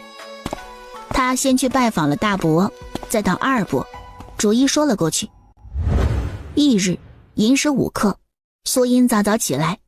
他起来时就发现李瑞一家早早的起来，陆陆续续其他人都赶过来，一伙人选了一处地方，开始跟着苏音打拳。约摸1炷香后，苏音停下，让李瑞等人休息。苏音走到杨大山等人面前。你们也学了一段时间，都说说看有什么感受？我最明显的感受就是身体变强壮了，之前打拳还是软趴趴的，现在一拳挥出去都能感觉到劲风了。没错，而且腿部的力量也变得强大了，之前别人用力一推很容易被推出去，现在不会了。好，接下来我们要增加一个项目。杨虎等人都来了兴致。什么？对战，两两对战，这个名字叫做学以致用，学到了得要运用上，才是真正的掌握。杨大山等人眸光大亮，他们早就想试一试。你们各自选择一个对手。苏音看向几个小伙子，你们年岁小的也各自选择一个对手，李锐这些新加入的直接成了看客。今日这个下饭菜不错。不是白粥吗？下饭菜在那里呢。李秀大窘。此时场上有3队人，分别是杨大山对战杨虎，杨华对战周有才，杨荣对战张炳亮。哥哥加油！哥哥小心点。你觉得他们6个人哪3个会赢？现在不做判断。南武盯着渐入佳境的杨荣，有些诧异。那小子很不错啊，开始运用起来了。倒是他的对手还是无法做到活学活用啊。这小子的确不错，脑子很灵活。被关注的杨荣此时正一个反手将张炳亮摔在地上。素英看着场上第1分队分出胜负的2组人，你们先站在一旁。很快场上另外2队也分出了胜负，分别是耐力更持久的杨华以及力量更大的杨虎。回去之后自己回想一下方才的对战，以及看过别人的对战之后的感受，明日再来告诉我，你们从中体会到了什么，学到了什么。面前的人基本都比他大，但此刻的他们就像是认真听课的孩子，不住地点头，记下老师布置的课后作业。苏丫头，你这教学不错。都是老祖宗留下来的套路，我们就是照搬而已。苏音实话实说，不敢居功。你这套拳法的确不错，简单却实用，没有什么花里胡哨的招式，但是每一招每一式都非常实用。这套拳法若是推广到军中，必然能让大雍朝的兵卒武力更上一层楼。还是别了吧，就怕被别有用心的人用来祸害百姓。任谁都看出来，大雍朝正走向末路。豫州的民变，你怎能确定他不是背后被人操控的兵变？卯时2刻，队伍再出发。这一次，每个人嘴里都嘀嘀咕咕的在议论着，讨论的内容赫然是白日里老学员们对战的事儿。哥，你太笨了，前头被牙二哥打倒的时候，你就应该马上滚到一旁，这样对方就不会被彻底压制住。秀娘，你是之前就想到，还是后面想到的？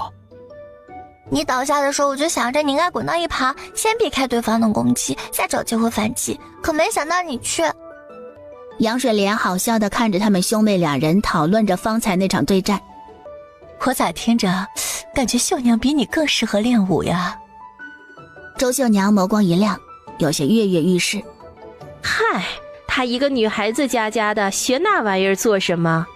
有才和有意去学了，回来能保护咱们就够了。周秀娘眼里的光渐渐熄灭。杨水莲见婆婆这么说，也不好多说，便没在这个事情上继续说下去。周家人在讨论，张家人也在讨论。你瞧瞧你们一个个的，高头大马的，没想到一个都没剩，全被人打趴下了。看来你们都没用心学。爹，不是我们没用，是对手太厉害了。哼，技不如人，输了还找借口，我看你是皮痒了。张老二被打得嗷嗷叫。爹，这真不能怪咱们啊，毕竟我们学的时间短，不如他们。张老汉想打老三，老三鸡贼得很，一溜烟跑了。下次对战，谁要是再输，回来我再打一顿。张家男人们哀嚎一片，女人们则在偷笑。少主，这位苏姑娘是个人才，若是咱们将她招揽到我们这边，将来你要是争夺那个位置，必然是一大助力啊。你觉得她会来吗？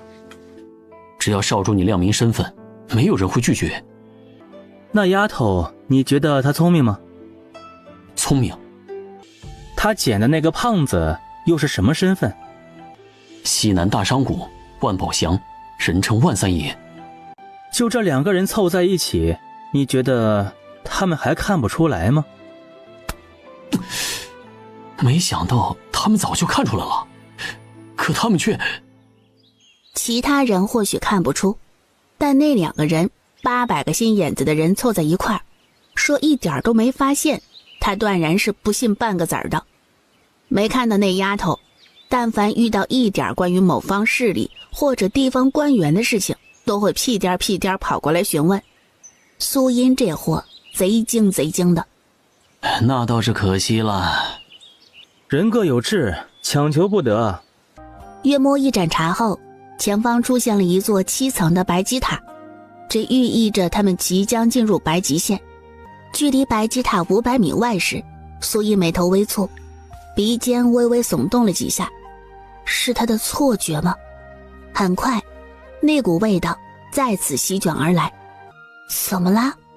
苏母掀开车帘，芸娘跟着一道探出头，看向前方。芸娘，你莫要出来。你闻到了没？万三爷点头。万三爷看向后方，吩咐杨荣：你去把李大夫叫来。杨荣从骡车上下来，到队伍后方请人。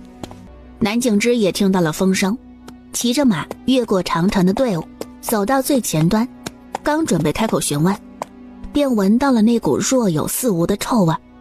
十有八九人体腐烂后的臭味。这两侧都没有尸体，这臭味从哪里来的？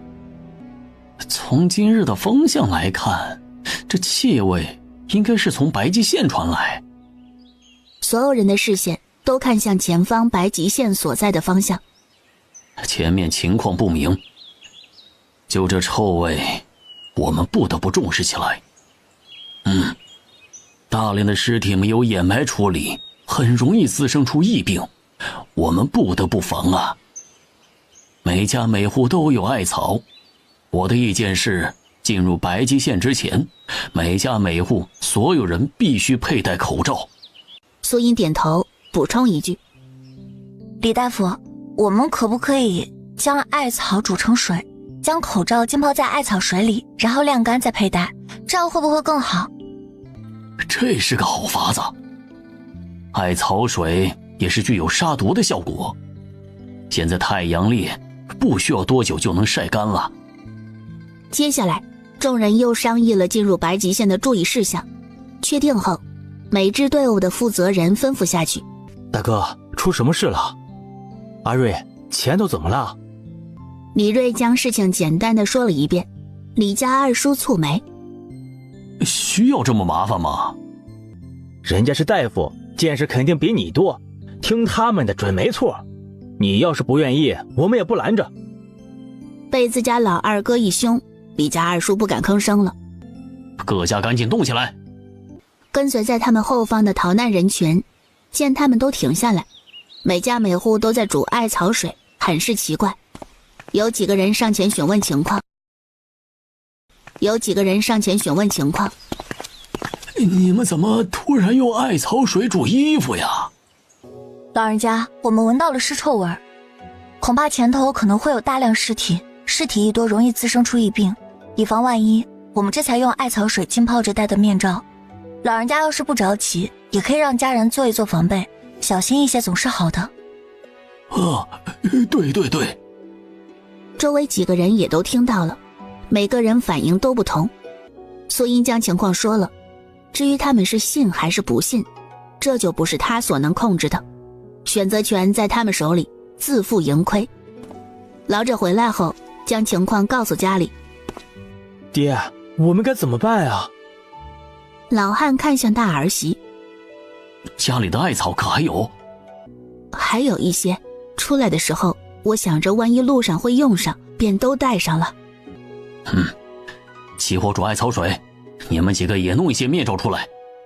爹，咱们已经没那么多水了，景和郡能不能弄到水都是未知，那些得省着点用。你这要是煮艾草水，岂不是浪费呀？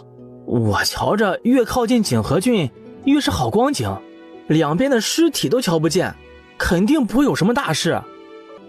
爹，他们家大业大，浪费得起那个水，我们浪费不起啊。老汉有些犹豫了，但看着那边热火朝天捣鼓着，再看看前面风平浪静的白极县，两者形成了鲜明的对比。艾草煮水。哎呀，爹！若真风平浪静，他们又何须这般做？他们那么多人，能如此完好走到这里，你觉得是运气使然吗？这一句话让2个儿子成功闭了嘴。老汉一家跟着苏音他们一道做，另外几人却不同。我瞧着没问题啊。是啊，这里可比之前那些县城好太多了。煮艾草水用来浸染面罩，当真是浪费。诸如此类的理由，学苏音的人少之又少。给孩子戴个口罩吧。哎呀，这么大热的天，戴那玩意儿，那纯属受罪啊！你们可真是没事找罪受。那人相公也是嗤笑出声，一脸鄙夷地看向他们。呸！好心当成驴肝肺。好言难劝该死的鬼。苏丫头说的没错，为这种人生气不值当，后面有他们哭的时候。一直坐在马车里休息的云阳掀开车帘，忍不住问道：前头真的会出问题吗？不一定，以防万一，多做一些准备总是没有错的。若是到了地方你再发现不对，你再做准备，很有可能就会错失。现在这个光景，一旦感染上瘟疫，10有8九就是死亡。在这里耽搁了1个时辰，队伍再次启程，往前走了约莫1盏茶的功夫，白吉城门出现。城门口干干净净，没有一具尸体，城门紧闭，城楼上只有几个守城兵在上面巡逻，一切都很正常。奇怪，我分明闻到气味就是从这边传出的，怎么会没有呢？无论是南武还是苏音等人都觉得奇怪。我们这是做白工了。什么叫白工？万一以后能用到呢？哎呀，白白耽误1个时辰。往好的地方想，我们今日多休息了1个时辰，前面没病没灾，岂不是更好？莫不是你想有灾？议论声在队伍里响起，每个人都对眼前的景象傻眼。苏音蹙眉，那尸臭味是骗不了人的，这里面肯定有古怪。不知道为什么，待在这里我总是不得劲儿。别说他有这个感觉，苏音也有这个感觉。走。马车从白吉县城绕过，学着苏音一道的人此时也跟着到了白吉城城门口。他们预想到的场景没出现，一切风平浪静。爹，你看看，什么事情都没有。老汉也愣住了，一想到浪费掉的水，一阵心痛。我都说了，白吉县肯定没事儿。你看，你瞎跟着他们搞，白白浪费了那么多水，那些水我们能用好几天呢。老二，你给我少说2句，爹那也是为了咱们好，万一这里真的发生了什么疫病，这都是为了救咱们的命。一点水而已，过了白吉县马上就到景和郡内了，我可听说了，那边下过雨，不缺水。老大一顿说后，老二讪讪地闭上嘴。即便如此，老汉心里依旧难受。再说苏音一行人越过白吉县，往前走了约莫半炷香，一股浓烈的尸臭味扑面而来。苏音、南景之、南武、李大夫等人站在村子后方的田埂上，看着前方一个大坑。只见坑里密密麻麻的躺着一具具腐烂的尸体。快走！这里有瘟疫。苏音一回来一开口，让所有人面色都大变。苏姑娘，你说的是真的？是真的，在村子后方发现了一个巨大的坑洞，里面都是患上疫病而死的人。这里不能久留，赶紧离开。李大夫跟着说，阁下若是还有艾草，不妨熏起来，不要全部用完，后面或许还有大用处。有了李大夫的吩咐，所有人都不敢马虎，尤其是在听到这里爆发瘟疫后，哪个敢不听劝？后面跟上来的人瞧见苏音一行人点燃了艾草，还有人用艾草全身熏，很是纳闷，这些人又在搞什么鬼啊？随便他们怎么做吧，咱们别管就是了。苏英瞧见了老汉那一家子，只想他们听了自己的话，想着疫病的事情还是通知他们一声为好，免得他们中招。姑娘可有事？老人家，与你们说一声，白极县爆发了瘟疫，你们若有艾草，赶紧要熏一熏。什么？姑娘，你莫要开玩笑啊！你莫要骗我们啊！这里干干净净，太太平平的，哪有瘟疫的样子啊？你们难道没有闻到这里很浓的尸臭味吗？说是不行，你们可以到村里后方去瞧一瞧，那里有一个巨大的尸坑，里面都是一些感染瘟疫死去的人。见他说的信誓旦旦，老汉一家已经信了七七八八。这里不能久留，你们还是快些离开白极县。苏英通知后，跟上自家队伍离开。老汉一家看着他们飞奔的马车，再看看一群人狂奔的样子，他们的心里直打鼓。我去看看。不出半盏茶的时间，老二连滚带爬的回来。爹，走，赶紧走。穿过那片区域后，苏英等人没有停歇，连夜赶路。当天边出现暖光时，前面的官道上出现了一个石碑，雕刻着3个大字：景和郡。怎么了？茵茵，你看那个石碑，咱们是不是到了景和郡啊？咱们到景和郡了。可算是到了。娘，你先去眯一会儿。苏英从车上下来，到后面找到万三爷。有事？胖爷，前头有什么地方可以休息？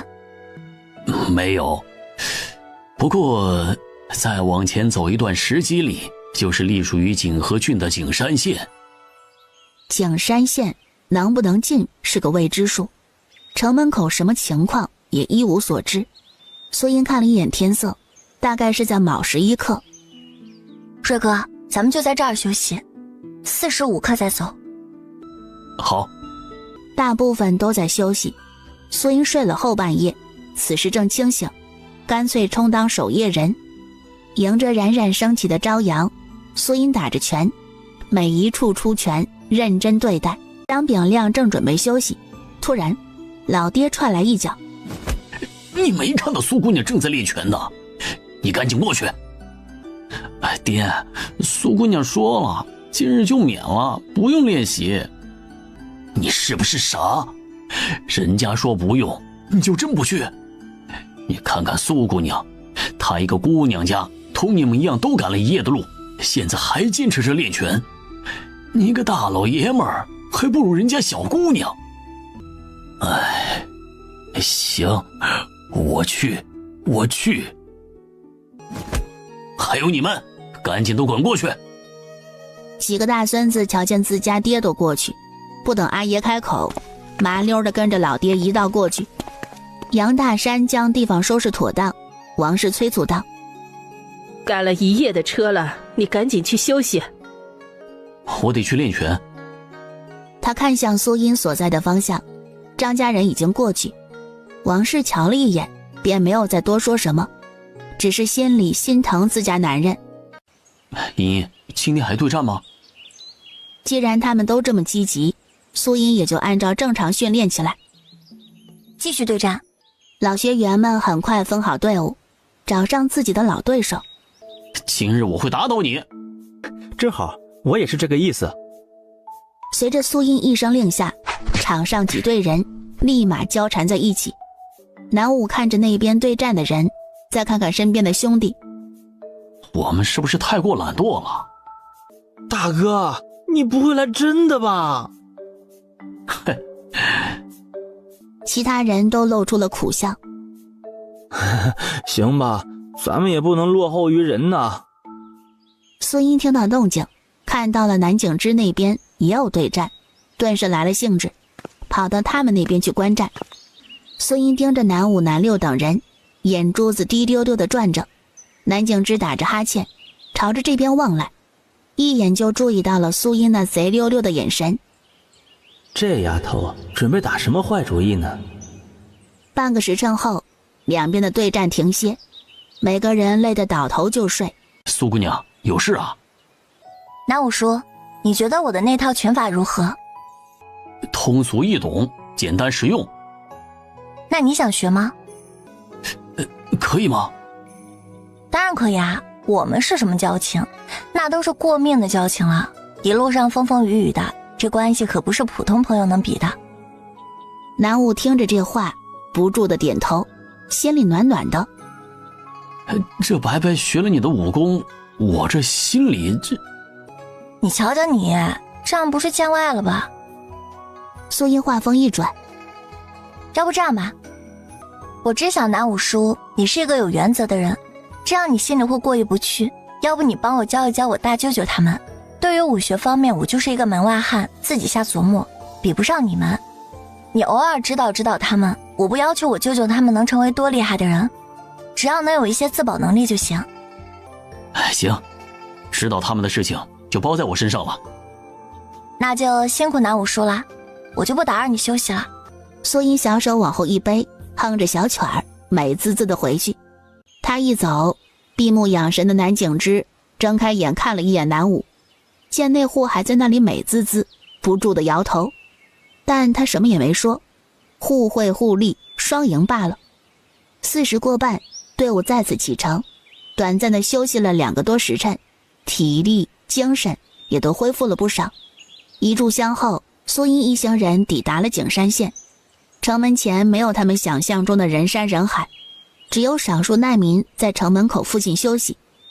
耶，这里居然没有人汇聚，门关着人离开不是很正常？苏音、南景之几人从马车上下来，走到牌子前。上面写着什么呀？没什么，就是告诉我们往前走130里有一个地方叫太河，那里有一个大湖就叫太河，有很多水，不缺水，让咱们去太河。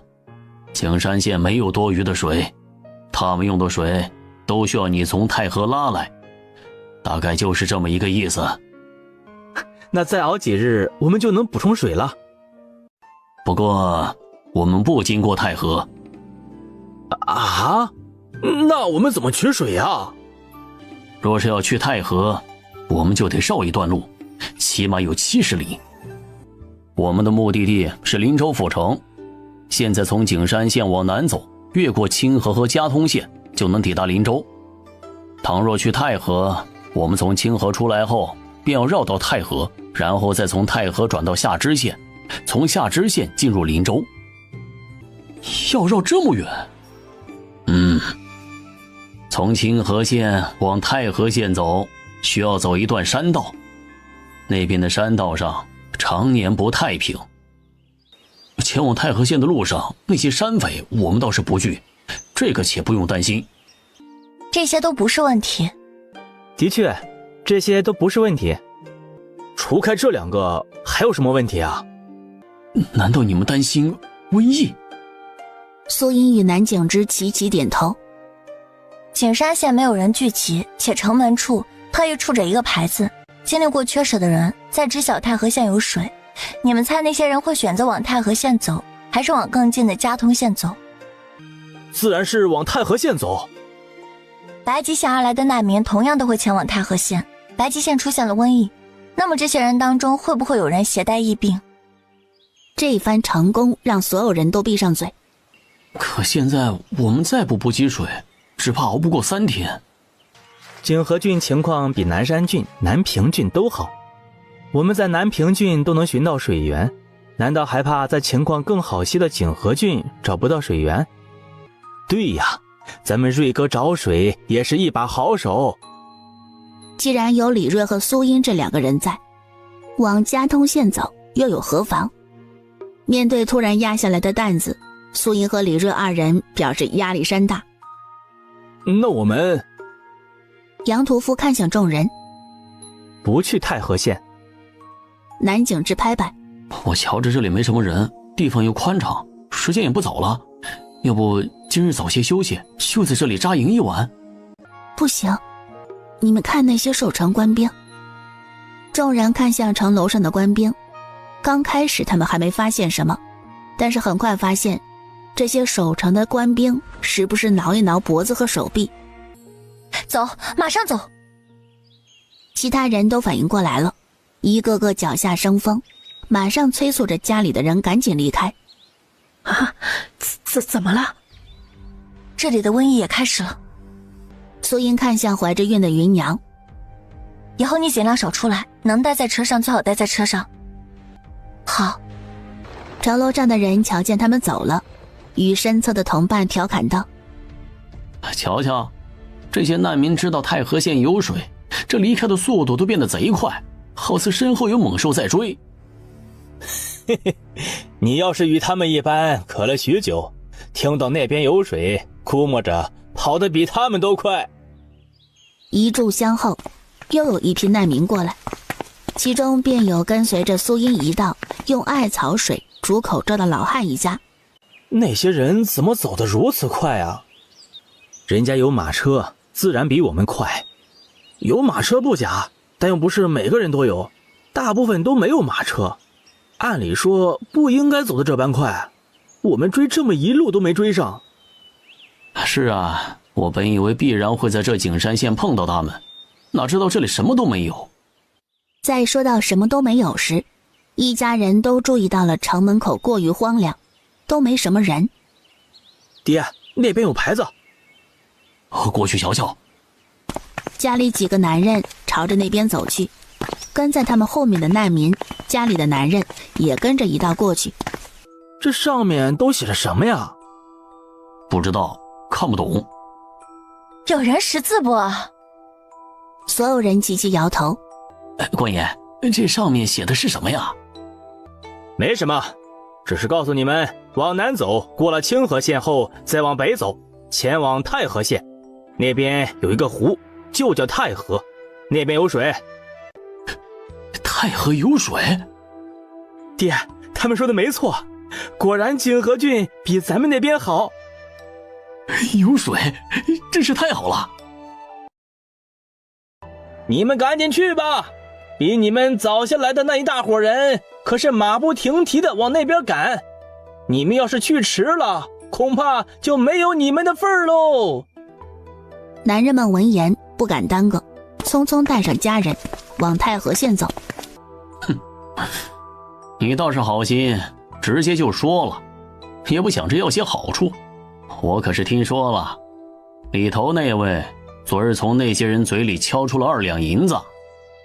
不了，他们本就过得艰难，何必再为难他们？这倒是真的，这世道吃人呐。他往一旁的墙上一靠，伸手挠了挠脖子。最近也不知道怎么回事，这身上老是发痒。我也是，许是太久没洗澡的缘故吧。哎呦！两人挠着痒痒，压根没有在意。有时一刻，苏英寻了一处官道，停下休息扎营。没水了，今儿个呀就吃炒米。炒米很香，吃炒米也不错。万三爷塞了一把进入嘴里，刚嚼2口就往下咽，然后噎住了，不住的捶胸顿足。哎呀妈呀，差点噎死胖爷我。哎呀，吃这个可不能急，要小口小口的吃，细嚼慢咽，一点一点的往下咽，这一次性咽的太多容易被噎着。那你再吃吃看，就小口小口的吃。这一次没被卡住。下次可要注意了啊。万三爷点点头，现在时间还早，太阳还没有彻底落下。苏英抓了一把炒米便起身，找到李锐、南景之商量。现在时辰还早，我们每家挑选几个人，一道进山寻水，你们意下如何？我没问题。我也没问题。在穿过一片荆棘之后，5人看到了一个水潭，水潭清可见底。真的找到水了？嘿嘿，我就说了，跟着苏丫头走准没错，她找水呀有一套本事。上次只听人说过，没亲眼见过。这次亲身经历后，越发感觉有些时候动脑子才是关键，单靠盲目的寻找还真不如动脑。可不嘛，嘿嘿，我就是不会动脑子。嘿嘿，看来这里也是山里许多动物的水源地。有动物喝过水，那说明这里的水没问题，没毒。张炳亮迫不及待地跑到水潭边，捧起水就要喝。杨屠夫赶忙阻止：“哎，先别喝，野外的生水最好煮过之后再喝，否则肚子里容易生虫生病。”啊？这是李大夫说的，听李大夫说的准没错。行吧。小舅舅、张兄，麻烦你们2个去通知其他人，这边有我们3个人看着。行，那你们注意安全。好。苏音看着这一潭水，很想跳下去洗个澡。杨屠夫见苏音盯着那潭水，那模样有点吓人，那眼里都冒着绿光。丫头，你要是很渴的话，喝一口，没事的。啊，不渴不渴。这水是有了，可是家里的粮食却不多了，也不知道哪个县能开，能让我们再进去补给一些。检核郡情况稍好，即便后面的那2个县城都不开，再坚持几日便到达林州，到了那里应该可以补给。苏音会这么说，都是听万三爷说的情况，结合一下做出的推断。再说另一边，杨大河与张炳亮2人一路往山下走，正好遇到了另一组巡水员的南六。苏姑娘呢？我们找到水源了，苏姑娘在水源那边看着，让我和杨三叔过来通知其他人。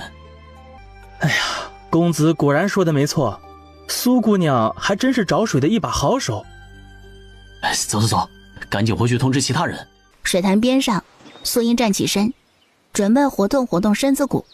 突然身子一顿，侧耳倾听，林子里传来窸窸窣窣的响声，听那声音来的家伙不小。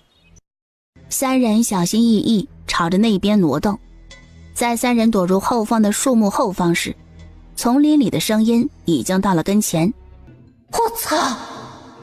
苏音瞪大了眼，这是一对儿。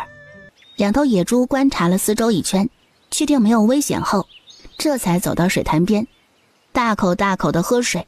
喝饱后，2头野猪一前一后地离开。我去就回。苏丫头，这太危险了。放心吧，我远远跟在他们后面，不会让他们发现的。还是太危险了，等大部队人上来后再寻不迟。没事，我有分寸。杨屠夫见他坚持，也知晓他不是胡来的人，叮嘱道：“那你小心些，若是追不上，赶紧回来。”苏音转身进入丛林，循着野猪的踪迹追去，就见着那2头野猪，一头转入到一处洞穴，老窝在这里。苏音记下位置，悄然转身离开。找到了，李瑞那一组人找到水了。真的？那可真是巧了。莫不是你们也寻到了水？是苏姑娘寻到的。真是太好了。刚才李瑞那边说寻到的水很少，恐怕不够大伙分的。现在好了，又有一处水源，想来应该能让大伙应付一段时间了。张老汉忙问大儿子：“炳亮，你们那边寻到的水多吗？”“多，足够我们所有人用的。”之前应该是一个挺大的水潭，现在已经缩小很多，只剩下约摸1丈宽的水面，深度大概也有1丈左右，足够大家吃喝和洗漱了。一听到能洗漱，所有人都眼眸放光。真的能洗漱？哎呀，我这身上都发酸了。哎呀，谁的身上不发酸呀？就我身上这身衣服，比家里腌的酸菜味道还要重呢。众人开启了自我调侃，女人们更是喜不自胜。赶紧要将洗漱的东西全部拿出来。可算是能好好梳洗一番。夕阳余晖还没落下前，杨大河带领的队伍抵达到了水潭边。哎呀，你们可算来了。杨大河一眼就注意到少了一人。茵茵那丫头呢？哎呀，正要同你说这件事呢。你们离开后不久，丛林里来了2头野猪。什么？哎呀，你们别紧张，苏丫头应该没事儿，她追那2头野猪去了，只是到现在还没回来。杨虎，你咋不劝着他点呢？啊，那可是2头野猪，他再厉害也敌不过他们呀！哎呀，我拦了，可是拦不住啊！南景之开口：“杨三叔，你先别急，苏音是个有分寸的人，不会让自己陷入险境。他既然选择跟过去，自然有把握才会做。哎呀，可是这么久了，他还没回来。这样吧，我和南武几个人过去瞧瞧，我也跟着你们。我也去。行。”随后，以南景之为首的6人朝着苏音离开的方向走。刚进入林子一段路后，杨大川就看到了苏音做的标记。这6标记，他是往那个方向走。6人顺着苏音留下的标记一路追，随着树林里的光线越来越暗，前方出现了声响。是苏音吗？是我。双方确定无误，各自从树木后方走出。你这丫头胆子怎么这么大呀？要是你娘知晓了，定然饶不了你。小舅舅，我知道错了。三弟，你就不要说他了，人没事就好。苏音朝着二舅舅投去感激的一眼。南景之不合时宜插嘴：“野猪追得怎么样？”那2头野猪的窝就在不远处一个山洞里。那感情好啊，走去瞧瞧。苏音看着6人，加上自己，共有7人。那2头野猪体型如何？大概在200斤左右。哎呀，不小啊！走吧，咱们去会一会这2个大家伙。要不要再叫几个人过来帮忙？哎呀，不用，我们几个足够了。一行7人抵达那处山洞外，他们没有轻举妄动。得抓紧时间了，一旦天彻底黑下来，我们只能等到明天了。万一这2个家伙明天就跑了，我们可就没肉吃了。南景之催促：“走，去见见我的大宝贝去。”猛地听到大宝贝3个字，苏音莫名就污了。他下意识地看了一眼南景之的下方，正在兴奋中的南景之感受到了特殊位置被人盯着，侧头一看，对上了苏音挪开的目光，他神情微微一怔，下一秒整张脸爆红。苏音，啥情况呀？南公子，怎么了？你，他该怎么说？南公子，你这是怎么了？南5、南6、南7 3人也是一头雾水。啊，好端端的少主干啥对苏姑娘一脸咬牙切齿啊？搞得好像苏姑娘对他做了什么天怒人怨的事啊！你刚刚在看什么？咋了？难道苏姑娘看了什么不该看的？方才我瞧见你身侧的草丛里似乎有蛇，仔细观察了一番之后，不是蛇，而是形似蛇的藤蔓，这有什么问题吗？真的？不然呢？难道我还能看什么？南6突然懂了，下意识地看了一眼南景之下方。南7注意到了南6的动作，也秒懂了。南景之冷静下来后，也想到了这一层关系，心里暗骂一声，自己真是多心了。唉，是自己龌龊了。马上冲着苏音一脸陪笑。没事没事，你观察的仔细。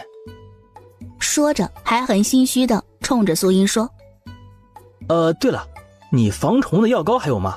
我那里还有一点，回去之后我给你送过去。哎呀，还有这样的好事？如果自己拒绝了，会不会显得心虚啊？为了不凸显自己的心虚，某人舔着脸应下：正缺着呢。7人按照之前制定的法子开始行动。在他们5人准备就位后，南5和南62人靠近洞穴，站在10米开外，朝着洞穴里投掷石头。一块石头刚抛入，洞穴里立马传来震动声，野猪嗷嗷叫声，一头成年雄性野猪冲出洞穴。南5南62人纵身一跳，从陷阱上方跳过，而野猪追得太投入，想要刹住已然来不及。咚的一声响，野猪就这么进入坑洞里，下方的锥刺直接戳穿他的身躯。7人都没想到狩猎会这么顺利。先将大家伙拖上来，再去解决另外一头。好。这一次依旧按照之前的操作进行，但遇到了瓶颈。那头雌野猪久久不出来，只听得见对方在洞里嗷嗷叫着。男5男6两人都挑衅了好久。这就奇怪了，许是另外一头野猪没有返回，让对方产生了危机感。现在怎么办啊？火攻。男6拿出火折子，其他几人立马从树林里找了一些枝丫堆在洞口处，滚滚浓烟吹入洞穴，洞中的野猪嚎叫声变得凄厉。突然，野猪从洞穴里冲出来，野猪发出惨烈的叫声。苏英5人看到了机会，南景之一刀划开他的脖颈，苏英侧身划过他的腹部，野猪再也支撑不住，重重的倒下。可算解决了。天都黑了，我们得赶紧回去了。好。洞穴里要不要去看看啊？我去看一眼。等到南七从洞穴里出来时，手中还多出了7、8只兔子。哎呦，收获不小啊！哎呀，走走走，赶紧回去，其他人肯定等急了。水潭边上，随着天色渐黑，队伍里所有人的装水工具都装满了水，现在是运送最后一趟。他们怎么还没回来呀？不会出什么事了吧？别瞎说，他们几个都是有本事的人，不会出事。咱们再等等，一炷香后，他们要是还没回来，我们便去寻。一炷香会不会太长了？要不半炷香吧？在他们商量时，有人瞧见树林里的隐隐约约闪烁着火光。你们看那边，他们是不是回来了？张炳亮马上喊道：苏姑娘，南公子，是不是你们？是。当众人瞧见7人抬着东西时，一个个都瞪大眼。你们把那2头野猪抓住了？哇，好大的2头野猪啊！你们7人就搞定了他们？惊叹声连连不绝，尤其是李家村的人，看向南景之4人，很是佩服。这里有水，便在这里处理了。行。其他人立马过来帮忙，先在水潭边上架起了火堆，水桶什么的有现成的，清洗也方便。人多力量大，在大伙的帮忙下，8只兔子、2头野猪被处理好。处理好后，杨大河把一些猪下水分给了今日帮忙的人。张老汉连连摆手：哎，要不得要不得，搭把手的事情哪能拿你们东西啊？其他人同样如此。苏丫头，你这样就见外了，我们帮忙是应该的。这一路上你帮了大伙多少，我们心里都记着呢。更别说这几次寻来的水都是依靠着你。可不嘛，我们现在就搭把手的事情，哪能要你的东西呢？这是我的心意，你们不收岂不是看不起我？那哪能啊？张伯，你就安心收下。爹，你就收下吧，这是苏姑娘的一番心意。张老汉推拒不了，只得收下。其他人见此，只好跟着收下。时辰不早了，山下的人都等着他们，众人没敢多耽搁，带上东西下山。每家都可以到这里来领一些骨头和猪下水，想要的都可以过来领。因这是南武开口，苏英和李瑞这边的人都没动。赶紧过去啊！难道不想熬点骨头汤喝喝？徐娘子、李大夫还有李家村的人纷纷跑过去，排起了队伍。你要猪下水还是骨头啊？南武与杨屠夫几个人负责分配。李大夫拿着一块肉骨头回来，仔细一瞧，惊喜出声：哎呦，上面还有好些肉呢！其他拿到骨头的人也都注意到了，一个个脸上都带上了喜色。赶路许久，人早就疲乏的不行了，今晚正好点骨头汤，让家里人都补一补。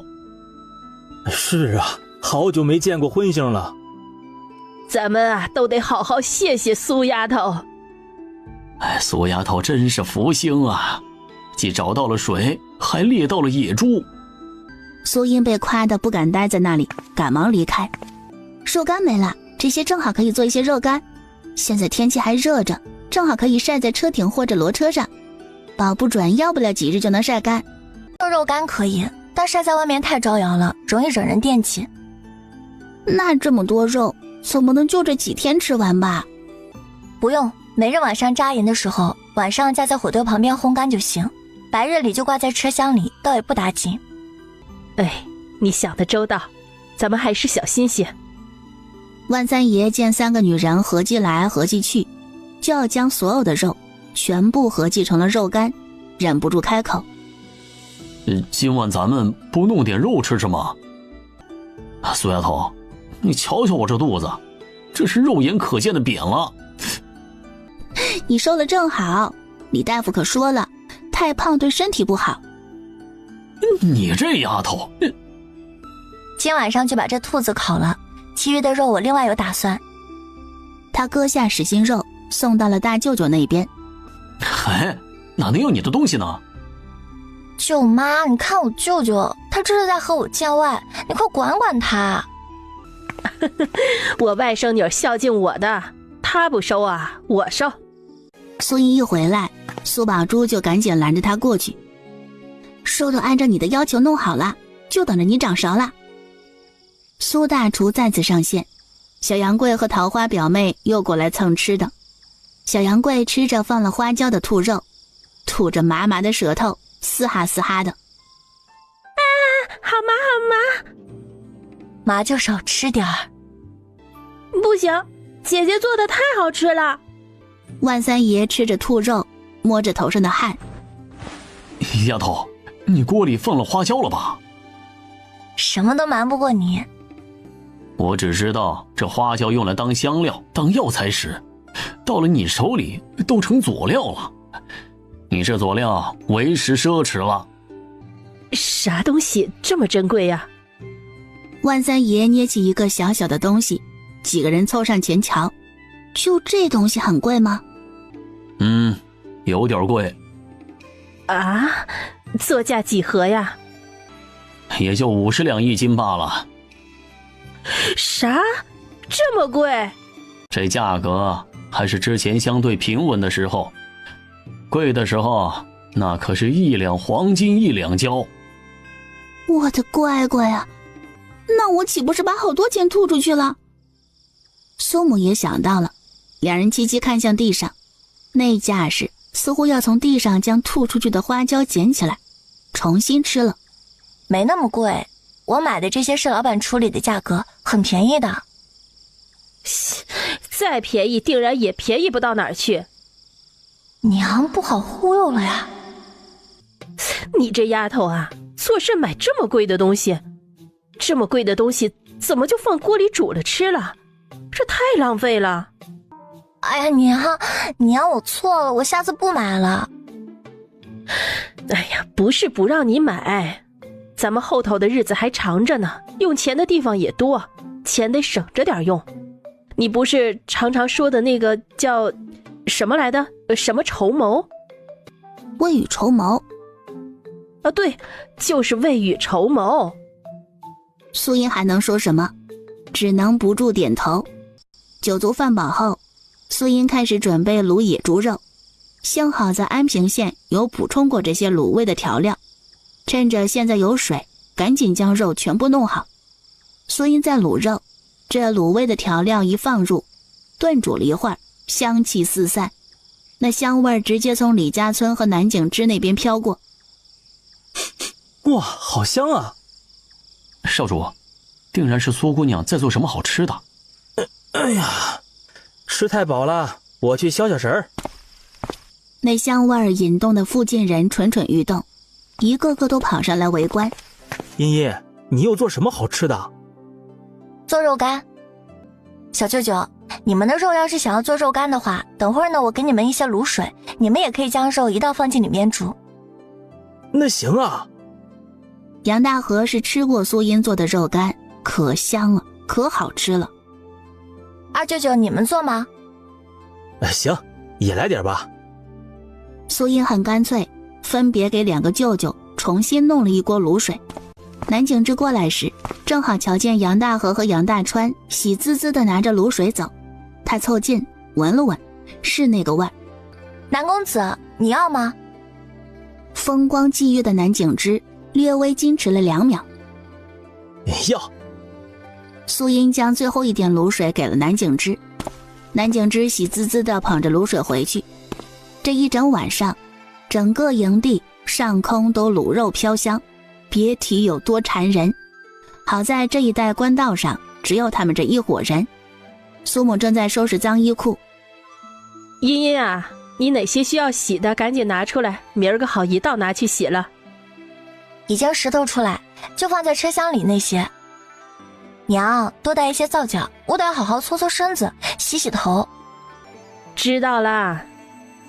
苏母忙着收拾明日去山上洗漱的东西，不仅仅是他们，每家每户都是如此。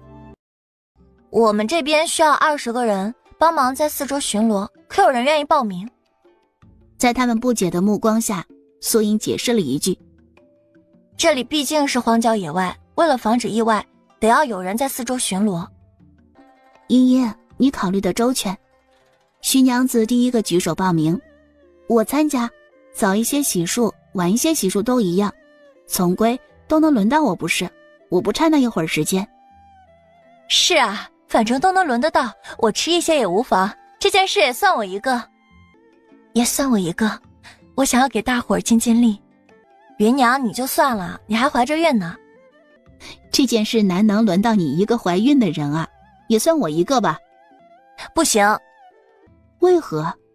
芸娘嫂，你家就你一个人，你还要将洗衣服，等你巡逻完再将洗衣服，耽搁时间太长。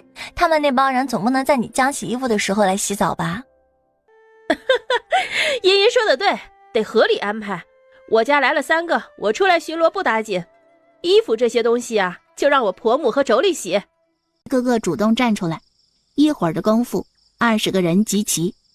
苏英自然跟着20个人一道巡逻，其实就是在水潭边四周瞧着，其他人不需要人吩咐，都很自觉地各自寻找了一个地方开始洗漱。皂角水末要倒入水潭里，将水弄浑了，往林子里倒。咱们都醒的，动作快的人很快将自己梳洗好，很自觉地过去接替苏英他们的班。你好了？没好，哪能过来接你的班啊？你赶紧去洗，身上臭死了。苏英故意狠瞪他一眼，去了水潭边上。苏英选了一处地方，将衣服退下后，苏英整个人都扎入水潭里，整个人在水里划拉着。破水而出时，只觉得整个人都活过来了。啊，真他妈不容易啊！陆陆续续有人洗好，几个人的结伴下山。娘，小姑，你们先下去，我等等后面的人。那行，他们最后一批人终于将该洗的都洗好了，男人们也上来了。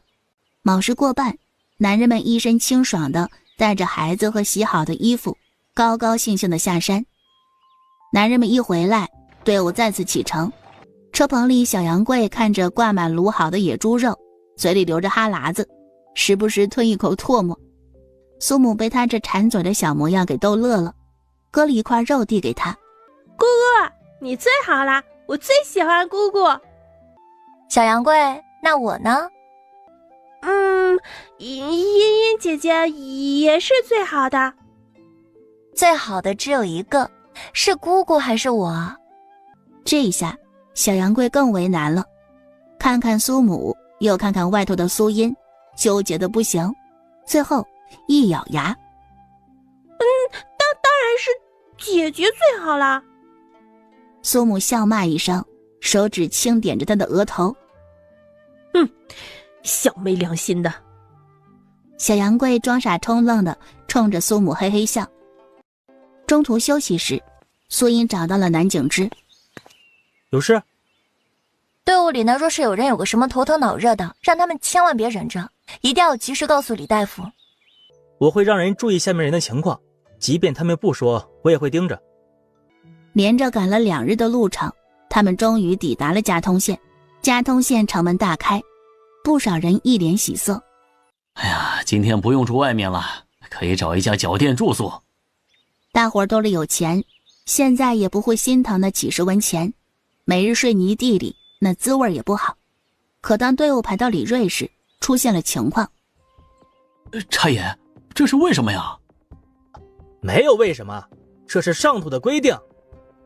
苏英见前头的情况不对，赶忙从马车上下来，走到前头询问：差爷，这是怎么了？姑娘，你们是一起的吗？是啊。那你们赶紧离开吧。这是为何？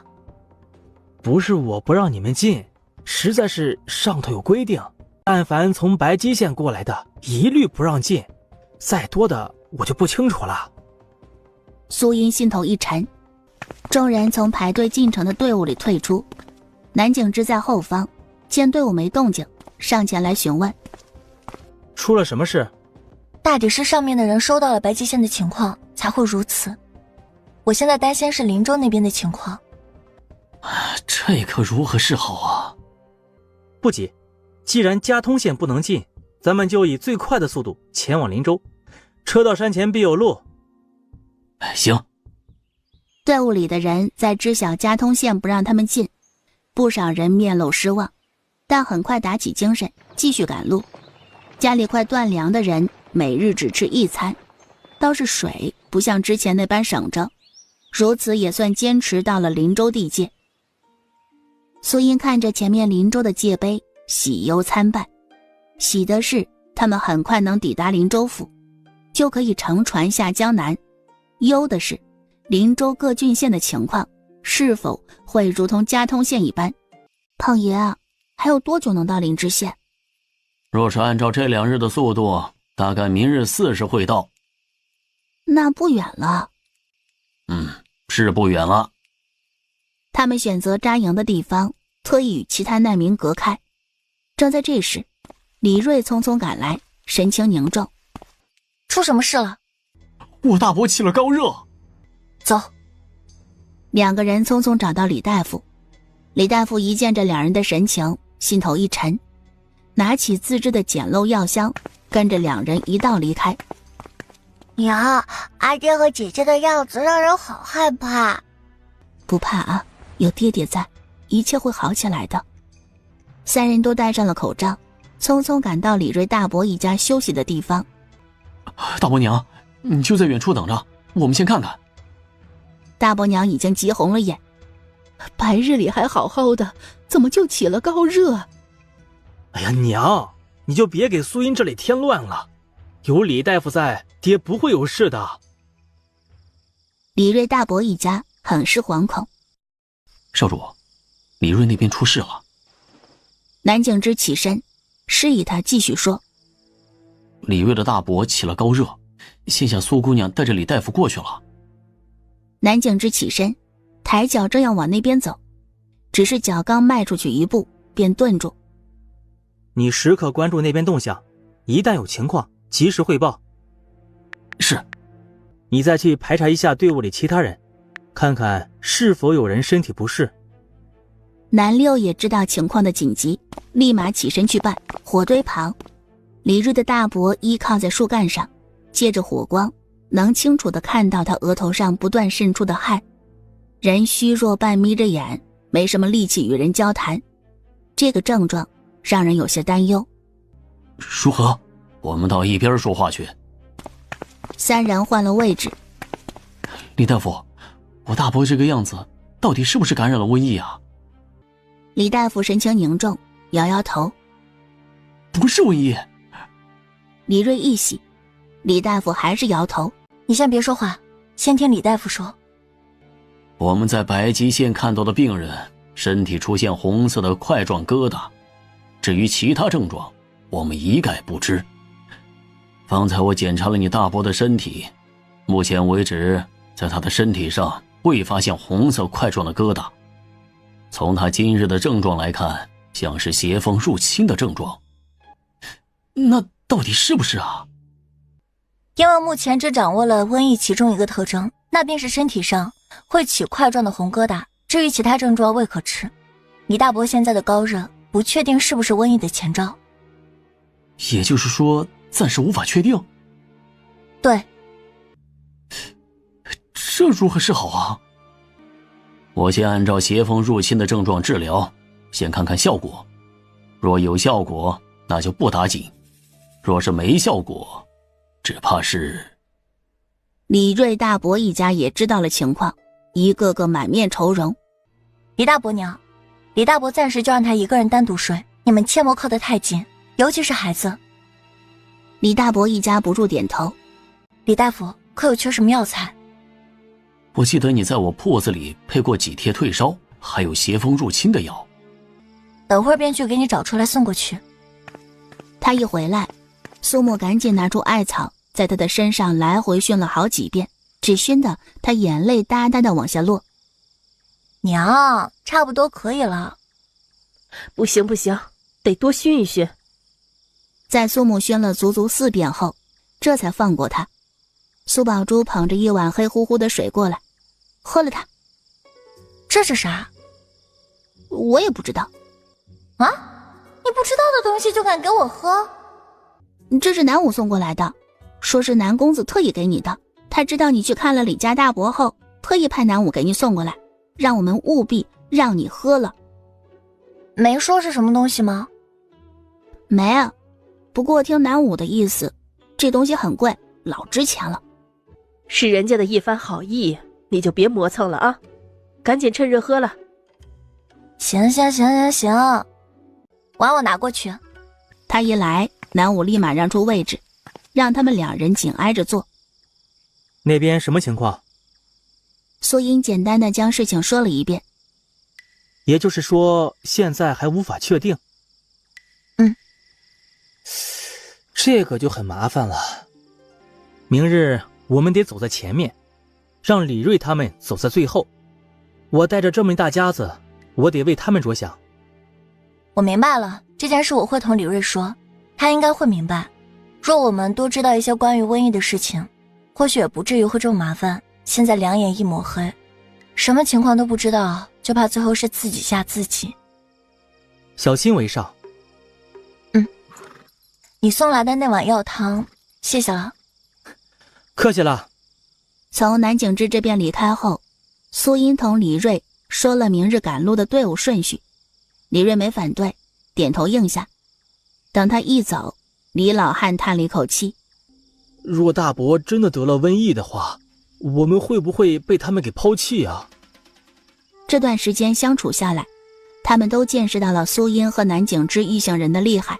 见小弟不说话，李家人心头发沉，没有人说话，压抑的气氛笼罩在李家所有人上空。张老汉一家与李大夫一家住得近，自然也知晓了。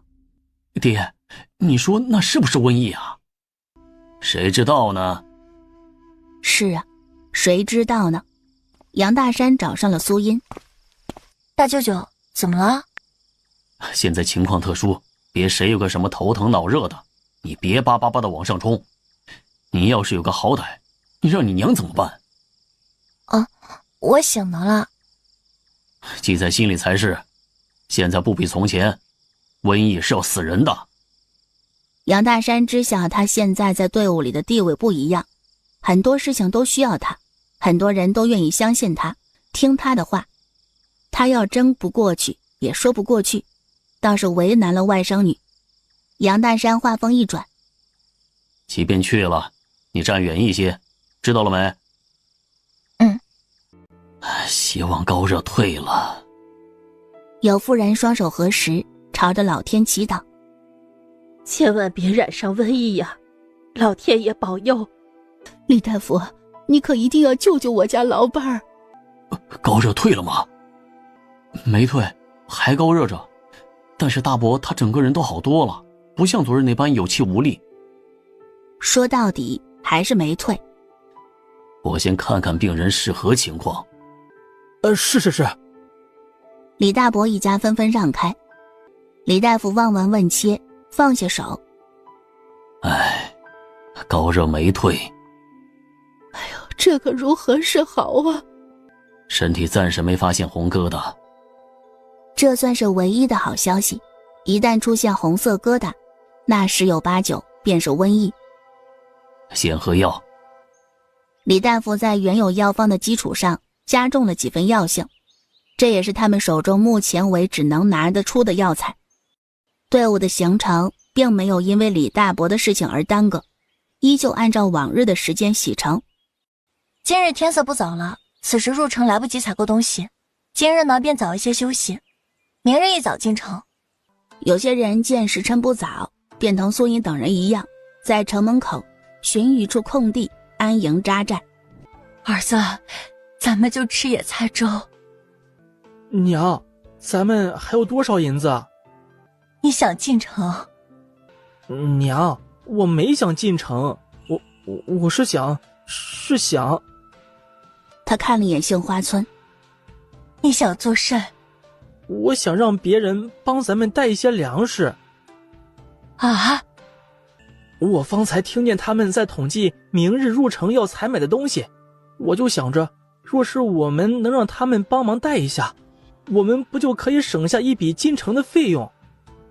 不行，万一他们拿了我们的钱，这些贪墨了该如何是好？不会，他们有钱，不会贪墨，我们也不用给太多，给1两银子就是，能买多少就多少。行吧，但是人家会不会同意？那我去试试。去吧。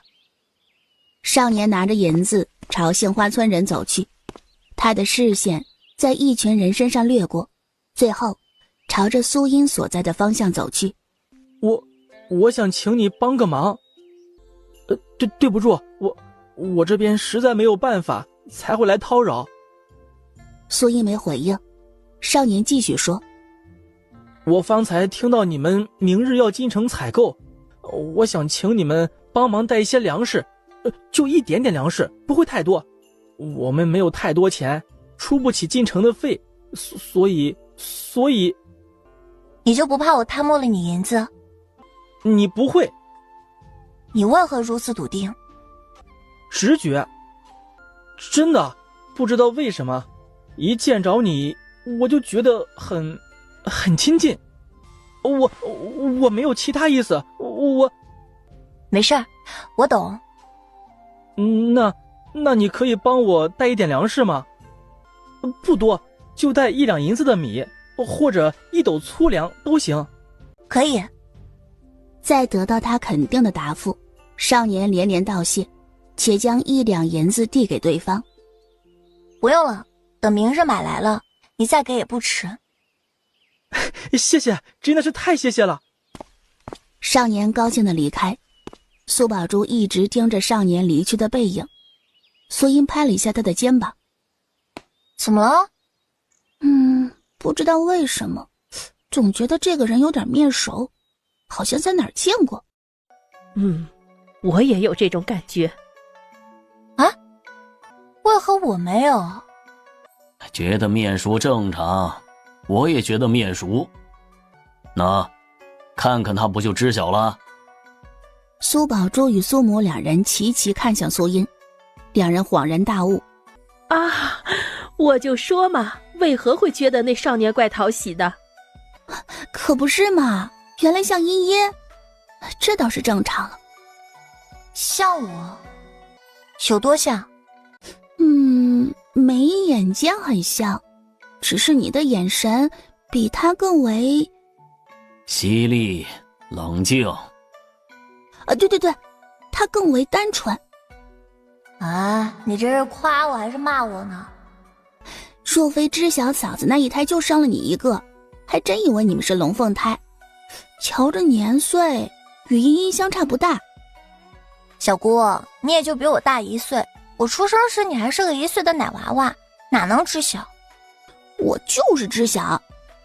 苏母笑着看着两人互对，万三爷也跟着笑。少年回到自己的驻地，妇人忙问：玉州如何？他们可答应了？娘，他们应下了。当真？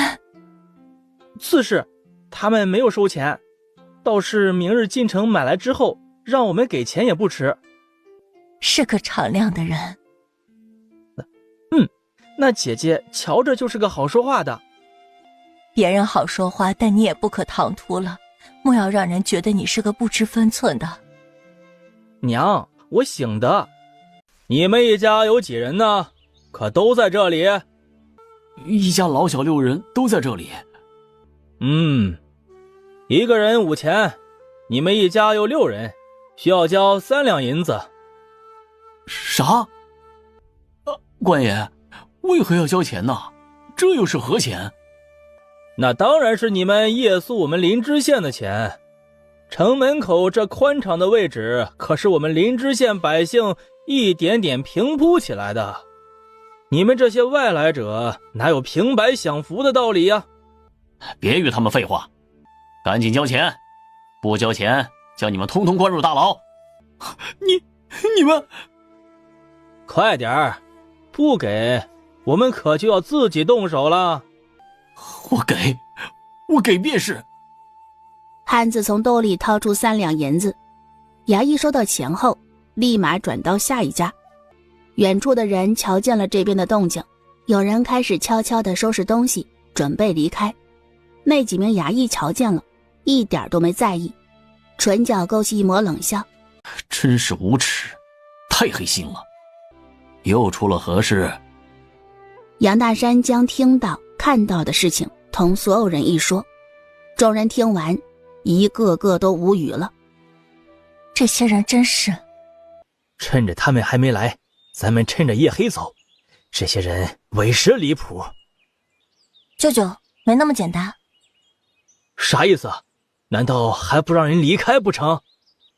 很有可能。我去瞧瞧。一盏茶后，两人满头大汗的匆匆跑回来。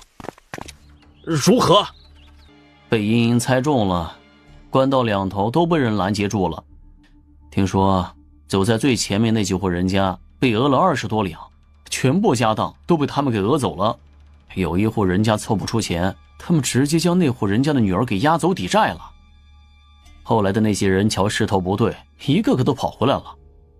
倘若我们现在过去，给的钱可就不是露宿费5钱银子那么简单，那是2两银子一个起。黑，太黑了。我没有马匹牲口，只怕他们不会只要那么一点银钱。人家可不是要这点钱，只怕是要你们所有的钱。那该如何是好？是啊，难道我们就这么乖乖的等着被他们盘剥？我们只怕进不了灵芝县。这些人如此过分，指不定你们进去后出来还要盘剥一番。这个灵芝县啊，咱们还是不要待了，赶紧离开才是啊。所有人一致同意，都觉得不能继续待下去，多待1分钟只怕就要多脱一层皮。南景之被喊来，他们也知晓了灵芝县的骚操作。你们打算离开？你呢？走吧。你们考虑的没错，这些人想方设法的盘剥，我们又如此显眼，他们必然不会那么轻易的让我们离开。人挡杀人，佛挡杀佛。霸气啊！其他人倒抽一口凉气，旋即释然。他们也是见识过场面的人，在惊讶过后，便是觉得理所当然。走。娘，他们收拾东西走了。夫人也注意到了。娘，我们也跟着他们一道走吧。前头你没听见那边路上也有人拦着，若是过去了，收的钱更多，咱们还是等明日白日再走吧。赵玉洲犹豫了，但看着他们即将离开，他心里有一个声音不断催促着，跟着他，跟着他。我们都知晓现在去要被多讹钱，他们必然也知晓，可他们依旧还是去了，他们定然不会那么蠢，所以娘，我们走吧。行，收拾东西跟着他们一道走。乐滋滋收露宿费的衙役也注意到了远处的动静，瞧见那一支队伍，冷笑出声。走吧，走吧，看他们如何走得出去。一群蠢货。我们还算是斯文的，碰到老荆他们这些人，要是识相还能留一口气，若是不识相，嘿嘿，只怕小命休矣。约摸走了一炷香，远处出现了火光。苏音抬手，整个队伍全部停下。走。距离火光的位置越来越近，嬉笑声、谈话声越来越清晰。一群衙役正围着火堆喝酒吃肉，好不惬意。哎，再喝点儿。哎，别了，万一还有人来，喝醉了容易误事。哎，你就放心吧，前头那帮跑回去的人必然将消息都传回去了，料想他们也不敢再来。哎呀，那一帮子绝对不会想着付双倍的银钱过去，这一个个的都还指望着白日里不花费1分钱过去呢。嘿呦，哎呀，这些人啊，大抵都还在那里做着白日梦呢。哎，我可听说了，这驻扎在城门口的有一伙肥羊，一个队伍里有好些马匹。任他们有多少东西，明日不将兜里的钱全部掏干净，就别想从这里走过去。苏音与南武两人对视一眼，已经了解清楚状况，准备返程。在回去的路上，南武开口：他们人数只有20人，我们只需要派遣40个人足矣，唯一要防止他们手中是否有信号弹。南武似怕他不知道何为信号弹，特意给苏音说了一遍那玩意儿的作用。对付他们很容易，就是要当心他们手中有那东西。我们这边出15人，其余你们那边出。没问题。两人抵达队伍时，已经商量好了作战方式。你是谁？20人纷纷抽出刀子，一致对着南六。杀你们的人。你小子找死！4、5人冲过去，将南六团团包围住。南六一口气放倒3人，其他人见势不对，立马又围拢过来5人。在所有人的注意力放在南六这边时，南武与苏音的人同时到了，将他们团团包围住。动手！苏音和南武两人没有加入战局，站在一旁纵观全场，谨防有人发送信号。随着一名名衙役倒下，其他的还在顽强抵抗的衙役慌了。别杀我们，别杀我们，我们可以将所有的银钱都给你们，求你们给我们一条活路。哼，杀了你们，你们的银钱也都是我们的。你们想活，那些被你们杀了的无辜百姓们，他们又能求谁去？你们这群人就该死！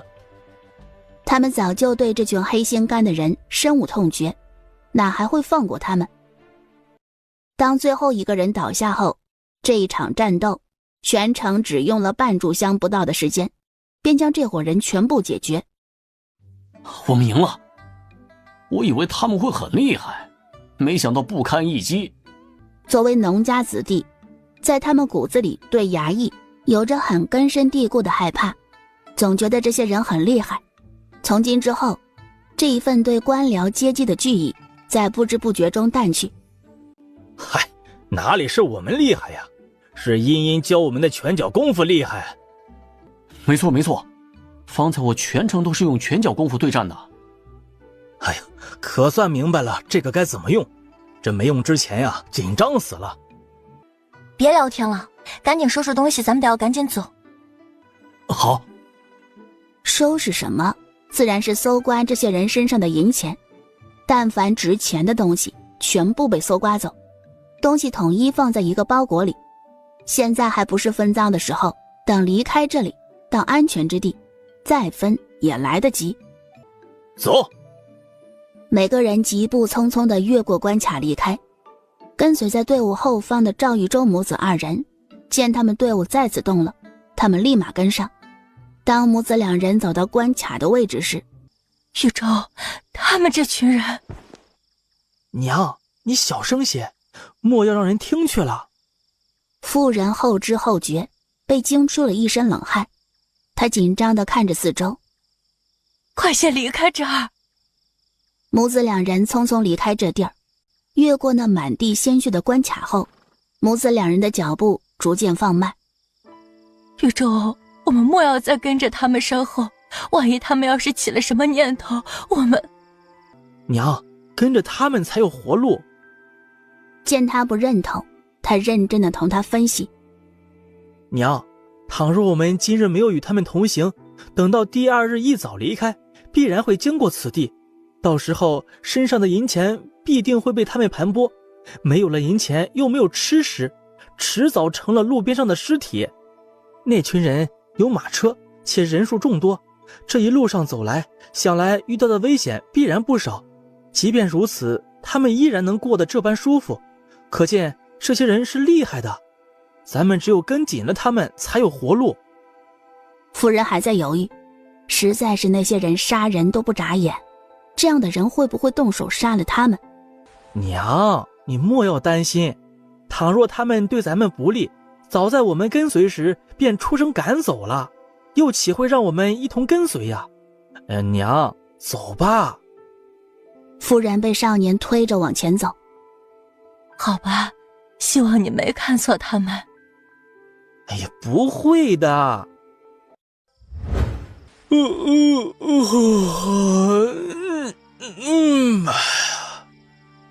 哎呀，什么时辰了？卯时。卯时，京头他们差不多该回来了呀。昨日那群肥羊离开，也不知道京头他们捞到多少好处。京头是个大方的，要是得了好处，自然少不了我们兄弟，咱们等着就行了啊。嘿嘿，我猜这次怎么着都能拿到1两银子吧。或许吧。哎呀，可惜了，大头都给里头那位了。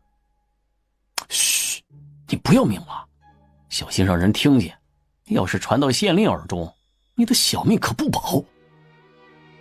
怕什么呀？咱们这位县令大人是一个要钱不要命的主，这事谁不知道啊？哎呀，我可听说南山郡那边爆发了疫病，也不知道是真是假。哎呀，不管有没有发生疫病，大人不是让老王在外面拦着，但凡生病的都不让进去吗？有他在那边拦着，我们安全着呢。哎，我看未必啊，咱们巡逻的时候啊，还是小心着点儿。那可是疫病，万一消息是真的，等后悔就来不及了。若我是大人，我定然不肯放梅州的人进入。你就别操这一份心了。两人在聊着天时，一伙接替京头一行衙役从城门内出来，朝南方向离开。城门口的难民们在瞧见那一伙衙役朝南方向走，一个个面如菜色。他们定然是在那边等着咱们呀。是啊。哎呀，这可如何是好啊？不管如何，总是要走的。他们在议论时，比他们早出发的一些难民已经走到了关卡，那浓烈的血腥味，即便过了一晚上都未曾散去。爹娘，你们看那边！天哪！这些人，一看死去之人身上穿着的衣服，皆是林知县衙役服饰。有经验的男子蹲下来查看尸体，神情凝重。他们是在昨晚被人杀的。此话一出，所有人的脑海里莫名地想到了昨日那浩浩荡荡的队伍。难道是他们？不管是不是他们，咱们赶紧走。哎，对对对，赶紧走！再留在此地，必然会出大事。这群人匆匆离开，压根儿不敢停留。在这群人离开不久，接班的一伙人紧随而至。当看到满地的尸体时，所有人脸上露出了惊骇之色。头儿，京头他们都死了。有衙役立马蹲下身查看尸体，面色难看。京头他们已经死了，起码有5个时辰。 5个时辰？是他们，是那一伙肥羊。这些人当真是好大的胆子！你们在这里守着，今日不能放任何人离开。我这就回去禀告大人。好。班头匆匆离开。与此同时，一伙统一身着藏青色的骑行队，风尘仆仆地朝着林州而来。大人，再往前走便是林州地界。他们一路寻找杏花村之人，却未曾再见到杏花村人，只怕那一伙人已然进入林州。大人，还追吗？林州可是内卫的管辖地，倘若被内卫发现，他们性命堪忧。领头男子沉吟片刻，继续追。藏宝图关乎着主上的大业，他们必须全力以赴。既然有线索，必然要追寻到底。杏花村的那位神秘男子，他越是神秘，对他们而言才是好事。若是那么容易便被他们寻到，只怕会让对方失望。希望杏花村那位叫杨叔的神秘男子不会让他们失望。哎呦，是林班头啊！你这一大清早过来是有何事啊？我找大人有事。这个时辰大人还在休息，要不你过一个时辰后再来？哎呀，出大事了，赶紧进去通报。房门仆从见林班头那神色，心头咯噔一下，不敢耽搁，忙领着人进入府内。大人，林班头求见。屋子里没有声响，管事再次开口。大人，林班头神色匆匆，说是出了大事。什么大事？非得这个时辰来？小妾匆匆起来，给他套上衣服。最好是大事，说是什么鸡毛蒜皮的小事，定然饶不了你们。走。大人，一早便来，赶紧说是发生了何事。让你一早便扰人清梦，若不是什么大事，仔细你的皮。大人，属下今早带着一帮兄弟出城与京班头换班，但是等我们抵达地方时，京班头他们全部被人杀了。你再说一遍，京记他们如何了？京班头他们被人杀了。莫不是那群贱民杀了他们？不可能，给那些贱民100个胆子，他们也不敢杀衙役。更别说京记这个人武功不凡，那些贱民还做不到这一点。杀了他们的人，必然不可能是泛泛之辈。难道是哪方的势力？大人，杀他们的人已经找到了。为何不早说？快与本官说说，是何人如此大胆？根据京头他们死亡的时间，刚好昨夜有一伙200人的队伍趁着夜色离开。无论是从时间还是人数上，那一伙人都有动机。他们人多，而京头他们才20人，寡不敌众，才让京头他们被那一伙暴民给杀了。大人，我们要不要集合一群兄弟去追赶那一伙人，将他们杀了，以告慰兄弟们的在天之灵？原本还担忧不小心招惹上不该招惹的张县令，在知晓杀人者只是一群不关紧要的贱民后，瞬间放宽心了。他们都去追击那一伙贱民，谁来替他赚钱？那一伙人杀了人，只怕早就逃之夭夭。你们现在去追，只是徒劳。你带一群兄弟过去，给京记他们好生安葬，此事就这么定了。林班头还想说什么，但见张县令不想多说，只能将肚子里的话咽回去。属下告退。他心有愤愤地离开，一只脚刚踏出门槛，厅内传来张县令的声音：等一下。大人，还有什么吩咐？你告诉下面的兄弟，以后但凡看到人多势众或者有钱的主，先放他们入城，摸清楚他们在哪里落脚，在暗地里动手，莫有再出现今日这事儿。本官也不想下面的人再出这样的事，本官痛心了。大人教训的是，属下这就吩咐下去，必然不会再出现这样的事。头儿，前面就是林知县了。拦截的衙役在看到这一伙人时，双眸不自觉地眯起，私下打量这一伙人的行头。这一伙人虽然风尘仆仆，衣衫褶皱不堪，但衣服的质地、脚下的靴子都不是普通老百姓能穿的。他们默默地在这一伙人身上打上了肥羊的标签。头儿，前面是要钱，5两银子一个人才放行。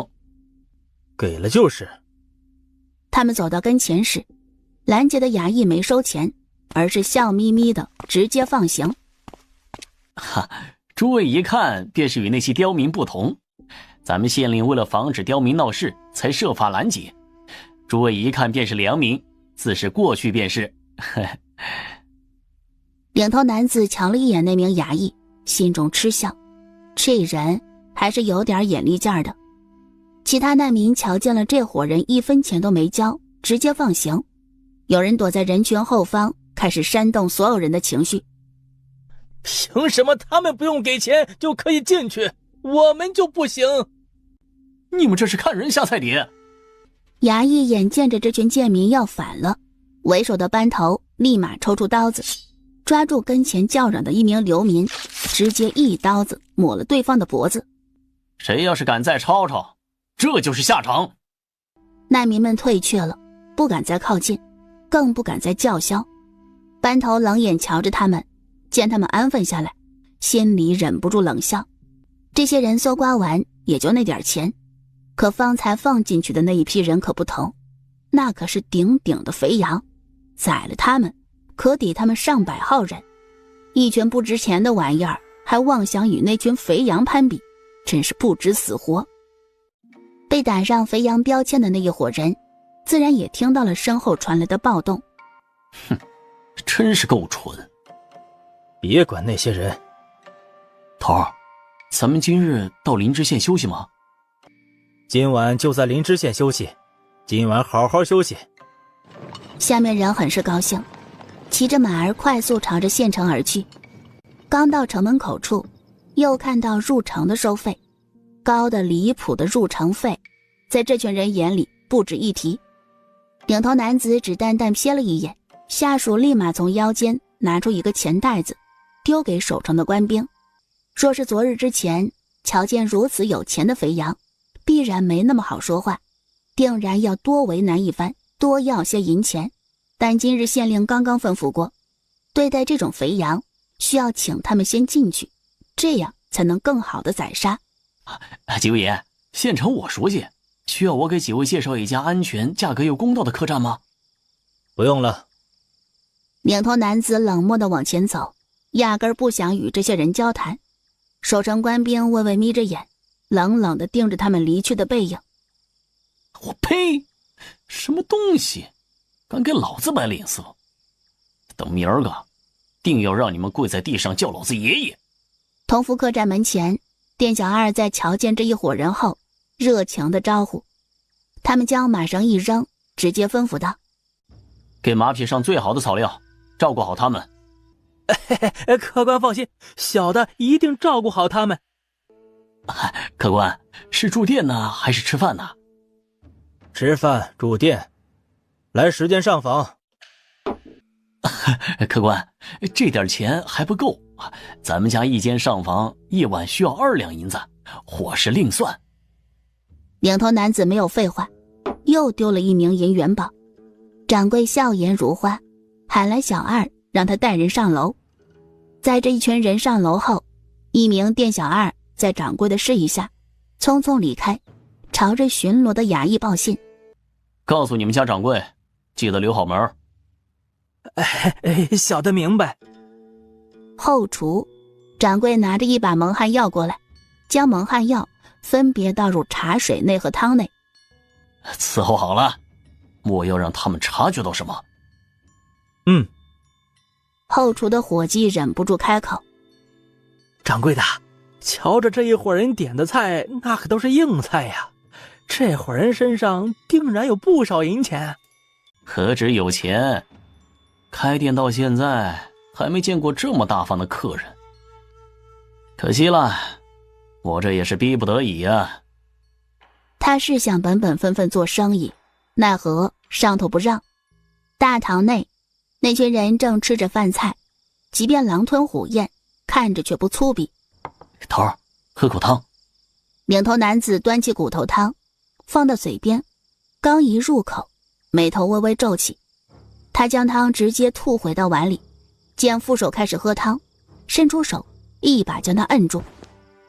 副手不蠢，多年的默契，不用问也知道那代表什么。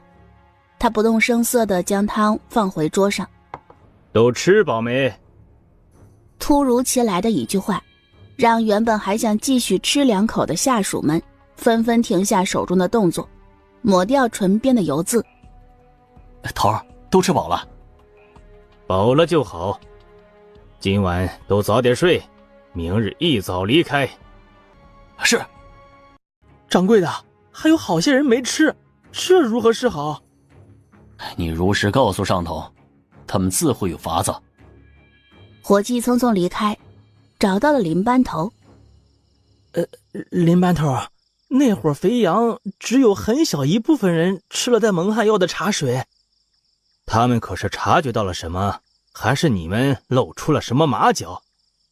哎呦，林班头，没有，我们从头到尾都是按照往日做事，没敢太过盯着人，生怕被他们发现。不过我瞧着他们不像是发现什么，倒像是急着赶路休息。伙计见林班头没再追究，蓦地松一口气，旋即问道：那林班头，现下如何是好啊？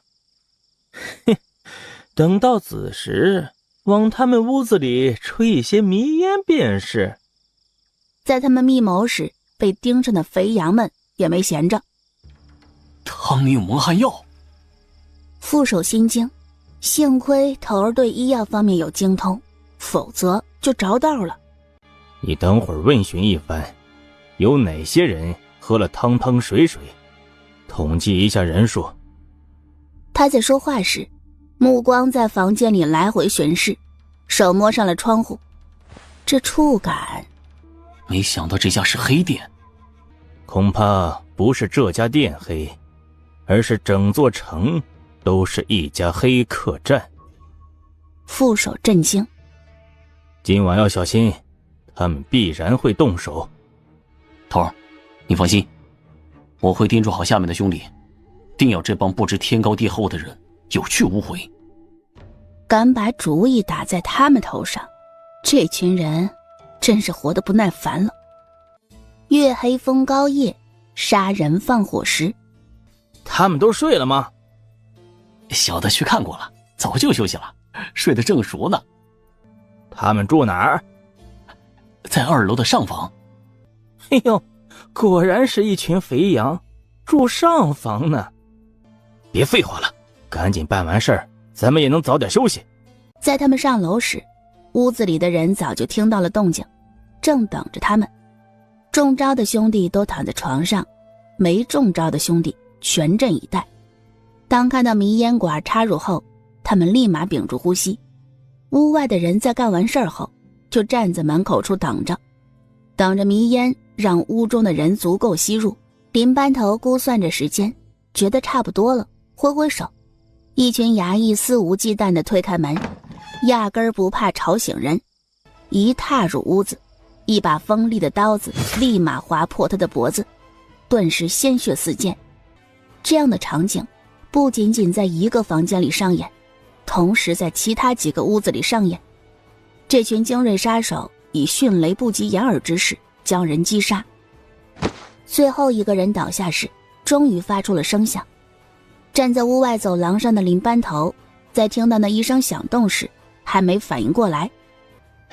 你不能杀我，你要是杀了我，你们也别想活着离开灵芝县。哦，是吗？那我倒是想见识一番。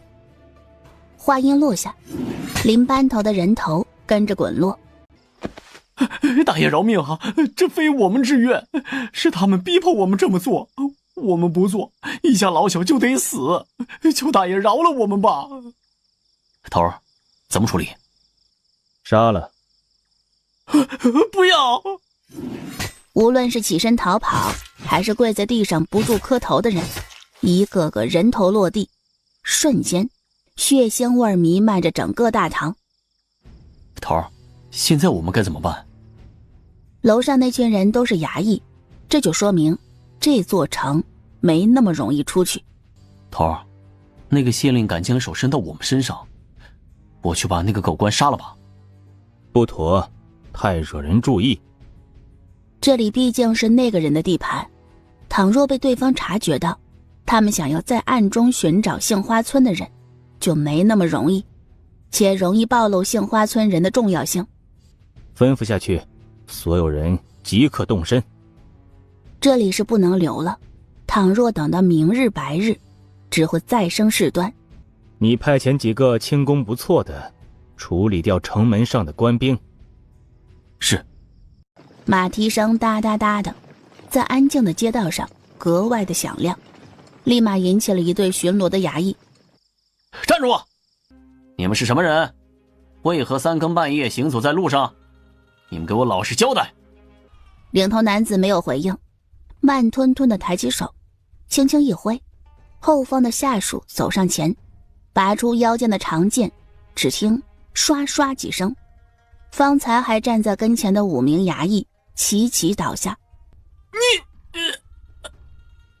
5人到死都睁着大大的眼睛，不可置信地直视前方。领头男子直接踩在衙役的尸体上，慢悠悠地走过。与此同时，城门上正上演着一场毫无悬念的屠杀，一名名守城官兵倒下。领头男子一行人抵达城门口处时，副手已经带领人将城门打开。城门一开，一行人骑上马，朝着南疾行。爹，城门开了，我们要不要趁着现在进入城里？这样就能省下好些钱呢。别去，会死人的。我们只要找个地方躲起来就行了。现在收拾行李，我们马上离开。爹，为什么呀？若想活下去，我们必须走。咱们看了不该看的东西，上头若是心善，我们尚且有活命的机会；上头若是心狠，咱们都得死。林知县上上下下可不像是善人，男子拗不过自家老爹，一家子匆匆忙忙地收拾东西离开。有人选择离开是非之地，有人选择进入城内，还有人选择乖乖地待在原地。巡逻的衙役在看到被杀的同伴以及打开的城门，还有一些鬼鬼祟祟准备入城的贱民。官爷，这些人不是我们杀的，是一伙骑着马的歹人杀的，他们已经骑着马离开了。人虽然不是你们杀的，但你们敢偷摸着溜入城内，你们也该死。流民们闻言面色大变，有人还想辩驳几句，但衙役可不给他们机会，压根儿也不想听。救命啊！救命啊！救命啊！救命啊！待在原地没有动弹的流民听到动静后，一个个吓得瑟缩着不敢动。张县令3更半夜再次被吵醒，在得知了那一伙肥羊杀了好些人逃走后，顿时怒火中烧，将外面那群贱民全部杀了。大人，这会不会不太好啊？若是这群贱民也有样学样，本官的生意如何继续做下去？在他们还没反应过来之前，先杀了。管事不敢再多言，命令一下，即便没入城，待在原地的人全部都无法逃脱被杀的命运，只有少数连夜逃走的人得以活命。苏音、南景之、李瑞等人聚集在火堆周围，这里就是我们上次搜刮来的战利品。现在我们就来清点一下。包裹一打开，里面出现好些金银首饰，所有人都没有出声，安静地看着苏音清点。银两总共是有1650两，金首饰有18件，银首饰有56件，玉器7件。胖爷，你是行家，你帮忙估算一下，这些金银首饰大抵是值多少钱？这18件金首饰其中13件成色不错，另外5件是鎏金的，不值钱。单就这13件足金的首饰，价值大概是500两左右。鎏金的那件首饰最多值钱10两，剩下这7件玉器，价值在207两。那拢共有多少钱？银子加金银首饰，这次共计收获了2459两。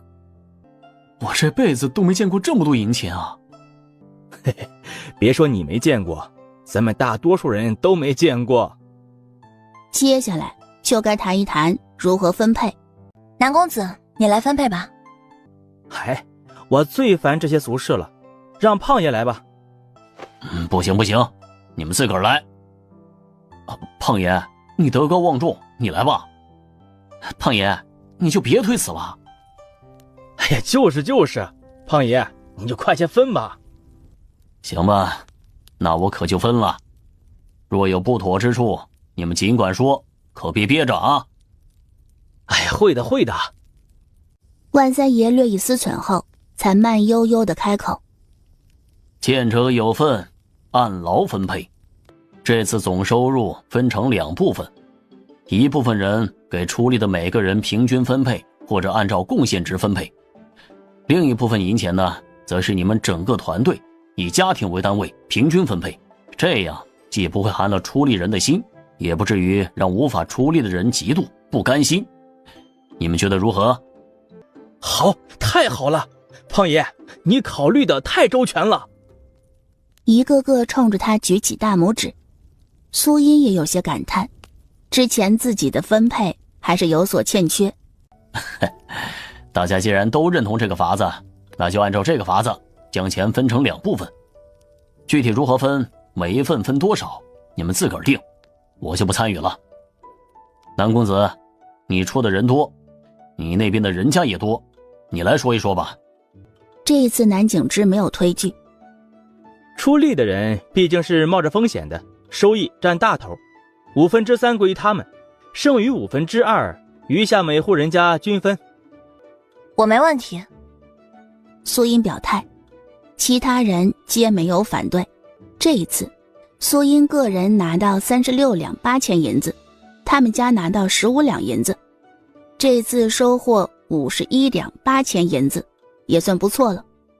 李二伯家一家捏着银子，觉得不可思议。这一次他们家没有出人，但是他们家也分到了15两银子。爹，我们居然也分到了15两，那可是15两啊！真没想到在逃难的路上，咱们还能拿到这么多钱。是啊，咱们能拿到这个钱呀，都是多亏了苏音他们，咱们啊是沾了他们的光。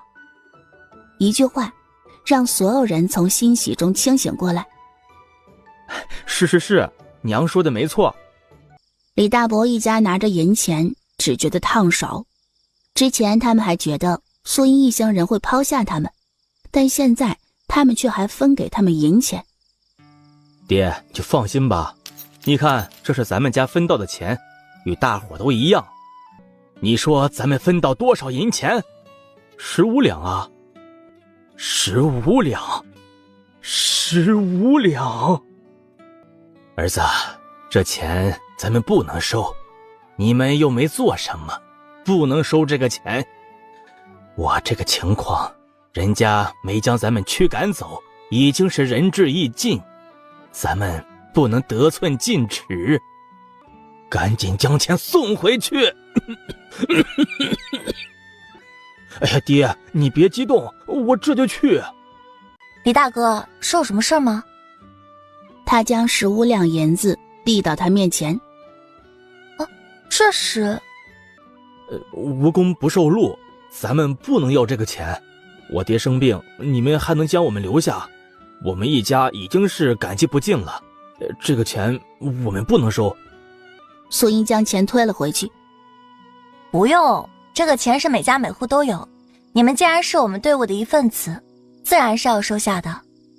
我同你一道过去，与你爹聊一聊。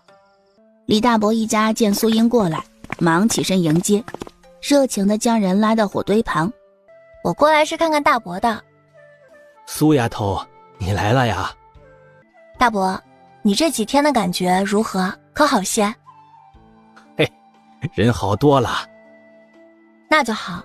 李大伯，我来就想告诉你，你这病呀不是什么瘟疫，就是普通的感染邪风，加上最近逃荒风餐露宿的，身体一时之间难以克服，才会迟迟不见好全。真不是那玩意儿？真的。若你真感染了瘟疫，咱们也不可能一直带着你。瘟疫啊，那可是要死人的。哎呀，不是瘟疫，不是瘟疫。还有那银钱的事情，你别多想，那钱是每家每户都有的，你可不能拒绝啊。等到了下个县城，多买些粮食和肉食，让你儿子多给你补补身子啊，你身体才能好得快。哎，是。苏英又说了一些宽慰李大伯的话，见他真的能放下心，这才起身离开，往回走。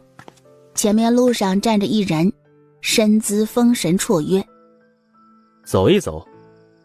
苏英上前2步跟上，两人并列而行，微风吹起两人鬓边的发丝，一直行至无人的地方，才慢慢停下步伐。过了昭和县，我们便要与你们分别。这么快？你们要不要一同与我们北上？北上？对。是要去上京城吗？是。不了，我们还是继续下江南。苏音，以你的能力，即便是在上京城，你也能过得很好。其实你大可不必担心未来的生计。南公子啊，我就是一个随遇而安，喜欢做咸鱼的人，没什么上进心，更没什么野心。上京城大人物太多，不适合我们。其实我不姓南，我父姓南宫。我知道。去上京城的事情你先别急着回复，明日才到昭和县，你可以好好想一想。好。两人返回营地。你们两个说了什么？没什么。真的？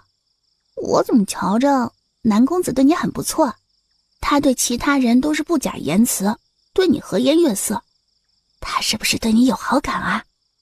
瞎想什么呢？南景之与我们不是一类人。这一点他自然是知晓，但是他们两个人站在一起真的很配。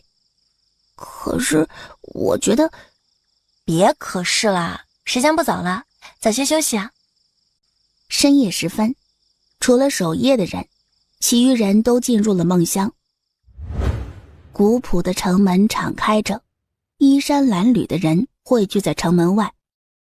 来自白鸡县、太和县的人，请站在那边。他们也是。有人手指着一个方向。山高水远，诸位有缘再见。有缘再见。哒哒哒的马蹄声，一行穿着藏青色衣衫队伍的人而至。可见过来自梅州杏花村的人？你找他们有什么事啊？杀了！鲜红的血液流淌。走，快走！吟诗过半，苏英猛地睁开眼，车厢外有几道谈话声。今日苏英怎么还没起啊？许是累了，咱们就别吵他了，让他多睡一会儿，你们自个儿练去便是。说话声越来越远，苏把珠掀开车帘，见苏英醒来，要不要多睡一会儿？苏英点头。茵茵啊，你是不是哪里不舒服啊？我没事儿，就是有点累。那你多休息。嫂子，今天早上做点好吃的，给茵茵补一补。她没事吧？她说没事儿。苏母不放心。宝珠啊，你去找李大夫过来给她瞧瞧吧。那丫头想的东西多，是该好好给她补一补。依靠在车厢里闭目沉思，回想梦里的场景，压根就没注意外面说了什么。等到李大夫过来问诊时，整个人都是懵逼的。快让李大夫给你把把脉。我真没事。哎呀，有事儿没事儿让李大夫把过脉就知晓了啊。迫于老母亲的淫威，苏英乖乖地伸出手，让李大夫把脉。望闻问切后，李大夫笑着对苏母说：“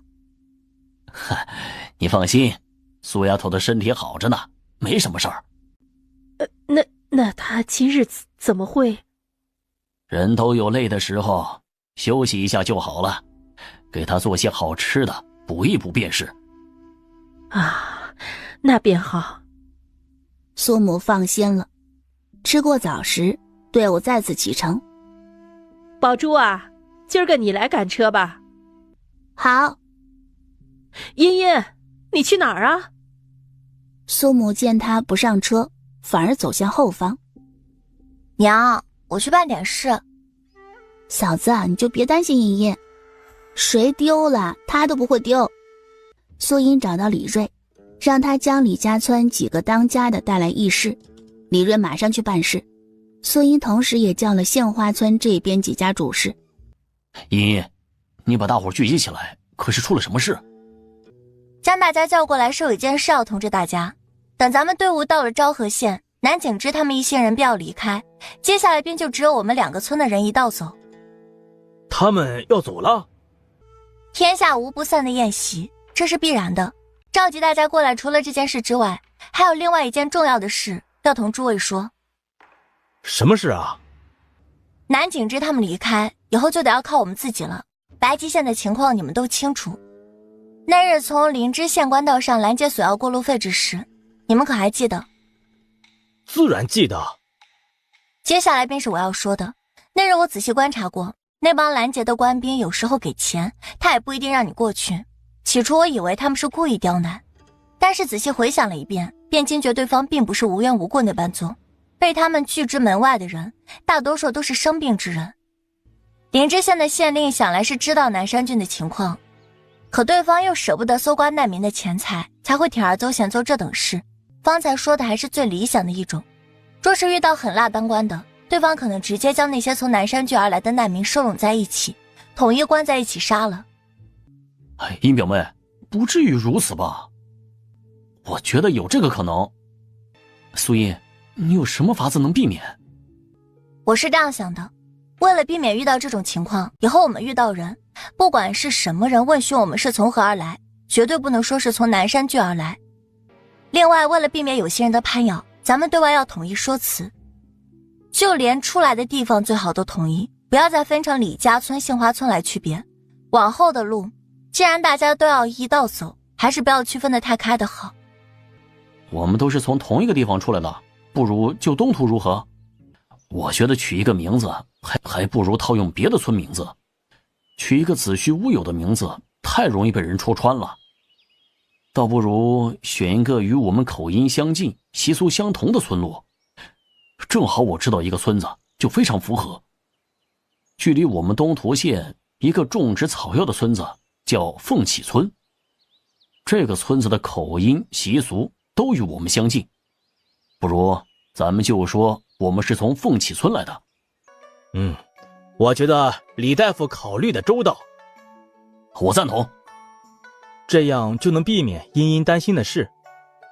至于会不会碰到凤起村的人，或者认识凤起村的人，这个概率问题只能看老天爷了。因着这件事关乎着全队人的性命，下午时分我会抽查盘问，一旦发现有人说漏嘴，罚银1两，说第2次说漏嘴，罚银10两，第3次就20两，这都是为了大伙的性命，希望你们能理解。下午时分，苏英走到李二牛的身侧，路上与他闲聊着。二牛，我听南六说你这几日进步很大。真的吗？自然是真的。没想到南六师傅会夸我，早上我还被他一顿臭骂，说我手脚笨拙。南六可不会轻易在人前夸人，也要继续努力。李二牛不住点头。对了，我听说你和杏花村的翠花关系匪浅。谁说的？我和他压根不熟。那你认识谁啊？杏花村里我就认识你舅舅他们呢。1两银子。什么？1两银子？你刚刚说你认识杏花村的人。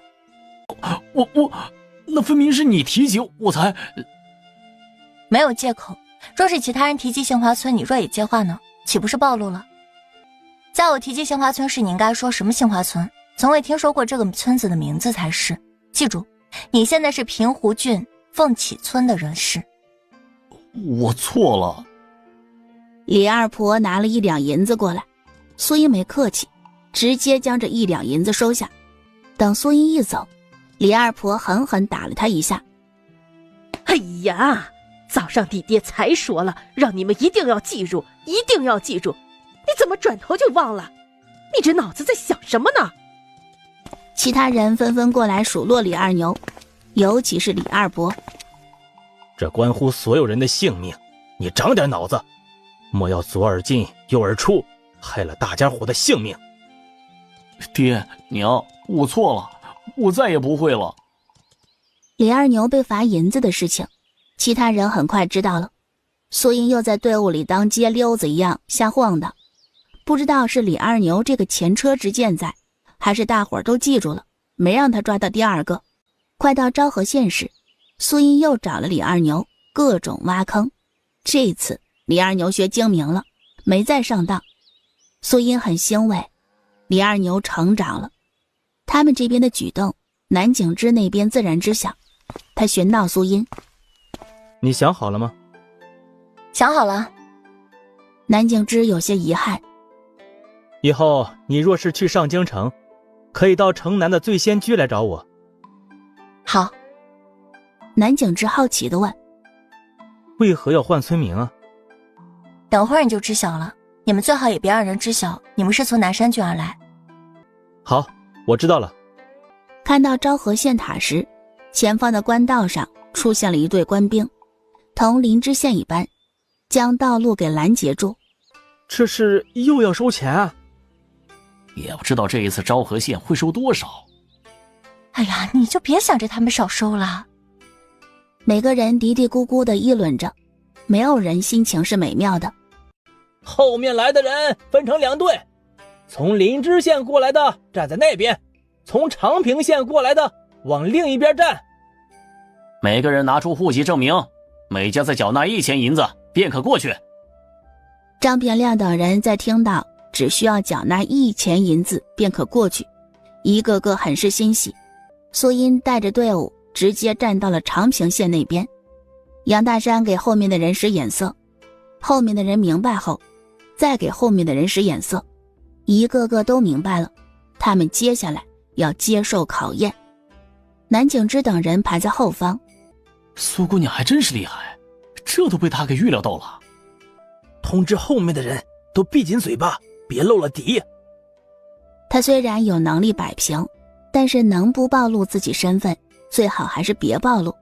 谁知道暴露后会有什么等着自己？官爷，事发突然，一家人匆匆出来，户籍证明没带，你这边通融通融啊。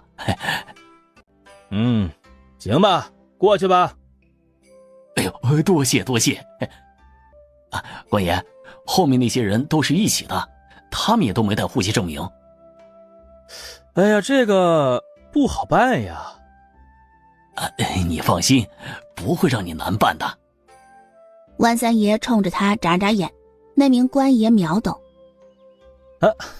好说好说。与这边打过招呼，万三爷冲着后头的人眨眨眼，大伙儿都明白了。15户人家有序的过关，苏英一过来便瞧见了，官道一侧从林知县过来的人全部聚集在一起，且有官兵负责看守。官爷，为何他们能走，我们还不能走啊？让你们在这里等着就等着，哪有那么多废话？总之是好事情。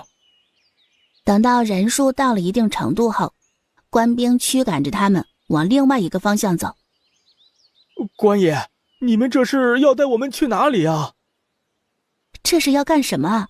我们县太爷听说了林知县的事，很是同情你们的遭遇，想着你们比长平县过来的人艰难，所以呢，特意给你们设立了粥棚。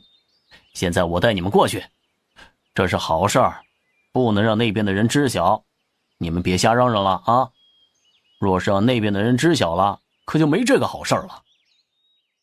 这真的有粥吗？自然是真的，难道我们还会戏耍你不成？我们是什么身份呀？又何须如此做？不少人感激的连连的对着天磕头，嘴里念叨着：老天保佑县令大人长命百岁。县令大人真是青天大老爷。有人相信了，有人却还抱着怀疑的态度。官爷，我不用县太爷的施粥，我那一份就留给更需要的人，我自个儿可以自力更生的，就不给县太爷添麻烦了。县太爷体恤你，这一份好意你怎可辜负？莫要让我们难做啊！县太爷不容易，为我等劳心劳力的，我能替他减少些许的负担，也是我的心意。行吧，你且到那边去，我同你说一件事。若是你还是想单独走，我便也不拦着你。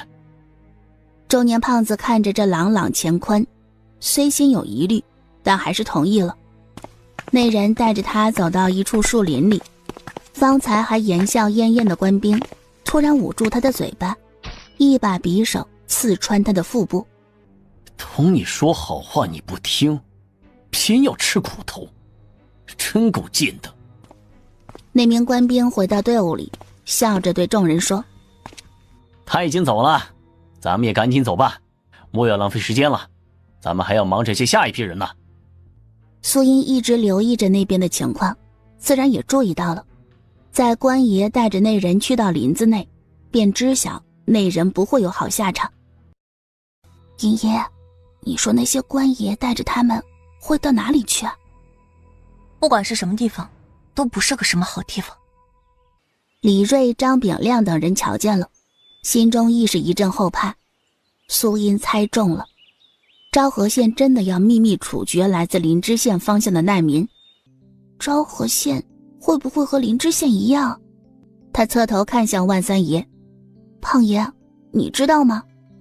这时候可不好说。苏宝珠一想到被带走的那些难民，心里惴惴不安。家里的粮食都见底了，要是昭和县再不能进，我们要找树根吃了。李大夫叹息一声，从林知县出来后，他们每日的粥已经稀到不能再稀。这次拿了15两，若是进城费需要1两银子，这个钱就掏了。哦，我醒的，但瞧着被带走的那些人，我担心昭和县比林知县更害人。唉，夫妻两人齐齐叹气。不仅仅是李大夫夫妻两人担忧，但凡家里粮食见底的人家都担心。早知道之前在安平县多买一些了。那时候你不是嫌弃粮食价格高吗？这次咱们就看苏丫头他们买多少，我们就跟着买多少。你看别家都缺粮食，他们家都还没有。咱们要多买一点儿。苏丫头他们只有4个人吃，我们可比他们人多。哎呀，几个半大的孩子真能吃穷老子。嘿，行了行了，我知道了。守城的官兵对着源源不断加入的难民吆喝着：都排队排队，进城费1000银子1个人，无论大小，除了抱在怀里的婴孩可免除入城费。马车往另一边走。猛地听到入城费只需要1000银子，所有人都有一种好便宜的感觉。这次没有等着，而是直接排队入城采购物资。所有人的目标都很明确，只买最需要的东西，其余东西一概都不购买。你们不在昭和县住一晚？不了，我们会在这里休整1晚，明早离开。这就意味着双方在此告别。南景之，有缘再见。苏音，有缘再见。南武等人冲着他们挥挥手，队伍往城内走。唉，不知道此生是否还会再见。唉。一南一北，想要再聚，何其艰难。能与他们走一路也是缘分，缘分终有尽时。约摸2盏茶的功夫，万三爷带着人回来。人都到齐了没？啊，都在。出发。刚走到官道上，队伍里的李二牛捂着肚子从队伍里脱离。等一下。苏音，啥事儿啊？你忍一忍，到远一点的地方你再解决。可是我忍不住了。不行，我要去了，再不去我就要拉裤子上了。胖爷，帮我看着点，我在这儿等他。茵茵啊，不必如此吧，他一个大男子，解决好了自然会跟上。你们先去，我等着。当李二牛从林子里出来时，城门口所在的方向出现了一批人马。来了，他们出现了。苏音，不必如此。咱们得要快些走了。是得快些。双方就此错开，这完美的印证了一句话：失之毫厘，谬以千里。可算是赶上了，这杏花村的人真是难寻呐。可能对方已经死了，也说不定呢。别啰嗦了，赶紧跟上。领头男子莫名地抬头看向往南的官道，那里空空如也，不见流民。头儿，从灵芝县过来的人都被官府的人带走，晚点我们要不要出城打探一下？以防万一，查一查也无妨。先入城。领头男子一行人一脚跨入客栈，一眼便注意到了坐在大堂内的南景之。双方的视线隔空对上，南景之上下打量对方一眼，平静地挪开眼，好似只是无意一瞥。领头男子跟着挪开视线，掌柜一脸抱歉地说：客人天字号和地字号的上房已满，要不你看看其他房间？不是，来10间人字号的。好。掌柜麻利地给他们办理入住，让伙计带着他们入住。少主，这群人不简单。他们下盘很稳，走路很轻，一看就是练家子的。他们会不会是……那个字没出口，但每个人神情凝重，他们一直没敢暴露身份，便是不想与那个人扯上关系。不确定，今晚都警醒点。是。通知队伍里其他人，不要靠近这些人，都避着点。是。头儿，方才在大堂遇见的那些人非普通人。南宫家族的人自然不是普通人。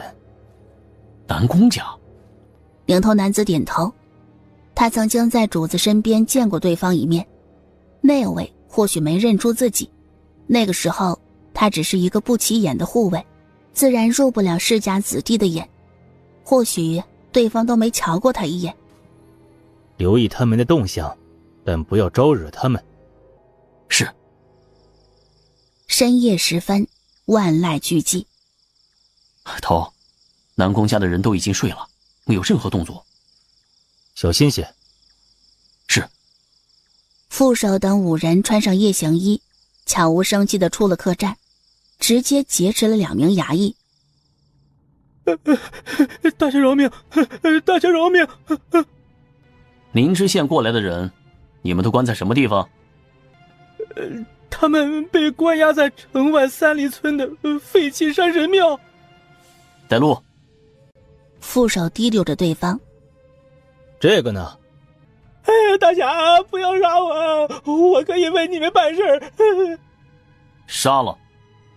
不要啊！那个药刚说出口，身体便被人洞穿。3里村废弃山神庙，一行人抵达时，直接将带路的衙役一刀抹了脖子。动手！他们没有任何犹豫，直接将在外面看守的衙役全部抹了脖子。当庙宇的大门被人打开时，屋中的人看着突然出现的5名黑衣人，看着他们刀子上滴落的鲜血时，想要往外冲的人都停下了动作。警惕地看着对方一行人。这里可有杏花村的人？没有人吭声，所有人瑟缩着脖子，不敢与他们对视。我们是来救杏花村的人，若是没有……后面的话不言而喻。有，我就是杏花村的人。你认识杨叔吗？认识。你确定？他就是我们村的人，我自然识得。副手手中的刀子直接划过对方的脖子。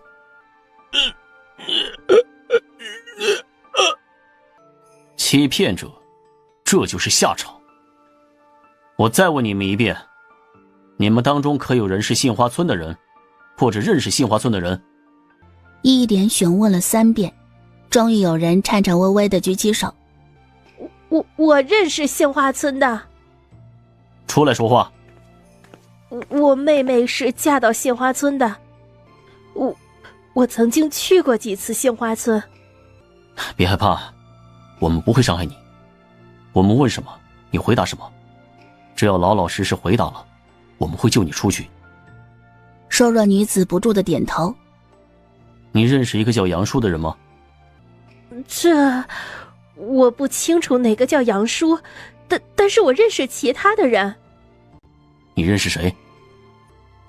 我认识他们村的李正，还有我妹夫他们一家子的亲戚，还有他们隔壁的邻居王大娘。对了，还有他们村里的屠夫，他们村里好些人我都见过。这名字或许对不上，但人一见着定然都能认出。很好，带走。瘦弱女子惊喜万分，他们离开后直接将门关上。不久之后，山神庙起了大火，哀嚎声回荡在山间。一行5人刚一回到客栈，南武悄无声息进入到南景之客房。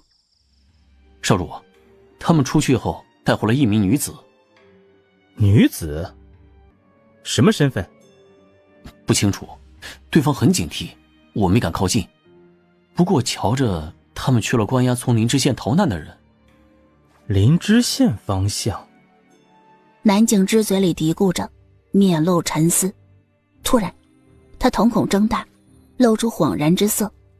这些人十有八九是冲着前朝的藏宝图而来。他们没有发现你吧？没有，属下一直远远的尾随。那就好，今日之事咱们就当作什么都不知道，明日一早我们尽早离开。是。与此同时，露宿在官道外苏音一行人。车厢内，苏音眉头紧蹙，额头上冒着虚汗，整个人似乎陷入了梦魇。哒哒哒的马蹄声由远及近，一群身穿藏青色衣衫的人渐渐进入眼眸。队伍被人拦下，马背上瘦弱的女子视线一一从队伍人身上掠过。当瞧见杨屠夫时，对方扯动了前方之人的衣袖。他是杏花村的人。不，我不是杏花村的人。不，你就是。我曾经在我妹夫家里见过你，你帮我妹夫家杀猪，我见过你。明晃晃的刀子对准了所有人。谁是杨叔？不说死！鲜红的血液流淌。逃！分散逃！梦中醒来，已经没有任何睡意。从梦里得出的信息，那名女子是认识杨屠夫，杨屠夫是危险信号。苏音走到后面的骡车，他们一靠近，守在骡车边上的万三爷和杨荣醒来。茵茵，你咋起这么早啊？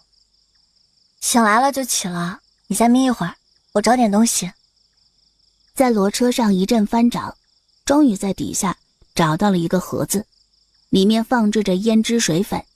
不得不说，一报还一报，当初若没有顺手救万三爷，恐怕就要抓瞎了。苏音提着东西走到杨屠夫一家里休息地。杨虎说：苏丫头，咋了？有事要我做吗？是这样的，我最近在研究一个改头换面的技术。改头换面？对啊，听南公子说起过，便让他同我细说了一番。我想找人试试，也不知道能不能成。反正南景之走了，锅盖在他头上就行，嘿嘿。行啊，没问题。那今日你就不必练拳。好。苏音打开包袱，开始在杨屠夫脸上捣鼓。杨虎嫂将饭煮上后，好奇地跑到一旁看着。其他人知晓苏音给杨屠夫做实验，好些人都过来瞧热闹。在众人的见证下，杨屠夫一点点变样，刚开始还能瞧出原本的样子，但后头变得越来越不像。杨虎嫂，你要不要也试试看？我也可以吗？可以。苏音给杨虎嫂画了一个淡妆，妆容变化不大，看眼妆。依依，我也给你当小老鼠。小老鼠越多越好。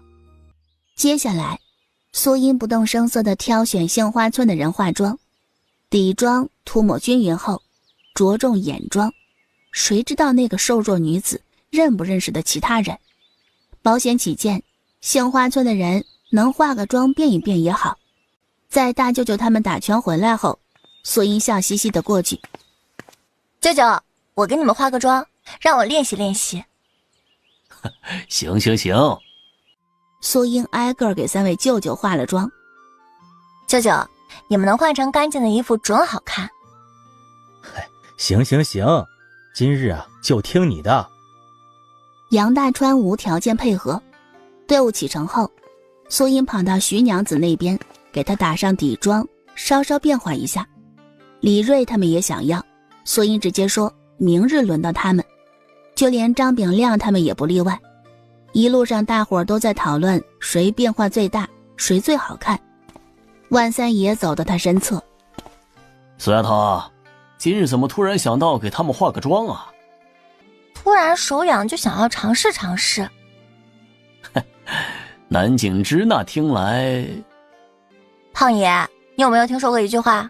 看破不说破。官道上一阵哒哒的马蹄声由远及近。头儿，前面有一队人马，瞧着挺富裕的。那些人应该不是我们要寻找的目标。谨慎起见，让那个女人看一看。是。苏音依旧走在队伍最后面，第一时间发现马蹄声，侧头往后看，他们来了。数次出现在自己预知梦里的那伙人终于来了。苏音从马车上下来，走到前面提醒舅舅等人。后面那一伙人不简单，大家小心一些，记住我们的来路。苏音一边走一边通知下去。杨虎说，那一伙人很危险，不管发生什么事情，切记不要鲁莽行事，一切由我和胖爷。好，我知道了。到了李家村那边，同样一一交代下去，尤其是对李二牛一家。不管对方说什么都不要乱说话，谨慎开口。好。回到自己车上时，藏青色一行人抵达他们跟前。好好看一看，这里面有没有你认识的人？看仔细点了。瘦弱女子不住点头。瘦弱女子先看了苏音一行人，很快挪过眼。马儿带着他们慢慢越过队伍，领头男子同样在观察眼前这一行人，目光扫过苏音与万三爷时，微微停顿了几秒，但很快挪开，看向其他人。整个队伍观察下来，最值得注意的人便是那2人，至于其他人比那些蝼蚁强一些，似乎还有一些功底，在这个世道上还能留下马车，没有几把刷子才是不对劲。如何？没有，这外面的人都没问题，可这车厢里我瞧不见，我就不知道了。领头男子略一思忖，是这个道理，抬抬手，下面的人秒懂。5匹马停在队伍前方，将官道堵个严实。你后面看着点儿，我过去。我驮你一道过去。诸位有什么事啊？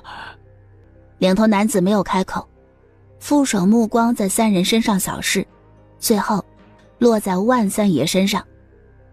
我们家主子有东西被人偷走，那小偷极为狡猾，劳烦车门中的人下来，让我们看一看，是否有那狡猾的小偷。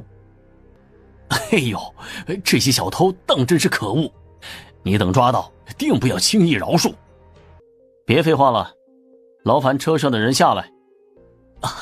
那是一定配合，我平生最恨的便是这些偷鸡摸狗的鼠辈。车上的人都下来，让几位爷瞧一瞧。待在车里的老弱妇孺纷纷下车，瘦弱女子挨个检查过后，对着身侧的男子摇摇头。可有要找寻的小贼？那男人冷哼一声，带着女子离开。等着对方离开，却不曾想一直未曾开口的领头男子突然出声：你们就不好奇那小贼长何模样？哎呀，这年头小贼遍地走，没什么好奇怪的，过好自己的日子才是正道。咱们这一大家子就想安安稳稳的过日子，不该管的事情绝对不会多管多嘴。你倒是活得通透。你过奖了。领头男子收回视线，走。一行人驾马而去。等他们一走，所有人松一口气。如果我们问了那个小贼会怎么样？不怎么样，只是会将我们所有人杀了罢了。这不会吧？会。李二牛忍不住咽了咽口水，他突然明白了，为何苏音要让他们不要多嘴，不要乱开口。以后遇到这类人，切记莫要多问多管，一旦沾染上，小命不保。想得了，以后遇见了咱们就避着。对。队伍启程，万三爷与苏音二人坐在车前，万三爷赶着马车。或许别人没有发现什么，但他却嗅到了不同寻常的气息。这些人找的小偷，恐怕是偷了藏宝图的人，也不知道这些人是哪方势力的人。不管是哪方势力的，都不是我们招惹得起的。言之有理。丫头，我怎么感觉你好像事先知晓今日会遇见他们？因为我昨日便瞧见了他们。昨日？对，便是昨日。昨日等李二牛时，正好瞧见他们这一行人入城，不难猜测，今日咱们必然会遇到他们。万三爷总觉得没那么简单，不过他也没打算刨根问底，做人难得糊涂。与此同时，前往林州府的官道上，一个个衣衫褴褛的人被人捆绑住手脚，一个紧挨着一个往前走。快点，今日必须赶到王家村，谁要是敢拖累速度，直接剁了喂狗。即便双腿无力，这群奴隶也不敢停半分，因着他们说到做到。苏孝忠骑着马走在队伍前端，原先招揽他的小队长李兴依旧走在后方，负责看守奴隶。李哥，我们所有人都看走眼了，之前还觉得苏中这个人憨厚老实，没想到是忘恩负义之辈。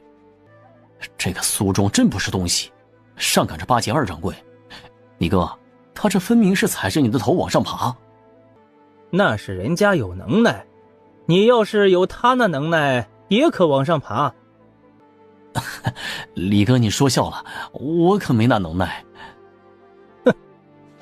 李兴一甩袖离开，刚走开几步，脸色阴沉，越发可怕。有一句话他说对了，苏中这个人的确是自己看走眼了。之前还觉得对方憨厚老实，万万没想到，转眼功夫就成了二掌柜跟前的红人。二马哥，我的马真的不能给李兴哥骑吗？李兴哥对我有恩，他在下面走着，我心难安。李兴可不是什么好东西，你别被他卖了还乖乖数钱呢。你真想让他骑马，那去便是。苏孝忠好似得了命令，高高兴兴的下马等着李兴。李哥，你上马骑一会儿，我替你看顾着。这不好吧？没事儿。在苏孝忠热情的邀请下，李湘半推半就的上马。苏孝忠接过他的活计，热情与周围兄弟唠嗑，说着各种不着边际的话。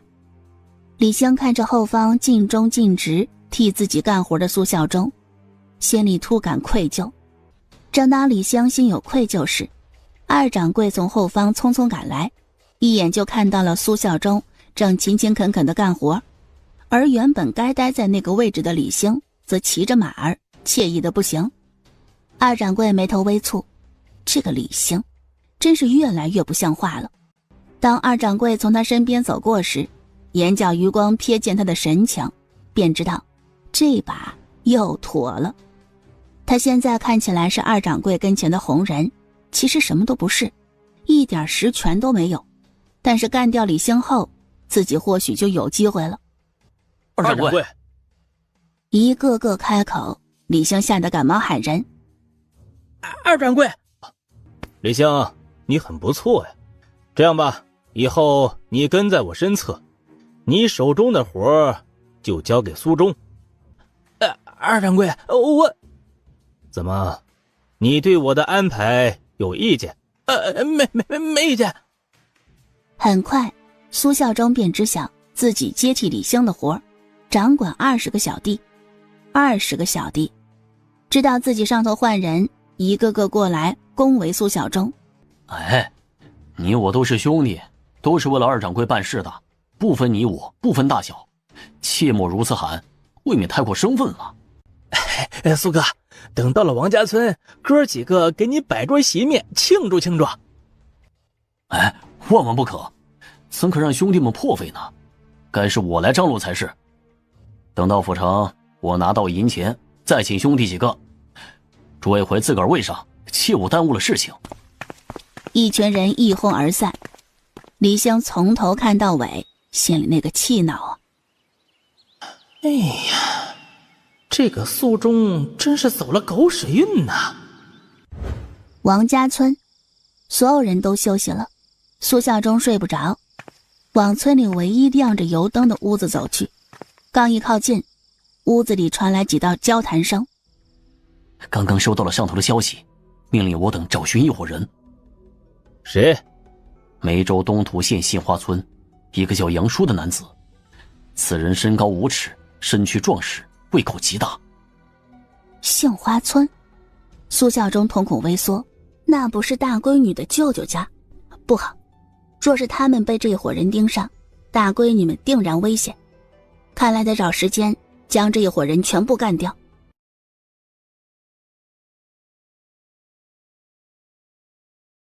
苏孝忠刚一转身，就见着几步之外站着一人，那人正笑眯眯地盯着他。李哥，你也睡不着啊？你刚刚在做什么？啊？瞧见一只黄鼠狼，正想着抓了那东西给大伙加餐，没想到那东西跑得贼快，没抓到。嘿嘿，黄鼠狼，我看你才是那只黄鼠狼吧？啊？李哥，你为何会如此说我？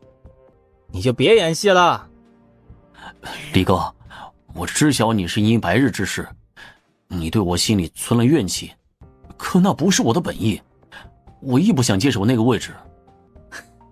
你不想？我看你很想。你若当真不想接手，为何二掌柜提及时你不推脱呀？啊？你明摆了就是蓄意谋夺我之位。白日里你让我骑马，应当是给我下套吧？啊？李哥，你糊涂啊！二掌柜让我接手，若我拒绝的话，二掌柜定会找其他人接手你那个位置，到时候你想再拿回去，可就千难万难。我那时没敢拒绝，除了保存李哥你的位置之外，其实也怕惹二掌柜不高兴。那时二掌柜心情本就不好，倘若我再当着所有人的面拒绝他，二掌柜定然会生我俩的气。你说的是真的？你真是这样想的？那是自然。我苏忠可以对天发誓，我对李哥你是一心一意，绝无二心。若有二心，我苏忠便不得好死。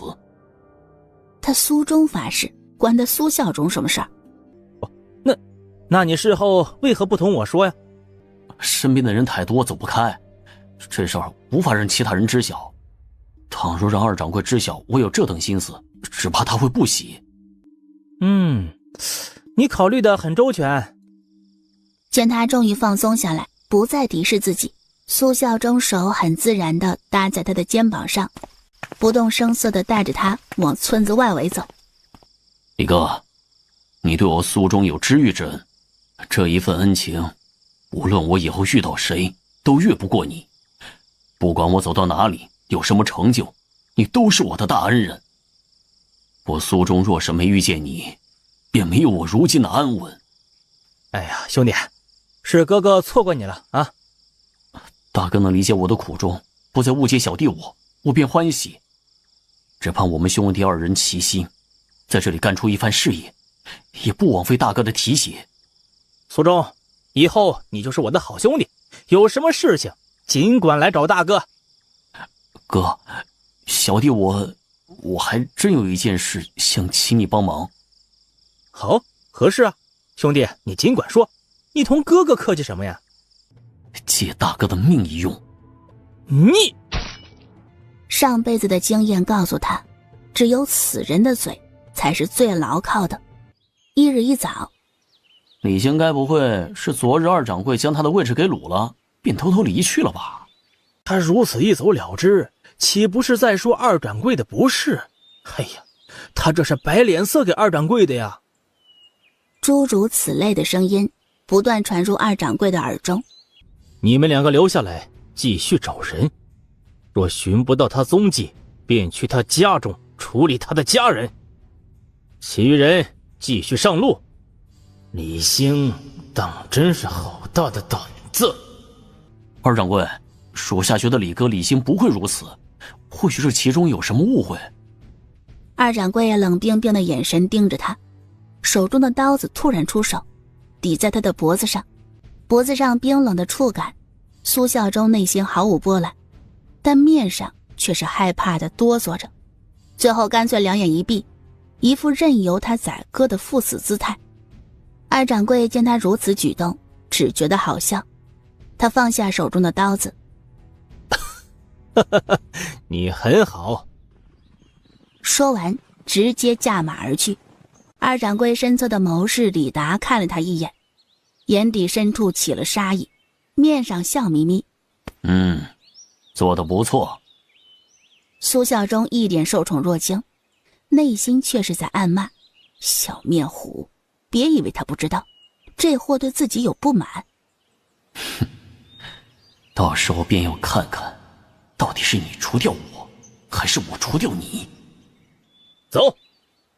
押送奴隶的队伍再次启程，所有人都知晓了苏孝忠很得二掌柜的喜欢，以后大有前途。苏哥，我刚刚得到了消息，大掌柜在灵州府谈成了一笔大买卖，需要大量的奴隶。男的？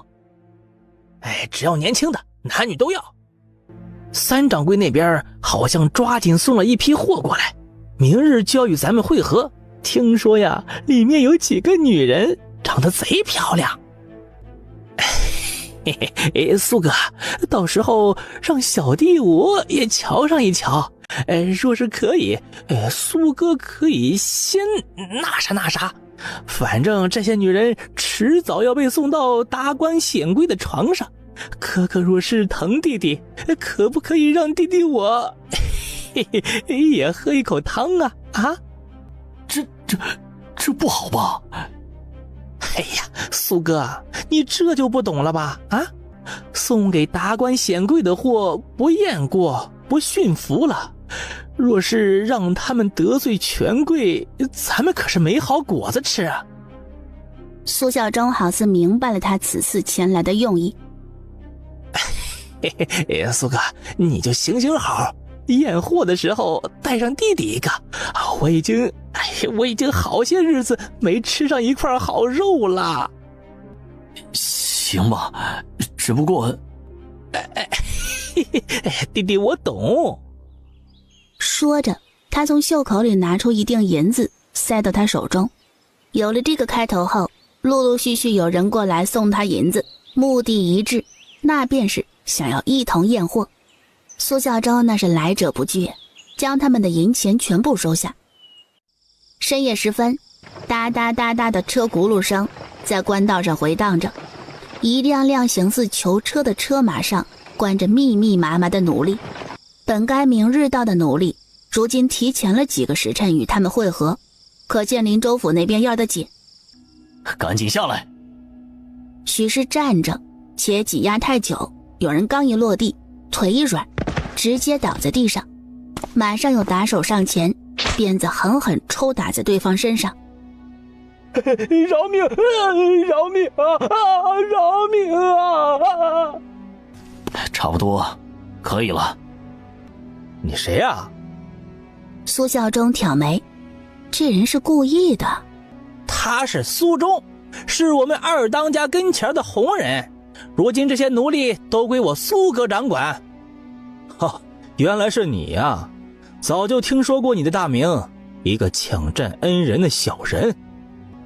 这位兄弟，我想你对我是有所误会，我与李哥那是情深义重，你切莫听信谣言。苏哥，你别将他的话放在心上啊！王忠这个人啊，就是这个性子，他与李兴是好兄弟。怪不得。不打紧，王忠兄弟对我有所误会，待苏某解释过后便好了。还是苏哥大气啊！苏孝忠视线重新回到那群奴隶身上，突然视线锁定在一道瘦瘦小小的身影身上。是那个女孩吗？瞧着很像。头儿，所有奴隶都关押在那间屋子里。头儿啊，我们什么时候验货呀？啊？不着急，到林州府前有机会让你们验货，我先过去瞧瞧。好。下属高兴地应下，谄媚地引领着他往前关押的地方。那几个上等的货物都被独立关押在另外一间屋子里了。你们都退下吧，这里有我。头儿，有什么事儿喊我们一声。屋内挤满了人，听到动静后，一个个瑟缩着。你们几个抬起头来。苏孝忠随意指向门口处几名女子，被点到名的几名女子惶恐不安地抬起头。苏孝忠不满意地摇摇头，视线又瞥向其他地方。你们几个抬起头来。苏孝忠依旧蹙眉，似乎很不满意，挑挑拣拣后，视线落向角落里。你们几个抬起头来。缩在角落里的大丫身子止不住地发颤，他以为自己躲在角落里，将自己缩起来便不会惹人注意，没想到还是被人盯上。他害怕，非常非常害怕。苏孝忠仔细端详了一番大丫，是记忆中杏花村那个丫头。他若没记错，这丫头一家子都是跟着大闺女他们一道离开，此刻却出现在这里。那大闺女他们……苏孝忠眉头紧蹙，眸底深处满是忧色，面上却不显露半分。次等货，还真就是次等货。为了不让人起疑，苏孝忠转身去了一旁关押着上等货色的屋子。苏孝忠视线从这16名女子身上掠过，不得不说，上等货就是上等货，长得的确都不错，当然也仅此而已。上辈子见识过的美女多如牛毛，再是国色天香也是见过。在众女惴惴不安时，苏孝忠转身离去，站在不远处的2名守卫一直竖着耳朵，想听动静，奈何里面什么动静都没有发生。咋没有声音啊？是啊，好生奇怪呀。也不知道等头享用过后能不能轮到咱们。不得不说，这次的货色真的挺不错呀。哎呀，以苏哥的性子，定然不会忘了咱们就好好等着。嘿嘿。在聊什么呢？头儿怎么这么快就出来了？二人相互对视一眼，脑海里冒出同一个想法，苏哥不行。嘿嘿，苏哥，滋味如何呀？你俩想什么？我只是清点人数罢了，这般时辰，即便有心也没那般力，还不如待到他们休息好，再好好犒劳犒劳自个儿。苏哥，还得是你。翌日，苏孝忠看着下面的人清点人数。苏哥，李军师让你过去。好。苏孝忠走到马车前。军师。车厢内的人慢悠悠地掀开帘子。啊，方才小憩了一会儿，未曾听到，多有怠慢，还望苏兄莫要见怪啊。哎，军师辛劳，我便是在此多等一会儿，亦是应当的。两人俱是笑眯眯的。苏兄，二掌柜有一件极为重要之事，交由你处理。若是你做得好，以后飞黄腾达不在话下。何事啊？所以运来的那一批奴隶，你好生盘问，他们当中是否有东土县人士？若有，将此人带来见我。好，此事不宜声张。啊，我醒得。苏孝忠一回来，下面的小弟立马围上来。老大，李军师找你过去做甚啊？不是。既然对方让他别声张，正好方便他联系大丫，而不引起其他人注意，省去了好些麻烦。苏哥，那事儿什么时候做呀？啊？哼，不着急，今晚等着吧。得了他的准信儿，所有人都露出猥琐的笑。黄二马，你带几个兄弟，挨个将车子上那些奴隶一个个送到我屋里。得嘞。第一个推开他屋子的人是一位美人，鹅蛋脸，杏眼柳眉，惶恐地看着苏孝忠。求你饶过小女。问你话，你如实回答，我便不动你。你姓甚名谁？家住何地？家中还有谁？小女姓柳，名如烟，家父乃是富顺县商贾，经营几家绸缎铺子。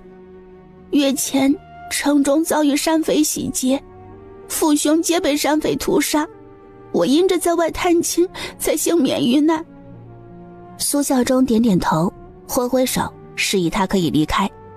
出了这道门后，若是有人问起今夜之事，你当如何？小女必守口如瓶。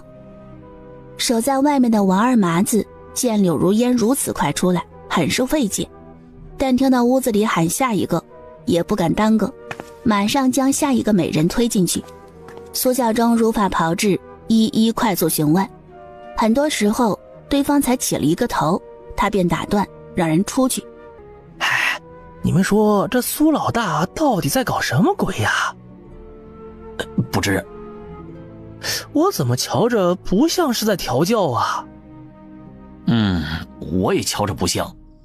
李达屋子里，他听着下面的人汇报，心下了然，挨个问，还真是做了不宜声张。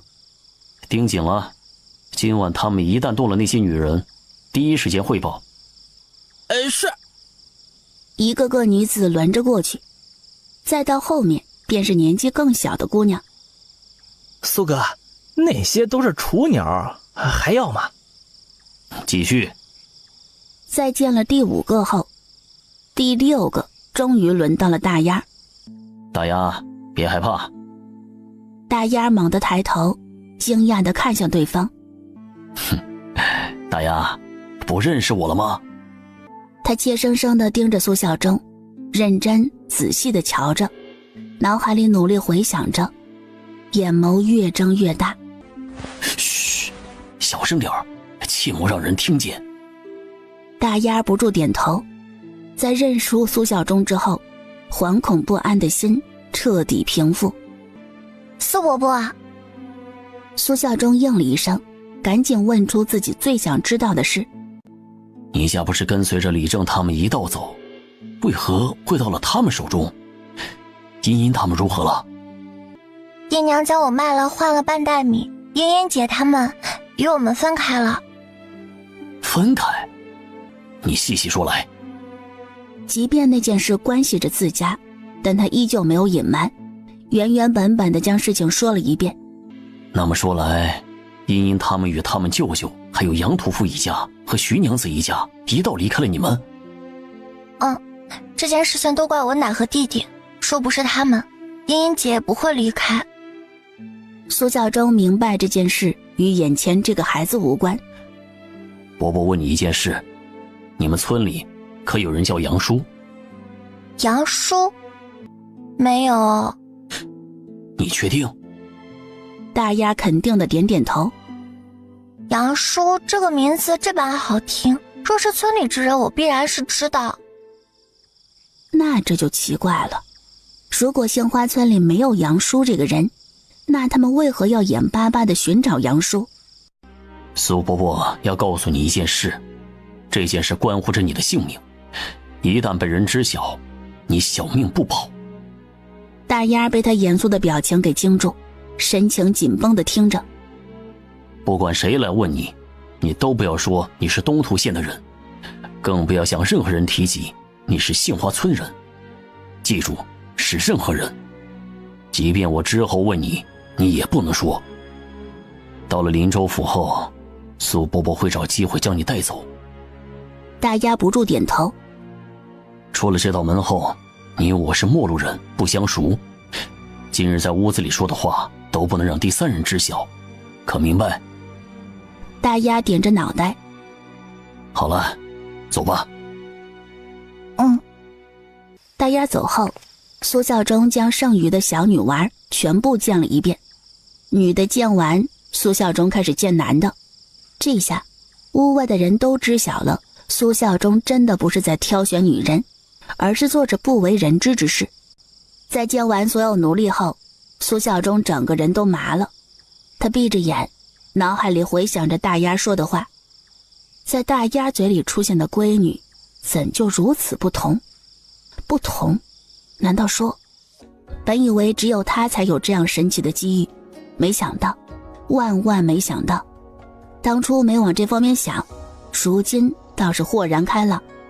他们要寻找的人叫杨叔，杏花村人士。从大丫口中得知的消息，自家大闺女隐隐有着领头的架势，杨里正许多事都与她商量，其分量不轻。这份能耐可见自家闺女的厉害。那么这个叫杨叔的人又是从哪个犄角旮旯里冒出来的？杨叔，杨叔，杨叔。等等，苏，杏花村人大多数姓杨，那个叔或许是苏。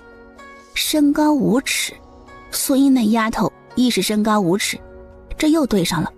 不过身材壮实，他女儿可一丁点都谈不上壮实，胃口大那倒是真的。虽然无法全部对上，但这个叫杨叔的神秘人有6、7分可能是指自己的大闺女。若真是指向自己的大闺女，那他们有危险了，比自己想象中的还要危险。在苏孝忠忧心忡忡，各种担心自家大闺女时，苏英一行人已经抵达了平阳县，不少人往回走。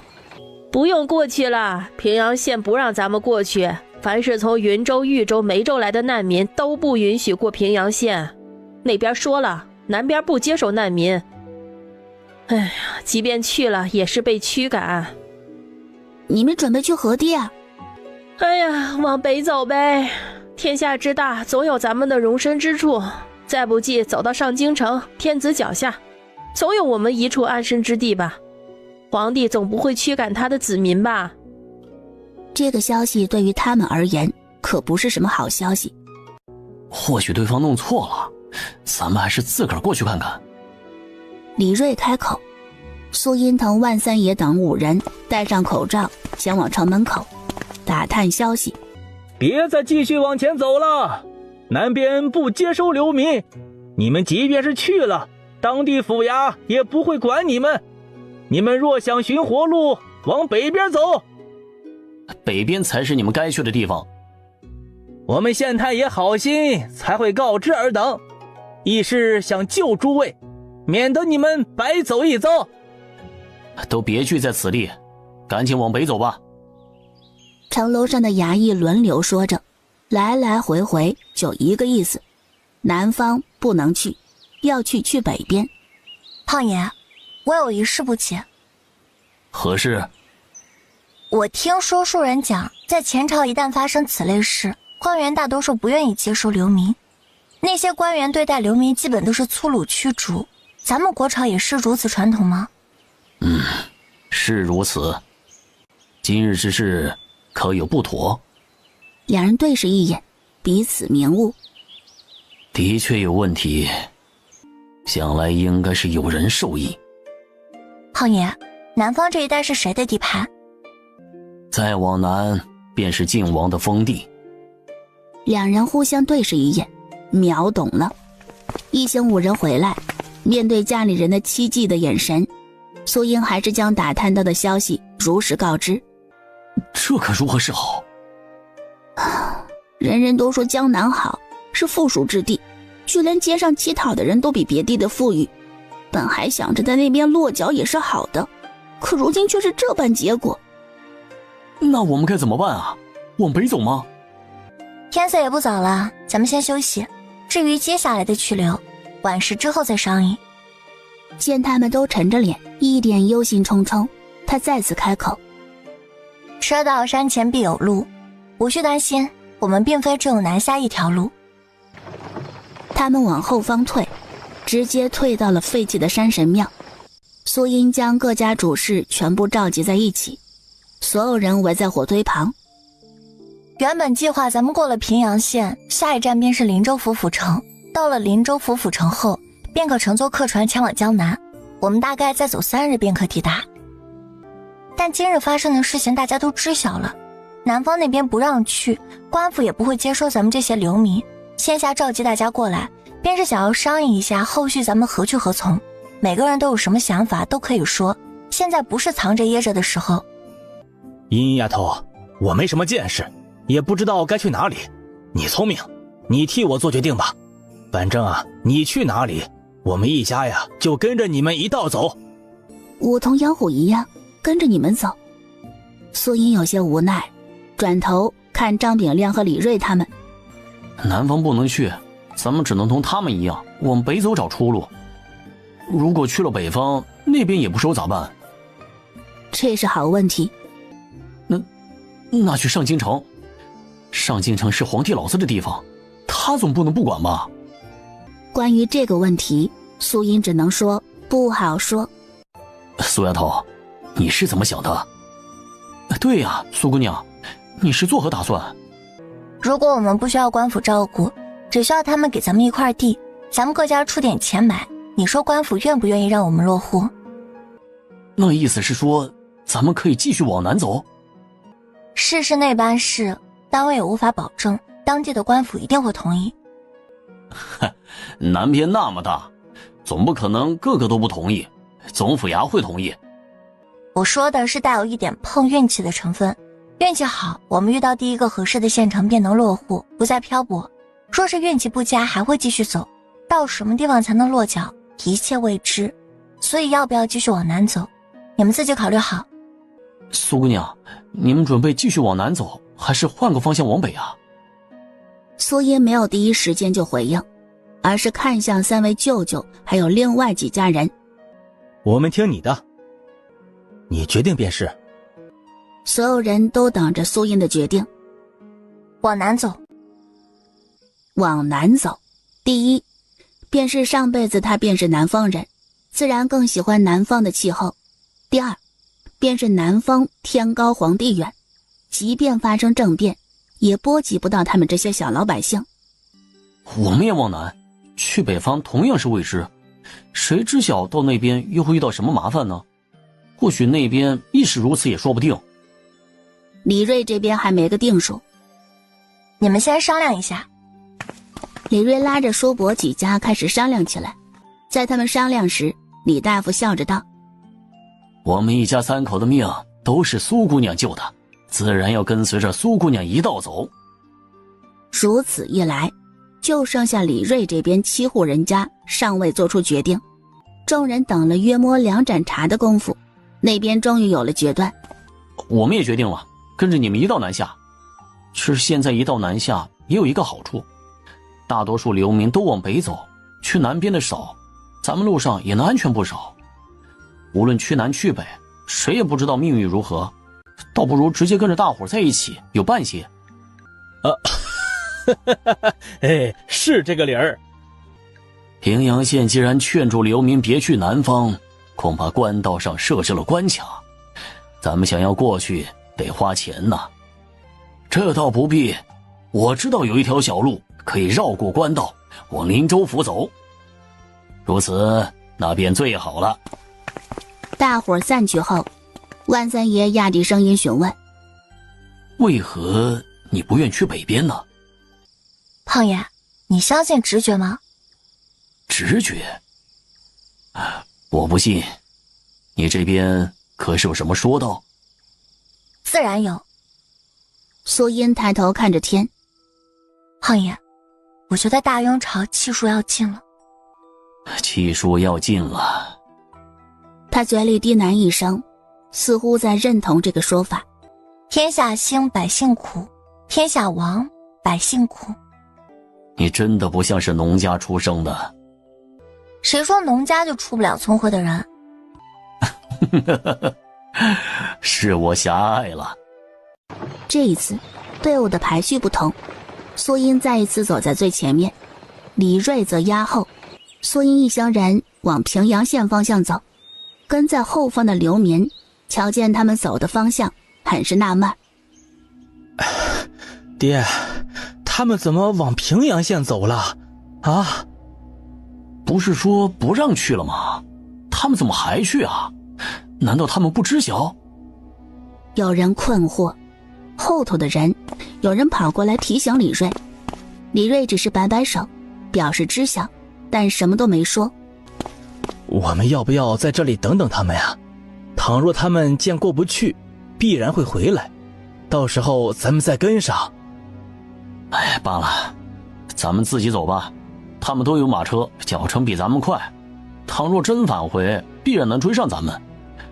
走吧，早点寻个落脚地，也好早点结束这颠沛流离的生活。跟随在他们身后的流民纷纷转身，朝着北方走。苏音一行人没到平阳县，而是在距离平阳县不远处的一个岔道口，往一处村落走。从那边村落越过一座山，便可绕过平阳县，抵达林州府。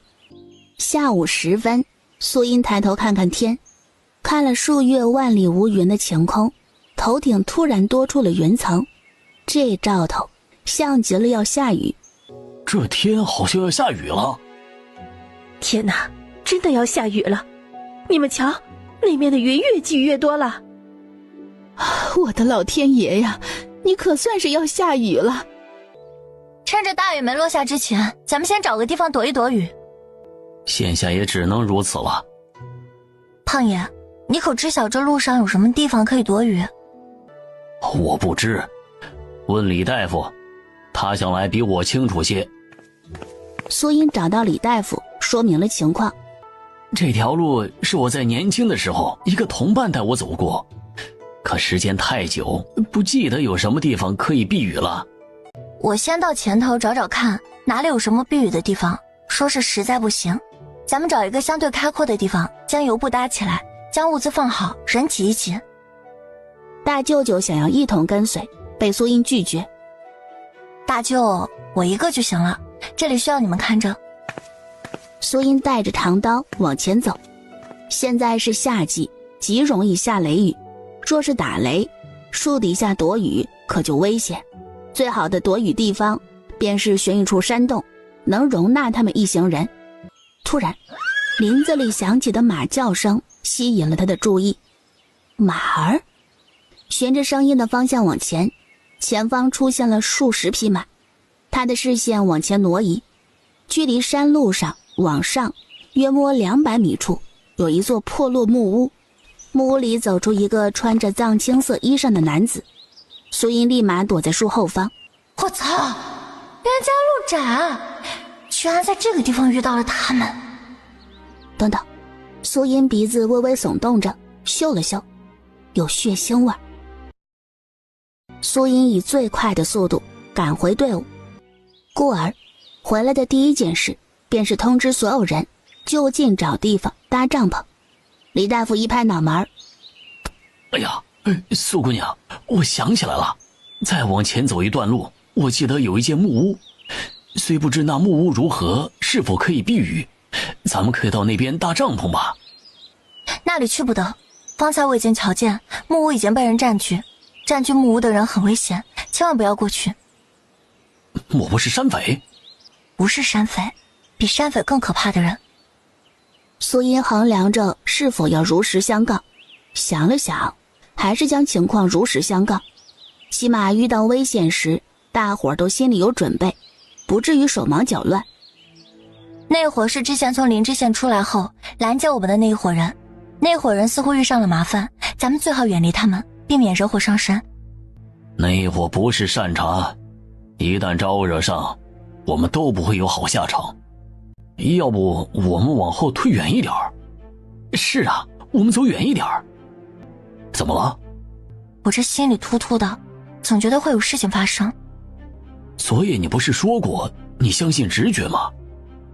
既如此，不如往林子深处走，谨慎一些，总归没有坏处的。”“正有此意。”队伍里所有人都理解，没有人提出异议，大家相互照应着往山林里走。大家都看着点脚下，扶好车子。往林子里约摸走了500米左右，前方出现一个陡峭的山壁，下方有一块凸起的石头，刚好形成了一个不大的口子，不是山洞，但也能遮挡一些风雨。那地方不错。二舅，就在那边安营吧。在最后一个帐篷搭好后，黑云再也压不住，豆大的雨滴簌簌落下。哎呀，这雨下的还真是时候。是啊，人人都说南边雨水多，最不愁的便是雨。咱们这还没到地方，只是靠近了一些，这雨就有了。怪不得林州不缺水呀。哎呀，也不知道咱们梅州下没下雨。哎，若是这边的雨能挪一些到咱们那儿，那该多好啊！这真要能挪的话，云州、民州那仨地方最缺了。每个人一边吃着干粮，一边闲聊着。依依啊，在想什么呢？放空脑子。依依啊，有时候我觉得你变得不像你，有些时候你又是你。想要活，你就不能是你。苏宝柱神情微顿，旋即展颜一笑。倒是我还是老样子，说没有你呀，我也不知道自己会变得如何。从前都没觉得李瑞哥如何厉害，如今再瞧着，他真的比很多人都要强。人的潜力是无限的，有时被逼上绝路，会爆发出来你意想不到的力量。比如你呀。苏音挑眉一笑，雨越下越大，雨水会冲刷到一切痕迹。与此同时，木屋内领头的男子一行人围坐火堆旁，每个人没滋没味地吃着馒头，每个人身上或多或少带着伤痕。原本20人的队伍，如今只剩下15人。头儿，那些人知道我们手中有那个女人，必然不会放弃，我们要早做打算。先蛰伏，静待时机。角落里瘦弱女子面色苍白，腹部和手臂上均有伤口。给他拿点吃的过去。周围的人看他不顺眼，原因无他，若非为了保护这个蠢货，他们也不至于死那么多人。瘦弱女子也知晓他们看自己不顺眼，即便他们态度恶劣，也不敢吭声。早些休息。夜深人静，外面的雨一直没停，雨滴声掩盖住了不少声音。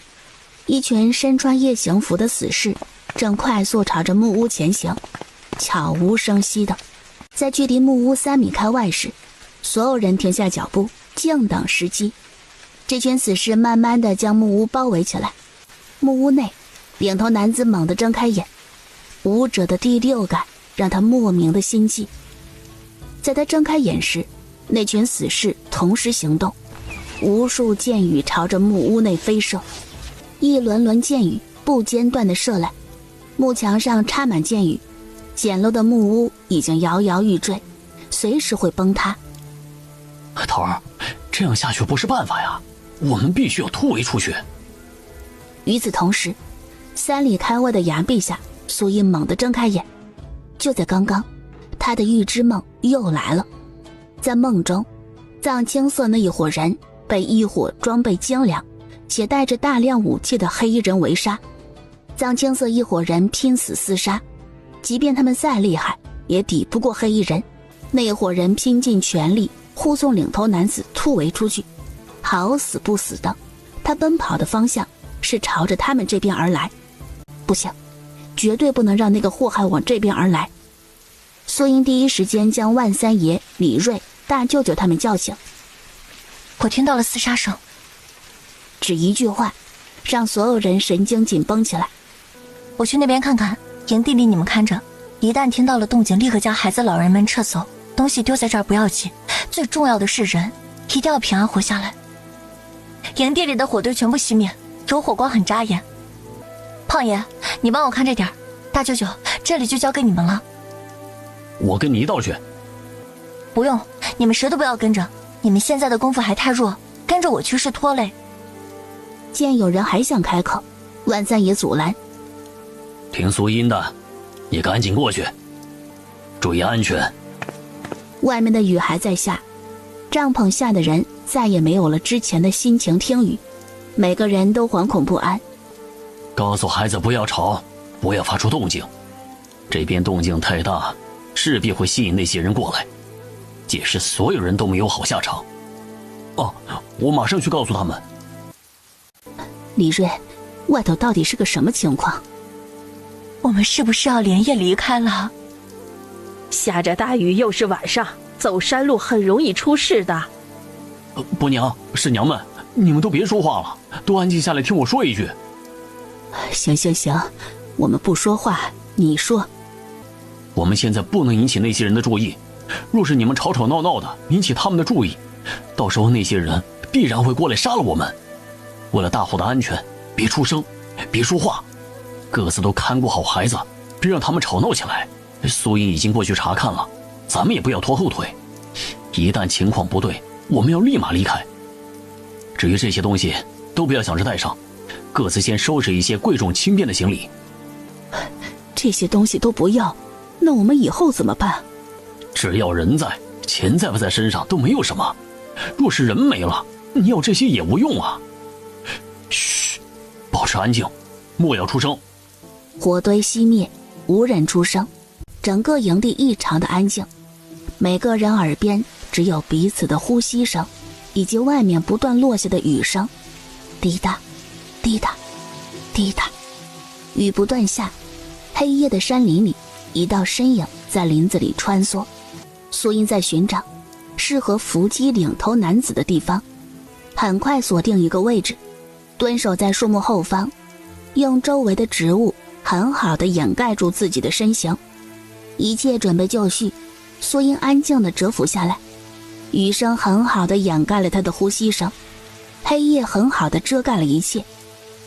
此时木屋内形势严峻，藏青色一伙人已经死伤大半。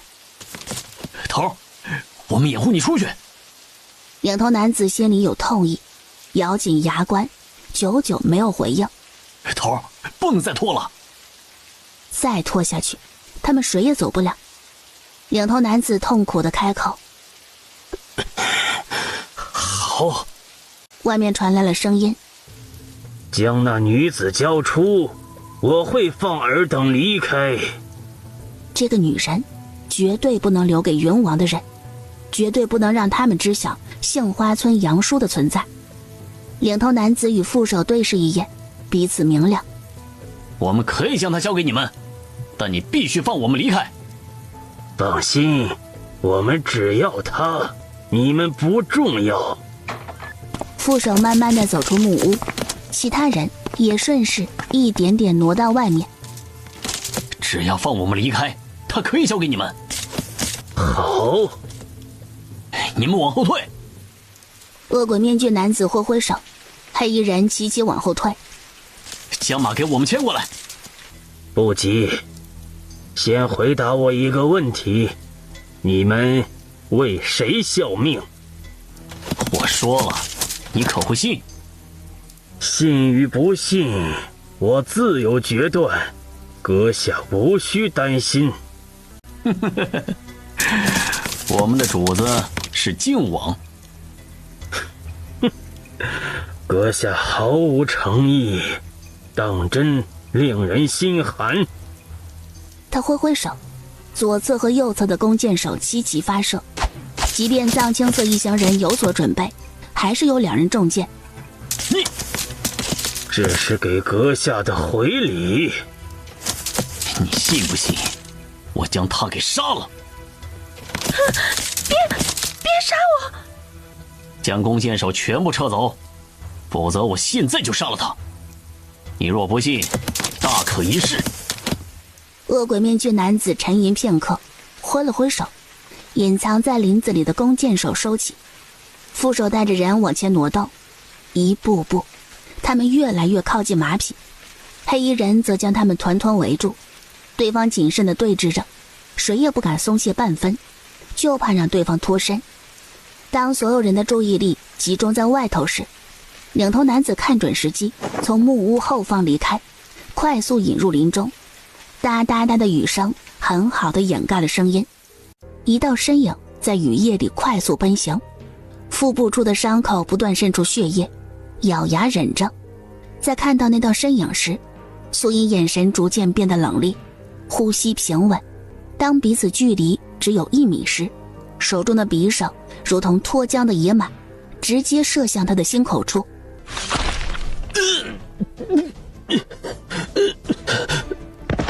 男人痛苦地倒下，无法再站立。为什么？你不需要知道。放过我，我可以给你很多钱。饶你？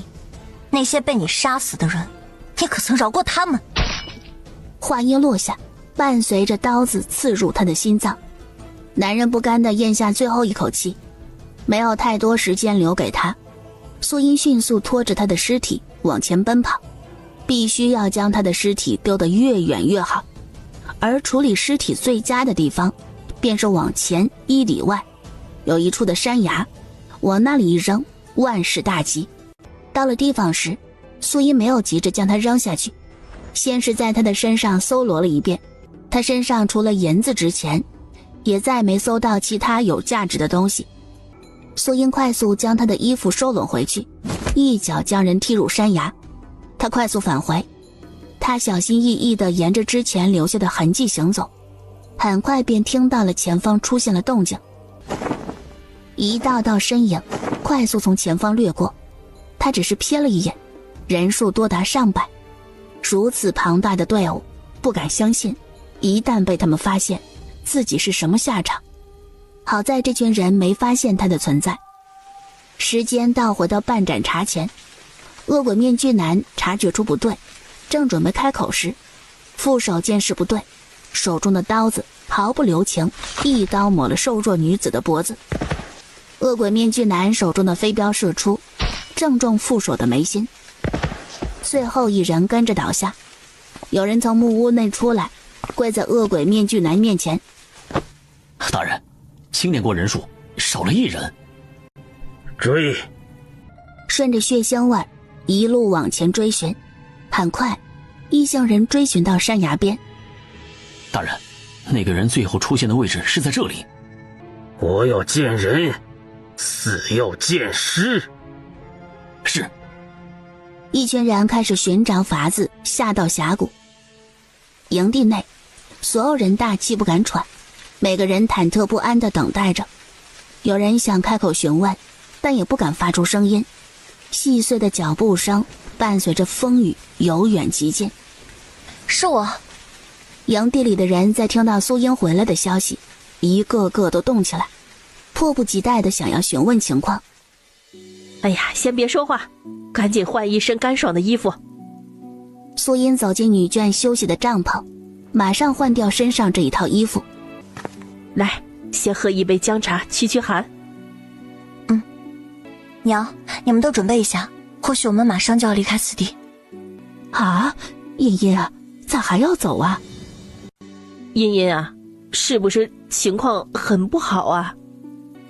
你们先准备着，具体如何等会儿再说。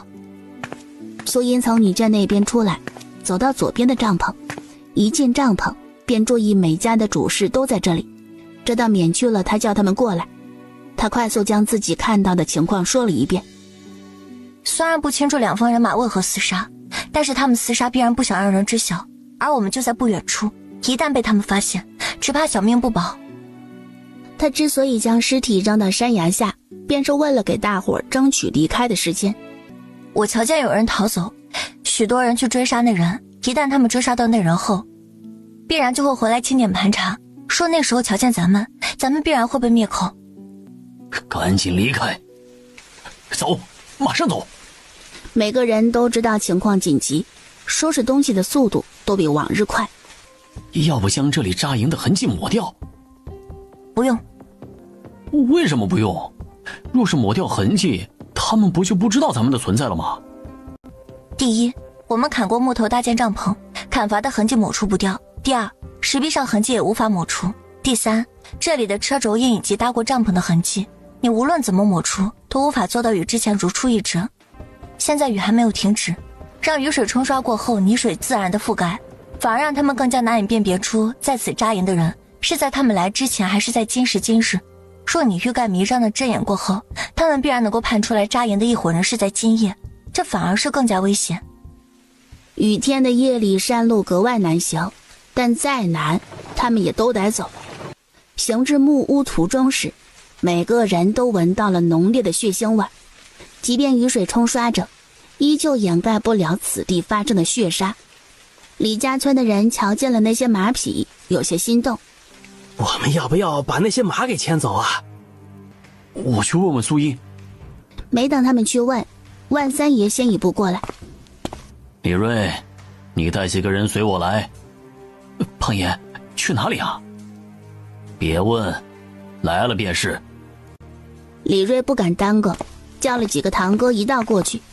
几人瞧着行进的路线，这不就是朝着木屋那边走？胖爷，咱们这是要做什么？我先瞧瞧这些马匹是否有标记，若是没标记，你们牵走4匹。万三爷走上前查看马匹的情况，与他们猜测的一般，这些人骑的马匹都没有特殊印记，都是普通的马。牵4匹走。在他们挑选好马匹，万三爷将剩余的10几匹马的缰绳全部解开。胖爷，为何要解开？这个就不用管了，赶紧把马套上板车，赶紧走。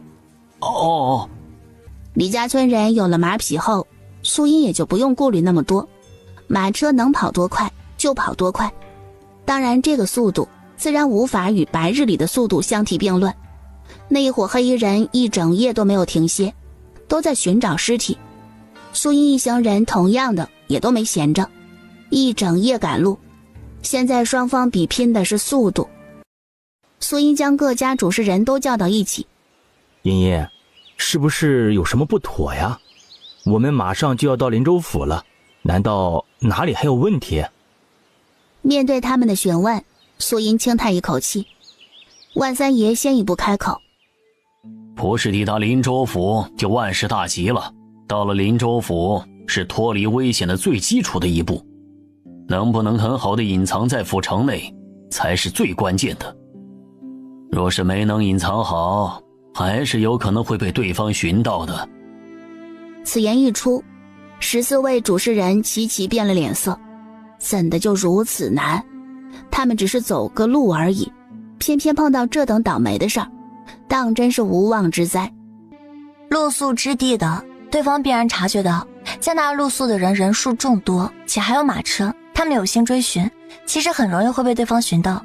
我们这么多人贸然进入林州府，而且每家每户都有马车，如此扎眼，守城的士兵必然会对我们有印象。哎呀，这可如何是好啊？是啊，这可怎么办啊？茵茵，你是不是想到了应对的法子？有，但必须要所有人配合。这个过程中谁要是没有做好，我们所有人都会暴露，一旦暴露，那就是灭顶之灾。你说我们一定都做到，无论是大人还是孩童。首先进入灵州府时，我们不能再统一行动，必须化整为零。苏音表妹，你的意思说我们所有人都要分开走？对，这个化整为零还需要注意以下几点。第一点，有马车的人家每家每户必须穿上干净整洁的衣服，无论是大人还是孩子，都得要弄得整整齐齐，别太邋遢，必须是要与周围的流民区分开。第二点，咱们化整为零后不能前脚进入府城，每队进入之后，后者必须隔开一段时间才能进入，主要是能够碰到其他有马车的队伍，跟着他们一道进入。关于这一点，明日我会细分。第三点，进入府城会查验户籍证明，除了张家可以用户籍证明入城，我们不行。万三爷此时开口，其实一部分可以用，比如李瑞你们这边可以商量一下，2户人家使用户籍证明，其他人塞钱。杏花村这边所有人全部塞钱。若是塞钱的话，他们也不让进，那可怎么办啊？若是如此，我来替你们解决。素音相信万三爷有这个能力。接下来我要说第二件事，关于前2日的事情，所有人必须统一口径，无论是谁来问都必须要一致，大人要知晓，孩童亦要知晓，但凡能够开口说话的都必须要统一口径。我们该怎么说呀？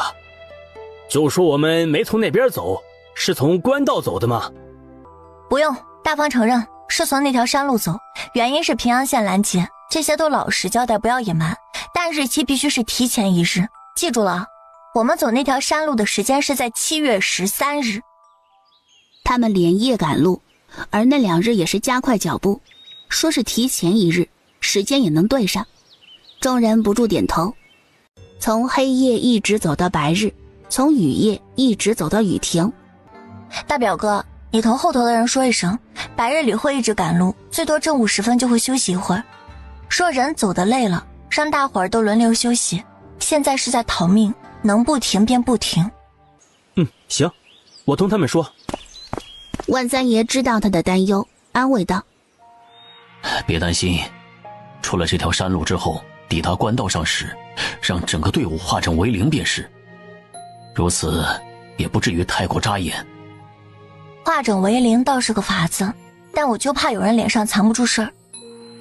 世上没有十全十美的法子，每个法子总有缺陷，你也要试着相信他们，或许他们比你想象中的还要厉害。或许吧。真到了那个地步，就看天命。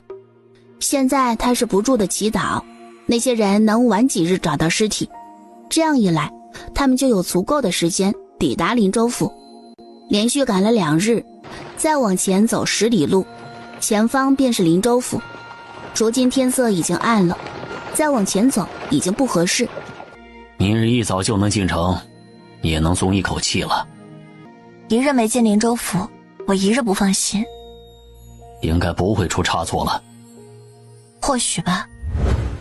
与此同时，一直在山崖下寻找尸体的黑衣人一行人，终于在下游寻找到了领头男子被洪水泡得肿胀的尸体。大人，尸体找到了。带路。鬼面男子行至尸体所在的地方时，下属已经开始验尸。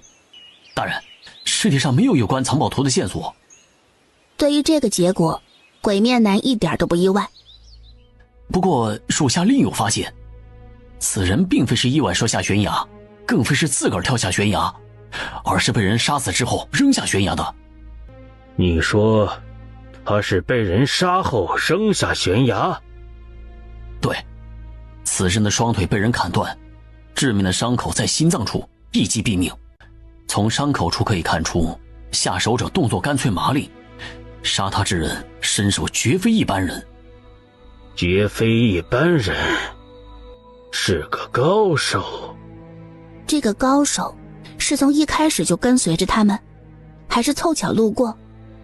若是前者，他们这么多人都没有发现他的存在，足可见对方的武功高深；若是后者，那倒是凑巧了。不管如何，这个跳出的黄雀着实让人厌恶。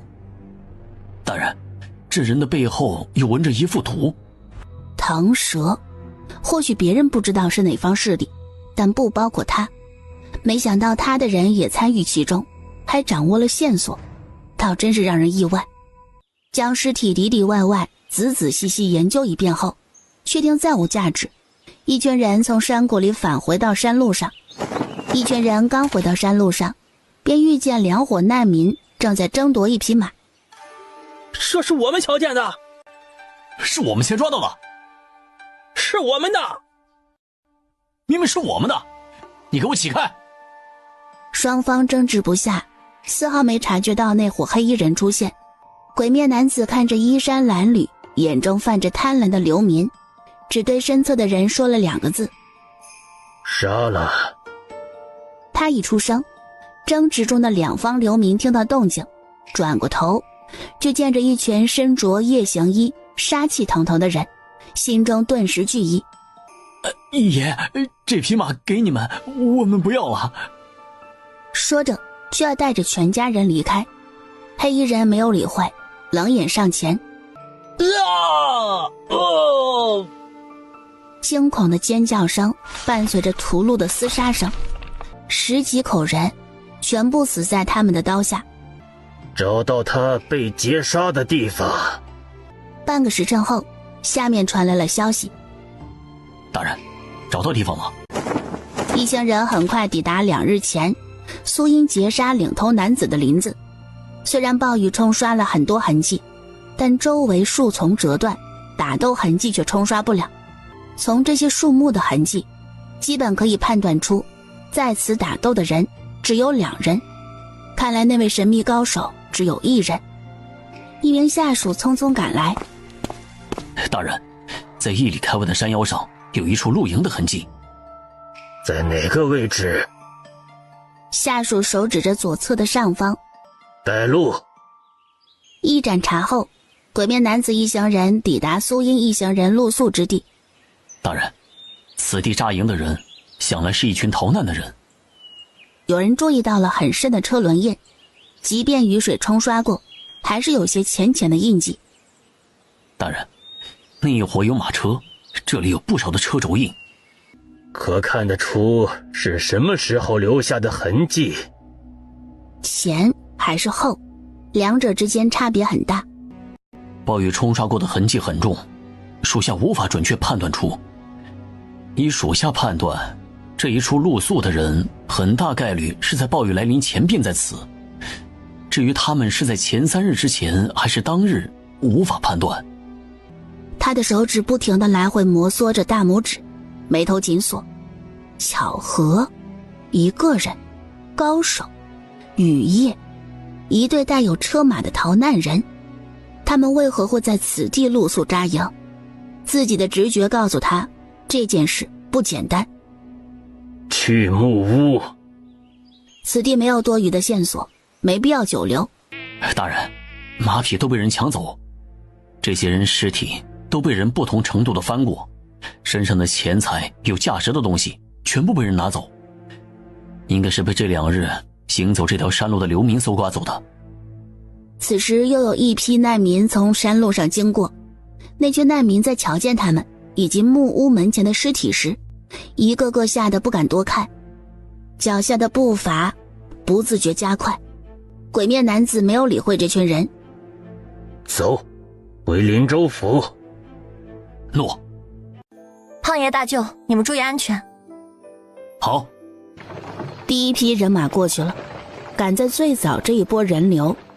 杨屠夫站在苏英身侧，眼巴巴地盯着城门口，很快便瞧见了守城的官兵将他们拦下。万三爷下车交涉，不消片刻，守城的人笑呵呵地放他们入城。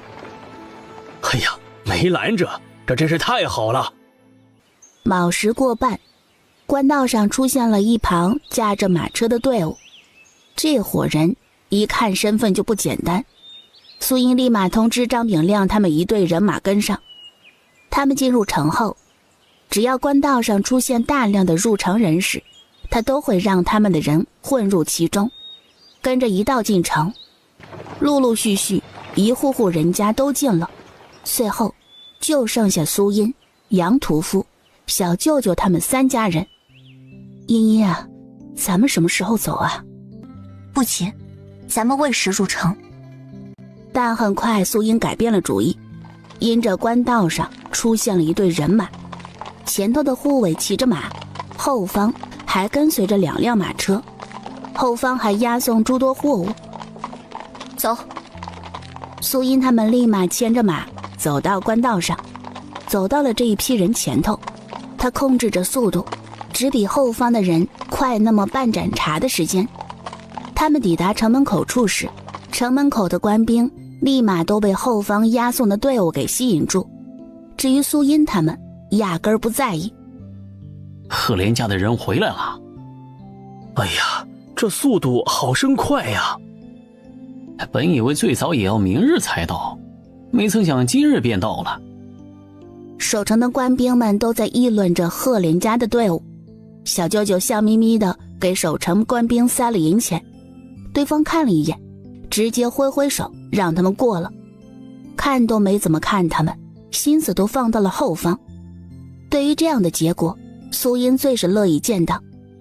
穿过巍峨的城门，府城内的繁华让从未到达过府城的杨大和、杨屠夫等人看花了眼。茵茵，茵茵，这里好生热闹啊！哎，茵茵，你快看，他们穿的衣服花样好好看啊！哎，你看，他们发髻上戴的花好好看啊！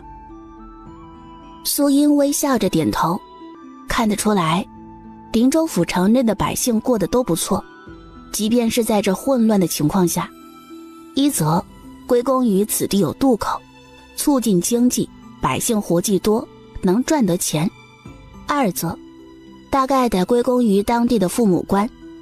杨大和找人问询了紫霄阁客栈的地址，正准备驾着马车朝着西城而去，刚走没几步，城门口处一阵骚乱。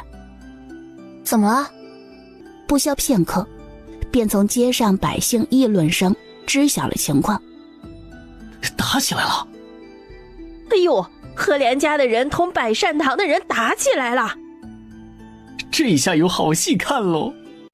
赫连家，那不就是跟在他们后方的那一伙队伍？怎么突然间就同人打起来了？杨大和也好奇，便问了一旁的一位行人：“请问这百善堂与那赫连家是何方势力啊？”诸位是外地来的吧？这个百善堂啊，那可是整个灵州最有名贩卖奴隶的商号。至于赫连家，亦是百年商号。这两家不对付，这不，两家在城门口撞上了，便就对上了。哦，原来如此。在他们谈话时，城门处两方势力有了高下。赫连小姐，苏某就先行一步了，改日再登门拜访。马车内传来一声冷哼，似不屑同他交谈。苏孝忠也不恼怒，走。一声令下，一辆辆关押着奴隶的囚车进入城中，那长长的队伍一眼都望不到头。哎呦喂，这是第几批了哟？哎呀，怎么又运来这么多奴隶呀？改明儿个也去买几个奴隶来。苏音他们在前头，隔着一段距离，又是坐在马车里，不知道那边的情况，但很快就知道谁胜谁负。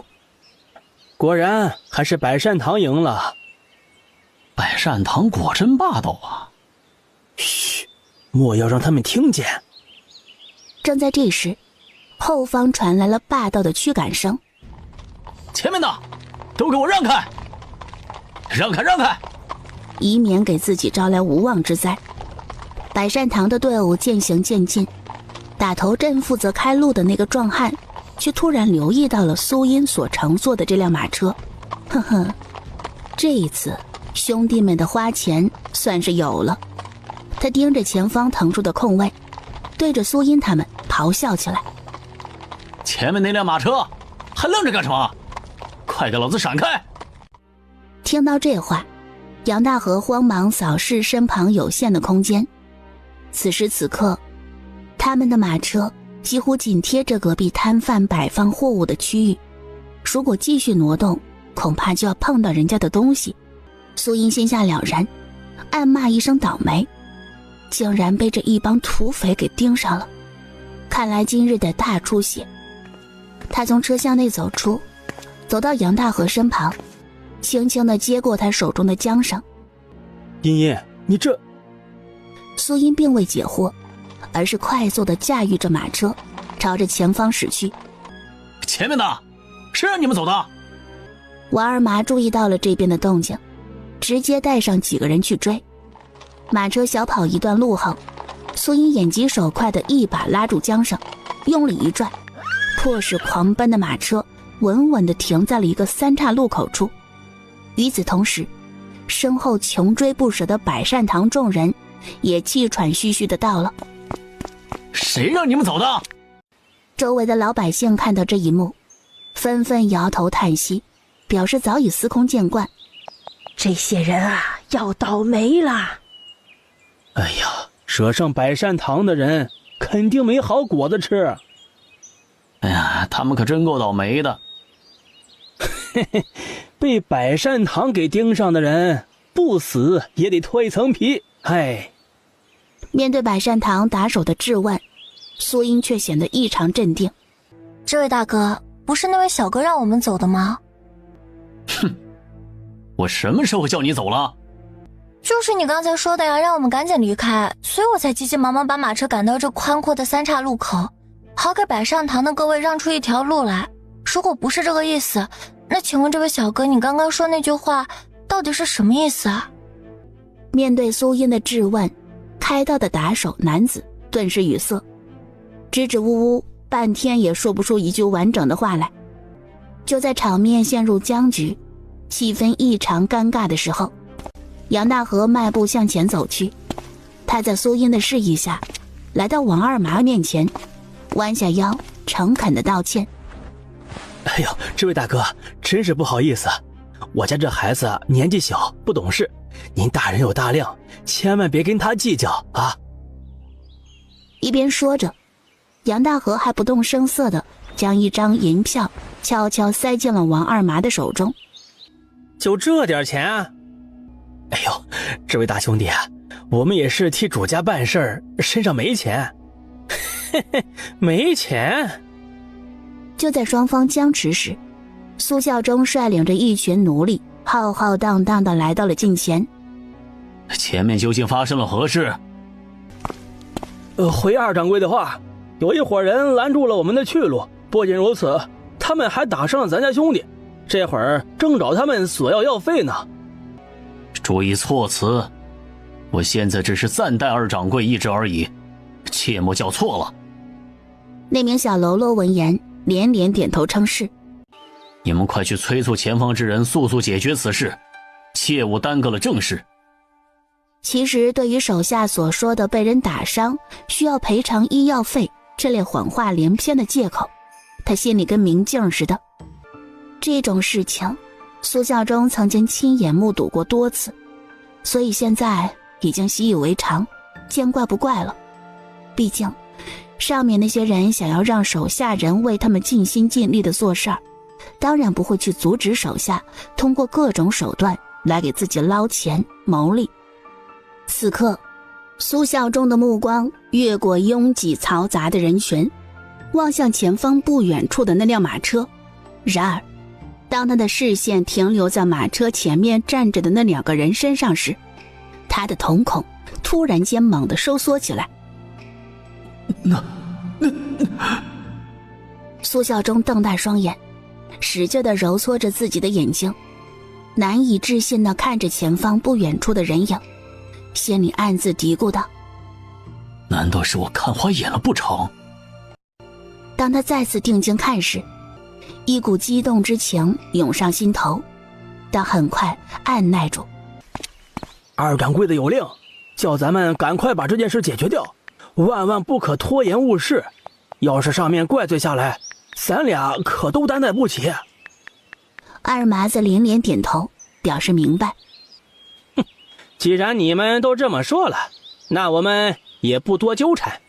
今天只要你们赔给我兄弟200两银子，这事儿就算完了。啥？200两？正当杨大河沉浸于那200两银子带来的恼怒之中时，一旁的苏音敏锐地察觉到一支庞大队伍正在逐渐逼近。那货长得与自家老爹好像，不对，我操，这哪是长得像，这人分明就是我那个愚笨至极的爹呀！杨大河心中茫然无措，不知该怎样面对眼前的局面。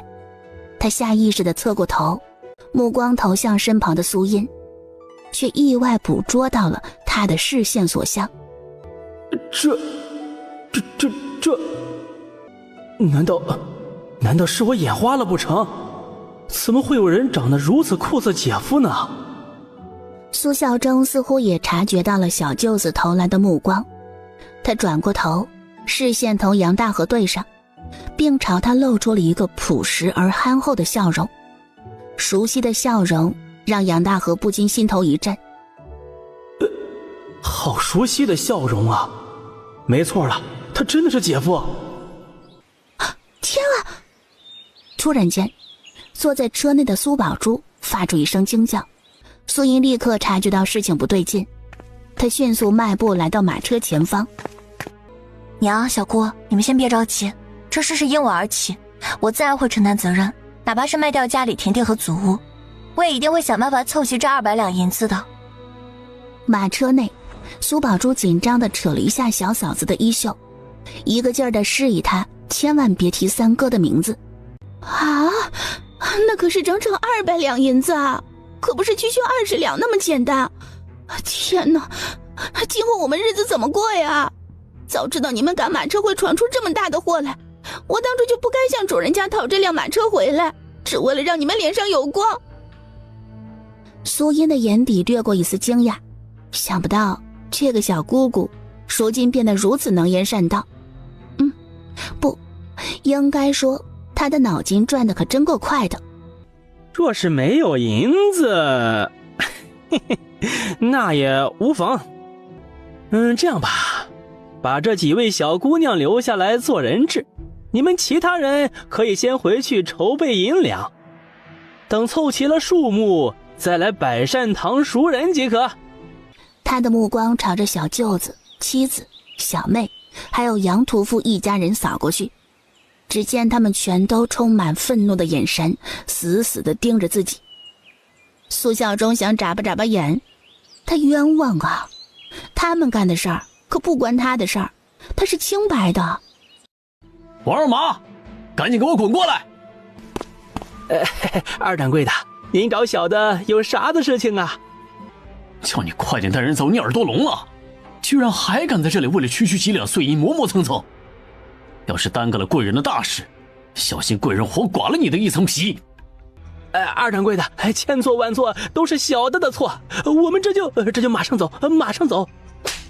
王二麻一边说着，一边狠狠地扇了自己一个大嘴巴子。哎呀妈呀！你瞧我这破嘴，秃噜反账的，净给您添麻烦了！哎呀！王二麻冲着前方的人大吼：“快走，继续前进！”当他转头看向苏音一行人时，快点滚开！今天就暂且放你们一马。百善堂那气势磅礴的队伍浩浩荡荡的从他们眼前驶过，苏音、苏宝珠和苏母等人的目光都被那一对对载满奴隶的囚车吸引。哎呀，这吃人的世道啊！好不容易等到百善堂的队伍渐行渐远，直至消失不见。你们还是尽快出城去吧，走得越远越好。话音未落，此人便像只受惊的兔子一般，迅速钻入人群之中。仿佛多停留一刻，就会有天大的祸事降临一般。素音甚至来不及跟对方道一句谢。我们快走吧。随着马车缓缓启动，刚刚还噤若寒蝉的人们又开始交头接耳起来。这伙外乡人也是真够幸运的，如果不是百善堂那位二掌柜亲自发话，他们今天肯定没法全身而退。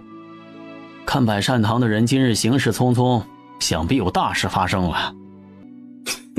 幸运？我看未必吧。他们现在虽然没事儿，但只要等百善堂的人把手上的事情处理妥当，百善堂的人必定会找上门。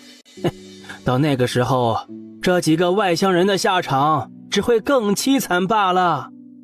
唉，说得对呀。被人们纷纷议论着的苏音一行人，此时正驾着马车，马不停蹄地朝着西城方向疾驰而去。他们此行的目的，紫霄阁客栈。车厢内一片死寂，每个人心中都憋满了话语，但却无人打破这份沉寂，因为此刻并非闲聊之时，似乎每个都在消化着苏孝忠成了百善堂二掌柜的事儿。杨屠夫的妻子忍不住压低了声音开了口：你说到底是咋回事儿？苏家那口子怎么就突然变成了百善堂的二当家？杨屠夫一脸懵地摇了摇头，表示自己同样茫然。这事儿先别声张。他默默地点点头，表示同意。刚踏进西城区域范围内，所有人都感受到此地的不同。正所谓东富西贵，南贫北贱，这句流传已久的俗语仿佛得到了最生动形象的诠释。茵茵，胖爷会不会记错了客栈的名字啊？不会错的。走吧。客官是打金儿啊，还是住店的？住店。啊，我们客栈有3种类房，普通的人字号房间1晚3两银子，地字号房1间1晚，只需……等掌柜的介绍完，苏音不慌不忙地开口：跟我们来6间房。客官稍等。掌柜从后排的墙上取下人字号房的6个牌子。劳烦客官提供一下户籍证明。出来的匆忙没顾上。这没户籍证明，本店恐怕无法招待呀。掌柜的，我们是你们家东家的亲戚，这次过来也是探亲的。今日时辰尚早，要不诸位不妨去东家的别院看看。不急于一时。说起来，万伯伯曾经给我讲过一个有趣的故事，而且这个故事还同掌柜您有关。那都是好几十年前陈芝麻烂谷子了，亏得东家还记得这么清楚，要不是你提起来，我自己都快忘完喽。原来已经过去这么久了，万伯伯居然一直把您的事放在心上，看来掌柜您在他心目中的地位啊，可真是举足轻重。打从我父亲手中接过这份差事，便一直追随我们的东家打拼事业。也难怪万伯伯会对您的事情记忆犹新。这场看似波澜不惊的对话背后，实际上却是一场双方之间微妙的试探与角力。小六啊，赶紧带领这几位贵客前往2楼的厢房休息。几位贵客如果有任何需要或者遇到什么问题，随时呼唤小人一声即可。那就多谢掌柜的了。贵客们，那请跟我来吧，让小的带您们前往厢房。店小二小六热情地带领着苏音等人来到了位于1楼南侧的厢房。此房间临近主街道，可以欣赏到外界的风景。倘若贵客觉得嘈杂吵闹，不妨移步至北面的厢房居住。不必麻烦，这里就挺好的。多谢小哥，你去忙你的吧，我们会自行照料妥当。小六恭敬地点头回应。若有任何需求，请随时吩咐小人，定当全力效劳。等人离开后，3家人互相一对视。杨大河打破僵局：茵茵啊，关于你爹的事。小舅舅您别急，我们刚刚抵达此地，还是先安定下来再谈其他的吧。行，听你的。于是三家人默默地拿起各自的房号牌，朝着不同的方向走去。房间内，苏母与苏宝珠两人再也忍不住。茵茵啊，你说方才咱们见到的那个人真的是你爹吗？茵茵，那人真的是我哥吗？他是你相公，真的不能再真的那种。又转头看向苏宝珠。是你哥，你没看错。我哥，他怎么就成了百善堂的二掌柜啊？他们分开满打满算也不到2个月的时间，他怎么就……太不可思议了。苏音那是接受良好，这种事情要让他们自个儿消化去。方才的事情大伙儿都瞧见了吧？众人点点头。我明白你们心里都疑惑着，方才瞧见那人到底是不是我爹？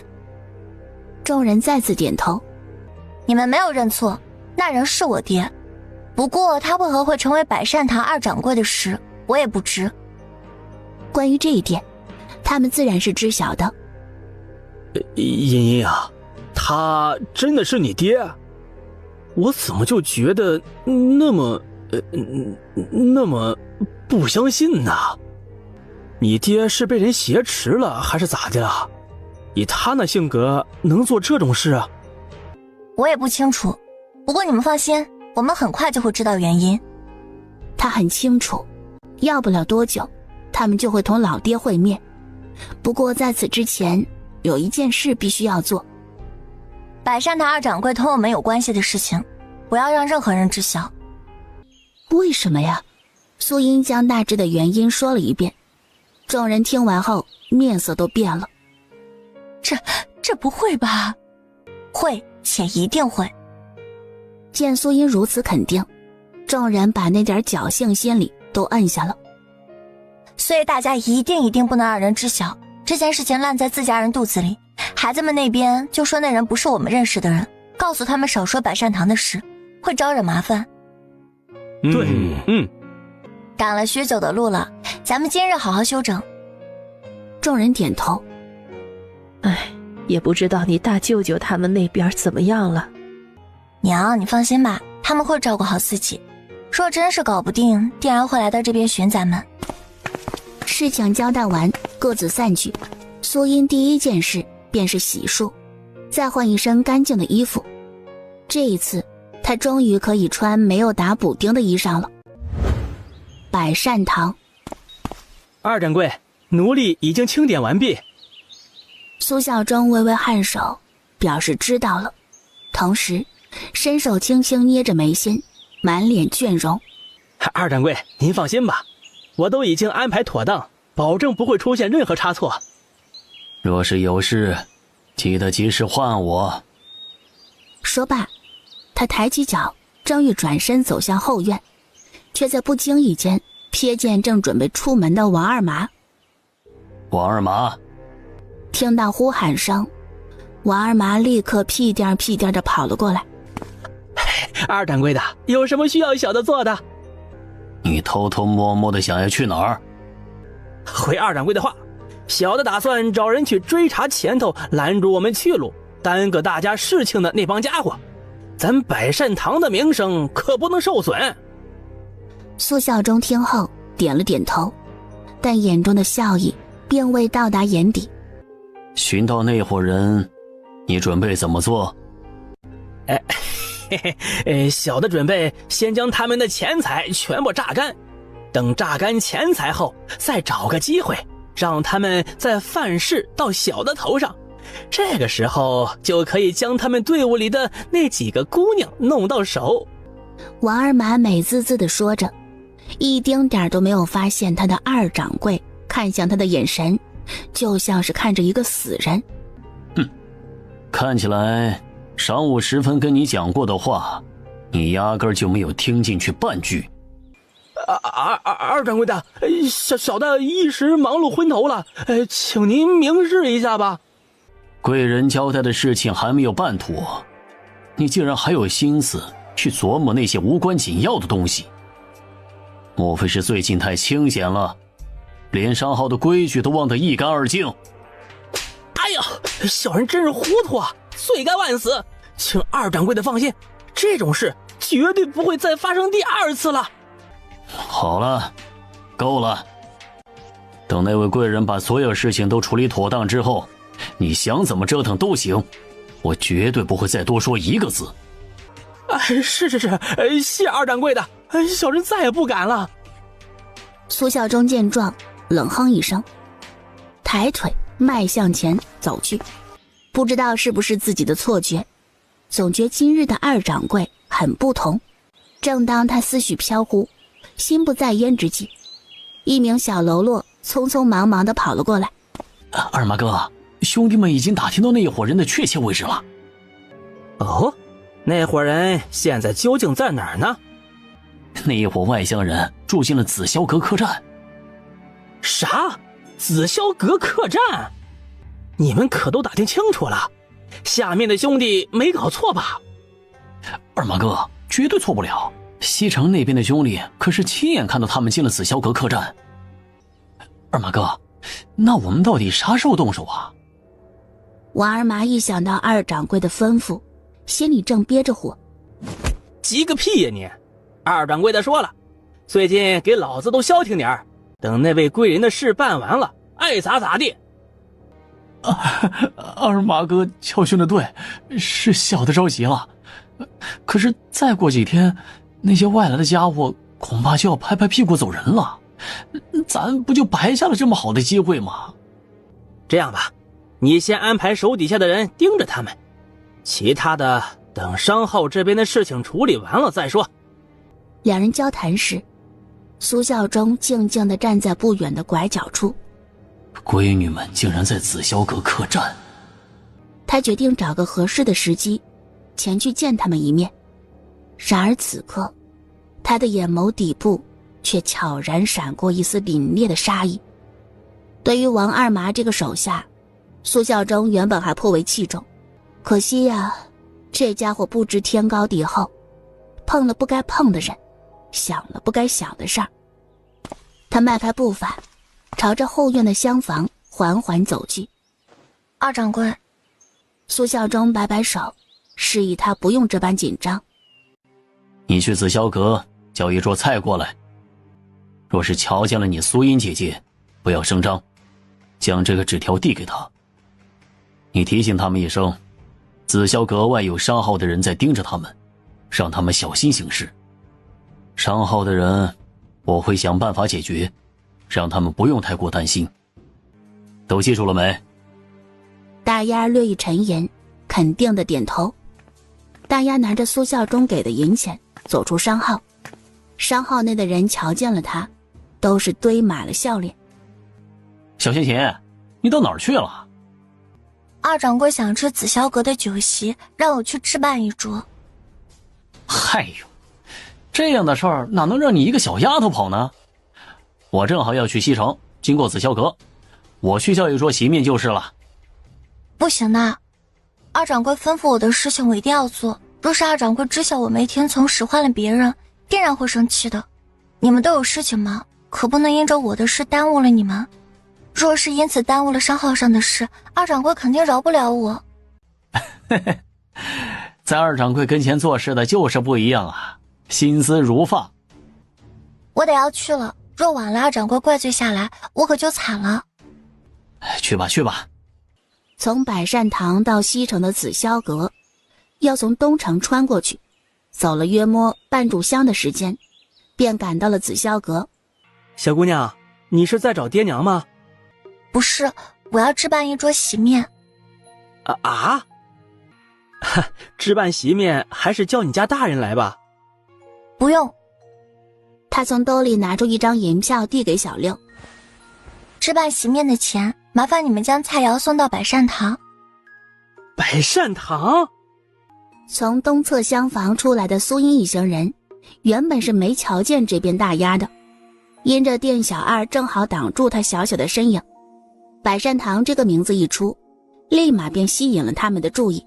他们这一看之下，视线都汇聚在大丫身上。大舅，姚虎说，你们先去点吃的，其他事情我来处理。众人秒懂，大丫也注意到了他们望来的视线，同店小二、小六问道：“我肚子有点不舒服，你们客栈的茅房在哪？”我带你过去。苏英在位子上坐了片刻，便起身朝着后院走，正好与小六擦肩而过。到了茅房外，就瞧见大丫正焦急在茅房门口踱步。跟我来。苏英带着小丫头往自己的厢房走。妍妍姐姐，我想你们了，我真的好想你们。好了好了，不哭不哭啊。等到大丫平复心情后，苏英这才开口询问：“是不是我爹让你过来的？”大丫惊讶地点头：“我爹让你过来，是我说什么吗？”大丫赶忙从袖口中拿出一张纸条，苏英没看，将纸条收下。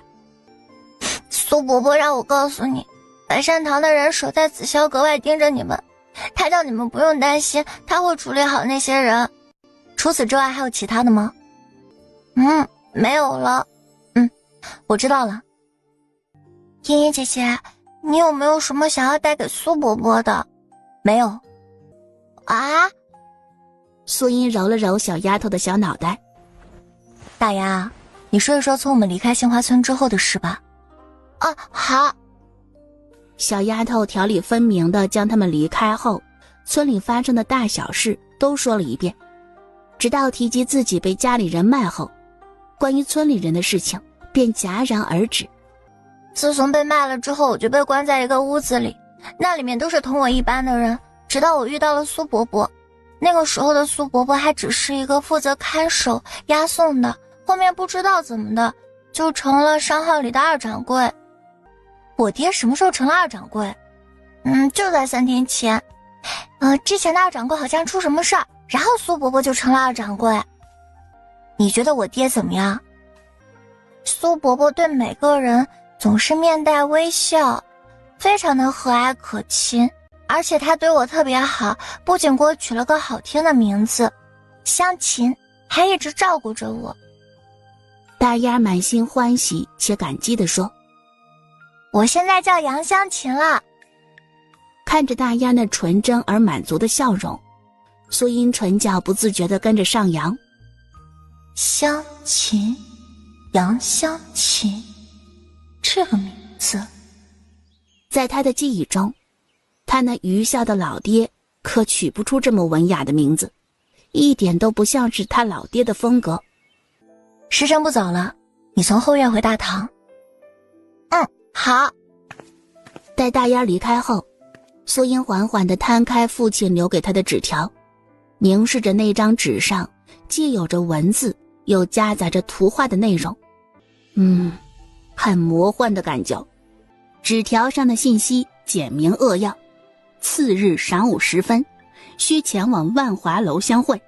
苏英默默地将纸条点燃，灰烬随着微风飘散，瞬间消失在广阔无垠的天地之间。当他再次回到大堂时，恰巧看到大丫正带着紫霄阁客栈的伙计走出门口，而伙计手上则提着一个装满食物的食盒。此时此刻，杨大河和杨屠夫等人见到苏英归来，纷纷放下手中的筷子。小姑娘，你们自己也吃。他转头看向杨屠夫与小舅舅。小舅舅杨虎说，等会儿我们出去置办一些东西。行。桌上的菜肴被一家人吃得干干净净，每个人吃得满嘴流油。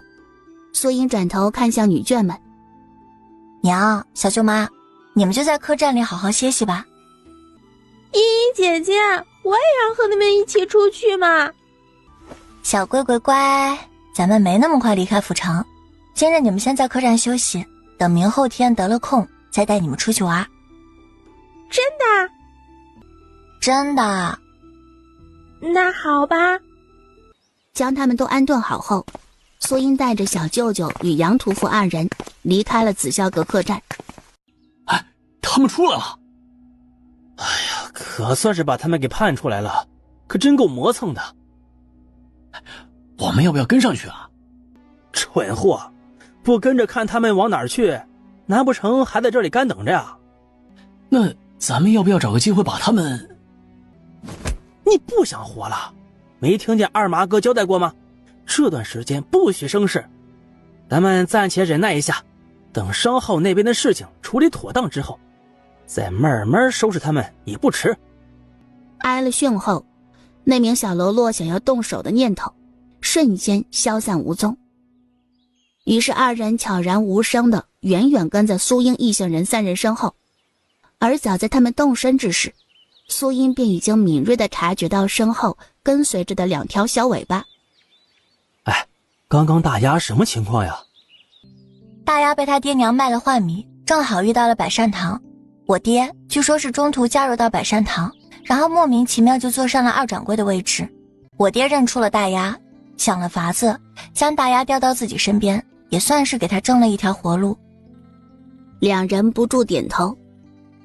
唉，大丫也算是幸运遇到你爹，不然啊，这孩子只怕会吃不少苦头。杨虎深表赞同的点点头，紧接着便迫不及待地开口询问：那杏花村里其他的人呢？他们如今状况如何呀？大丫很早就被卖掉了，至于杏花村目前到底是个什么样的形势，他其实并不太了解。在他离开之前，杏花村的日子确实是有些艰难，但好在大家都平平安安的，并没有出现人员伤亡的情况。听闻此言，杨屠夫和杨大河的脸上纷纷浮现出欣慰的笑容。然而苏英却不着痕迹地瞥了他们2个人一眼，心头暗暗叹息一声。杏花村凶多吉少之事，他没敢透露出半分，原因无法说，不得也无法说。这个秘密或许将被深埋一生，而他们也许永远都无从知晓。小舅舅，老虎说咱们后面好像有什么人在跟着，别回头，就像平时那样继续往前走，千万不要让他们发现我们已经察觉到了异常。究竟是谁在跟踪我们呢？百善堂。你爹不是百善堂2掌柜吗？怎的还有人盯梢咱们呀？我爹刚刚接手这个职位不久，恐怕连座位都尚未捂热，底下那些人心存不满或者阳奉阴违的，也实属是正常现象。这如何是好啊？没事儿，我们照常行动便是，只是暂时呢先别同其他人碰面，免得惹出其他麻烦。咱们等着我爹解决了他们便是，相信要不了多久。他真的行吗？应该可以。苏音对他老爹还是有一点点信心。一路前行，当路过一家粮油铺子时，向伙计问询起当前的粮价。哎呀，都说江南地区物产丰饶，粮食充足，今日一见，果然是名不虚传呐。百善堂。兄弟们，2掌柜的说了，这几日咱们都辛苦了，咱们再辛苦2日便可松快松快。2掌柜的还说了，连日风餐露宿，今日回到堂口，总不能让兄弟们吃那些粗食。今日2掌柜特意叫了万华楼的席面给咱们送来了。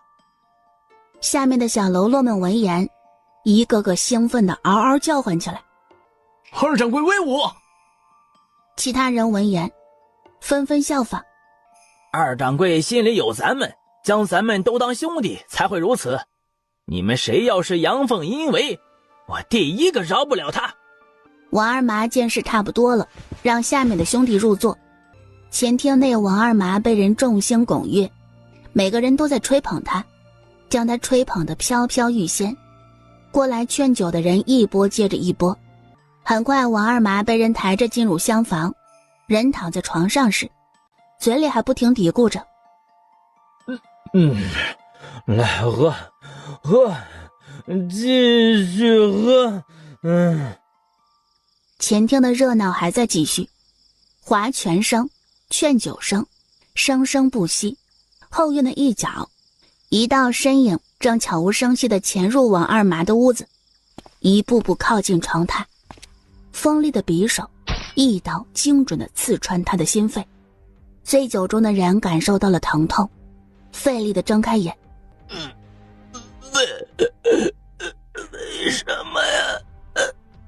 月光落在他那张冷峻的脸庞，眼神冰冷，没有回答他的话，反而手中的匕首在他的胸膛内慢慢地搅动着。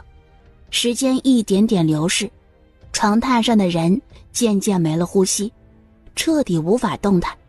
苏孝忠这才松开手。苏孝忠从怀中掏出一个不起眼的物件，随意地丢到了床榻边，将事情做完后不慌不忙地离开，贴心地关上房门。翌日，来了！小香琴，二掌柜起来了吗？起了，你稍等片刻。哎，好。内室内，苏孝忠已经穿戴整齐，但没有急着出去，不紧不慢地打理着头发，待到时间差不多了，这才走出。二掌柜，早安。一大早如此急切来寻我，可是有事？二掌柜，王二麻被人杀了。什么？在哪里？被谁杀的？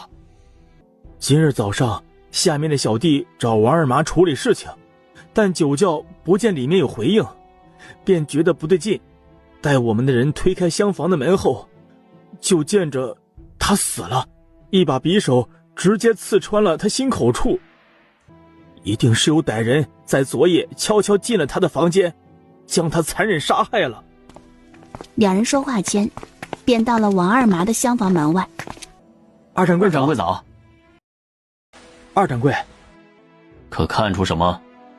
回二掌柜的话，从王二麻的尸体僵硬程度上可以判断出，他的死亡时间大概是在亥时过半后，他的致命伤口就在心口处，一刀毙命。行凶者下手果决，一看就是经常杀人者，而且是早有预谋。苏孝忠认真地听着，神情凝重。房间里可有仔细搜索过？可有其他发现？还未来得及。叫几个兄弟过来，仔细搜索屋子，查一查是否有线索。是。另外，把昨日值守的人全部叫来询问。在商号内，居然有人潜入进来，将我们的人给杀了。这是不将我们百善堂当一回事。若是这件事没有一个结果，我们百善堂的威严何在？周遭的人都感受到了二掌柜的愤怒，一个个噤若寒蝉，同时既害怕又愤怒。后院庭院内，苏孝忠坐在太师椅上，李二挨个询问昨夜值守的人，屋内则有几名小弟在仔仔细细搜索。二掌柜，我们在屋子里发现一样东西。那名小喽啰恭恭敬敬地将东西递上。苏孝忠在看到那东西后，面色变得非常难看。李二等人也认出了那东西的主人。叫王忠过来。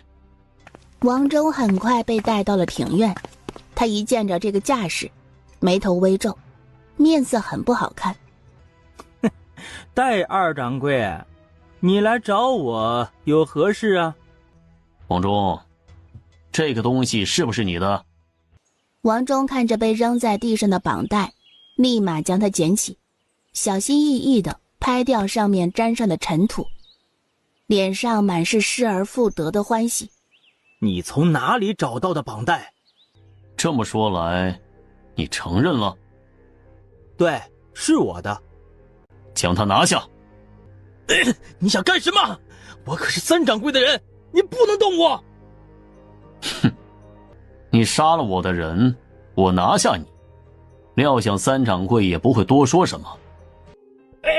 你莫要血口喷人，我没有杀人。李二上前狠狠地踹了他一脚。还说没有？我们在王二麻的房间里找到了你的东西，这个东西定然是你昨晚行凶的时候不慎遗落在那里的。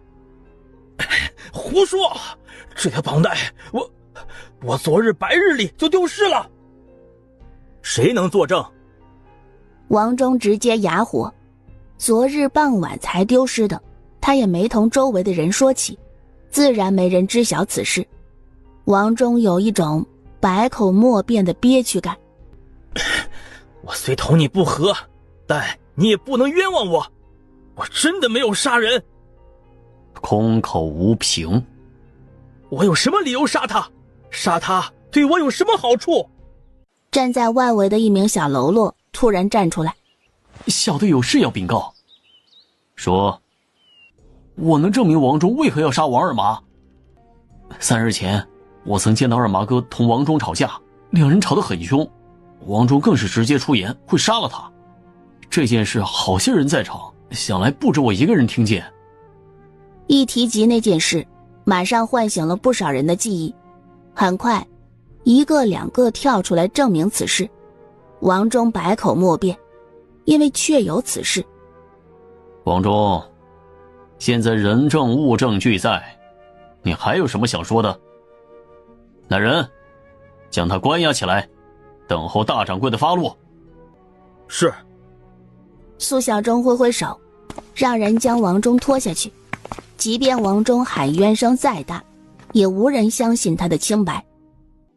给王二麻的家眷多送一些银两，以后多照顾一些他的家眷，莫要让人欺负了他们。你告诉他们，以后要是有事，自可来寻我。二麻既然跟着我，他先走了，我便要对他的家人负责，绝不会让人欺负了去。这一番话让在场的兄弟们都很感动，看向苏孝忠的眼神里多了几分敬意。解决完百善堂的事情，苏孝忠掐算着时间离开。今日他可是约见了自家闺女，他可不能迟到。万华楼。闺女啊。爹，你也老大不小了，眼泪收一收。苏孝忠那激动的表情微微一僵，很快恢复正常。爹你厉害啊，这不声不响就成了百善堂的二掌柜。巧合罢了。看着那熟悉的憨厚笑容，是那个味儿了，还是原来的熟悉味道。不过他不喜欢，他更喜欢威风凛凛坐在马背上指点江山的老爹，这样的老爹才有能力保护好妻儿。父女两人对视一眼，默契的同时勾起一抹笑。爹，闺女，你变得不一样了。两人异口同声。说完后，父女两人又是一愣，下一秒两人哈哈笑了起来。爹，你说说吧，你这段日子的事情，娘他们都很担心你，还有弟弟他们人呢。一提及双胞胎儿子，苏孝忠很是头疼。无论是前世的记忆还是这一辈的记忆，这两个儿子都很糟糕。你们走后第3日，云州那边流窜的暴民冲进了村子，村里的人……苏孝忠将他们分别后的事情大概复述了一遍。在听完后，苏音有一种果然如此的感觉。爹，依照阿姨阿奶的脾性，恐怕弟弟两人凶多吉少。这是实话，苏孝忠已经不是曾经那个以爹娘为天的愚孝儿子，褪去愚孝的滤镜后，自然明白闺女说的十有八九会成真。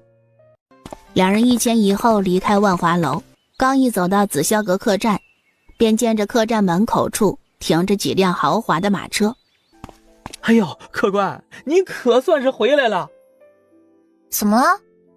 哈，是这样的，东家派了马车过来接你们到别院小聚，外面那些马车便是来接你们的。你的家人见你没回来，一个个都不肯走呢。说话间，两人已经踏入客栈。茵茵，胖爷来接咱们了。苏音点点头。叫上家里人，咱们一盏茶之后出发。哎，好嘞。他先回到厢房，苏母和苏宝珠两人一见着他，迫不及待地追问：如何了？你爹是怎么回事？你弟弟他们呢？他们可过得好？你可有见到他们？娘，你别急，我一见同你说。在百善堂里只有爹一个人。什么？这怎么回事？信阳他们去哪儿了？苏音立马将老爹如何同苏家人分开的事情简单说了一遍。哎呀，苏小仲这个混球啊，他怎就不听你的话呢？那两个孩子同苏家那一窝子狼豺虎豹待在一起，岂有活路啊？娘，请您放心吧，信阳跟信光他们都是聪慧机灵的孩子，说不定他们能够化险为夷呢。这样的话语其实大家都明白，不过是一种安抚之词。然而此时此刻除此之外又能有何办法？苏家人在何处，他们一无所知。你爹他怎么能如此的蠢笨？早知道当初我就该态度坚决一点，无论如何也要把他们留在身边照顾。事已至此，多说无益，但作为当事人，苏母仍然需要一个情感宣泄的出口，只有将内心的痛苦与不满释放出来，才能避免积郁成疾。大姑姐，你们准备好了吗？听到声音，苏母深吸一口气，努力平复自己的情绪，然后示意小姑子苏宝珠去开门。哎呦，这到底是怎么回事啊？难道是苏音调皮，惹您生气了不成？啊，没事儿，只是被风迷了眼睛。见苏母似乎并不想多谈，小舅妈也不好继续追问，只能默默点了点头。随后众人一同来到客栈大堂，此时另外两家人早已在此等候多时。待所有人到齐后，大家纷纷登上万府准备的马车。万府的别院位于南城，大约过了一盏茶，马车终于缓缓驶到了别院门口。苏宝珠、杨屠夫还有杨大和等众人凝视着这座气势恢宏的大门，心中不禁涌起一股紧张之感。万掌柜家里这般富有，难为他同我们一道吃糠咽菜了。其实我们吃的也挺好的。门口处早就有下人在等候着，见他们到了，匆匆走下台阶，噙着笑脸迎上前。诸位贵客，请随小的来。爷爷，你瞧见没？这府内的下人穿的衣服好好啊，都没一个补丁，这可比好些土财主家的闺女都穿得好。唉，怪不得好些人都想卖身进到富户家里。放心，以后咱们的日子肯定会过得比这个要好。有他们那样就好。比这些穿金戴银的丫鬟们过得还好的日子，他可不敢想。由于宴请的人多，所以宴请之地并未设于屋内，而是直接摆在后方宽敞的庭院之中。当他们踏入这座庭院的时候，发现这里已然聚集了其他12户人家。爷爷，你可能都不知道，自从你不在我们身边，我们一家人整天都提心吊胆的呢。其他人也纷纷点头表示赞同，男人们则自动聚拢到一起，开始议论起胖爷，一个个惊叹之声此起彼伏，而女眷们同样如此，说着这一路上的见闻，感叹别院的奢华，以及府上丫鬟小厮如何好。整个庭院里充满了欢声笑语，气氛异常热烈，而这份喧闹一直持续到别院的主人现身，方才戛然而止。诸位请入席吧。待大家纷纷入座之后，万三爷轻声吩咐道：上菜吧。一旁的管事心领神会，微微颔首示意，底下的侍者们立刻行动起来，如行云流水般将一盘盘精致的佳肴迅速摆放在桌上。大家不必拘束，这饭菜若是凉了，这味道可就大打折扣了。尽管万三爷已经如此说，但众人仍显得有些拘谨，他们不由得将目光投向了苏音。苏音留意到这一点，率先拿起筷子，夹起眼前的一道菜肴放入口中。其他人见状也纷纷效仿，开始品尝起这满桌的美味佳肴来。吃到一半时，万三爷举着酒杯对着众人说：这一路上感谢诸位的帮衬，若是没遇到你们，只怕我早就死在路上了。这一杯，敬所有人，我先干为敬。杨大山等人纷纷举起酒杯，干了杯中果酒。万三爷侧头对着苏音说：我已经帮你们安排好了客船，大概后日便可出发。多谢。你这丫头，对我不必这般客气，你对我可是救命之恩呐！啊！嘿嘿，我就是拿钱办事。这鬼机灵的丫头，这是变相提醒他不要忘记报酬。我记着呢，用过膳后到书房，我给你。好啊好啊。苏音眼里冒着闪亮闪亮的光，她可是一直惦记着这一笔钱，5万两一到手，暂时就不用为钱财发愁，到江南那边安置时也不至于抠抠搜搜。在如此糜烂的大庸场，想要安稳的安置下来，钱财必不可少，用银钱打通关系还是很有必要。只想他心心念念那5万两，万三爷同他一道去了书房。这里6万两，多出的1万两是这段时日你们对我的诸多照顾，你别推拒，收下吧。胖爷大气。苏音也不矫情，乐呵呵地将银钱收下，又从另一边的口袋里拿出一个用帕子包裹的东西。帕子摊开，里面安安静静地放置着10枚戒指。这些都给你了。这不好吧？你胖爷我不差钱。瞧瞧这话，苏音冲着他竖起一个大拇指。你们打算在江南哪个州府定居啊？暂时不确定。我在江南那边也有一些铺子，若是以后遇到什么麻烦，可以拿着此牌到万氏商号的铺子来寻我。这一次苏音没有推拒，这块木牌分量比之前任何一件都重。与此同时，百善堂内，二掌柜，刚刚得到消息，咱们送往江南的那艘船只卡在了龙山口。是何故？龙山口那边连续下了3日暴雨，水位暴涨，船只无法通行。苏孝忠点点头，挥挥手，让他出去。突然，苏孝忠想到了什么，噌的一下从位置上起身。江南，大雨，洪灾。前世，江南爆发了洪水，汹涌的洪水冲毁了无数的良田村落，受灾的面积波及了江南好几个州。当然，这还不是最恐怖的，最恐怖的是洪灾过后爆发了瘟疫。这件事太重要了。苏孝忠拿起外衫，匆匆披上，步履匆匆地往外走。一路上，百善堂的打手们瞧见苏孝忠，纷纷停下来打招呼。二掌柜。苏孝忠冲着众人微微颔首，脚步未停。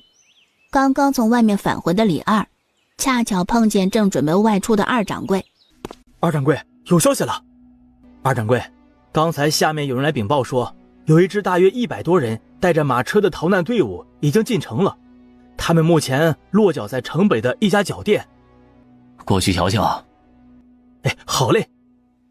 李二不敢有丝毫怠慢，迅速与苏孝忠一同登上马车。不到半炷香的时间，两人便抵达了位于城北的那家脚店。二掌柜，那批人就住在那儿。你挑练几个头脑灵活、办事利落之人，前去与那帮人交流一番，想方设法从他们口中探听一些消息，务必搞清楚他们究竟是经由哪条道路而来，接下来又意欲前往何方。另外，顺道再询问一下他们这一路上的所见所闻。马车留给你用吧，我独自一人在城内走走。好的，二掌柜。李二迅速挥动马鞭，驾驭着马车疾驰而去。苏孝忠穿过北城，一路悠然地走到西城，走进一家茶楼。这家茶楼地理位置极佳，刚一下车，苏音便感受到了不远处紧盯着的视线。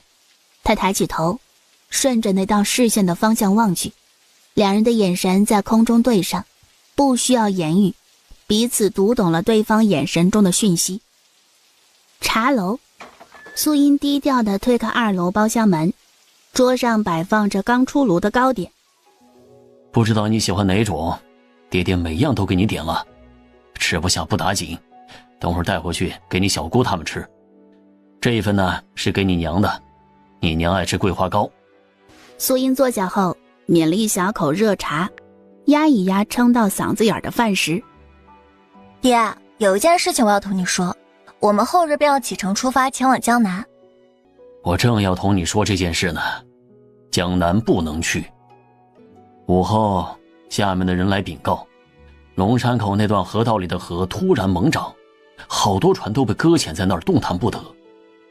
这件事给我提了一个醒，让我想起前世一件事。今年江南会发生洪灾。波及很大？很大。哎呀，这场洪灾规模巨大，是大雍朝这100年间最大的一次。但这并非我劝阻你前行的真正缘由。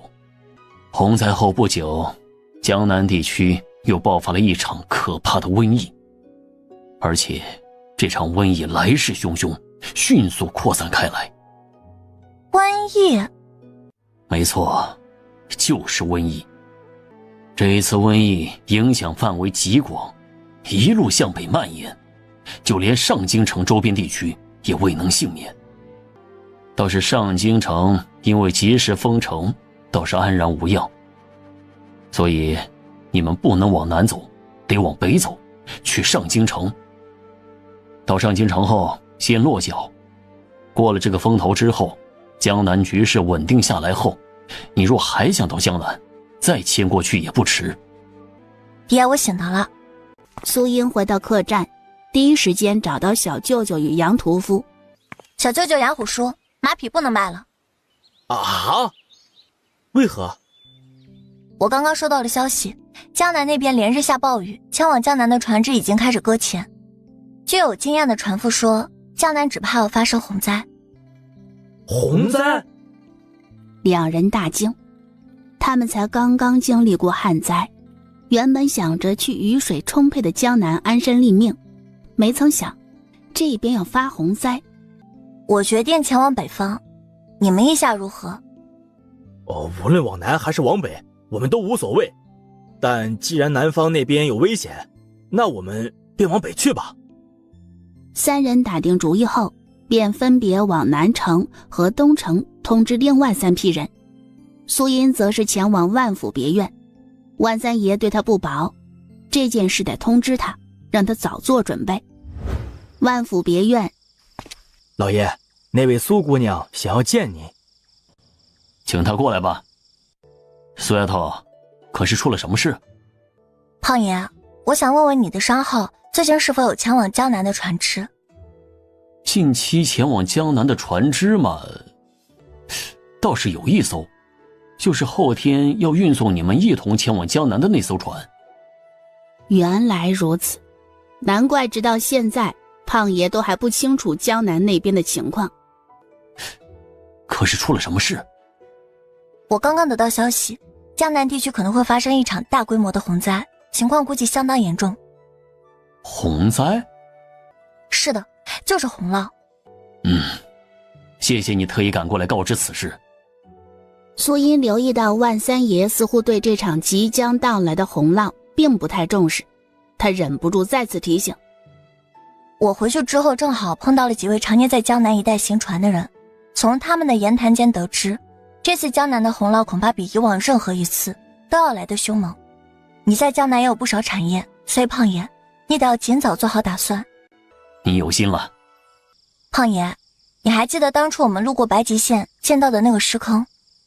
这个自然记得。如果这次洪涝规模大，波及广，受灾严重，恰逢又碰到白极县那边爆发，你觉得会是一个怎么样的光景？万三爷略一思考，神色变得凝重。倘若这2个碰撞到一起，只怕是一场大灾难。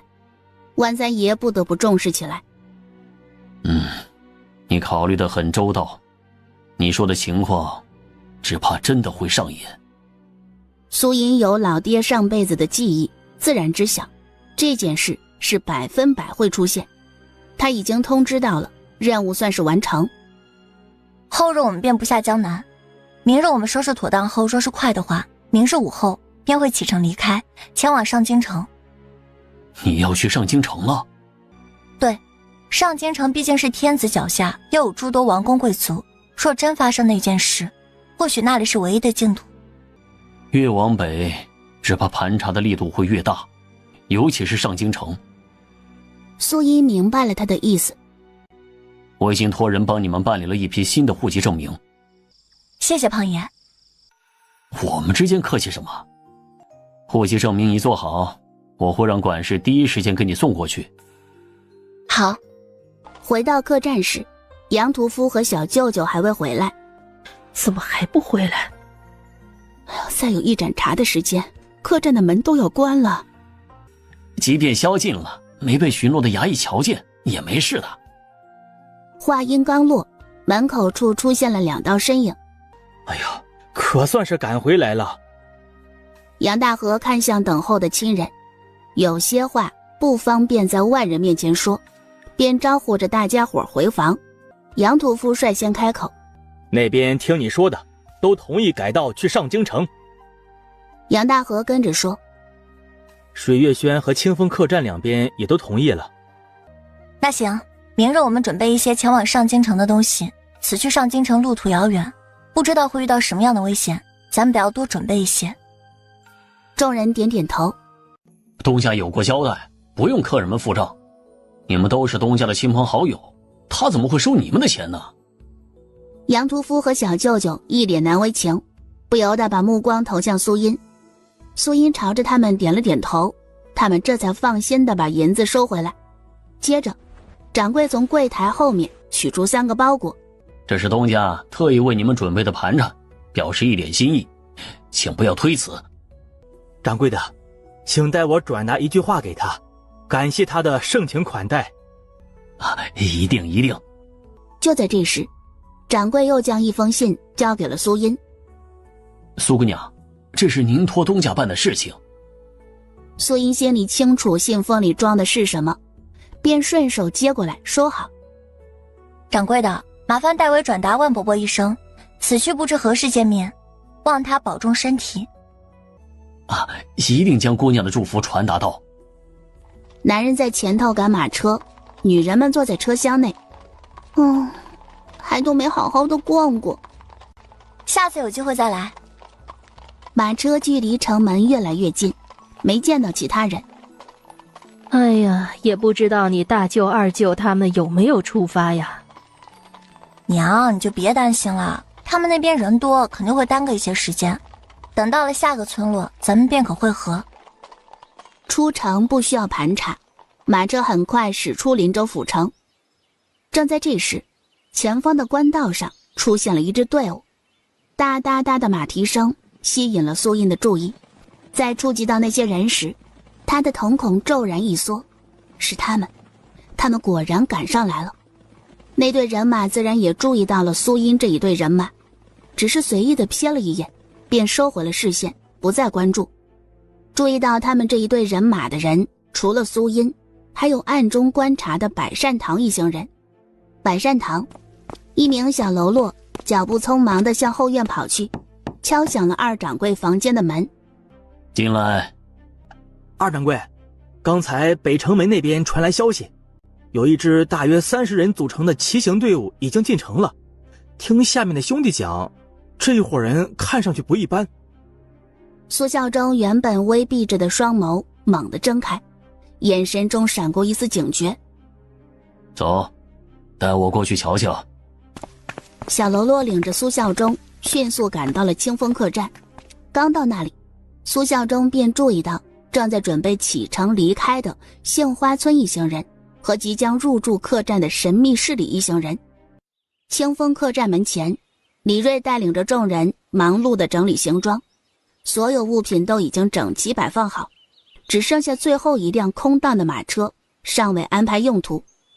正当他们讨论该让哪些人搭乘马车之际，突然间一阵喧嚣声传来，只见一支气势汹汹的骑行队径直朝他们驶来。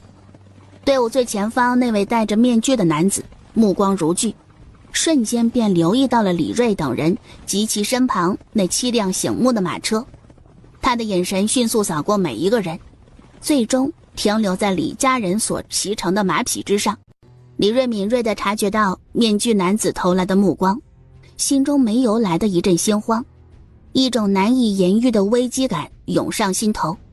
而此时背对那行人的李二婆正对着李小叔子一家心生不满，他毫不客气地说：这马呀可是大家共同出资购买的，老人和小孩可以乘坐马车，你们这些年轻力壮的负责驱赶马车，其他能够行走的人就不行吧？哪来那么多废话可讲？仅仅这一句，马是大伙儿一起买的，便成功地吸引了为首男子的注意力，令其将视线从他们的马匹上移开。哎呀，动作快点儿！难道你们还打算在此留宿一晚不成？话音刚落，李二婆这才留意到周围众人的目光似乎并没有落在自己身上，而是纷纷向后张望。他疑惑转过头，刹那间与那一伙人对视，顿时心突突直跳，急忙紧闭双唇，不敢再出声。待到那行人踏入客栈之后，李锐顾不上小叔家的争执喧闹声，连忙催促所有人迅速离去。一直在远处盯着的苏孝忠见到李锐他们安然离开后，不由得长舒一口气。另外3家客栈的人陆陆续续离开林州府，每支队伍都没遇到彼此，且每支队伍都换上了马匹。清风客栈，大人，经过一番探查，我们得到了一些重要线索，有一伙人与我们正在追查的那一伙极为吻合。据了解，这批人来自平阳县方向，人数众多，约有近200之众。他们还带着10余辆装满货物的马车。此前他们曾入住过南城的一家酒店。此前？他们如今身在何处？大人，那伙人他们已于今日搭乘一艘客船前往江南了。江南？除此之外，最近几日从平阳来的人中，是否有什么特殊人物进了林州府呢？并无特殊之人。那么这群人是何时进城？他们于昨日进的城。昨日进城，这个时间点有点不对劲呢。他们今日何时离开？就在我们进城后没多久，那群人就乘船离开了。这么说来，双方几乎是前后脚。这群人昨天才刚刚进城，今天正午过后就能迅速撤离，不知究竟是单纯的运气好呢，还是另有缘由。你率领15人即刻出发，在客船到达下一个站点之前将其截停，彻查清楚。遵命。下属领命后毫不迟疑，迅速挑选出一支15人的队伍，全力追逐那早已远去的客船。与此同时，百善堂内，苏孝忠已经从安插在清风客栈的下属那儿得到了最新的消息。苏孝忠眯着眼，心中暗忖着，这些人很谨慎啊。他放出的烟雾弹，对方竟然只派出了半数人员，显然并未完全掉入陷阱。既如此，那么他只能启动第2个计划。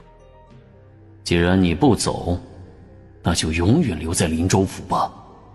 毕竟百善堂也算是江湖之中赫赫有名的一大势力，想要将这么一支队伍给彻底解决掉，对于百善堂而言，不说是易如反掌，也是不难的。如果这支小队真有能耐，可以做到以1挡百，并一举消灭整个百善堂，那对于苏孝忠来说反倒更合心意。待在清风客栈的这一支15人小队，此刻还不知已经被人盯上，且为他们布下了陷阱，就等他们自投罗网。就在这时，一名神色慌张的小喽啰突然小跑而来。二掌柜，大掌柜已经抵达了南城门，很快便会到堂口。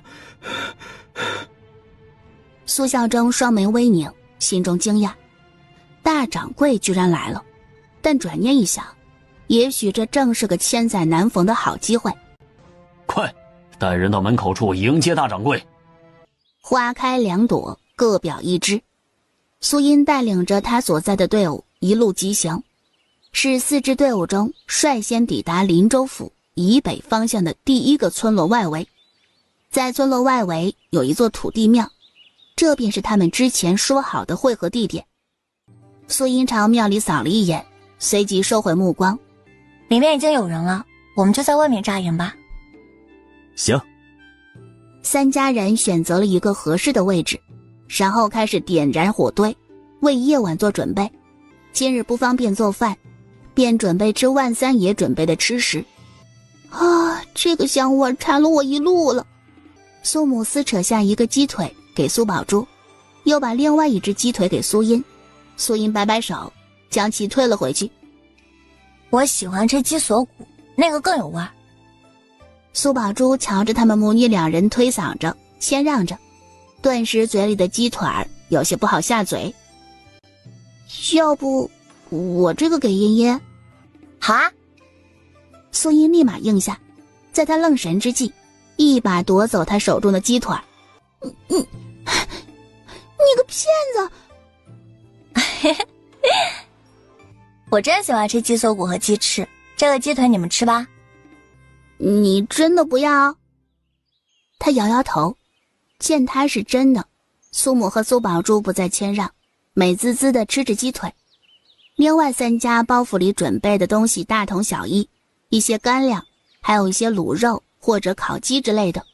最重要的是，包袱最底下放着好几个银元宝，每个银元宝有10两重。胖爷这次真是破费了，以后也不知道有没有机会回报他。胖爷那般有钱，你想回报很难。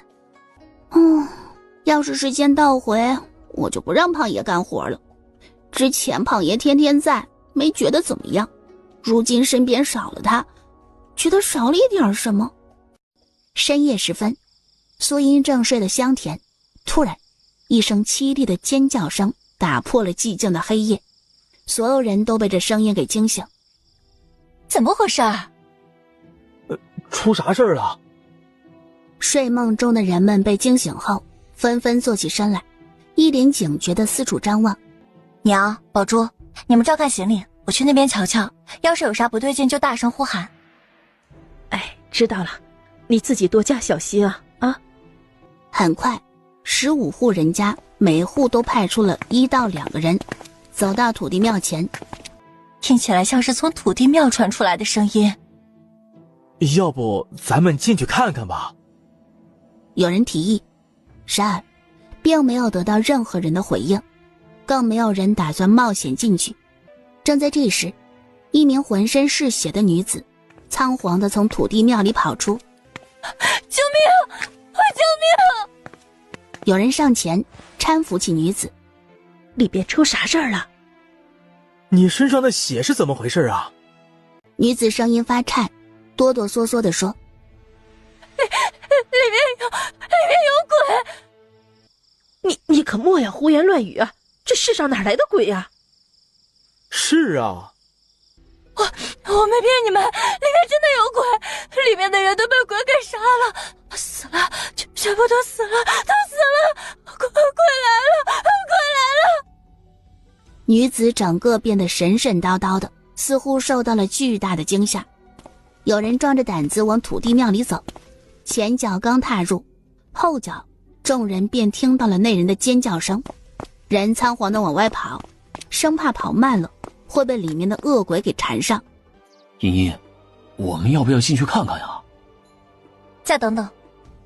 苏音一说话，其他人都摁下好奇心。有人追问那人，里面有什么呀？那人喘了好几口气，稍稍平复下心情后开口道：死了，里面的人都死了，很多血，都是血。众人闻言面面相觑，有几个人结伴往里走，见有人进去，其他人纷纷跟上。你们看那边，这到底是怎么回事啊？难不成这里真的有鬼作祟吗？苏音深吸一口气，敏锐的嗅觉让他捕捉到空气中的异样气息。他微微皱起眉头，侧过头看着李大夫，并示意他也闻一闻。李大夫心领神会的点点头，紧接着靠近尸体，同样嗅到了一股奇怪的味道。他们两人的举动并没有引起其他人注意，因为有胆大的人将目光看准了尸体周围的包袱。苏音与李大夫站起身，两人心中有数，这哪里是鬼在作祟，分明是有人装神弄鬼罢了。有人见到苏音四人站在一旁不动，大着胆子过来。哎，那些东西你们要不要？不要。苏音迈步朝着那边走去，李大夫三人立马跟上。苏音从车上拿了一条面巾，走到幸运逃生的女子面前，将面巾递给对方。擦擦吧。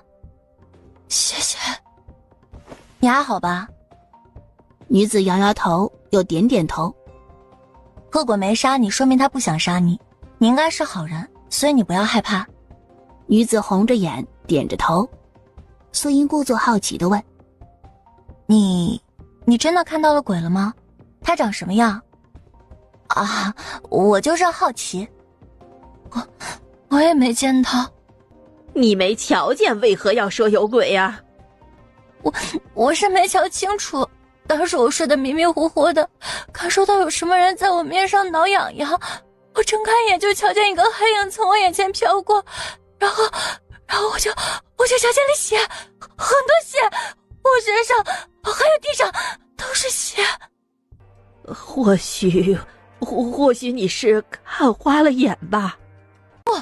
绝对不是我眼花，那里真的有鬼，就是鬼杀死了他们。除了鬼，谁能搅和神仙让他们都死？那个，你先好生歇息吧。说完，他便站起身来，打算离开。就在这时，女子突然伸手，死死地抓住苏音的手腕。你可不可以不要丢下我一个人？我好害怕。这个，我求求你了。那我就陪你坐一会儿吧。女子一愣，显然没想到他会这么做。哼，他又不傻，怎么可能将他带回到自家营地去？正在这时，连连传来一声惨叫声。苏音立马起身，其他人也纷纷朝着土地庙走去。这东西是我的！在听到这一声怒吼时，苏音明白了，是里面的人为了争夺行李打起来了。他差点以为是那名凶手再次出手了。苏音一行人没有一个人进去，他们可不想掺和进去。我怕。此地人头多，即便是真有鬼魂出没，他也绝对不敢轻易现身，况且黎明将至。那能否让我去你们那儿稍作歇息，待到天色大亮了再先离开？非是我不愿，实在是若我带你回去，我娘会打死我的，你莫要为难于我。说着，也不等他回话，直接起身离开。女人见他逃似的离开，她起身想要去追，杨屠夫一个跨步挡在他面前，眼神凶狠地瞪着他。女人瑟缩着脖子不敢动了。女人眯着眼冷冷盯着他们离去的背影，放在两侧的手紧紧握成拳，但很快又松开，恢复柔弱的模样。今晚上都别睡了，大家都警醒着点。今夜发生了这么大的事情，大伙儿也都别睡了。都死了这么多人，谁还睡得着啊？小声点儿。知道了。距离他们不远处的三波在听到两人的提醒后，一个个也都不休息了。整个土地庙外围露宿的大人们都清醒地等待着天亮。早上所有人都是吃得干粮。行李收拾完毕后，苏音一行人最先离开。他这边的马车刚移动，一道人影就挡在他们面前。你这是做什么？求求姑娘发发慈悲，带我一起走吧。我的家人全部都不在了，只剩下我孤苦伶仃一个人。如果独自上路，恐怕是连10里之外都走不到，就会恳请姑娘心生怜悯，赐我一线生机。只要能够让我活下来，我甘愿满身做奴婢，忠心侍奉在姑娘左右。求夫人小姐给我一条活路。你往南走，便是连州府，到了那里怎么样都有活路，何必要卖身为奴？不值当的。姑娘莫要说笑，府城内哪有那般好扎根？求姑娘给条活路。哎呀，人家都这般求你们了，你们怎么如此铁石心肠啊？既然你这般不忍心，那你便带上他吧。女人愣住了，那名汉子也愣住了。这位娘子，既然有人愿意收留你，给你一条活路，想来你应当愿意，不会拒绝的吧？那名汉子回过神后，心有异动，视线落在女人身上，眼中带着期待。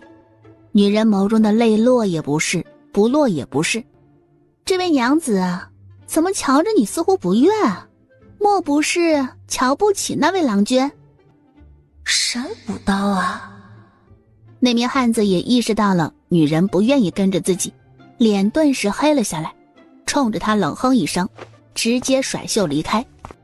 你这女子，分明不是求活路，分明是想享清福吧？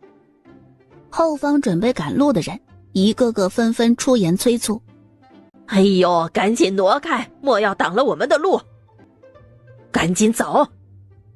女子无奈，咬紧牙关，从地上起来，人挪到了一旁，让开道。苏音手中鞭子一挥，马车快速地在官道上行驶，将土地庙其他幸存者们远远地抛在后方。主上，属下无能，没能把您交代的事情办好，请主上责罚。哼，真是个没用的废物。属下办事不力，恳请主上再给我一次机会。属下已经打听到，他们此次的目的就在上京城，只要我们能在他们抵达上京城之前将其拦下，任务就算是完成了大半。属下觉得东西放在他们那儿，比放在咱们身上更安全。若那东西丢失，即便将你千刀万剐，都无法弥补。属下绝对不会让他丢失。你还在这里等着什么？若将他们跟丢了，后果你应该清楚得很。男子挥挥手示意道：遵命。将时间倒流到苏孝忠被苏家人遗弃之后，哥，我真的撑不下去了。坚持住啊，哥哥会拖着你一起走的。苏信志艰难地拖着脚步前行，同时侧身回望了一下身后的两个人。娘，星光好像快撑不住了。你难道不口渴吗？还是节省些口水吧，少说话。整个苏家上下竟无一人关心他们二人的生死。阿姨，我真走不动了。信阳，阿姨，小双累了，走不动路，你是哥哥，应该照顾弟弟，背着他走一段路。阿姨，哥哥也走不动了，他怎么可能背得起小双？苏信阳想要拦住他的嘴，已经来不及。注意到苏老头的面色变得阴沉，立马补救。阿姨，我可以坚持。苏信光还想说什么，却被苏信阳狠狠一瞪，让他止住了嘴。他知道哥哥这么做都是为了他，赶紧的，别磨叽了。苏信双立马爬到苏信阳的背上。苏信双的其他两个兄弟见此，有些嫉妒了，他们的目光不由得投向了苏信光。阿姨，我要苏信光背我。你都多大的人了，还要弟弟背，自己走。说完后，他不再理会后面那些小的叫嚣，他得省点口水。刚走了没几步，突然一道痛呼声响起，只见苏信阳再也坚持不住，脚下一软，两人双双扑倒在地。哥，我没事。正在这时，李氏怒气冲冲地走过来，将小儿子扶起后，转身一巴掌扇在苏信阳的脸。你是不是故意的？让你背一会儿你不愿意，就这么使坏？你看看你干的好事，我儿子都出血了。说着，李氏抬起手又扇过来。这一次，苏信光挡在了哥哥面前，替他结结实实挨了一巴掌。苏信阳刚想说什么，目光却被弟弟唇角溢出的鲜血给吸引住。你怎么了？哥，我疼。苏信阳怒从心起。哎呦，哎呀！苏信阳，你们两个小杂种，居然敢打我娘！看我不打死你们！有路过的流民瞧见了这一幕，有人漠视，有人同情、怜悯。哎呀，打得可真狠呐！这是一家子吗？我瞧着不像一家人，倒像是仇人。外人的嘀咕声清晰地传入到苏家每个人耳中。苏老头见三个小子打得差不多了，这才勉为其难地开口：行了，省点力气走路。哼，下次要是再敢这么嚣张跋扈，看我不把你俩的腿给打断！苏老头见两兄弟还蹲在地上，眉头微皱，不耐烦地开口：还不起来？还想等着谁拉你们呢？啊！两兄弟相互搀扶着，一瘸一拐地跟上，本就虚弱的身子如今越发糟糕。哥，我们会不会死啊？不会，我们不会死，我们还要找到娘和姐姐呢。傍晚时分，苏家人如同其他人一样，寻了一块地方准备休息。正在这时，一名獐头鼠目的男子靠近苏家人，瞧着那人模样，苏家人立马警惕起来。莫要误会，莫要误会，我并没有恶意，我过来是想同诸位做个生意。什么生意啊？自然是能让你们一大家子都活下去的生意啊！我瞧着诸位已经许久没吃饱过了吧？你们想不想饱餐一顿呢？这话一出，苏老头瞬间明白了，苏家其他人还是一脸懵。哎，你什么意思啊？别在这里拐弯抹角的，有话就直说。你们两人带着信志他们三人去那边捡点石头过来。爹，石头不是够了吗？让你们去，你们就去。见公爹生气了，两人不敢再多说，带着那三个小的往对面的河床走。说吧。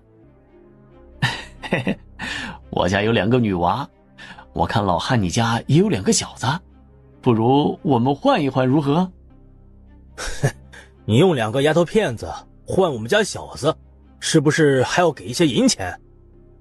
獐头鼠目男子唇角抽了抽，很是无语地看向苏孝义。这人是不是有毛病啊？獐头鼠目男子没有理会苏孝义，而是看着苏老头。为何不换一个？你这话说的不就见外了吗？一个没了，另一个肯定不会那么听话，那到时候免不得生出什么事端来，还不如一开始就解决了，不用劳心劳力的。你说我说的对不对呀？啊，嘿嘿。话是没错，不过原本我是将那2个孩子卖了，毕竟是男娃，比女娃金贵一些，也值钱一些。现在2个都要换掉，还是换成女娃，这总觉得有些不值当啊。苏孝义见自己父亲同自己想的一样，要起价来更是理直气壮。你给个5两银子，我们就让你带走。5两银子，亏得你们能张这个嘴。就你那俩孙子，瘦不拉几的，全身都没几两肉，卖个人牙子，人牙子都不屑收，你们也好意思开口就要5两？你们是想钱想疯了吧？待他喷完后，獐头鼠目男子直接甩袖走了。这个人怎么回事啊？难道不知道漫天要价开口还价的道理吗？这价格都不还，就拍拍屁股走人，什么东西？老二，你要价太高了。我们家可是2个男娃，换他们家2个女娃，我们多亏呀，让他们补偿一点钱，不是应该的吗？哎呦，老头子，家里的粮食见底了，再寻不到吃的，我们可要吃土了。方才若你们不要钱，直接换了那2个孩子，我们后头也不至于饿肚子。苏孝义听着老母亲的话，听着听着，怎么感觉不对啊？猛地睁大眼，爹娘，你们这话什么意思啊？难道你们是想……说了半天，你都不知道他们在聊什么吗？他说用女娃换男娃，我以为他是想找传宗接代的孩子。有些人家里生的都是女儿，不就喜欢从别人家里抱养儿子吗？我以为他是觉得现在换儿子便宜，所以才来同我们换小子。他妈的！他哪里知道那个人如此丧心病狂，居然是想要一子而食。走到现在，他可是从来没想过将三弟那2个孩子换了给别人吃，这完全是……苏孝义整个人都处在一种既震惊又荒谬的感觉中。哥哥，怎么办啊？阿姨阿奶他们这是打算将我们换给别人吃了。他们不是我们的阿爷阿奶。不行，必须要走了，不走只有死路一条。小光，你先抱着这些柴火回去。哥哥，那你呢？你该不会丢下我不管吧？绝对不会，哥哥只是想去寻找一样东西。面对弟弟始终紧握着自己不放的手，难道你连我也信不过吗？哥哥，那我先回去了。苏信阳不敢浪费1分1秒，低着头在山林间寻找。哥哥！突然身后传来苏信光的声音，他急匆匆地跑回来，在见到哥哥真的没有抛下自己一个人离开，一直悬着的心终于落下。哥，你在找什么？你还记不记得以前阿姐曾经和咱们说过，山里面长了一种植物，那个植物有毒，人和牲口吃了之后就会浑浑噩噩，就像是发鸡瘟一样。我记得那个叫驼山草，阿姐还让我们别摘给家里的鸡。对，现在我们就是要找这个。好，兄弟埋头寻找。哥，我找到了。对，就是这个。哥，你是不是想要将这个煮给那些人吃啊？苏信阳点头。他们会吃吗？苏信阳凑到弟弟的耳边嘀嘀咕咕一阵后，苏信光不住点头，表示自己记住了。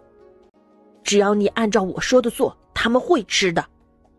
兄弟2人一个抱着一些柴火回去，还没走到苏家露营地，就听到苏家大儿媳妇卢氏煽风点火。爹娘，那2个小兔崽子还没回来呀？该不是躲在林子里偷懒不想出来了吧？你到林子里去，将那2个小子带回来。阿爷阿奶，不用让大伯娘来寻了，我们回来了。怎么回来这么晚？是不是在林子里多懒？没有。苏老太开始分食物，分到苏信阳兄弟2人手上时，只有1小口水。往日苏信光都会嘀咕2声，但今日出奇的安静。其他人都埋头吃那可怜的晚食，饿极的3个小子3两下就吃完了。可当他们的视线无意中瞄到苏信阳兄弟2人身上时，便顿住了。你们在吃什么？阿姨阿奶，他们衣服底下藏吃的。阿志哥哥肯定是看花眼了，我们可没有藏吃的。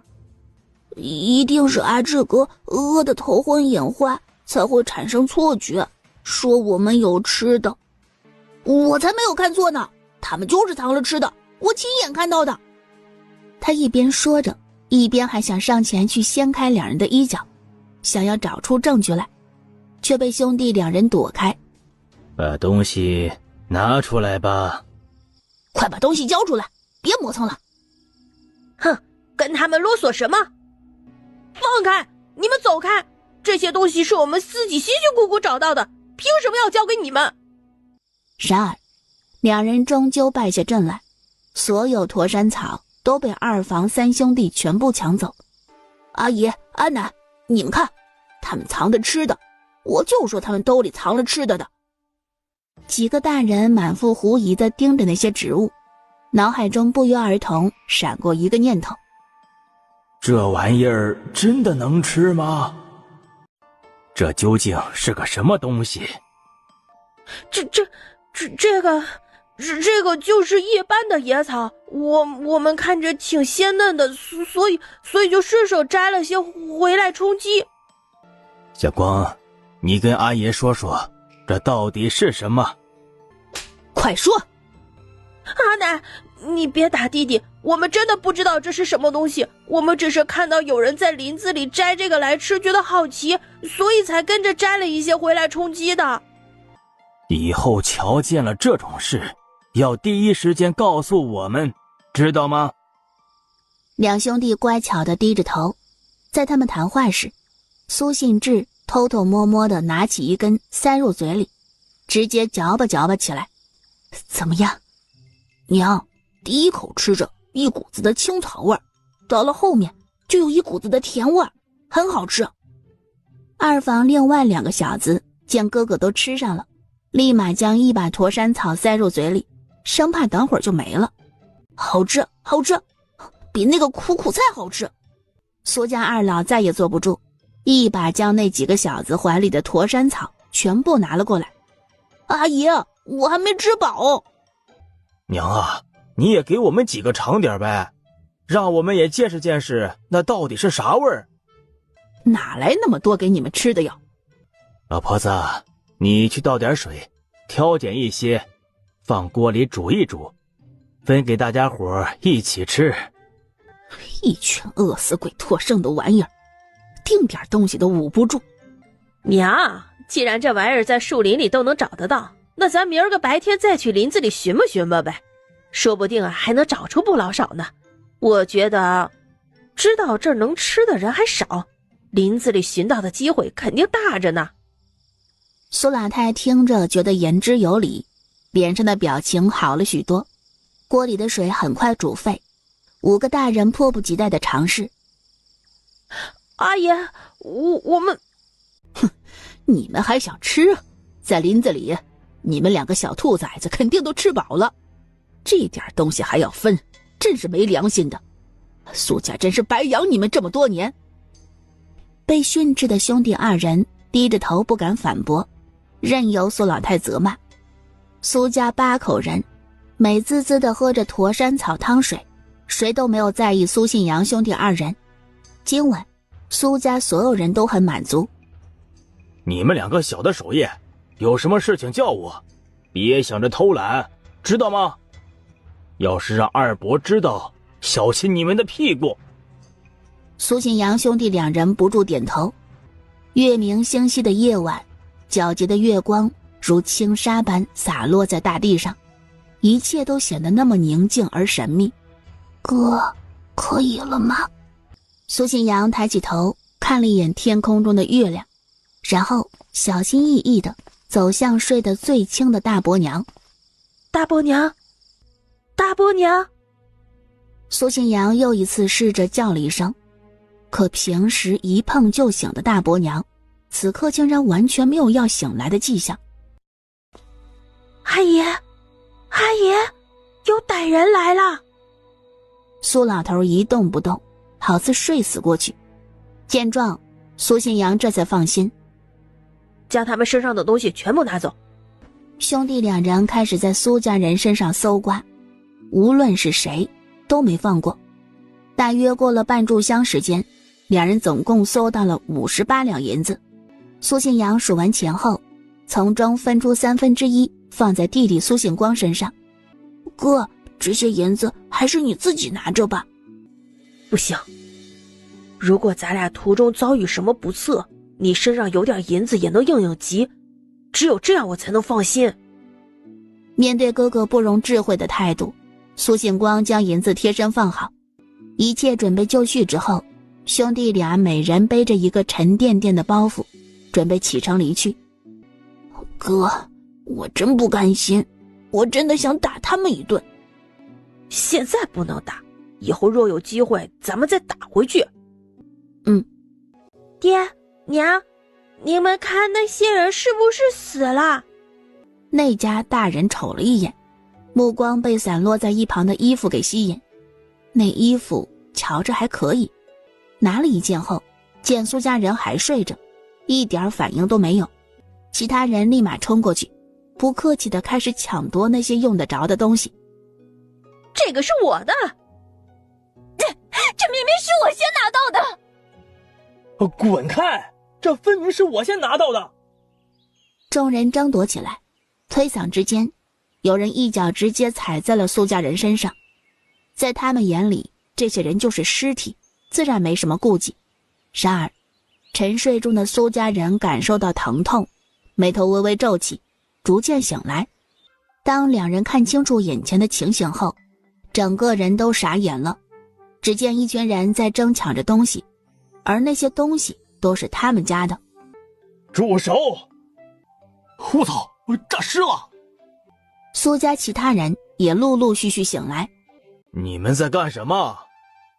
哄抢的人看到苏家人都醒来了，一个个都意识到了他们没死，可让他们把拿到手的东西归还给对方，断然是不可能的。跑啊！众人如梦初醒，一哄而散。苏家人起身想要阻拦，可却发现四肢无力，刚起身，身子便软地跌坐回去。这些杀千刀的呀，老天爷呀，收了这些杀千刀的吧！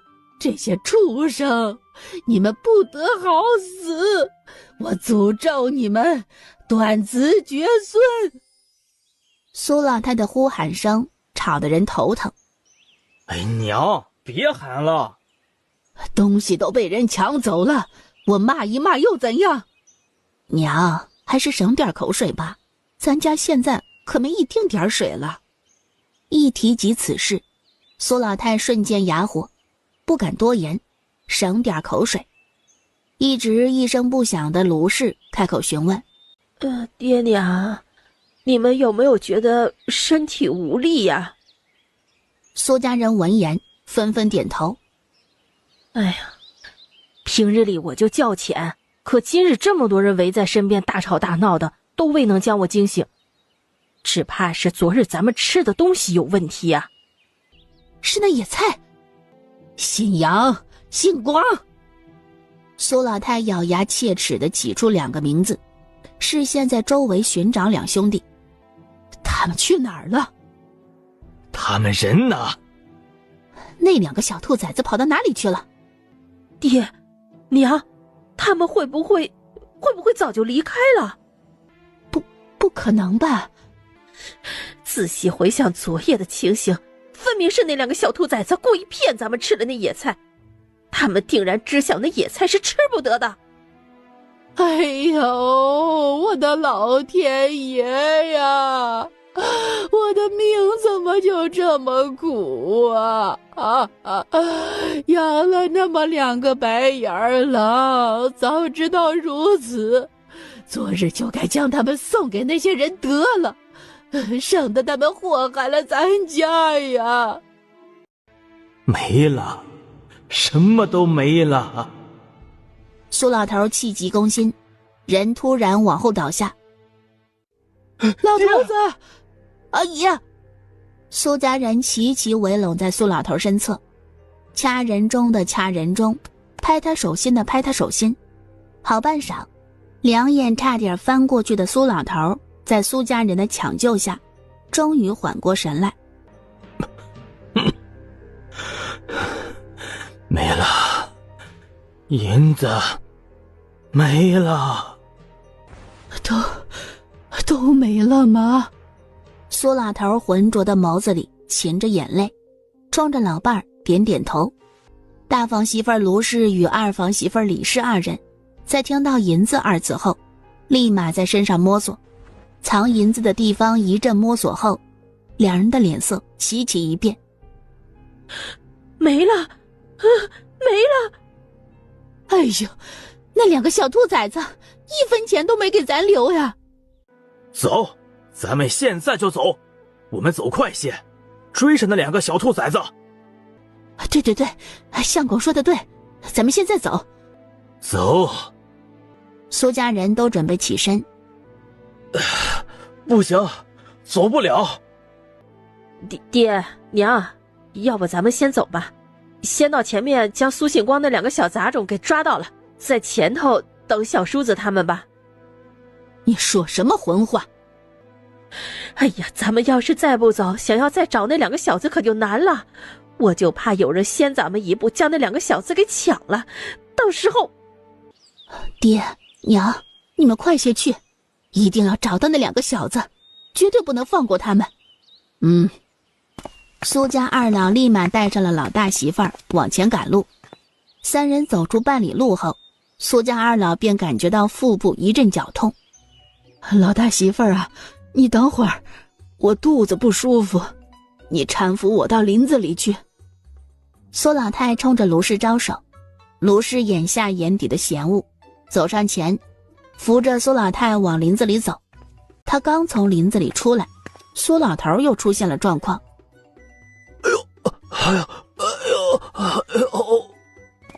苏老头捂着肚子往林子里钻，卢氏站在林子外一脸愁容。关键时刻闹这么一出，真是懒人屎尿多。爹娘，你们好了没有啊？等一会儿，肚子挠疼的厉害。卢氏冲天翻了一个白眼，嘴里嘀咕着：懒人屎尿多。什么时候不闹肚子，偏偏这个时候，真是。卢氏焦急地在林子外来回踱步，官道上有一支7、8人的队伍，这些人皆是青壮男子，他们一眼就注意到了独自一人的卢氏。大哥，你看那边有一个大娘子。哎呦，还是一个落单的，长得还行。哥们儿几个好久没开荤了。那人一语双关，其他人都猥琐地哈哈笑了起来。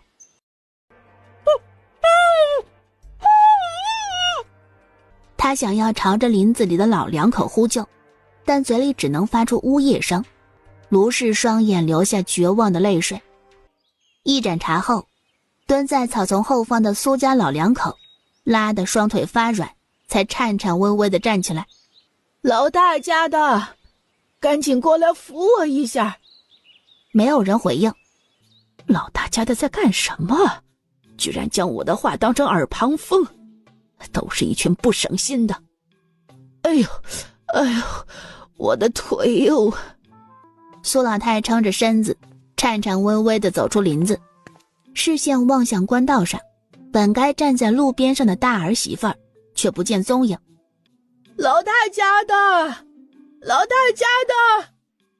蹲在林子里的苏老头听到老伴的声音，意识到不对，立马顺手扯了一把树叶，匆匆擦拭后，提起裤子起身。许是起来时太猛，人猛地又跌坐回去。哎呦！官道上的苏老太听到动静，顾不得寻找老大家，赶忙朝着林子后方走。老头子你怎么了？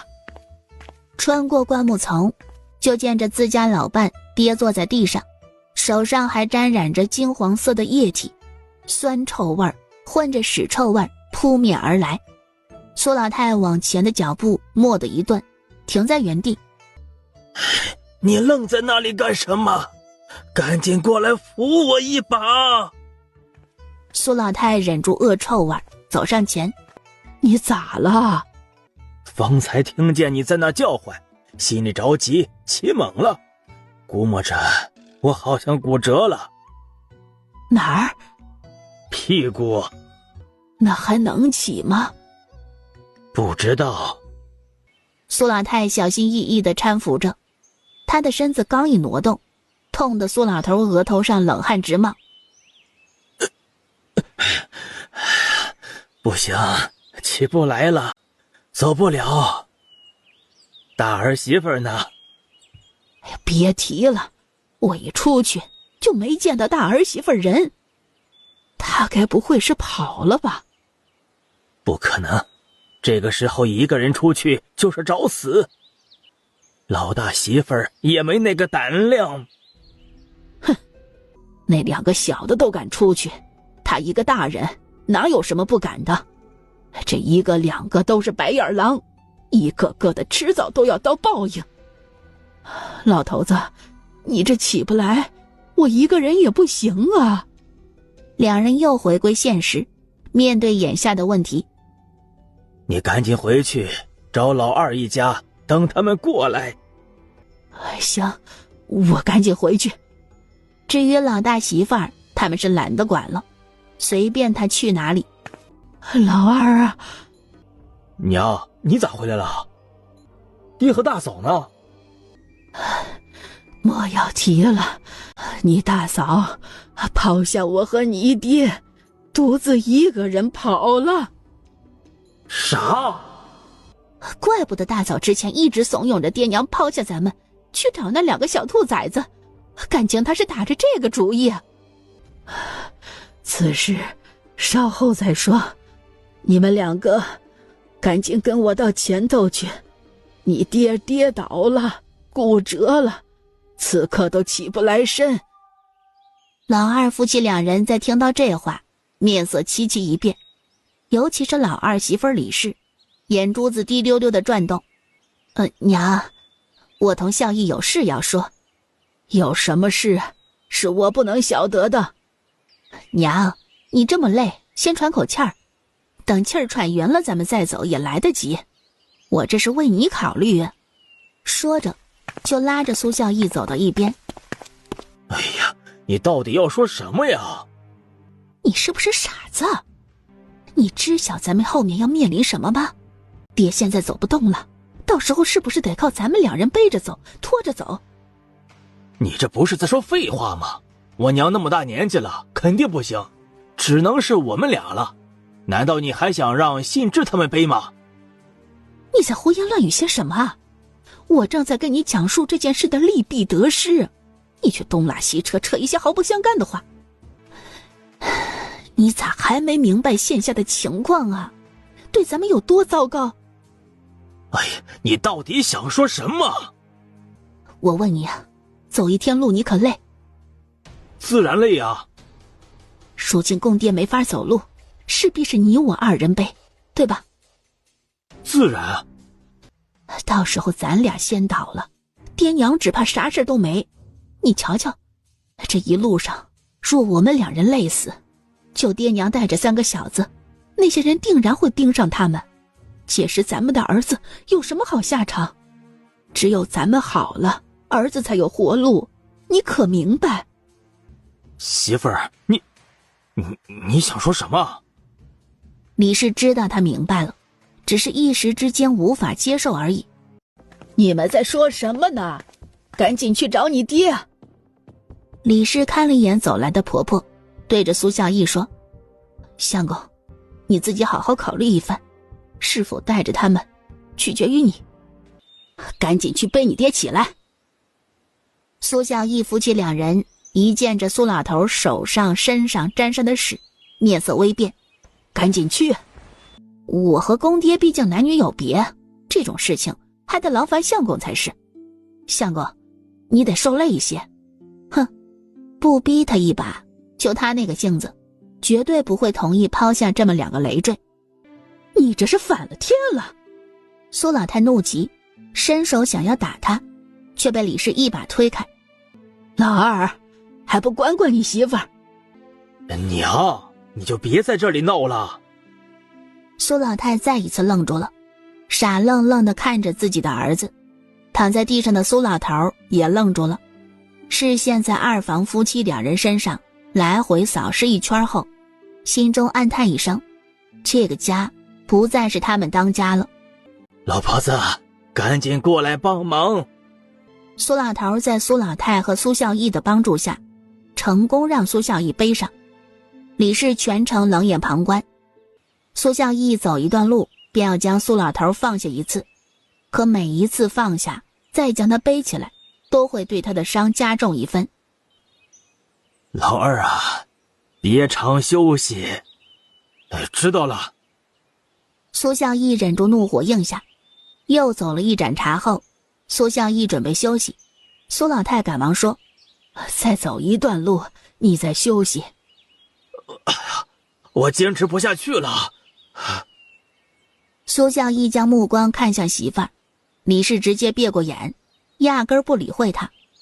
等到下午时分，苏家人找了一处阴凉的地方休息。苏孝义早已累得头晕眼花。相公，你还要继续吗？你若走了，我和孩子就真的没活路了。你不为自己考虑，也要为咱们的儿子考虑考虑啊。苏孝义徘徊不定的心思渐渐地变得坚定。李氏注意到相公表情变化，又加了一把火。你看大嫂多聪明，直接抛下爹娘不管，自己逃命去了。只有我们这般傻，任劳任怨的当冤大头。哎呀，别说了。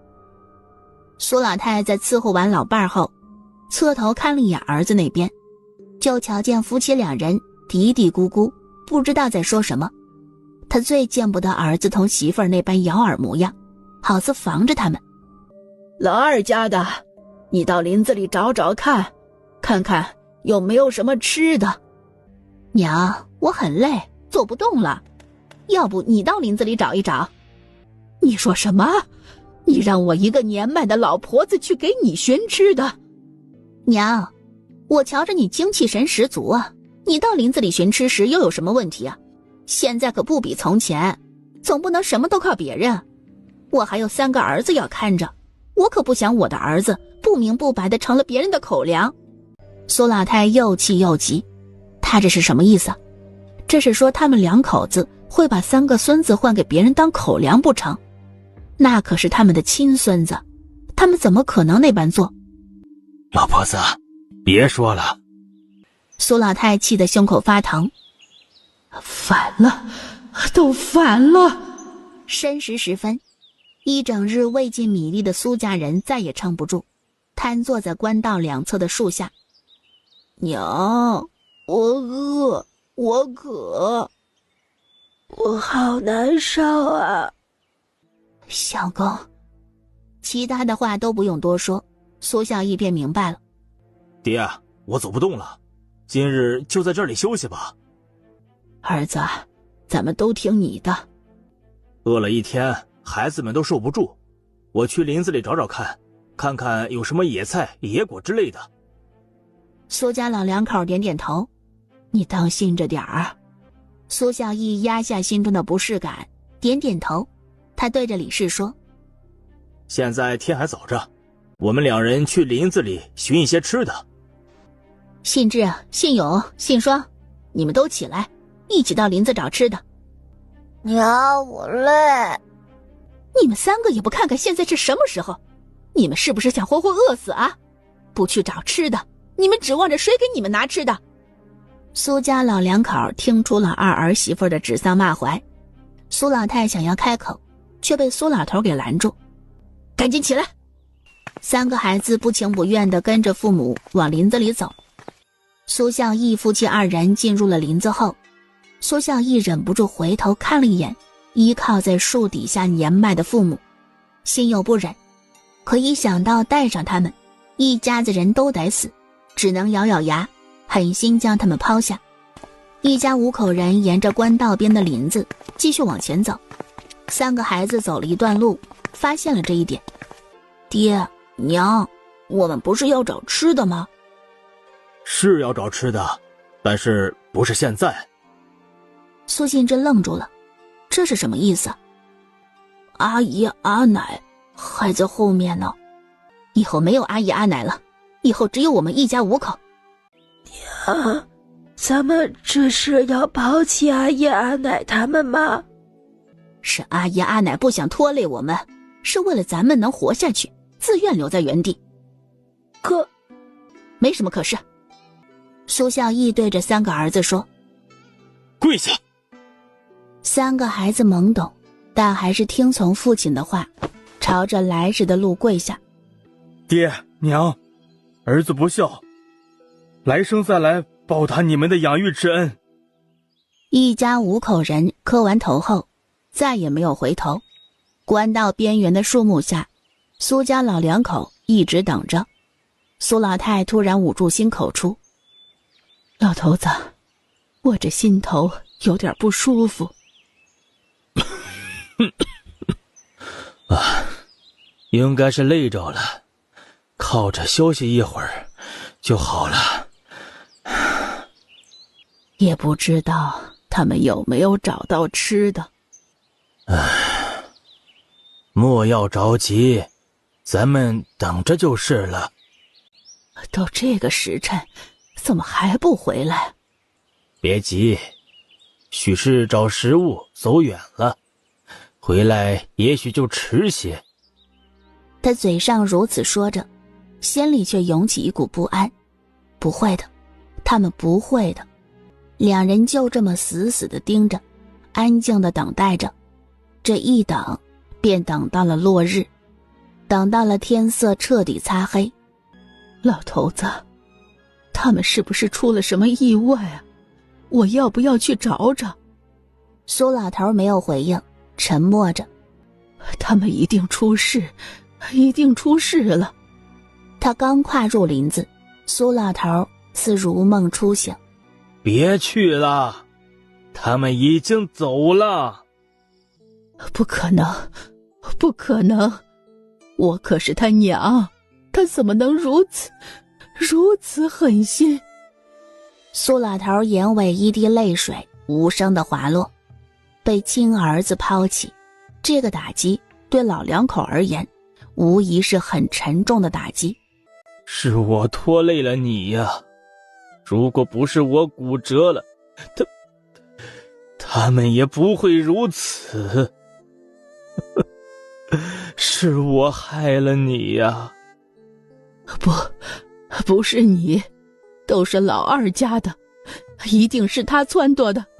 一个不能走的老头子，一个年迈的老婆子，等待他们的只有一条路，死路。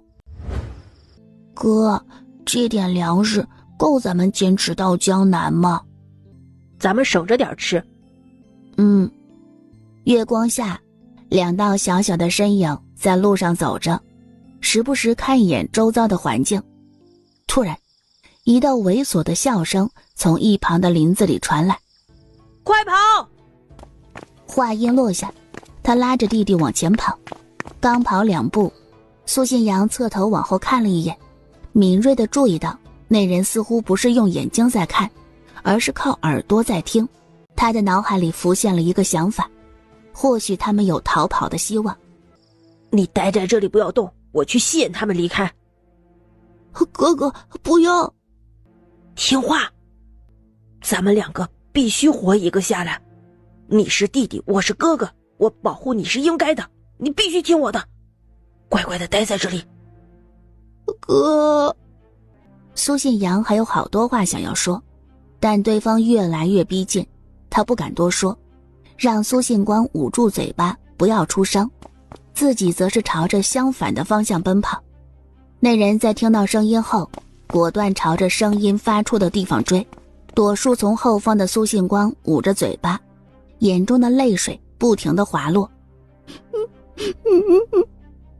哥哥，你一定要活着回来，我们一起去找娘亲和姐姐。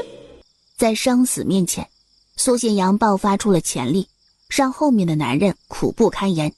可真能跑！别跑了，老子不追了，行不行？这话苏信阳会信吗？自然不会，他依旧咬牙坚持着。突然，苏信阳脚下被藤蔓给绊住，哎呦一声，人扑倒在地。这两个小子终于要落到我手里了。与此同时，几道鬼魅般的身影穿梭在林间，正朝着苏信阳所在的方向而行。此时，男人逐渐逼近苏信阳，但苏信阳没有出声，倒是让他一时之间无法确定他躲在什么地方。哼，别躲了，我已经瞧见你们了。我数到3下，你们自己出来，我会让你们少吃一些苦头。若是让我亲自揪出来，哼哼，我数到3声，就3声，最后给你们一次机会。1、2、3，我看到了。男人扑过来，一把抓住。咦？男人抱着半人高的树干，手摸了摸粗糙的树干。靠，不是人，是树啊！苏信阳冷静地看着对方，气愤地踹向树木。出来！臭小子，别让老子抓到你！苏信阳身子慢慢的一点一点的往一个方向挪动。其实他已经足够小心，足够放轻，奈何连日的干旱导致树木干枯，树叶干枯，脚一踩下便会发出清脆的声响。那清脆的声音清楚地落入到男子的耳中。男人捕捉到声音后，发疯似的朝着苏信阳所在的方向而来。你别过来啊，不然我会杀了你！男人几个箭步冲过来，眼看着手就要抓到自己，苏信阳一个翻滚往一旁躲去。男人的身躯在惯性的作用下依旧往前扑倒。啊！小杂种，老子要将你碎尸万段，抽筋扒皮！苏信阳可没错过这个机会，捡起地上的石头就往男子身上砸，对方竟然直挺挺地倒下。死了吗？苏信阳喘着粗气，缓和了好一会儿后，捡起地上一块石头，用力地扔向地上的男人，痛的男人差点叫出声。见对方没有反应，苏信阳脸上却未表现出丝毫喜悦或放松之情。难道真的已经死透了不成？男人在听到这一声低喃，心中暗喜。来吧，快来查看吧。苏信阳果真如他所愿，一步步朝着男人靠近。男人按耐住激动的心情，等待着最后一时机。突然感到脖颈处有什么东西落下，下一秒脖颈处传来了窒息感。泽浩！男子心中大骂一声，再也装不下去了，再不将其扯下来，他可就要被人勒死了。这个念头刚一起，突然脑门上被人重重一敲，剧烈的疼痛让他的双眸陡然睁大。他紧紧地握住石头，一下接着一下狠狠地砸在男人头上。这一刻他终于能确定对方死了，死得不能再死。危机解除，苏信阳一屁股跌坐在地上，全身无力。站在树木上瞧戏的几道身影将底下的一切看得清清楚楚。哼，这孩子还有几分聪明。何止是聪明，这手段也很狠。是个好苗子。三人的谈话压根儿没有收声。是谁？谁在说话？树木上的人没有回应，反而自顾自地聊着天。苏信阳整个人的神经绷成一条直线，已经濒临到了极点。出来！话音落下，三道身影如同鬼魅般落在他的眼前。你们是人还是鬼啊？你说我们是人是鬼？你们是想要吃的还是银子？我都可以给你们。我们不要吃的，也不要你银子，反而我给你吃的，给你银子。这怎么可能？听学堂的夫子说天上没有掉馅饼的好事，若是有，那一定是坏事。所以，你们想要我做什么？杀人。苏信阳愣住了。怎么害怕了？你方才杀人不是挺厉害的吗？啊？他依旧低着头，不敢回应。现在这个世道，你一个小孩可不容易活呀。像这种的事情以后会遇到更多，不如跟我们回去，我们教你本事，跟你吃喝，你则帮忙杀人，如何？正当他打算开口时，右边的黑衣男子却抢先一步发了话：跟我们走，你就能活命；不跟我们走，只有死路一条。给你2个选择，自己决定吧。苏信阳闻言猛然抬头，目光直直地投向说话的人。他清楚地意识到对方所言绝非虚言。喂，我能不能带一个人？能也不能。如果对方能如你这般聪慧，杀人不眨眼，我们可以带走；若做不到，即便跟我们一道去了，也是死路一条。这样，你还想带人吗？弟弟是什么情况，他最清楚不过。带上他等于死路，或许在外面还有一线生机。那我一个人跟着你们走吧。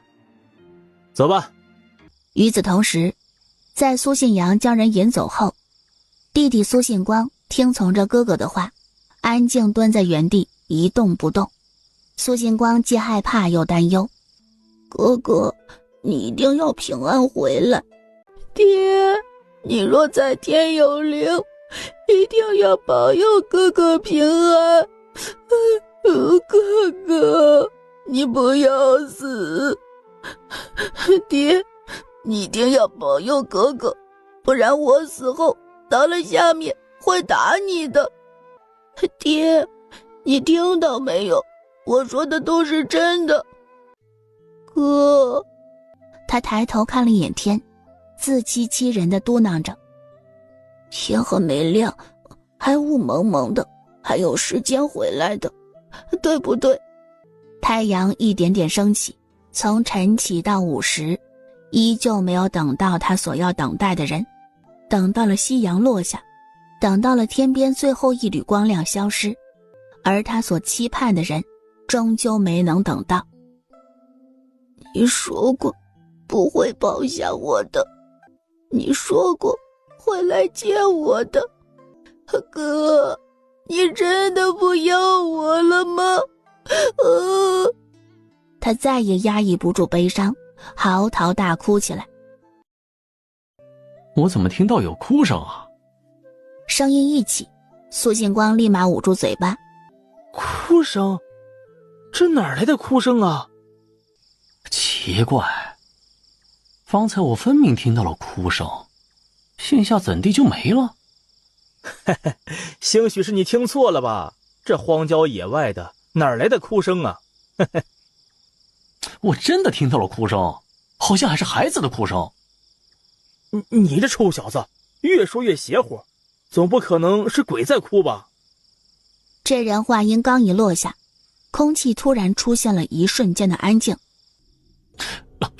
老许，你别瞎说啊，哪来的鬼啊？我听说很多人已经饿到一死而食的地步，那些人会把吃掉的那些孩子的骨头往林子里一扔。你们说，刚刚林子里那哭声会不会是……我操，老许，你想吓唬谁呢？同伴们一阵叫骂，那个叫老许的人嘿嘿笑着。林子里的恐惧氛围稍稍消散不少，但这也只是暂时的。我瞧着这里就差不多了，别往里边走吧。行吧，就在这里分了吧。几个人窸窸窣窣一阵后，便各自快速离开。苏信光一直蹲在原地一动不动，生怕发出一丝声响会引起他们的注意。在他等待足够久后，准备挪动位置时，突然黑暗里出现了一道身影，正四下张望着，好像在寻找着什么。我就知道姓许的那人留了一手，果真如此。男子高兴地开始开挖，不一会儿就从地底下挖出了一个包裹。这个姓许的还真是贪的，居然昧下这么多。现在都便宜了我，哎呀，真是天助我也呢。男人美滋滋地想着，殊不知危险正朝着他一步步靠近。苏信光紧紧地捂住自己的嘴巴，生怕自己一不小心发出声音。完蛋了！蛇，在他1米开外居然有一条蛇。在他吓得额头上冷汗层层往下落时，就见着那名铁锤男人正朝着自己所在的方向走来。在他即将靠近时，突然有什么东西扑向自己。该死！苏信光没了毒蛇的危险，再也没有顾忌，转身就跑。他万万没想到，居然是一个孩子。他看了一眼苏信光离开的方向，没打算去追。一个孩子而已。次日，他站起身，环顾四周一圈，不清楚往南是哪个方向，他便凭着直觉朝着一个方向走。林子里虽然很危险，有蛇虫鼠蚁，但是外面的官道更危险，所以他不打算往官道上走，而是沿着林子里走。苏家兄弟二人走上不同的路。林州府，回大人，我们一行人沿着官道一路急行南下，终于在下一站码头赶上了那艘客船。我们找到了那群人，经过仔细的盘查，那一群人并不是我们寻找的人。不是？你确定？属下确定。他们是如何拿到这么多船票的？回大人，他们是通过一个人牙子，那个人牙子有人脉，替他们搞到了这么多船票。那个人牙子呢？回大人，等我们找过去时，人牙子已经不见踪影了。从今日开始，全力搜索那名人牙子。诺。3日后，下面的人终于将那名人牙子抓到。7日前，你替一伙将近200人的队伍弄到了船票，可有此事？是有这个事儿。是谁吩咐你这么做的？没人吩咐，是小的刚好遇到那伙人，见他们可怜，正巧我认识客船的管事，就顺手帮个忙，捞一点好处。捞一点好处？哼！鬼面男子什么话都没说，挥一挥手，下面的人立马动了起来。你们要做什么？没有人理会他，直接一剑劈下，一只鲜红的手掌落地。另外一名下属手摁在他的断口处。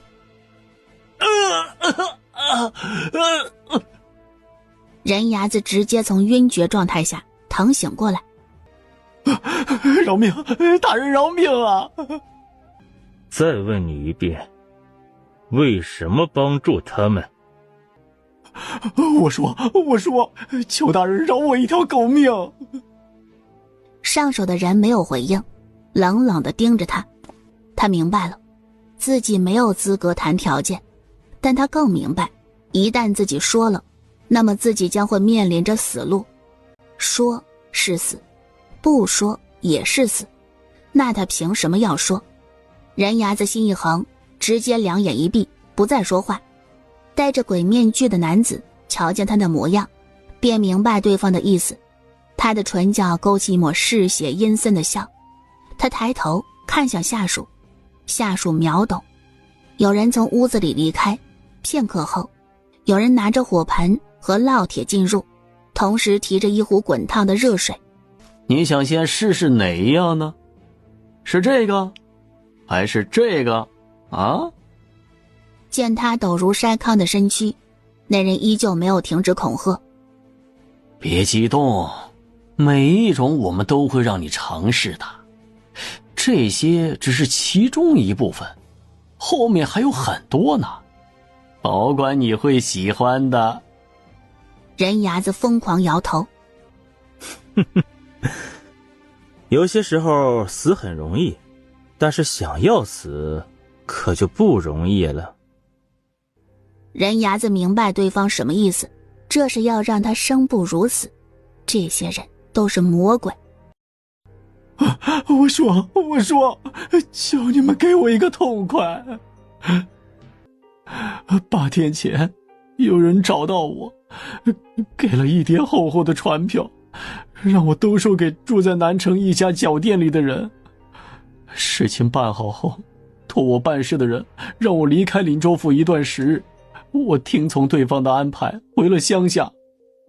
托你办事的人是谁？我不清楚，对方戴着围帽，小的压根没瞧见对方的长相。仔细想一想。我真的不知道啊。人牙子瞧见他们再次提着热水壶朝着自己走来。等等，我想一想。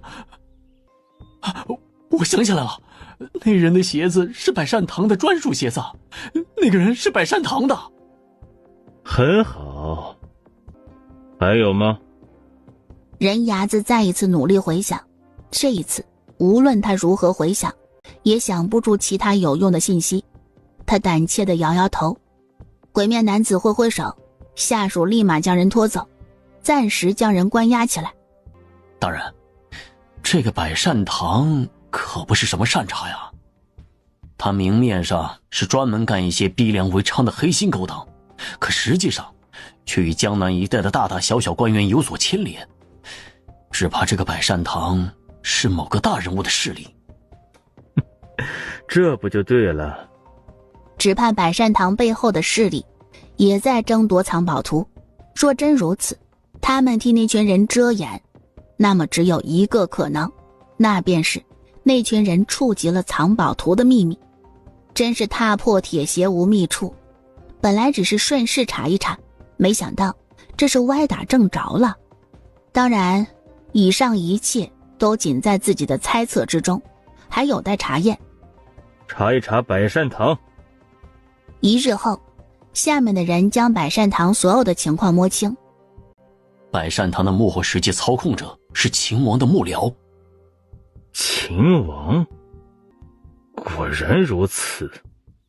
想要知晓藏宝图，看来只有一条路可走，那便是百善堂。大人，7天前，百善堂的大掌柜突然抵达了林州府。大掌柜？他来的还真是时候，看来关于藏宝图的秘密，此刻就掌握在大掌柜的手中。正在这时，一名监视百善堂的下属匆匆而来，敲响了房门。进来。回大人，百善堂的大掌柜出城了。走。一群人立马追出城。林州府往南的10里外，一行人马行驶在官道上。突然，后方出现了一队急行队伍，正朝着他们而来。大掌柜，后方有一队人马正朝着这边而来，属下瞧着他们不对，似乎是冲着咱们而来。快走！这群人一看就是来者不善。追在后方的鬼面一行人注意到了前方的队伍加快了步伐，立马扬起手中的鞭子，加速前行。约摸一盏茶的功夫，鬼面一行人将大掌柜的车马团团围住。你们是什么人？为何拦住我们的去路？还请大掌柜下来一叙。你们是什么东西？大掌柜是尔等想见就能见的人吗？啊！赶紧给我滚，否则休怪我等不客气。那名小喽啰直接躺下，这一幕把百善堂这群小喽啰惊住。还请大掌柜下来一叙。这一次，百善堂的小喽啰们都没有第一时间发声，下意识地看向大掌柜的亲信张哥。敢问阁下是何人？找我们大掌柜的有何事？鬼面副手视线看向张哥，旋即挪开视线，目光锁定在车内。大掌柜，还不出来一叙吗？对面人的无视让张哥心中很不爽，但面上不显，依旧一派平和。他刚开口，对面的人先他一步出手，位于队伍最前方的一名小喽啰再一次被对方的暗器击杀。从现在开始，每隔10息我们便杀一人，直到大掌柜愿意出来一叙。如此狂妄嚣张的威胁让百善堂众人大怒。张哥，我们上吧，杀了这群狗娘养的。对，杀了他们！对，杀了他们！正在这时，车帘掀开，一名中年男子走出车厢，遥望对方戴着鬼面具的男子。说吧，什么事？还请大掌柜过来一叙。看来诸位不是诚心来找徐某人。一直未曾开口的鬼面扯着沙哑的嗓音开口：除了他，一个不留。下面的人得令，立马冲杀过去。百善堂的人不用吩咐，立马展开搏斗。张哥观察着场上的局势，心中暗叫不好。保护大掌柜，带着大掌柜突围出去。沙儿事与愿违，绊住香后，他一身狼狈地被人提溜着扔到了鬼面男子面前。你们到底是什么人？你们想要做什么？看来咱们这位大掌柜还在睡梦中。来人，给他清醒清醒。鬼面的副手下来招来2位下属，对着大掌柜一顿伺候，打得大掌柜口吐鲜血。我说鬼面男子挥挥手，下面的人停止了殴打。百善堂这段时日替一位大人物物色一批美人，这一批美人据说是要送到上京城供给上面某位大人物。鬼面男子挑眉，得到意外的情报，谁也不会嫌弃这种事儿。具体说说。托我们办这件事的人是林氏家主，他们要进献的人是吴王。至于这一批美人，吴王是自己用还是有其他作用，他们就不得而知了。我将我晓得的都告知诸位了，求诸位给一条活路。我可以投靠诸位身后的大人，我经营的百善堂在江南一带也是小有威望，有些脏活累活，我百善堂都可以替诸位解决。然而迎接他的是一记飞毛腿，人被踢飞出去，重重地摔在地上，疼得身躯微曲。大掌柜，我们再给你一次机会，求诸位给个明示。藏宝图在哪里？大掌柜愣住了，一下子都没反应过来。等回过神后，大掌柜直呼冤枉。诸位大人，小的没藏宝图啊。哼哼，大掌柜这是不想说呀。没看出来你还是一个中仆啊。我真的不知道藏宝图，我这里真的没有藏宝图啊。若真得到了藏宝图，我早就将藏宝图交给上头，又岂会藏在身上呢？那你为何要遮掩那批人？或者说，藏宝图还在那一批人身上？他说什么？为什么他什么都听不懂？我真的不知道你们在说什么。那一批人又是什么人？我为何要替他们遮掩？我真的不知道。这个时候装傻就没必要了吧？大掌柜刚想喊冤，便听到副手直接点名：若我们没有查到，又岂会找上你？你说呢？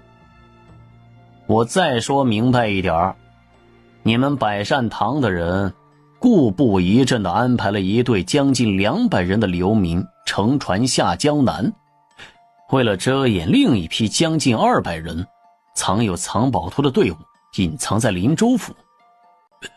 这是什么鬼呀？他完全不知道啊！他若是有藏宝图的信息，早就同上面的人汇报，早就立功。这叫什么事儿啊？百善堂不是我一个人的，或许是其他人在办这件事，我是真的不知晓，我可以对天发誓。我的命就在你们手中，我怎敢同诸位大人说谎呢？我还没活够呢，我哪敢这般做呢？诸位大人，你们一定要相信，我是真的一点都不知道那什么200人的流民，我更是从头到尾都不知。可能是2掌柜所为。对，一定是他。据我们所知，如今的2掌柜只是一个刚上位不到几日的人。我说的不是那个姓苏的，我说的是之前的2掌柜。说起来也奇怪，他怎么突然在这个节骨眼上就生病了，还病得不能起了？他是习武之人，平日里身体壮如牛。说着说着，大掌柜越想越觉得是这么一回事儿。对，一定是这样。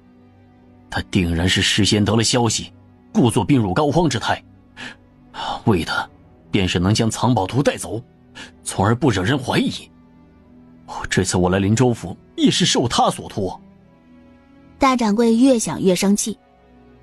他说什么不放心林州府的事，让我来处理，说什么林家的事不能出错。那个姓苏的不牢靠，他不放心，我这才会突然前来林州府。大掌柜如此笃定的语气，外加合理的推算，让原本回归正道的思路立马改道。他现在何处？在利州。求各位大人饶小的一条狗命，我可以为你们所用，我可以当你们的。副手收起手中的刀，便看向首领。大人，我们现在就去利州吗？不急，先回林州府。那200人不可能无故消失，必然有什么是他们所忽略的。等等，你选10人前往利州，其余人等同我返回林州府。属下遵命。副手不敢耽搁，立马挑选了一批人马南下，前往利州。以鬼面男子为首的20人队伍则返回林州府。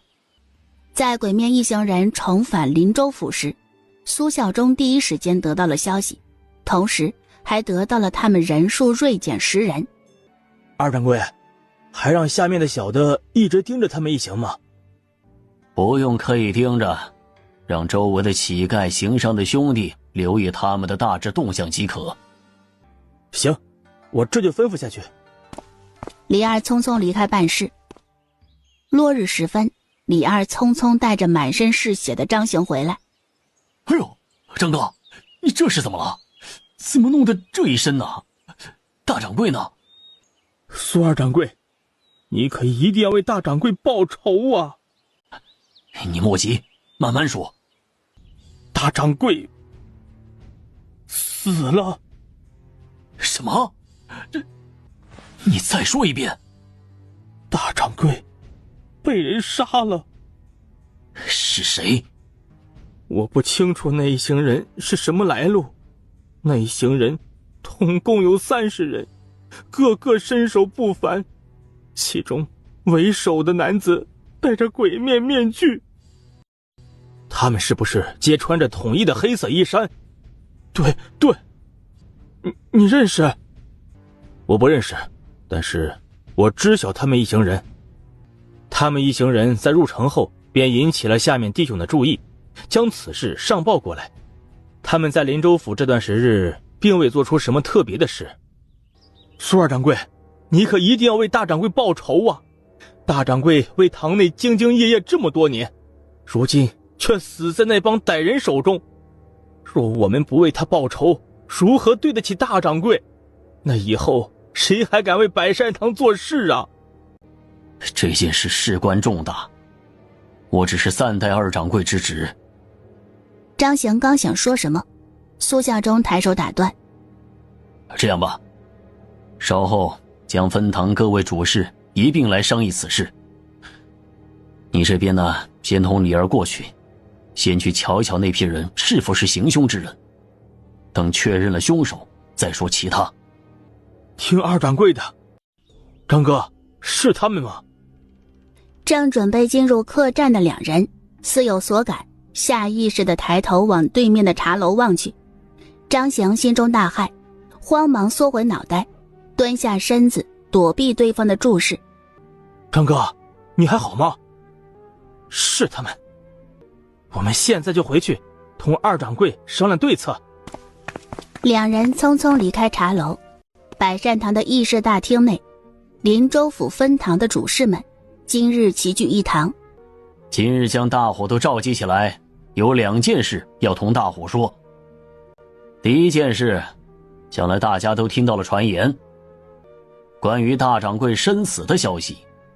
这件事，苏孝忠声音一顿，面露悲戚之色。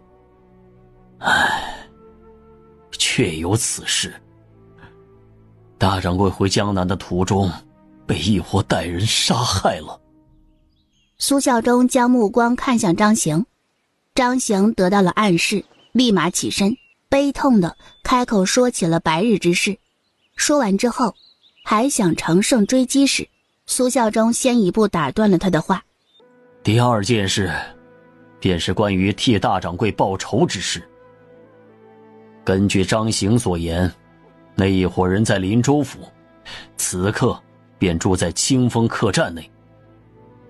今天召集大家过来，便是想问问在座的兄弟们，后续该如何做。报仇，一定要为大掌柜报仇！我要让那群人血债血偿，以告慰大掌柜的在天之灵，还请二掌柜以及诸位主事成全。每个人都是人精，现在这个时候，自然得看暂代二掌柜之职的苏孝忠。张行注意到了大伙儿的小动作，他心一横，突然扑通一声，直接跪下。大掌柜待我恩重如山，对百善堂更是尽心尽责。如今他被歹人杀害，我作为他的手下，恨不能替他去死。但大掌柜的大仇一日未报，我这心一日不能安宁，求二掌柜成全。都是自家兄弟，无需如此。大掌柜对百善堂的功绩，大伙有目共睹。我也是想为大掌柜复仇，但我毕竟是暂代之职。他将人扶起来后，目光悲痛地看向周围的主事。这件事还要看诸位管事的意思。恳请诸位兄弟替大掌柜的报仇。诸位管事，大家都是百善堂的兄弟，如今大掌柜遇到这等事，你们看该如何处理？管事们瞧着苏孝忠的意思，好像不愿意，却又好像很愿意。其中一名管事开口试探性地说：我听张行所言，那一行人只怕武力值很高，咱们分堂这些人万一不敌，该如何是好？他们只有20人，咱们分堂却有上百人，白日里我与大掌柜一行人，那是被对方出其不意给他们暗算了，下面的人一慌，才会导致全军覆没。下面的人明白了苏孝忠的意思，一立马跳出来附和。大掌柜此去只带了30几名护卫，对方人数也是30人，数量旗鼓相当，加上对方出其不意的偷袭，大掌柜一行人被害实属正常。如今那一伙歹徒只有20人在林州府，而我们分堂内有上百人，碾死他们还是如同碾死一只蚂蚁那般简单。开口说话的人是林州府分堂的二管事，这位二管事先前是大掌柜的人，明里暗里都帮着大掌柜，给苏孝忠使了不少的绊子。如今他迫切地想要投诚，期望苏孝忠大人不计小人过，可以放过他。他一脸谄媚地看向苏孝忠，有二掌柜的带领，区区那20人弹指间可灭。这么一顶高帽子盖下来，苏孝忠真想啐他一口老痰，让他清醒清醒。为大掌柜复仇之事，此事还得看诸位。诸位管事都是百善堂里的老人，如何处理此事，自然比我这个半路出家的人要懂。此事事关大掌柜复仇之事，亦是关乎百善堂名声之事，还需要诸位管事的做主。总之，功劳不是他的，出事也没找他。张行，诸位管事都是百善堂的人，定然会为大掌柜主持公道，你莫要着急啊。其他管事不住点头，附身应和。是，此事定然不会就此罢休。咱们是得好好盘算一番呢。诸位管事开始商议如何击杀那一群人。苏教中全程都没有插嘴，安静地听着，最后定下一个计划：先在他们的茶水里放入迷药，然后将人捆绑到百善堂，如此便可兵不血刃。二掌柜，你觉得如何？诸位兄弟考虑的都很周全，我很满意。但是100人太少了，我记得附近几个分舵还有不少人，不如将他们都喊来。他刚一说完，一拍脑门，哎呀，我糊涂了。若是让邻县的人都来，百善堂未免会出现空穴，万一有什么不测，造成不必要的后果，我们就难辞其咎。方才是我糊涂了，未能考虑周全。二掌柜是心系大掌柜报仇之事，何错之有？二掌柜担心放跑凶手之心情，我等都明白。不如这样，林州府有好几个帮派都听从咱们百善堂，不如让这些人一道过来。苏孝忠满意地看向张行，这小子的提议甚好。他原本以为自己还要多花费一些心思，让他们联想到这上面，没想到张行如此聪慧，一点就通。张行提议我觉得不错，诸位你们看呢？他都同意了，下面的人怎么可能不同意？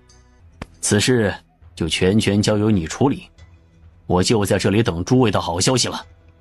事不宜迟，下面的人都开始行动起来。原本要留几个人在百善堂里看家，但在苏孝忠的要求下，所有人都被派遣出去，独留他一人待在百善堂。临行前，苏孝忠对着自己的心腹李二说道：有什么消息第一时间告诉我。是。苏孝忠压低声音：盯紧了张行，一定不能放过那20人。明日之前，我要见到那20人的尸体。此事事关我未来是否在百善堂立足。你是我最信任的人，莫要辜负我的期望。小的一定完成任务。百善堂的人都走了，偌大的堂内就剩下苏孝忠一人。苏孝忠悠闲地喝着茶，将杯中的茶水饮尽后，不慌不忙地走向百善堂的库房。与此同时，清风客栈已经被百善堂的人里3层外3层地给包围住。鬼面一行人在他们包围之时，便察觉到了不对劲。大人，是百善堂的人，想来是有漏网之鱼回来通风报信了。既然他们想死，成全他们便是。躲藏在暗处等待着他们被迷晕的百善堂一行人，见着伪装成店小二的同伴被屋子里的人踢飞出2楼，重重地倒在街道上。张行见此，直接一挥手：全体出动，杀了他们，为大掌柜报仇！一群人呼啦啦冲到客栈的2楼，同鬼面男子一行人厮杀起来。客栈狭小的空间给了他们很好的施展空间，一具具尸体被鬼面男子一行人扔下，直接杀得他们胆寒。这样下去不行，得将他们从客栈内逼出来，直接放火烧了客栈，逼他们出来。对，李二说的没错，将那群人逼出来，将他们堵在清风阁2楼，那地方狭小，不利于我们，也无法发挥出我们人多的优势，反而成了他们的优势。我们必须将那群人逼出来。其他人闻言纷纷点头，下面的管事立马行动起来，在清风客栈4周浇上火油。此时2楼鬼面男子一行人看着楼下冒起的熊熊焰火，每个人难受的捂住口鼻。大人，他们这是想逼着我们下楼。大人，我们现在怎么办呢？冲出去。是。20人的队伍冲破2楼的窗户，直接跳到了主干街道上。早就等候在此的百善堂众人，如同猫闻到了鱼腥味，一哄而上。上！在百善堂的人与鬼面一行人打生打死时，苏孝忠一人撬开了库房的大门。苏孝忠很自然地将那些银钱揣入怀中，在木盒子最底下放置着一个令牌，似铜非铜。他仔细地把玩了一会儿，跟着一并揣入怀中。回到院中，从柴房里搬出一具早就准备好的尸体，将那具尸体扔到自己所住的屋子，随后在百善堂内撒上火油，从怀中拿出一个火折子，扔到火油之上，瞬间燃起大火，火舌凶猛，一路窜飞，蔓延至整个庭院。在苏孝忠不紧不慢地按照自己的计划做着，清风客栈一带却是一副炼狱景象。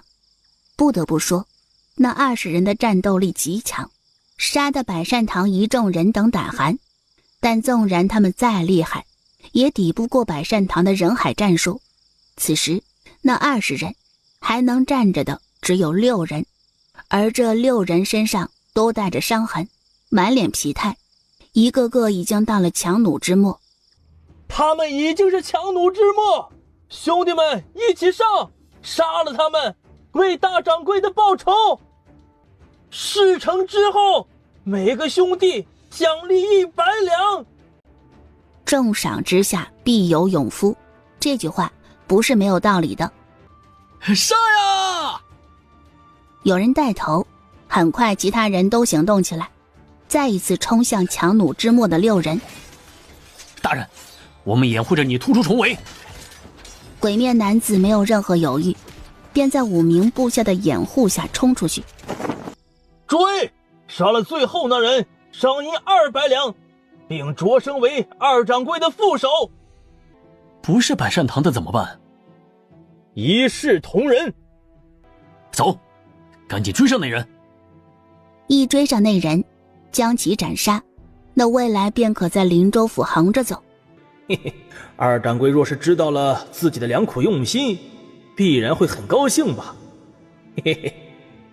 李二心里美滋滋地想着，在百善堂管事们终于有空闲后，一个个倒是有了闲心四处张望。这一张望之下，他们便发现位于城东的位置有一片红光。哎，我怎么瞧着那位置像是咱们百善堂所在的位置啊？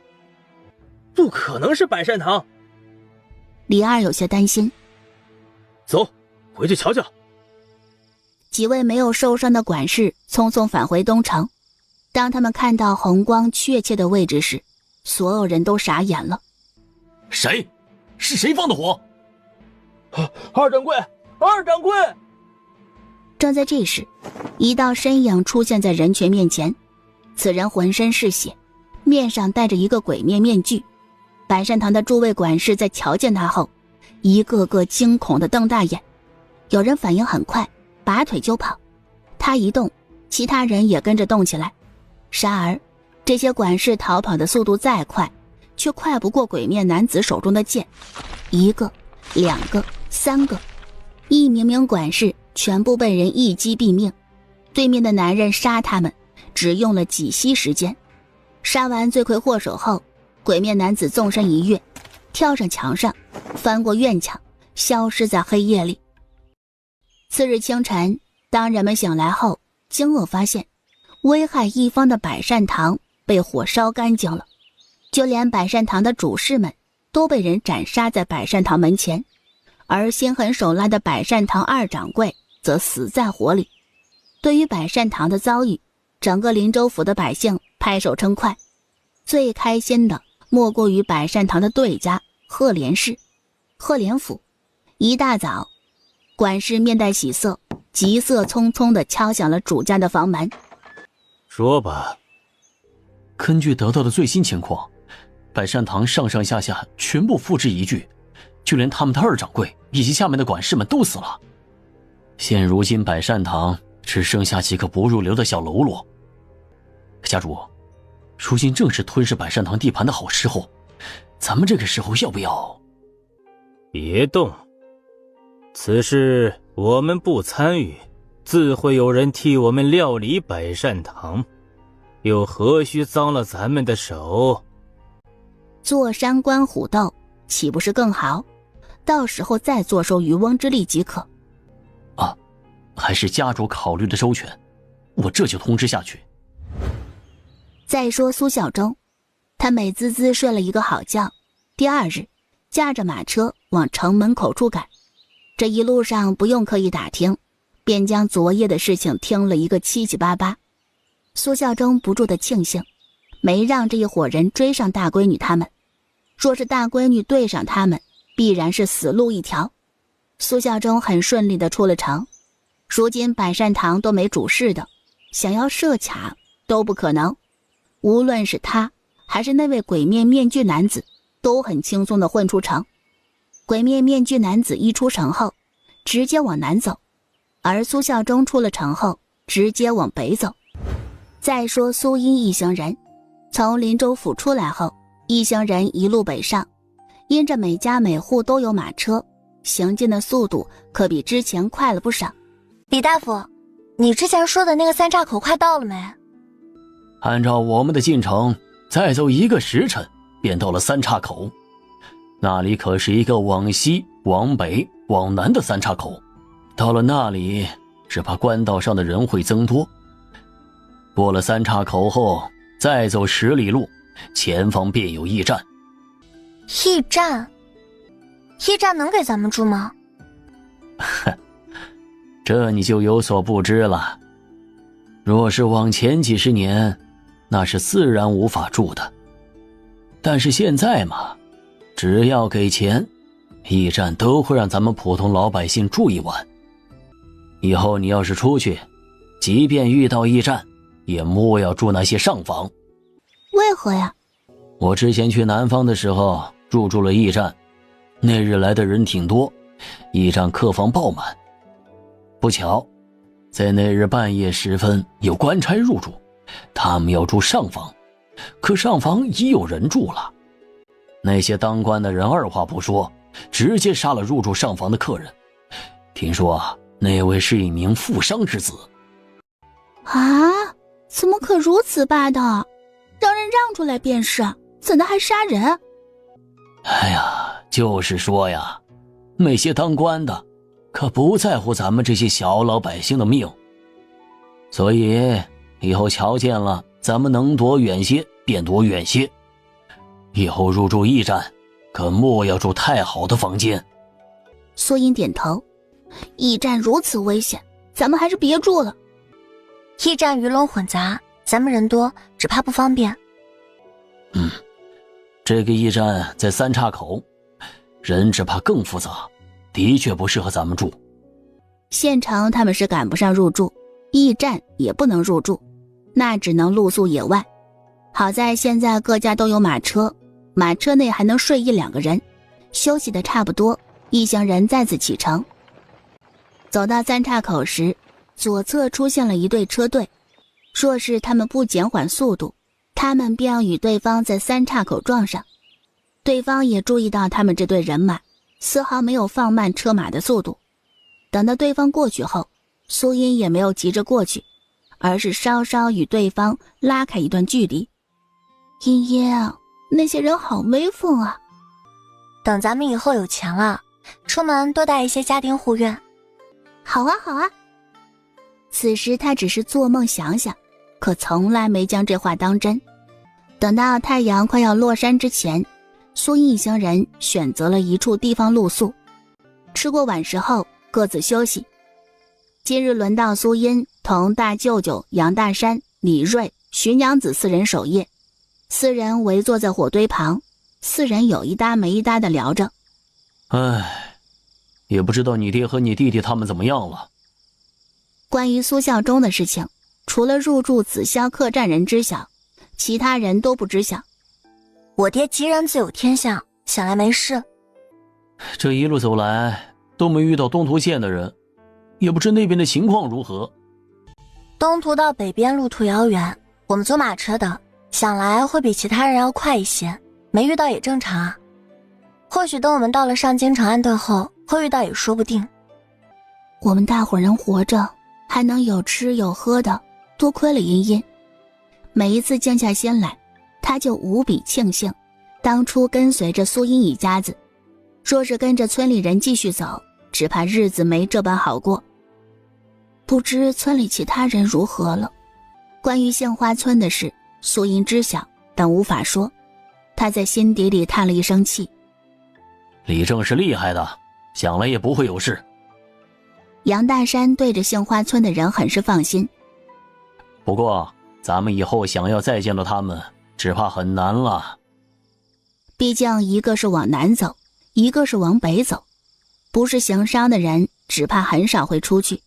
各自想到彼此的村落，都忍不住叹息。苏茵唯一担心的便是苏信阳与苏信光两兄弟。这两个叉烧虽然惹人生气，被人洗脑得不成样子，但毕竟是自己的亲弟弟，打着骨头还连着筋的关系，自然不想他们出事，想他们平平安安的活着。大舅舅李瑞，你们先睡一会儿，现在我们看着。行，那我们先眯一会儿，有事情喊我们一声。此时时分，徐娘子忍不住打了一个哈欠，眼皮已经开始打架。徐嫂子，你眯一会儿吧，我看着就行。不行，守夜便是守夜，哪能偷懒啊？让你一个人看着。说话间，他又打了一个哈欠。突然，不远处传来一阵窸窸窣窣的声音。苏茵给他使了一个眼色，徐娘子明白了。苏茵则走向发出声音所在的地方，她的手心里捏着匕首，视线紧紧地盯着草丛处。她瞅准时机，手中的匕首朝着一处投掷而去。苏茵一愣，虽然有些意外，但她依旧没有放松警惕。在对方从草丛里走出来时，一把长刀抵在对方的面前。这位姐姐，救命啊！你是谁？你鬼鬼祟祟的跑到我们这里来想做什么？我是梨园县的县令之女，我出门游玩时遇到了一伙歹人，他们杀了我的随从，将我掳劫走，他们想将我卖到青楼，我好不容易才逃脱出来，求求诸位好心人帮帮我。我们怎么相信你说的是真的？这是我家族的玉佩，上面刻有我的名字。苏茵摩挲着，仔细观察了一番。玉佩正面是雕刻着梅花，背面刻着一个兰字。小女名叫许兰芝。我们凭什么要救你？许兰芝眸中闪过震惊、不解、悲愤。你！徐娘子、杨大山、李瑞三人都察觉到了对方生气了，心中有些担忧。茵茵，要不带这位姑娘一程？苏茵也明白民不与官斗，语气里带着一丝无奈地看向对方。我们不能带着你。为何？苏茵没有回应，反而说：我先给你包扎。他还想说什么，被苏茵给堵上。你不疼吗？一句话成功让对方闭嘴，乖乖听话。徐嫂子，你帮忙拿剪刀过来。你要做甚？包扎你的伤口。苏茵拿着剪子直接将他的衣角剪下一块。徐娘子很熟悉地将止血的药粉倒在他的伤口上，小心翼翼地倒着，不是怕对方会疼，而是心疼止血的药。许兰芝却是误会了，感动的眼泪汪汪地看着徐娘子，把徐娘子搞得一头雾水。苏茵手上一剪，许兰芝痛得泪眼婆娑地看向他，无声地在控诉他的粗鲁。不包扎剪了血是止不住的。许是他们的举动让许兰芝有了信心，她高兴地问：我一瞧你们就觉得你们是好人，你们一定愿意收留我的，对不对？不行。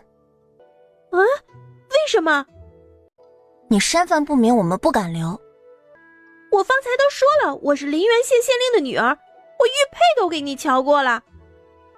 玉佩并不能代表你是林源县的女儿，在你没有更好的理由，或者说证据证明你就是林源县县令的女儿，我们是不会收留你的。许小姐，你好好想一想。我没有，我太无用了，竟然想不出来。苏音见他懂得自省了，满意的点点头，这就对了嘛，错的是你，不是他们不收留。在徐娘子的安抚下，许兰芝终于停止了哭泣，她抬起头，泪眼婆娑地看向苏音几人。那群匪徒定然会追上来，我一个人上路必定会让他们再次抓走，我该怎么办啊？你不妨可以到其他队伍那边试试看，或许他们愿意收留你。许兰芝也没有更好的法子，只能点头。杨大山提醒一声，请求别人收留时，最好能给对方一定的报酬，如此更容易让他们同意你的请求。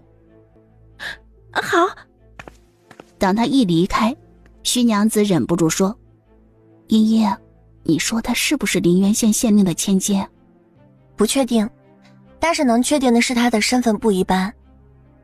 茵茵，你从何判断？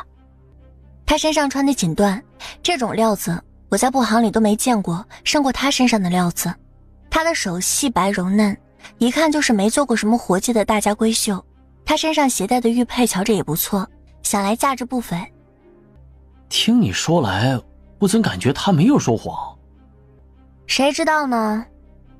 苏音耸耸肩，无论他是不是林源县县令的千金，咱们都别掺和进去。对方若是有个什么闪失，指不定就怪罪咱们照顾不到位。三人不住点头，表示赞同。小插曲过后，后半夜都无事发生。次日一早，他们一行人如同往日一般开始打拳锻炼身体。苏音打了2遍拳，便被苏母喊着过去吃早食。简简单单的荠米粥，没有任何配菜。苏音在吃饭时注意到一直有一道若有似无的视线看向这边，他抬头望去，就见着隔壁营地里许兰芝一脸幽怨地盯着他们所在的方向。看来许兰芝被隔壁那支队伍给收留了。茵茵，那个人你认识啊？苏音将昨晚的事情说了一遍，听他说完后咂巴咂巴嘴。茵茵，如果咱们收留了他，岂不是能和一个县令搭上关系？没那么简单，你想让县令欠咱们人情，可没那么容易。苏音将利弊同苏宝珠一阵分析，苏宝珠听得一愣一愣的，不住的点头。咱们还是不说为好。收了风险太大，还有一点苏音没同他说，许兰芝嘴里说的那话可不一定是真话。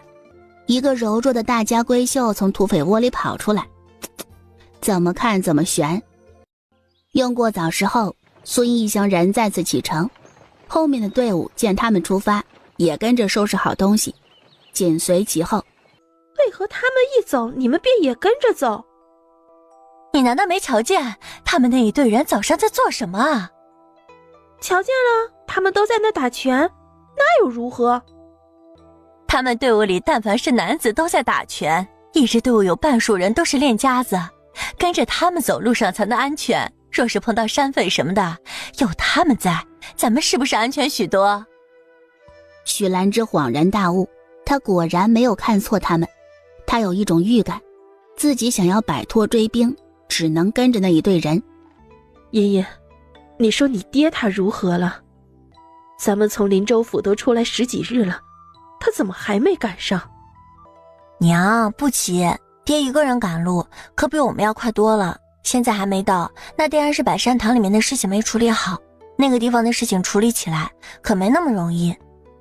唉，他怎就混到那个地方？机缘巧合罢了，若是爹不机灵，指不定就成了奴隶。我也没怪他什么，这种时候啊，自是保命要紧。只是我还是不怎么相信他能如此厉害。听到这话，苏音失笑，感情自己的母亲到现在还没消化渣爹成为百善堂二掌柜之事。两人正聊着，后方传来了一阵喧哗声以及女子的叫嚷声。出了什么事了？不清楚。声音是从后方传出，苏音看向队伍后方，没瞧见自己队伍出了什么问题。他们是没出什么问题，但是跟在他们队伍后方的那支姓张的人家却是出现了问题。此时他们的马车被一群凶神恶煞的护卫给团团围住。看来自己没猜错，他哪里是被山匪追赶着，分明是从驿站溜出来的千金小姐。小姐，出来吧。马车里的人纹丝不动，不理会外面的人。小姐，你若不出来，那休怪属下无情了。护卫长冲着下属使了一个眼色，下面的人立马将刀子架在张家人的脖子上，锋利而冰凉的刀子让那名姓张男子瑟瑟发抖。姑娘，既然你家里人来接你，你便出来吧。姑娘，求求你出来吧。不要，我才不要跟他们回去。小姐，你真的不下来吗？不要。我数10声，若是你们还无法让小姐下车，我们便杀你们一人。为什么？张家人不解，这同他们有什么关系？哼，若不是你们收留小姐，她也不会如此。要怪就怪你们自己不该多管闲事。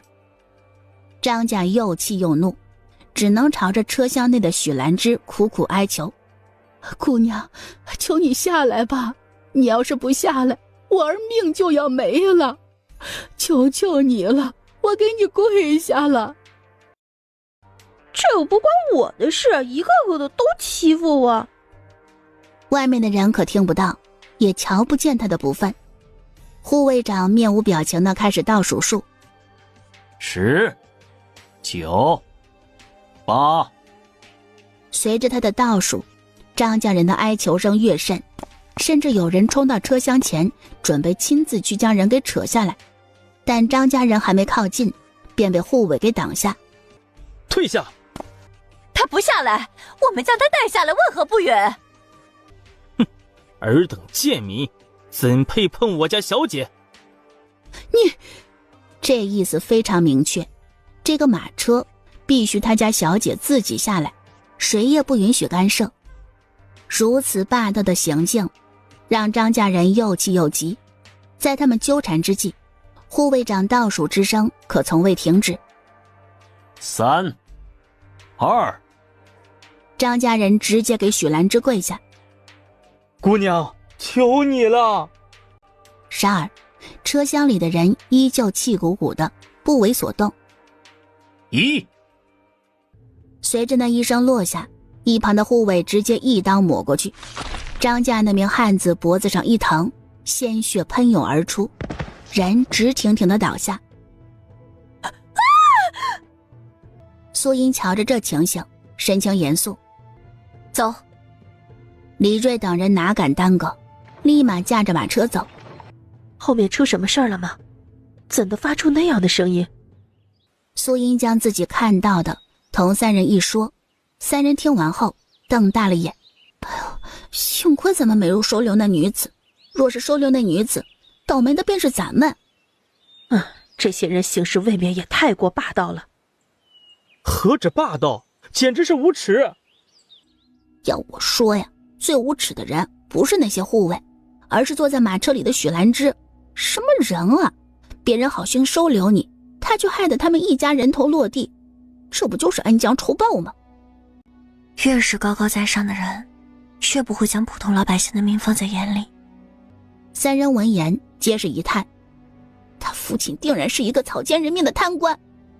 临源县的百姓啊，必然过得很凄惨。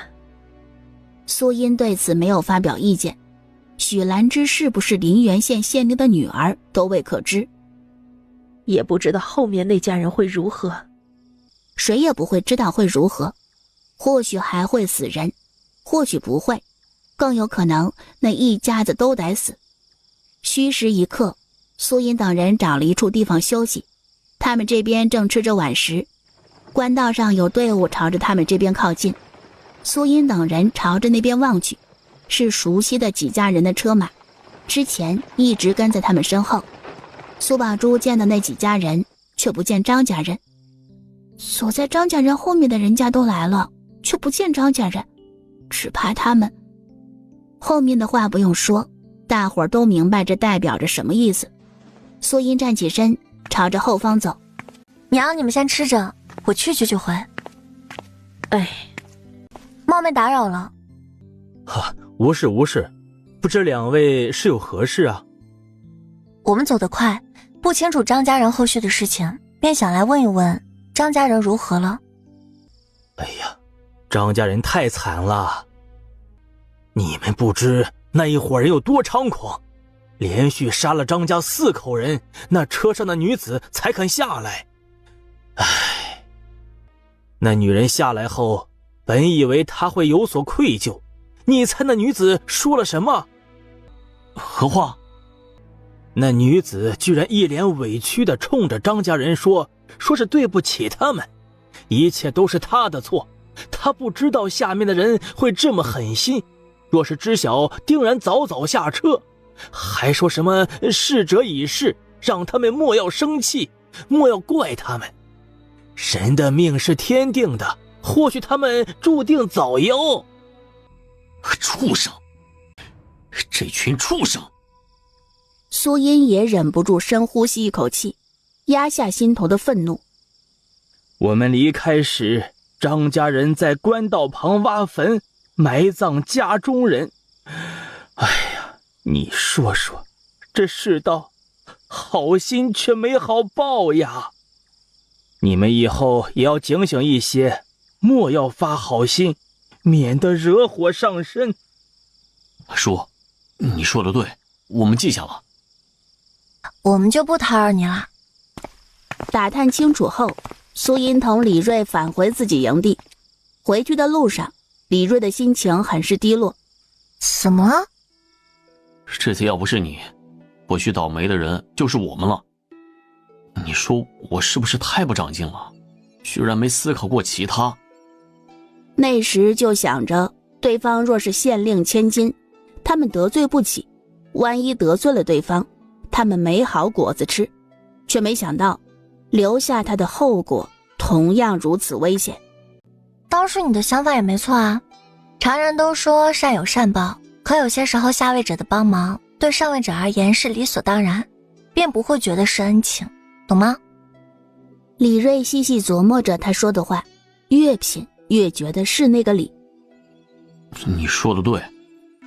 两人一回来，众人便询问起张家人的事儿，他们如实将张家人的遭遇同大伙说了一遍，听得不少人额头上冒青筋。太过分了！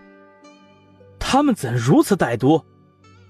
我怎么感觉这些人比那些匪徒更让人恶心？恶心，很贴切的形容词。咱们以后要是再遇到这种事情，莫要再发什么善心。咱们这一路走来不容易，眼看着马上就要到上京城了，可别在这个节骨眼上丢了性命。大伙儿都不住的点头。接下来6日的时间，一路上安安稳稳，越靠近上京城，车马更多，其中许多都是商贾的车辆，反倒是难民的身影甚少见到，偶尔能见到1、2撮人。再走5日的路程，他们便可抵达上京。日头一落下来，一行人便寻一个地方安营扎寨。茵茵啊，你说你爹咋还没来？这都过去5、6日的时间了，咋还没赶上啊？哎，他不会出什么事儿了吧？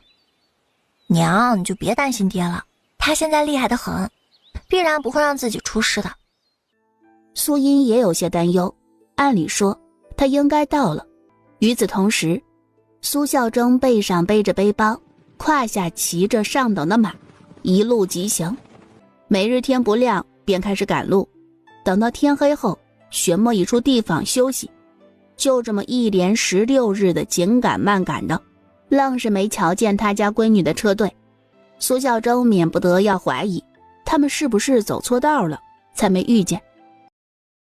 今日也晚了，苏孝忠选摸了一处地方，准备休息。他这边刚架好火堆，点燃火，官道上传来马蹄声，一队车马停在了他不远处。苏孝忠不动神色地观察着那一队的情况，每个人脸上都是死气沉沉，眉宇间尽是阴郁之态。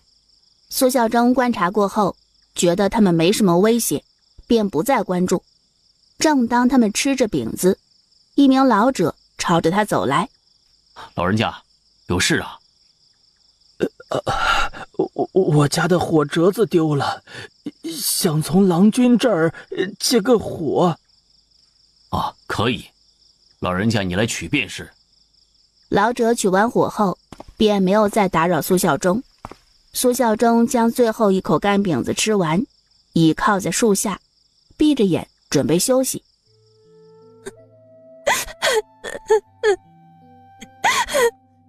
大晚上的哭哭啼啼，很吓人。苏孝忠有些后悔没挪窝了。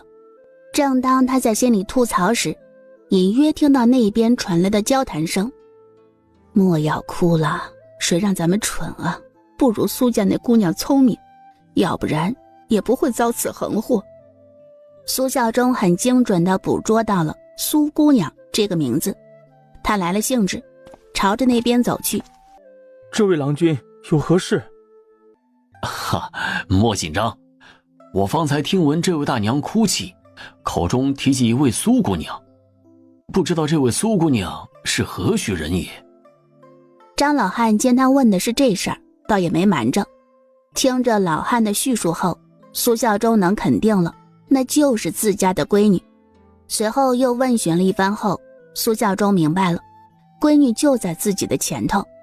苏孝忠同对方一声道谢后，便准备再往前走一段路，看看今夜是否能追上闺女他们。借着月光，苏孝忠一路疾行，约摸骑行了1个时辰，前方出现了火光。马蹄声由远及近，守夜的杨大川、张炳亮、李大夫、周有义4人早就听到那马蹄声，见那马蹄声靠近他们，4人警惕起来，纷纷拿起手中刀剑。冷静，冷静，自己人。杨大川一听这声音，眼眸圆睁。还真是妹夫。二舅哥，是我，苏孝忠啊。刀收起来，是自家人，是茵茵的爹。哎呀，是茵茵姑娘的爹啊！哎呀，失敬失敬。快过来，快过来！4人簇拥着苏孝忠过去。春香、茵茵他们在哪儿？走走走，我带你过去。其他3人也都知晓，人家肯定急着见自家媳妇儿和闺女，都没留人。他们就在前头。他们刚一靠近马车，车厢内的人便掀开车帘。苏茵伸头朝着外头张望一眼，他便注意到了苏孝忠。老爹来了！茵茵，你快看，是谁来了？嘘！咋回事啊？外甥女儿咋一点都不激动啊？二舅哥，你先回去吧。啊，行，那我先过去了。等他一走，父女2人坐到树下。爹，累不？累，腿都不是自己的了。我给你找个草席，你今晚上就将就着睡在外面一晚。没问题。苏茵从马车上找了一张草席，将草席铺在车厢一旁，然后在一侧点燃一把艾草，驱一驱蚊子。爹，你安寝吗？没个正形。苏茵呵呵一笑，瞧瞧老爹这话，十足的皇帝味。次日一早，苏茵还在睡梦中，便被一道惊呼声给吵醒。三哥！苏母刚一出车厢，就见着坐在草席上睡眼朦胧的相公。相公，周围其他家人纷纷朝这边看来，相熟的人家一眼就注意到了多出来的人，待看清楚对方的长相后，一个个都惊喜万分。哎呀，妹夫，你怎么来了？我是不是在做梦啊？我怎么瞧见妹夫了？这不是苏兄弟吗？你怎么不声不响的就出现了？茵茵爹，你啥时候到的？你怎么寻到我们的？茵茵爹，怎么就你一个人呢？李家村其他人呢？苏家其他人呢？村里后面怎么样了？面对乡亲们质朴毫无杂念的关怀，苏孝忠有些感动。他已经许久没有感受过这种毫无心机、无需算计的关怀。我知晓大伙都想知道村里的事，我把我知晓的同大伙说一说。你们离开后的第3日，有一伙暴民冲入村子，烧杀抢劫，村里的人都被他们给杀了，只有少数人得以逃脱。李家村人面露悲伤，有人忍不住抹起了眼泪。哎，他们怎么就不听瑞哥的话呀？若是听了瑞哥的话，也不至于死。哎，别说了，人各有命，这是他们自己的选择。所有人都没有察觉到苏孝忠的口才，讲述事情的语调以及思路都变了，有些事情一笔带过，有些事情着重讲解。当他们听到苏孝忠被苏家人给扔下时，一个个义愤填膺，尤其是茵茵的几个舅舅。苏家人真不是东西，不包括你们，我骂的是那2个老东西。你嘴里的那2个老东西是我爹娘。哎，苏家2老迟早要后悔。那老两口的偏心在村子里都是有名的。幸亏孝忠兄弟福大命大。可不嘛，要不然可真就成了路边的一具尸体了。唉，事情都过去了，我如今能平平安安便是好的。只希望爹娘他们能照顾我的那2个儿子，我实在是担心他们，也不知道他们如今如何了。信阳兄弟2人到底是他们的孙子，想来应该不会对他们太过分的。啊呸！呸！那俩老东西都不心疼孝忠兄弟，怎么可能对那2个小的好？一说出口，便意识到自己说错话，尴尬地冲着众人笑。一提及弟弟，苏母心里就难受。见苏家4口人情绪低落，李大夫转移话题询问：你怎寻到这里？北上的路上听到有人提及到你们的事，我听着像极了你们，便细细问询那些人，越发觉得是你们。这还不真让我猜中了。昨夜我……将事情说完后，大伙儿都散去。苏孝忠见闺女同一群爷们儿小子们站在一起，有些诧异。媳妇儿，茵茵这是做什么？你自己瞧着不就知道了。闺女，这是从镇上的镖师那儿偷学来的。这话苏孝忠不信，不由得想到了闺女之前提及的前世记忆之事，想来是从那里学到的。有些东西心照不宣，不会点破。许是苏孝忠来了，今日苏母做了肉粥，将肉干放到锅里煮，比白粥多了一些五香味，更勾人食欲。三哥，今日多亏了你呀，不然我都吃不到肉粥。哎呀，宝珠，你也学会瞎胡说了，我之前可没少做。苏宝珠没有争辩，笑嘻嘻地跑开。你可别听他瞎说啊。小妹胡说的。那尝尝。苏母将一碗肉粥递到他面前，苏孝忠喝了一口，味道意外的不错。苏孝忠喝着肉粥，两个小萝卜头蹲在他面前，两双乌溜溜的大眼睛正盯着他。吃吧。姑父，你自己吃，我们已经吃过了。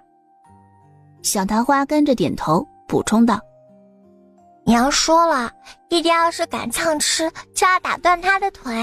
姑父你自己吃吧，不然弟弟的腿就要保不住了。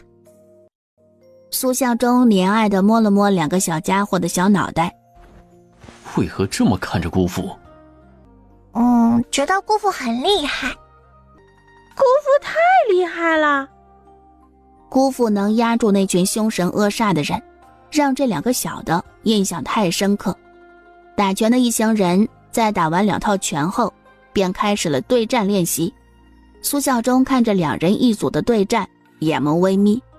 这套拳法不简单啊，看上去似乎很简单，但实际对战却是异常凌厉，招招杀敌。对战结束，各自回家。这套拳法你记得？苏音点点头。此拳法不俗，以后莫要轻易让人知晓，尤其到了上京城。明白。父女2人正聊着，李二伯那边传来了喧哗声。你怎么躲到我们马车上的？你给我下来！当一众人等瞧见了从马车上下来的人，面色齐齐一变。你们认识那女子？认识，7日前呢碰到过对方，对方想要同我们一道前行，被我拒绝了。你们做得很对。爹，你认识她？认识，这个女人可不简单呐。准确而言，是她背后的人不简单。莫不是她有什么了不得的身份？身份没什么出奇，就是苏孝忠颇有一种嫌弃中带着厌恶的情绪。她是临源县县令的女儿，家世寻常。不寻常的是，此女身侧环绕着几名男子。这些男人的身份都不简单，有世子爷，有新科状元，甚至还有一位实权的侯爷。等等，他怎么听着这女人的经历颇有一点那啥的味道？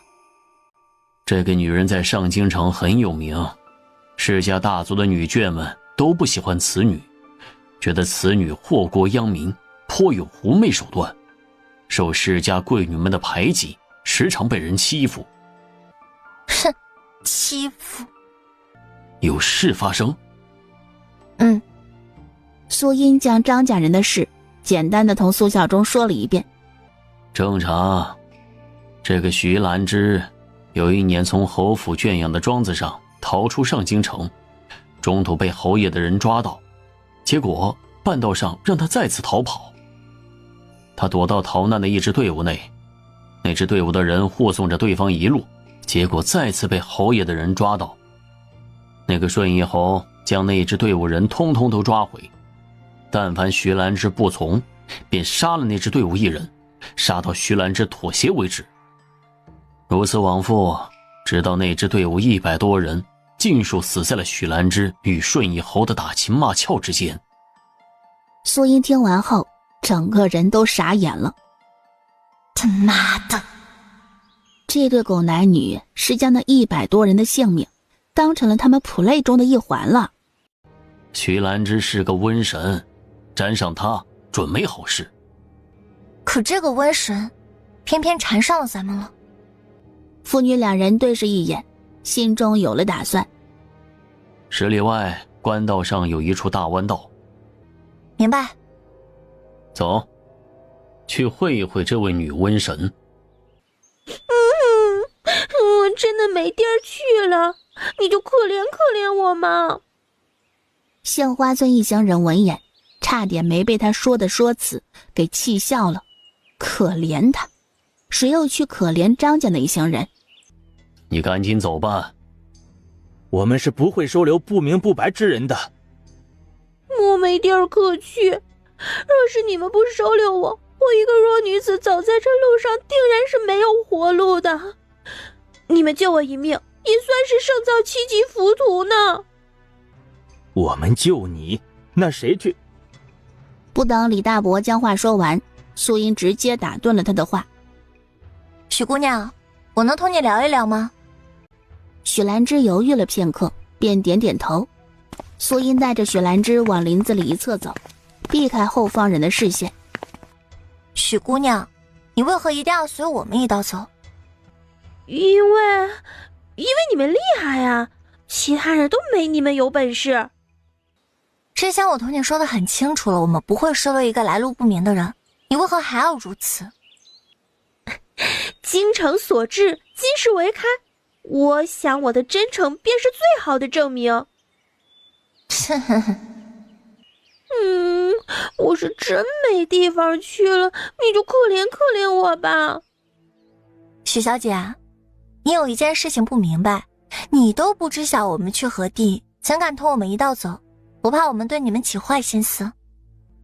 无妨啊，只要能离开那个男人，随便什么地方我都可去。你们是好人，我能感受得到，你们不会伤害我的。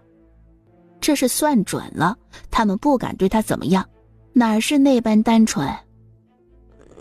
你问了这么多，现在能同意我留在你们队伍里了吗？我们的确是感受到了许小姐的诚意，相信许小姐并非是那来路不明之人。那谢过妹妹啦。莫要着急着谢我，方才听你所言，你是在躲避男子的追捕。许兰芝面露羞怯的轻轻点着头。妹妹愉悦地问一声，你当真不想对方找到你？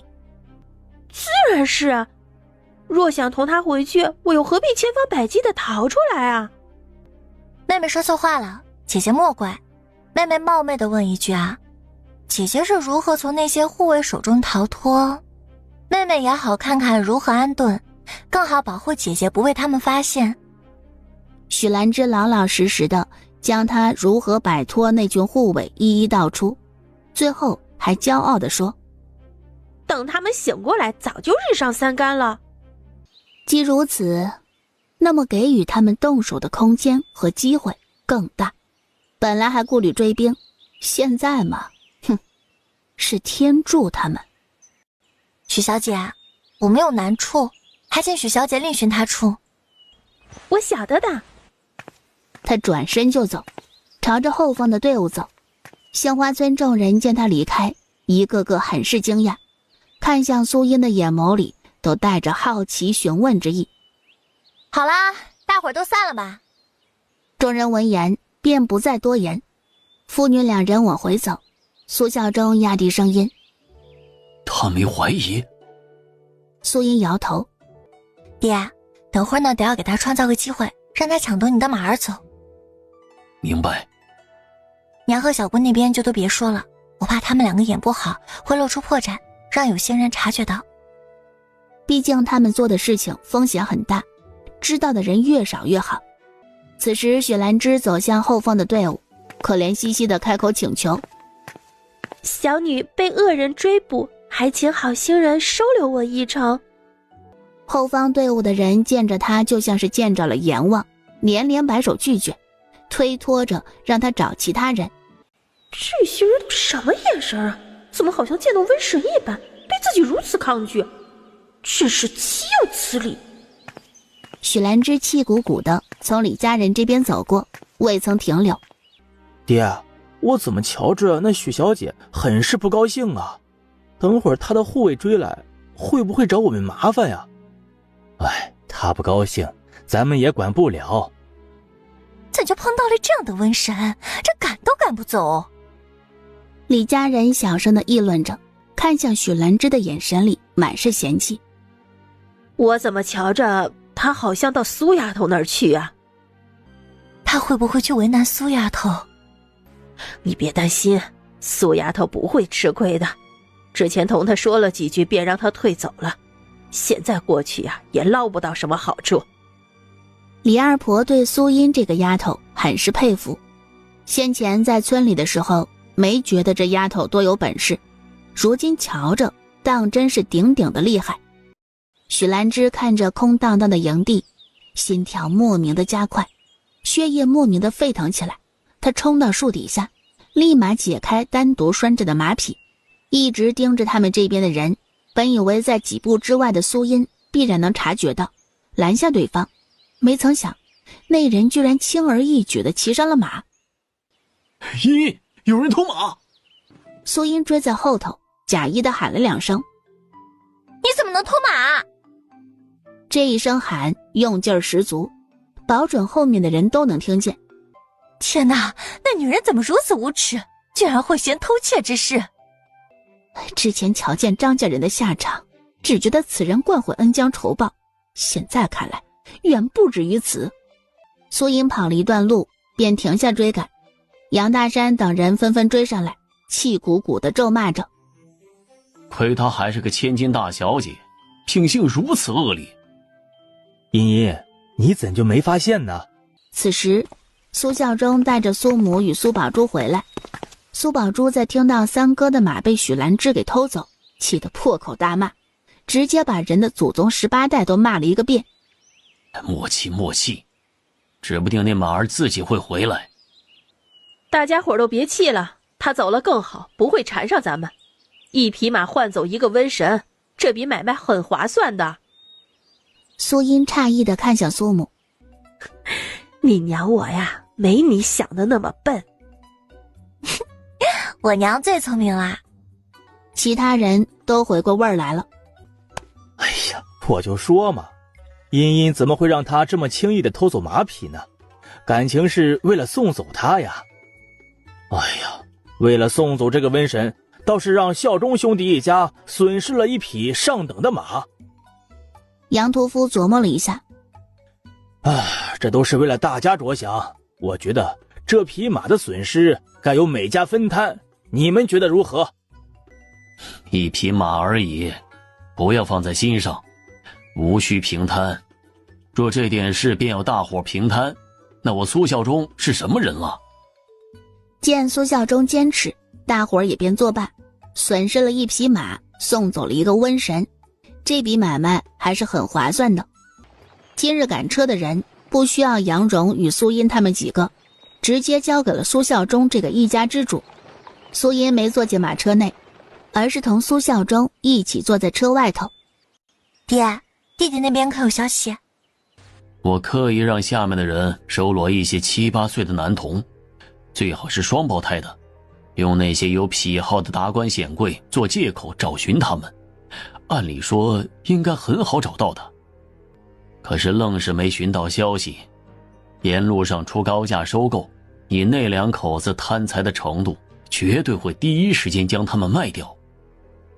可惜一无所获，画像之类为父不敢轻易放出。百善堂可不是什么善茬呀，一旦让他们知晓那俩孩子是我的软肋，只怕他们……后面的话不言而喻。在为父从林州府出来前，一直未曾收到关于他们兄弟2人的消息。唉，若是爹爹此时手中有自己的势力，或许不会如此了。爹，不怪你，在乱世之中寻人，那都是大海捞针，寻不到很正常。到了上京城后，我会托一些走南闯北的行商和镖局去寻找弟弟们的下落。哦，对了，我还认识了一个颇有势力的世家子弟，也许也可以去托他去寻一寻。世家子弟？谁？南宫景之。你认识他？爹，你也认识？他未来如何？是个人才，只可惜短命啊。什么？短命？他会死在瘟疫之中。怎么可能？他不是在上京城？你说过上京城没爆发瘟疫，他又怎会因瘟疫而死？莫不是他出城了？苏音刚一说完，便觉得不对劲。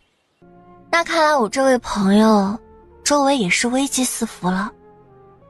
哼，这种世家大族之间的龌龊之事只多不少。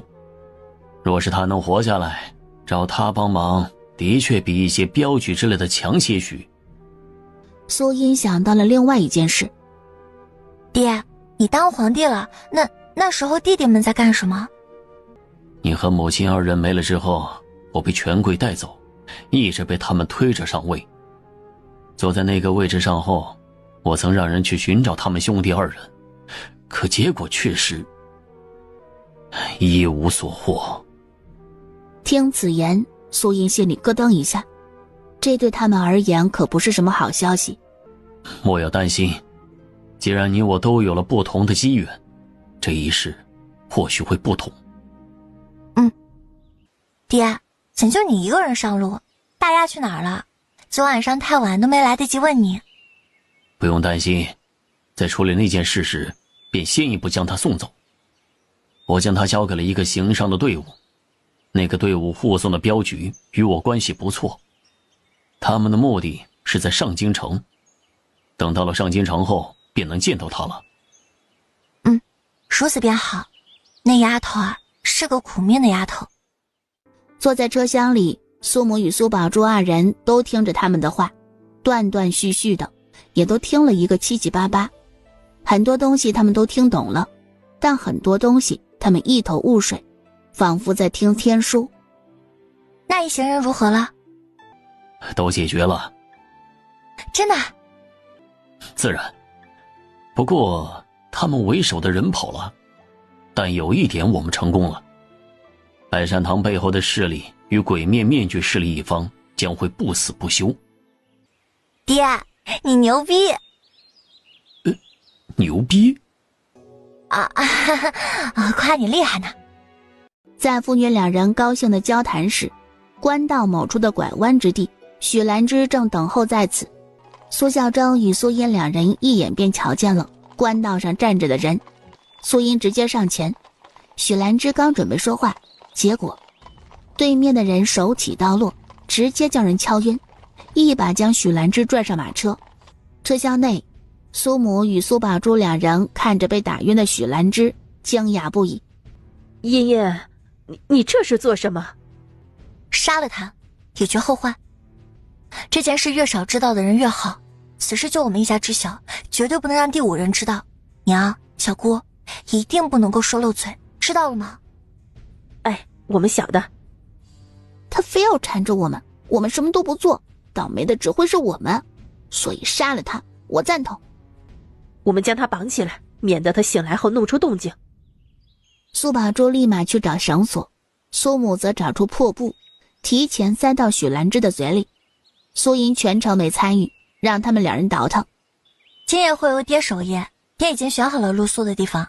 今晚上咱们露宿的地方要与其他人隔开一些，如此好方便咱们晚上行动。白日就要辛苦小姑盯紧他了，莫要让他出声。你放心，我会盯紧了他，将他绑得这么紧，料想他也逃不走，也翻不了身。只要他一醒来，你便告诉我，记住，只要他一醒就告诉我。好。车厢摇摇晃晃，许兰芝眼皮微动，手臂上感受到了束缚，心中又惊又怒。哼，这些贱民怎敢如此对我？这些贱民，等逃出去之后，定让文林杀了他们。正在这时，苏音掀开车帘，看向车厢内，看向车内昏昏欲睡的小姑，视线又落在许兰芝身上。小姑，你困了就睡吧，我看着他。没事，我能看着。他还没醒，等他醒了，我会告诉你，你不用担心。苏音点点头，放下车帘。一直装昏的许兰芝听着两人的谈话，气得胸脯幅度加大。亏我如此信赖那个贱人，没曾想居然敢如此对我。哼，等温玲将他们抓住后，一定要将这个贱人挫骨扬灰，剥皮抽筋。我再也不跑了。温林，你在哪儿啊？为什么还不来找我？心里正凄凄哀哀的许兰芝，耳边听到了细微的动静，立马收回凄凄哀哀的心思，打算仔细聆听。下一秒，许兰芝再一次感受到脖颈处一疼，她猛地睁开眼，一张笑意盈盈的脸庞在她的眼前无限放大。苏宝珠在见到她睁开的眸子，眼眸睁得比她还大。苏音手起刀落，这一次用足了力道，脖颈处剧烈的疼痛让许兰芝再次陷入昏厥。哼，这个女人好心机啊，原来已经醒了，一直故意装睡。谨慎起见，苏英将他的身子翻过来，检查他身上的绳索是否安好。这一检查，果然查出了问题。我明明系紧了，他是怎么做到的？世界上的能人有很多，不足为奇，千万不要小看任何一个人，谁也不会知道这个人会不会有什么特殊的本事。即便是对方看上去是个柔弱的千金大小姐，都不能小瞧了。学会了。之前我瞧着她就像是一个柔弱没脑子的闺阁小姐，没想到她这么有心机，我真是小瞧了她。你不是小瞧了她，是以貌取人，其实这也很正常。很多人在衡量一个人的能力时，通常会根据对方的身份、说话方式以及性别来衡量对方能力。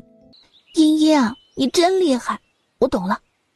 接下来的路程，苏宝珠每隔一段时间就戳一戳许兰芝，看她是不是醒了。与此同时，顺义侯的护卫醒来时已经是日上三竿。该死，又中招了。护卫长疾步走到许兰芝小姐的帐篷，掀开帐篷，里面果然已经无人，而临时买来伺候许小姐的农家女还在昏睡中。护卫长气得一脚踹向那名农家女，农家女吃痛醒来。大人，我错了，我也不知为何会睡得这么沉。哼，让你看好小姐，你却睡得像是一头死猪，你该死！大人，我……鲜血喷溅而出，人痛苦地倒下。前去查探的护卫匆匆回来。回禀大人，根据许小姐留下的痕迹，她是往北而行。往南方向没有痕迹吗？没有。往北，那可是去上京城。护卫长心里琢磨，分析着许兰芝的先例。上一次他逃跑时故意留下往北的痕迹，实际上也是往北，而这一次他再一次留下往北的痕迹，那么他只会往南。出发，往南。殊不知他这个错误的决定给苏音他们留下更大的操作空间，以及毁尸灭迹的时间。此时的苏音自然是不知晓，他还是按照对方第一时间往北追捕而来的时间计划着。今日他们安营的地方，一侧是茂密的山林，一侧是湍流的河溪。茵茵，你怎么选在这边？靠山不是更安全些吗？大舅舅，靠河边凉快，我们晚上准备下水好好洗漱洗漱，靠这边也方便一些。言之有理。他噔噔噔地跑过去，也学着苏音他们安置在河道这边。等待片许，天彻底黑透，在一家4口人的通力合作下，许兰芝神不知鬼不觉地被带到了河边。苏音分别在许兰芝双腿、双手以及身躯上多捆绑上石头，以确保她的尸体不会轻易被冲刷到岸边或者浮起。这么做的原因很简单，不让人太早发现她的尸体。她的尸体在河里待得越久，他们就越安全。大人，小姐会不会是往北走？走，往后赶。如此高强度的赶路，让他们与苏音一行人的距离越来越近。哒哒哒的马蹄声自后方传来。当他们看到那一群人，一个个眉头紧皱。护卫长将人拦下。你们可有瞧见我们小姐？之前你们见过的？没有。若是瞧见了，务必通知我们。护卫长离开后，便到前面的人家询问，每一家都是统一回复，没有见过。若是瞧见了，将我家小姐留下，带回到上京城顺义侯府上，必有重谢。一定一定。护卫长带着人离开，无论他们问多少人，得到的结果都是一样。等到那一行人离开后，苏宝珠按着砰砰直跳的小心脏，长舒一口气。终于走了。茵茵啊，你们没同后面几家人打招呼，为什么大家都能统一口径啊？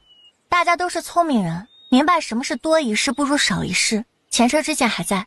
谁敢沾染许兰芝的事情，就不怕这个瘟神让自家遭难？原来如此啊！说我们牵头让大伙儿统一说法，以后若是传出个什么风声，到时候他们会将注意力都转移到咱们身上，还不如大伙儿都一样，这样更安全，是不是？没错。再过2日，他们便可抵达上京城。苏孝忠看着前方出现的界碑，再向前走便是京城地界。今日就在此地歇息了。好。这边停下来，后面的队伍跟着都停下来。姑父，今日时辰尚早，怎就停下休息了？再要往前走便是京城地界，不适合野外露宿。时间早，大伙儿也不急着干活，让孩子们各自玩去。大人们不紧不慢的垒火堆、搭灶台。你们慢点儿，别摔了。知道啦。2个小的嘴上应着，脚下的步伐可一点都没有停。只见小桃花偷偷摸摸地爬到车底下，见苏英看来，冲着他比划了一个嘘声的手势。小杨贵站在树后方，正倒数着数。瞧瞧，还是孩子们乐呵。躲在车底下的小桃花一抬头，便被车底下的某处给吸引住。啊！他伸手去抠车底下的东西，但没抠下来。他从车底下爬出，第一时间跑到苏英跟前。阿姐，车底下有东西。有东西？什么东西？不知道，我拿不下来。会不会是什么粘上去的脏东西？不是阿姐，你过去瞧瞧就知道。正在这时，数完数的小杨贵一眼就看到了站在表姐跟前的姐姐，噔噔噔地跑过来抓人。我抓到你了，下一局你当归。哼，当着的，赶紧去打其他人。阿姐找你姐姐有事，你先去抓其他人。好吧。杨桃花牵着苏银的手往他们车厢走，手指着车底下。就在下面。那就在这儿。桃花，你去你姑姑那儿拿一个钳子。好。小桃花噔噔地跑开，很快又噔噔地跑回来。阿姐，给你。有了工具后，取下东西也简单了很多。阿姐，这是什么东西？应该是被你表姑妈藏起来的东西，不要告诉别人哦。我一定保密。真乖。去玩吧。拿到东西后，苏银直接跳上马车，这才摊开手中的东西。地图。苏银将地图揣入怀中后，跳下马车，找到了老父亲。爹，过来一下。他将铁铲交给媳妇儿。等会儿我会来弄。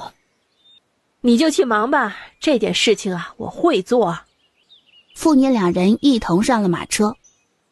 怎么了？刚刚桃花表妹在我们的马车底下发现了一样东西，这份地图被人牢牢固定在车底下。这车是从哪儿来的？这辆车是我们在灵州府马市购买的，但有一点可以确定，马市买来时绝对没有这东西，此物应该是后期被人放到此处的。这一路走来，什么时候能在你们不知道的情况下将这个东西安置上去？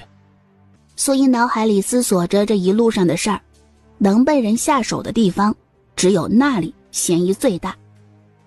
灵州府郊外的土地庙，只有在那里最有可能让人有机可乘。苏英将那日土地庙里的情况同苏孝忠说了一遍，土地庙里的诡异，当时想不通的事情，在这一刻突然有了答案。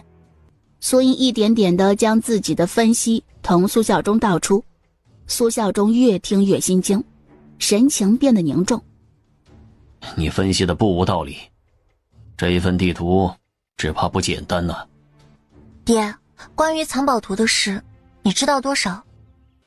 除了上次为父说过，前朝藏宝图到为父死亡之前都是下落不明。当时诸多人猜测那是个幌子，是为了削弱各方势力的幌子。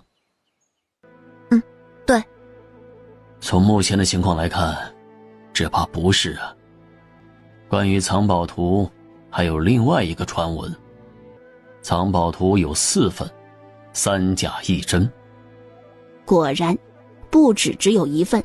那么，苏音从柜箱里又拿出一份地图，递给苏孝忠。爹，这是我们从云王人手中拿到的一份地图。苏孝忠看着另一份舆图，然后同车底下那一份舆图做对比。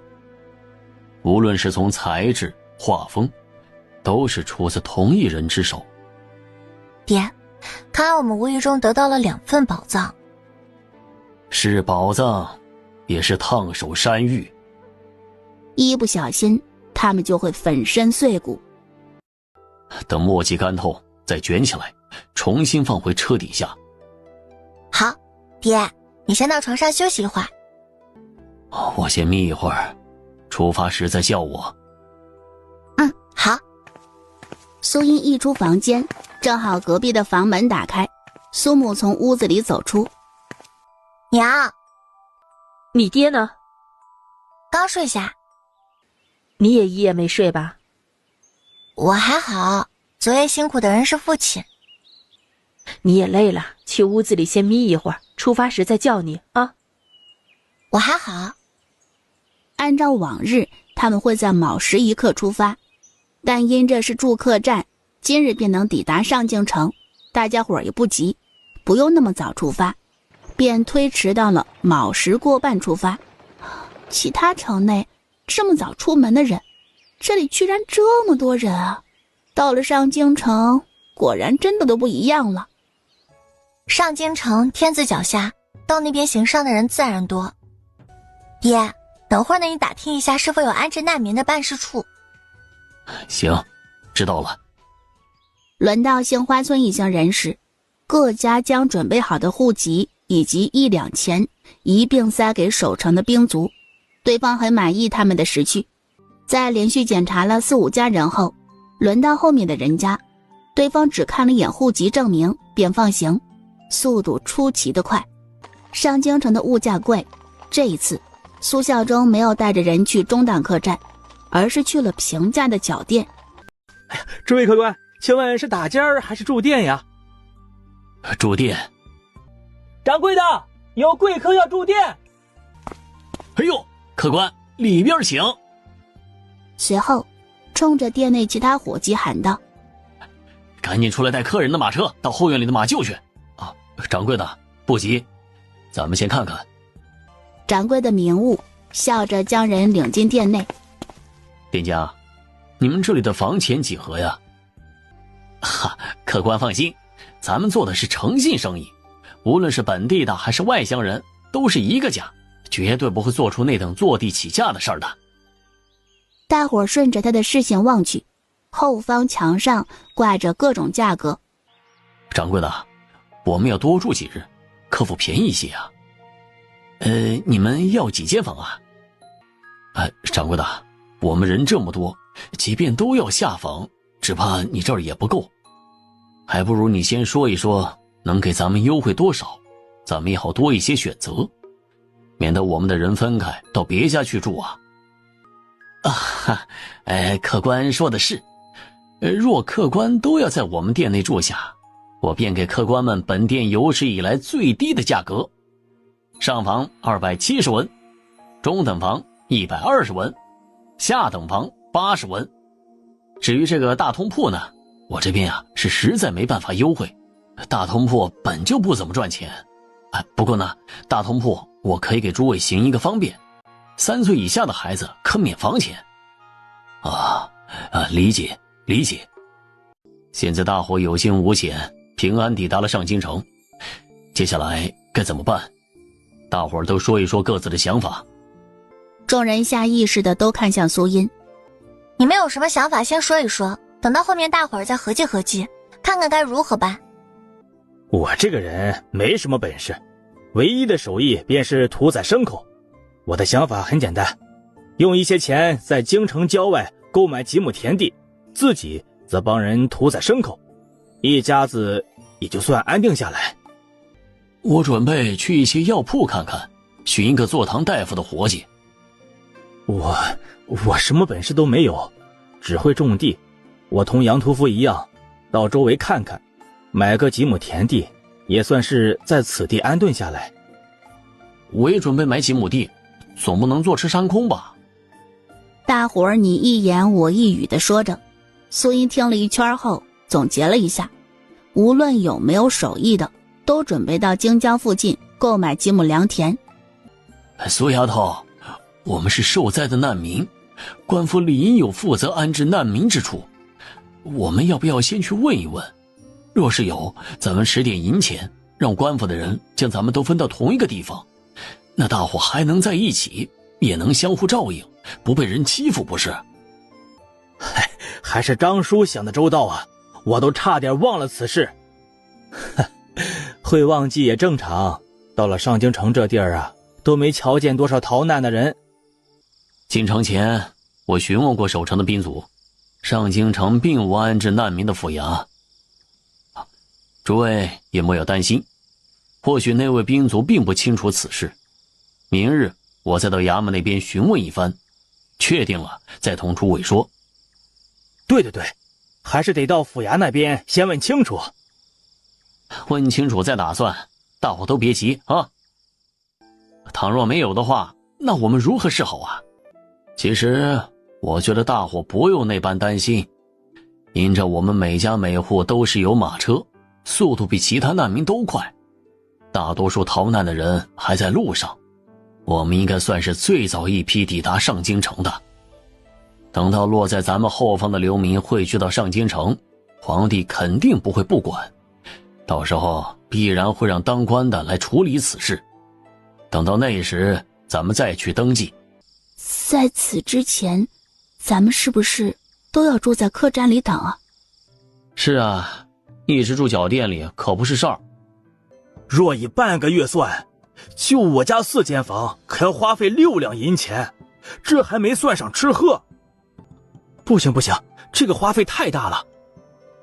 一直住店可住不起啊。依我看呀，咱们先找房子租着，租房子可比住店来的划算。对，咱们明日还是先找房子吧。茵茵，你说说看。刚刚大伙说的有道理，一直住客栈花费太大，所以大伙能先找个地方住，我完全赞同，我们家这边也是如此。明日我同我爹去找个靠谱的人牙子过来。茵茵办事儿我放心。爹，上京城一套2间的宅院需要多少银钱？你想买？瘟疫爆发，上京城封城这段时间的吃喝都是问题，所以我们必须要在瘟疫爆发之前，在上京城封城之前购置足够的吃食。倘若租房子，万一房东趁机涨价，或者是不租了，将我们驱赶走，那可就太被动了。你考虑的不无道理。苏孝忠将慢慢介绍着上京城的大致布局。爹，这么看来，我们买的屋子最好是在东边方氏一带，要不就是南边方氏的南上区域。对，至于价格几何，你爹我就不太清楚了。这已经很好了，明日找人牙子问问便是。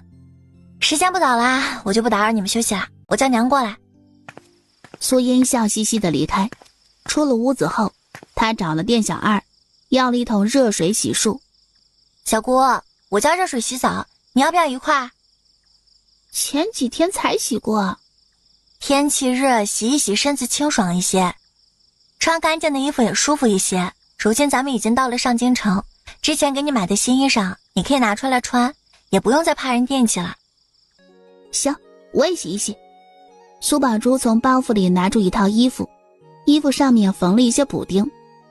好好的衣服缝上这些，到底是糟蹋了。现在我把它全部拆了。茵茵，你那2套衣服一并给我，我帮你拆了。行。来的路上我可都瞧见了，上京城果然不一样，人们身上穿的衣裳什么的都没什么补丁，即便有补丁的，那也都是很少。两人聊着天，房门被人敲响，店小二搬来了浴桶，开始往里面倒热水，舒舒服服洗了澡和头发，整个人神清气爽。等他洗好，换苏宝珠洗，两人轮着洗完。苏宝珠看着桶里的热水还是清爽，不是很脏。我叫嫂子过来也洗一洗。还是别了吧，让我爹和我娘洗一桶。哎呀，这水这么干净啊，倒了多可惜啊！他屁颠屁颠的跑到隔壁屋子喊人：“嫂子，莹莹叫了一桶热水，现在水还热着，你过去洗一洗。三哥，你也一道过去洗一洗吧，洗完热水澡可舒服了。”你们都洗过了吗？我和莹莹已经洗过了。那个，我和你嫂子不用，你赶紧回去吧。苏母见相公如此说，本来有些异动的心便歇了下来。你们两人早些休息。苏宝珠看着关上的门，嘴里忍不住嘀咕着：有热水咋就不洗呢？这得多浪费啊！苏宝珠想到了徐娘子他们，噔噔噔地跑到大通铺那边。徐娘子，我们叫了一桶热水，你要不要带着妞妞过去一道洗一洗啊？这会不会太打扰了？哎呀，没事儿。行，你等我一下，我收拾一下东西。同住在大通铺的张家女眷闻言有些异动，但又不好意思开口。苏宝珠注意到了，张婶子们，你们要不嫌弃，也可一道过去。呀，那感情好呀！苏音等半天没见苏宝珠回来，正觉得奇怪，没想到下一秒她便给自己带来了惊喜。进来，都进来吧。茵茵啊，今日麻烦你了。茵茵，要打扰你一会儿。没事没事。一桶热水洗到最后都冷得不能再冷，一桶水也变得漆黑。将所有人送走后，叫来店小二将水倒掉。两名店小二一瞧见那黑漆漆的水，看向他们两人的眼神里都带着一丝震惊与不可言说的嫌弃。苏音不想看他们，苏宝珠很高兴。这一阵折腾下来，苏音已经困得不行，一躺到床上直接进入秒睡状态。苏宝珠不遑多让，深夜时分，两道人影悄无声息地潜入脚店内，他们直奔马厩所在的位置。后院里停放着数十辆车子，两名黑衣人看着这些车辆，一时间有些迷茫。上头可说了是哪辆吗？有提及，说是全家都是女眷的那辆。那是哪辆？两人对视一眼，眸中都是迷茫。哎呀，算了，一个个找过去便是了，总能找到。两人摸着黑，钻到每一辆车底下摸索着，眼看着可供寻找的车辆锐减，而他们的目标还未出现。两名黑衣人有些着急。这是最后一辆了。两人同时钻入车底下，其中一人很快摸到了一个凸起之物。有东西！东西一到手，两名黑衣人迅速离开。几位客官，里面请。不知几位客官是要买田置屋呢，还是买丫鬟婆子？置宅。客官是要多大的院子啊？不同规格的价格都有所不同。2进的院子。那客官可还有别的需求？小的也好根据你们的需求，给客官推荐最合适的宅院。周围环境好，周遭屋舍没什么糟心的玩意儿，宅院不能太旧。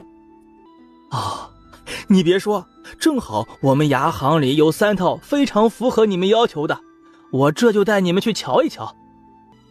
你父亲这是怎么回事啊？娘，你别担心，爹有数，不会乱来。你是不是早就知道了？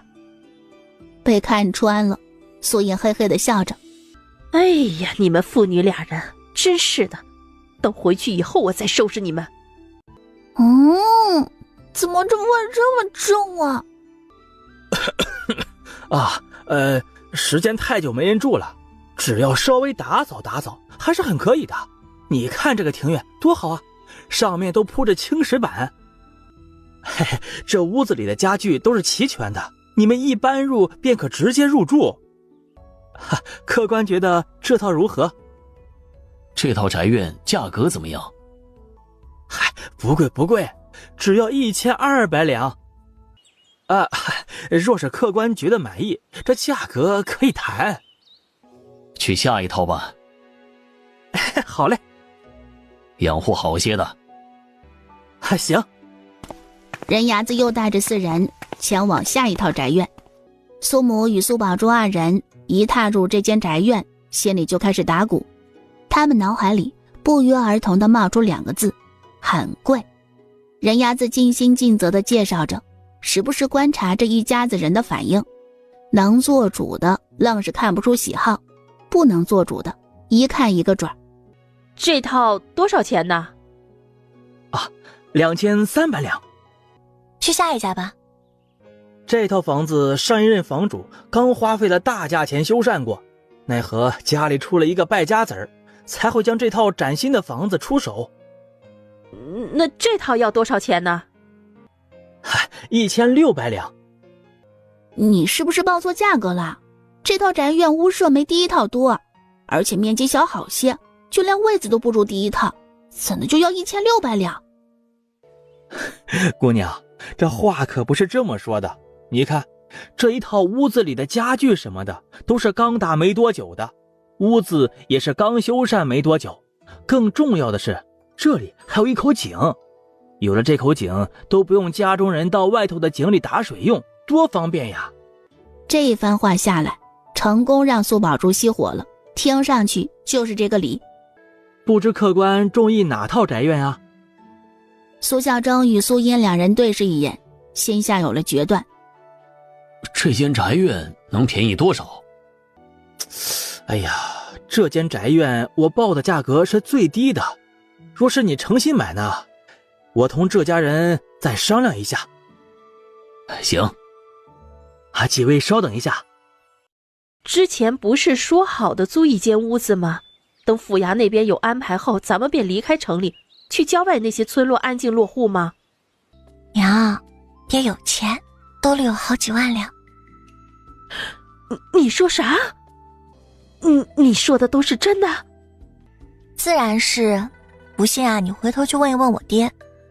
没有钱财担忧后，苏母原本看哪儿不顺眼的，现在看哪儿都顺眼。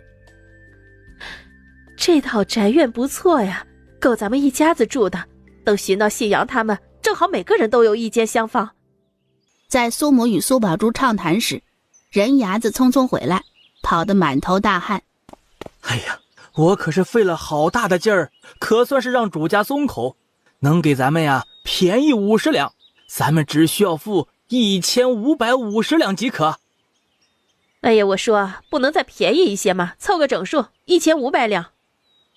哎呦，大娘子啊，这真的没办法再便宜了。这50两银子都是我费了好大的劲儿，说了好些好话，主家才肯便宜的。若你们买第2套，我绝对给你们谈下100两。最贵的你才能谈下100两，看来你不行啊。人牙子看着苏音，这个小姑娘不开口还好，怎么一开口就这么呛人呢？若是那套，我可以给你们谈到2100两。那好，我们就要2100两那套。既然我女儿喜欢第2套，那便买第2套。2100两，你谈一下，我们今日便签。这个，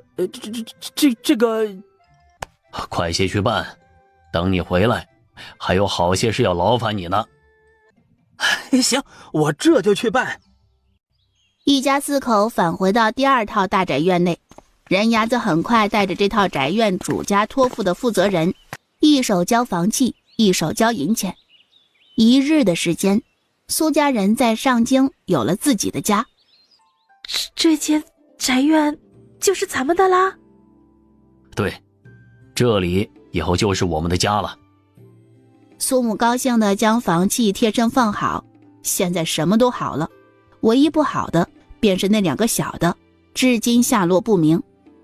在这附近可有什么屋子出租？这里靠近东城，你还真别说，有一些外地的行商会将闲置的屋舍出租，只是这个价格不低。不要2进屋子，普通点的，周围安全一些即可。这样啊，容我想想啊。嘿，我想起来了，倒是有一处既便宜，屋子也不错的地方。只有一处吗？这莫不是你们要2处？不，14处。有，这14处地方最好都是在一个方式的，距离我们这间宅院不远的。重要的是要便宜，不能太贵。我这就回去给你们找合适的房子。若是找到了，到哪儿通知客官呀？4口街巷最末的脚店。妹夫，找房子的事情怎么样了？已经托人牙子去找了，想来这2日就有消息了。他们这边正说着话，之前帮着苏家人置办宅院的人牙子匆匆赶来。瞧，这人不就来了？苏老爷，你托我办的事儿可算是有着落了。我跑了好些个地方，终于找到3处符合你要求的。你先说说情况，让大伙都听听。一处是菱花巷，那儿有4间带院子的一进屋子，厨房、柴房什么的都是一应俱全。还有一处是桃花巷，分前后2条街，前头有5间，后头有3间，总共有8间。最后一处比较集中的便是离你们宅院比较近，靠近东城那儿。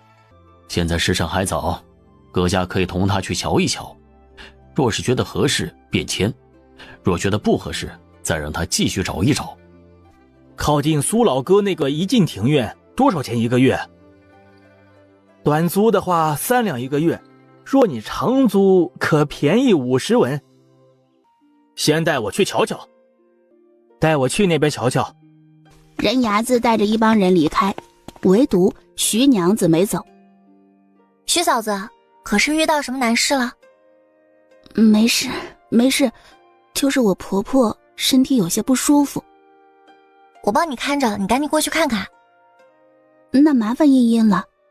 她一走，苏母忍不住开口：茵茵啊，咱们那边的屋子也大，要不让徐娘子一家暂住在我们那边，左不过就1个月的时间。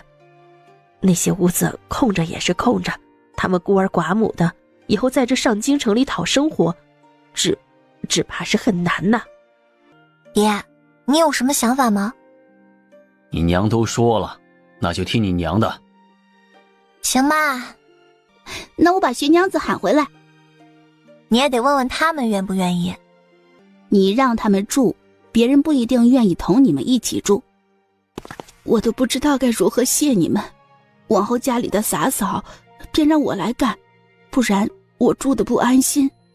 杏花村、李家村各家主事跟着人牙子出去后，一直待到天黑，待到街道上都点上了灯，一群人这才回来。每家人脸上都带着笑，想来他们应该是谈妥了。如何？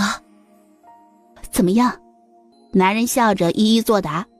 各家都挑选好了心仪的屋子，也同屋主都签好了契，明日就可搬过去，解决了一大事，各家自是高兴。当然他们也都知道了，苏茵他们一家子不声不响地买了一间2进的宅院，一个个竟一点都不意外。用他们的话来说，万三爷一直都是苏家人照顾着，万三爷给苏茵的报酬肯定不少，给他们每家每户都有100两，给苏茵几千两，那不是很正常？哼，前头我就说了，你别来，不听，就是这个下场。爹，小心我告诉娘，说你欺负我。哎呦，你这丫头，你……父女2人打了一会儿嘴仗，也没忘记干正事儿。爹，那东西没了吧？刚刚牵出来的时检查过了，已经不在了。看来咱们一进城，他们便盯上了咱。东西已经拿走，也就与我们无关。希望我们给他们准备的礼物，他们会喜欢。呵呵，还是茵茵聪明，一路上没受累，还赚了一点儿。妖虎叔，等回去之后，你同其他人说一下，让他们想要出手马匹的尽早出手。行，回去的路上我转道告诉他们，顺便同他们说说上京城马匹的价格，免得他们吃亏。苏茵回来时，本想自己打扫屋子里卫生，没想到徐娘子已经帮他打理好了。谢谢徐婶子。就动动手而已呀，什么谢不谢的？包袱你自个儿收拾，我先去忙了。哎，婶子别急啊，这是52两马匹的钱。这么多？上京城的马匹贵，价格好。杨虎说他们在林州府买的马匹啊，转手一卖还赚了5、6两银钱。这感情好呀，可惜了我没买。不过有这52两，我也知足了。